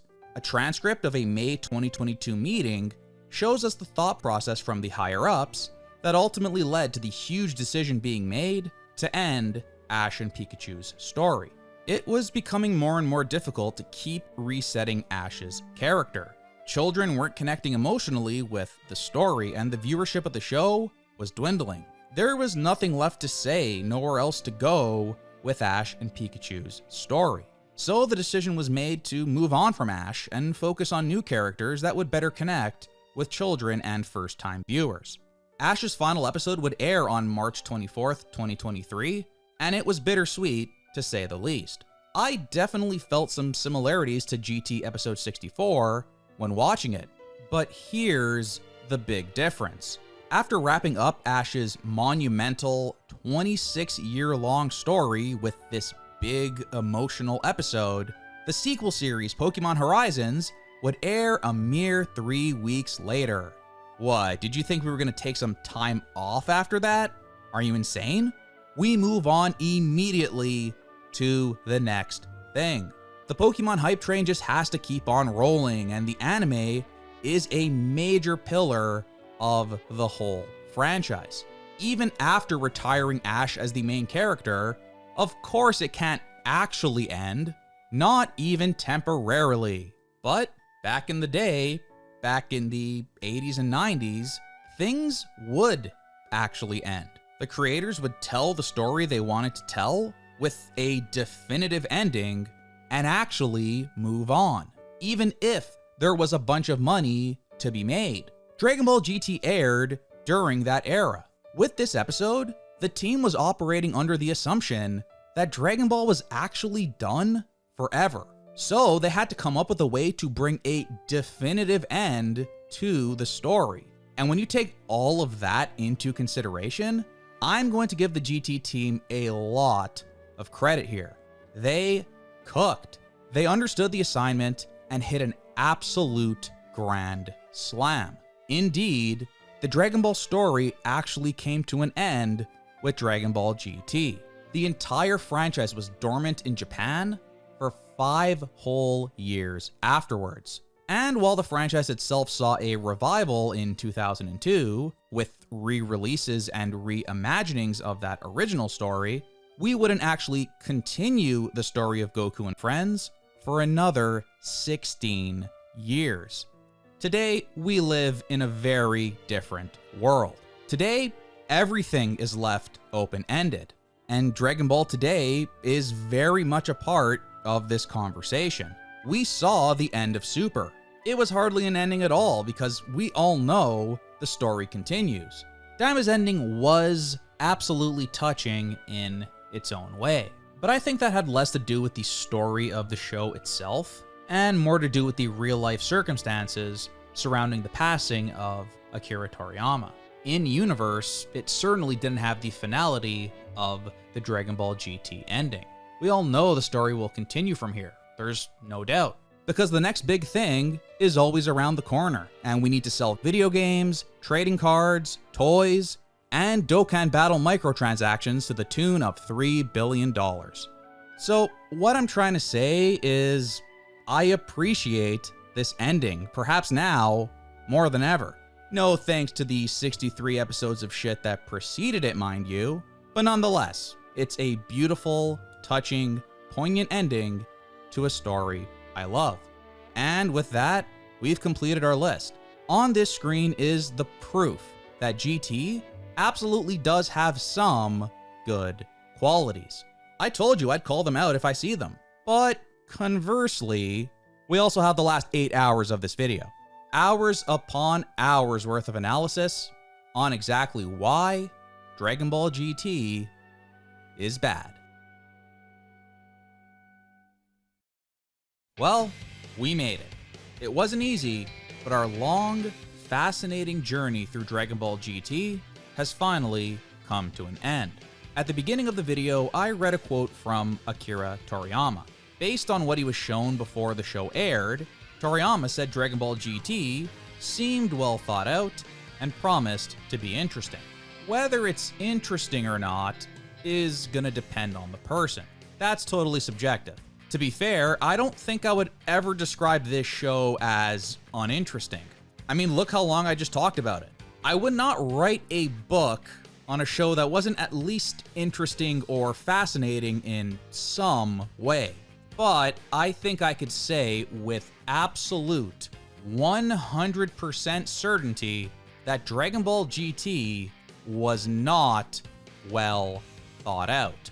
I can say with 100% certainty that I know why there was so much outrage when Goku turning back into a kid was revealed as the main concept for Daima. I understand now why just this mere similarity to GT, the similarity to this 30-year-old show, causes so many to vomit with rage. The people making the major decisions behind this show did not understand what made Toriyama's story or the animated adaptations of his story, great. From start to finish, we are bombarded with characters acting illogically and completely nonsensical plot moments that the show never even tries to make sense out of. The series is simply too short. 64 episodes isn't enough to effectively tell multiple long-form Dragon Ball stories. As a result, what should be exciting climactic battles are not given the time they need to truly thrive. I mean, GT gives us a full story arc that only lasts for 6 episodes. The show moves at a blistering pace to its own detriment. What should be grand and memorable moments happen far too quickly. These moments are left in the dust and forgotten as the show breathlessly rushes forward to the next thing. While some of the ideas or concepts seen in GT are interesting, they are almost always let down by terrible execution. The show is unable to effectively build up its characters or story moments, so the end result is inevitable. An unsatisfying payoff and a severe lack of those special, iconic Dragon Ball moments we all love. Finally, our secondary cast. Beloved characters that have managed to shine time and time again in Toriyama's original story are either ignored completely or treated poorly throughout the entire series. It's one thing to come to that conclusion yourself when watching the show, but we even have key members of the GT staff on the record explaining their nonsensical and at times downright ignorant mindset when it came to writing the show and its characters. The main concept behind the entire series was turning Goku into a kid and bringing Dragon Ball back to its roots. They would proceed to lose interest in this idea almost immediately. They gave up on a fun adventure through space to collect the Dragon Balls. They gave up on their promise to bring the series back to its roots after only a handful of episodes had aired. Clearly, the higher-ups had no real faith in the whole idea and no trust or belief in their staff to improve the product over time. They would instead sloppily pivot back to DBZ-style action in a desperate attempt to reverse the show's falling ratings. Of course, that sudden, radical change of direction didn't work either. It's clear to me now that the behind-the-scenes production of this show was nothing short of a disaster. The personnel making the biggest story decisions had absolutely no idea what they were doing, and this was all reflected through the on-screen product. And yet, despite all of that, despite all the issues, the inconsistencies, the contradictions, the poor execution and lack of logic throughout, Dragon Ball GT is still beloved by a massive portion of the fanbase here today. Why is this? I saw widespread rejoicing when that Sparking Zero GT trailer came out. I couldn't believe it. The hype was off the charts. There was more excitement for this than any other trailer released for the game. I was in the middle of writing this video and suddenly I'm seeing all these people proclaiming their love for GT and how they were so happy to see these characters and these designs make it into the new game. And honestly, I think that's really cool. When I saw everybody getting all hyped like that, I'll admit, I got hyped too. Certainly after deep diving the entire series, binge watching it all twice in a row, and writing so much about it, in some weird, strange way, I feel like I do have a new appreciation for Dragon Ball GT.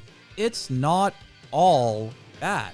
You have some great designs that have stood the test of time. Don Don is the best song ever recorded by a human being. The overall aesthetic is nice, and you have a lot of episodes that look really, really good from both an art and animation perspective. No matter what I think of it, it is and will always be a part of that original run of Dragon Ball, and that will always make it special. Our voice cast was still in their absolute prime, and everyone killed it, especially Yuko Minaguchi as Pan. And what more could be said about that ending? I cry every time. Now, does the good outweigh the bad? Well, no, absolutely not. No, absolutely not. But those positive qualities I took note of have endured for almost 30 years, and they've endured for a reason. If nothing else, GT shows the power of great character designs and how that alone can basically negate garbage storytelling. It really says so much that these characters, and indeed the series as a whole, is still beloved in spite of the absolute dog shit writing it is plagued with throughout.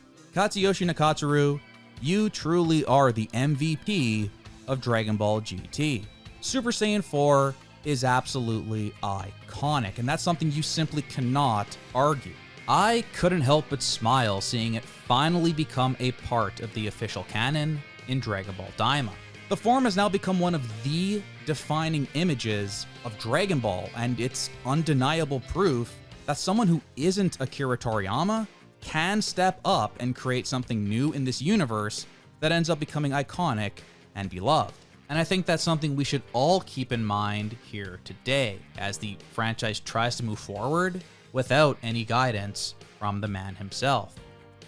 How will Dragon Ball GT be remembered? Well, we know that a lot of people choose to focus on the positives, and those people probably remember the show quite fondly. But for me, most of all, Dragon Ball GT is a cautionary tale.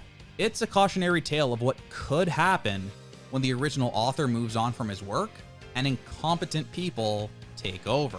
Fickle people who can't even stand behind their own ideas and work because the ratings went down a little bit. People poorly trying to recapture past glory with none of the grace or skill shown time and time again by Akira Toriyama and the team that worked on the DBZ anime. They tried to bring back the fun and adventure of the original Dragon Ball and failed. Then they tried to recapture the high energy action and excitement of Dragon Ball Z and failed. They failed because the GT team only had the most superficial understanding of that original story. If we simply put these things on the screen that people recognize, it'll be enough. Everyone will love it. Kid Goku, adventure, transformations, fusion, dreadfully powerful villains, and of course, Goku ultimately triumphant in the end. I mean, it's all there, right? All that stuff we love from the original story. They were just missing one little ingredient, one of the greatest to ever do it. That's kind of key. They didn't realize there were many intricacies in that original story, lots of little things. What Akira Toriyama was doing arc to arc, chapter to chapter, panel to panel, it was wholly unique. With his wonderful sense of humor, incredible artwork, and godly storytelling talent, he never failed to surprise and delight. Now, here in 2025, the question is, can someone else successfully take the reins of this franchise? Can someone else surprise and delight us within this wonderful sandbox that Akira Toriyama has left for us to play in? GT had little Toriyama involvement, and it was bad. It's easy to come to the conclusion that Dragon Ball without Toriyama is simply doomed to fail. But GT was 30 years ago. Call me crazy, but I don't think that has to be the case for Dragon Ball going forward. Is it that hard to imagine that instead of having 4 grand problems, a new Dragon Ball story has 4 major strengths instead?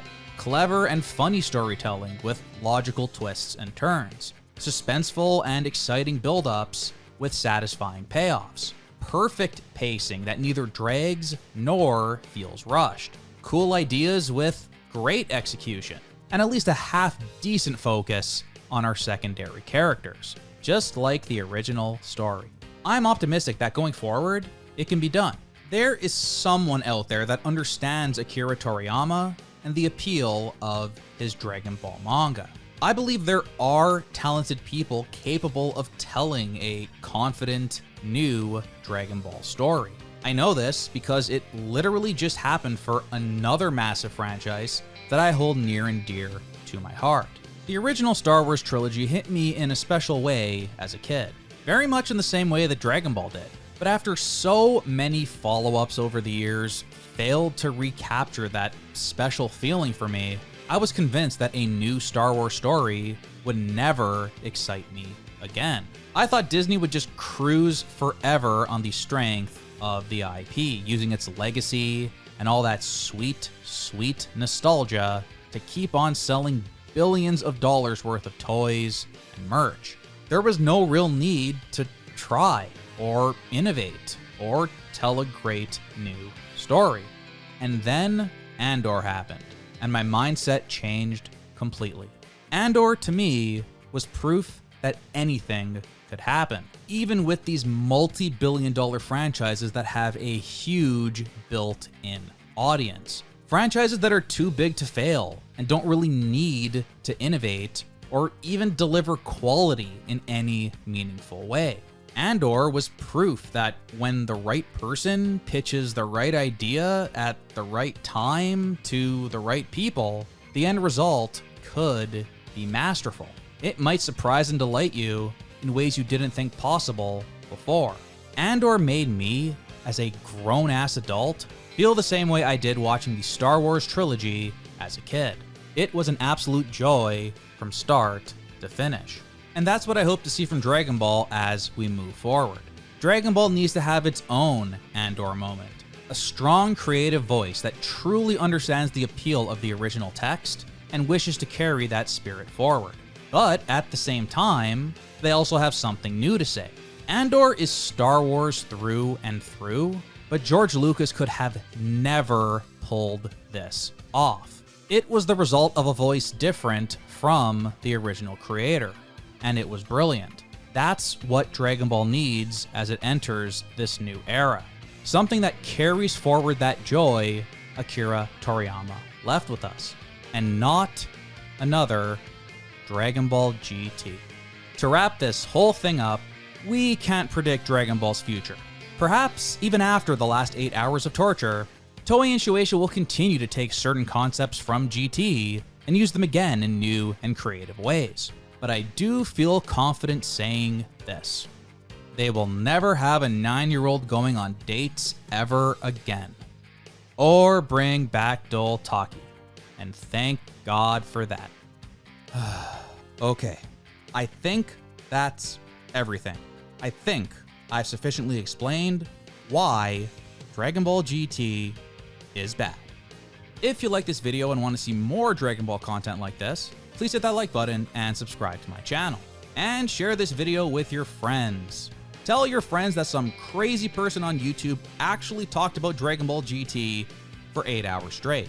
Even though it was never the plan to go this long, and my throat really hurts from recording so much audio, I gotta admit, watching the show twice, back to back, and doing all of this crazy research over the last 4 months ended up being a lot of fun. I hope you enjoyed watching this video as much as I enjoyed making it. And thank you so much if you actually stuck with me all the way to the end here.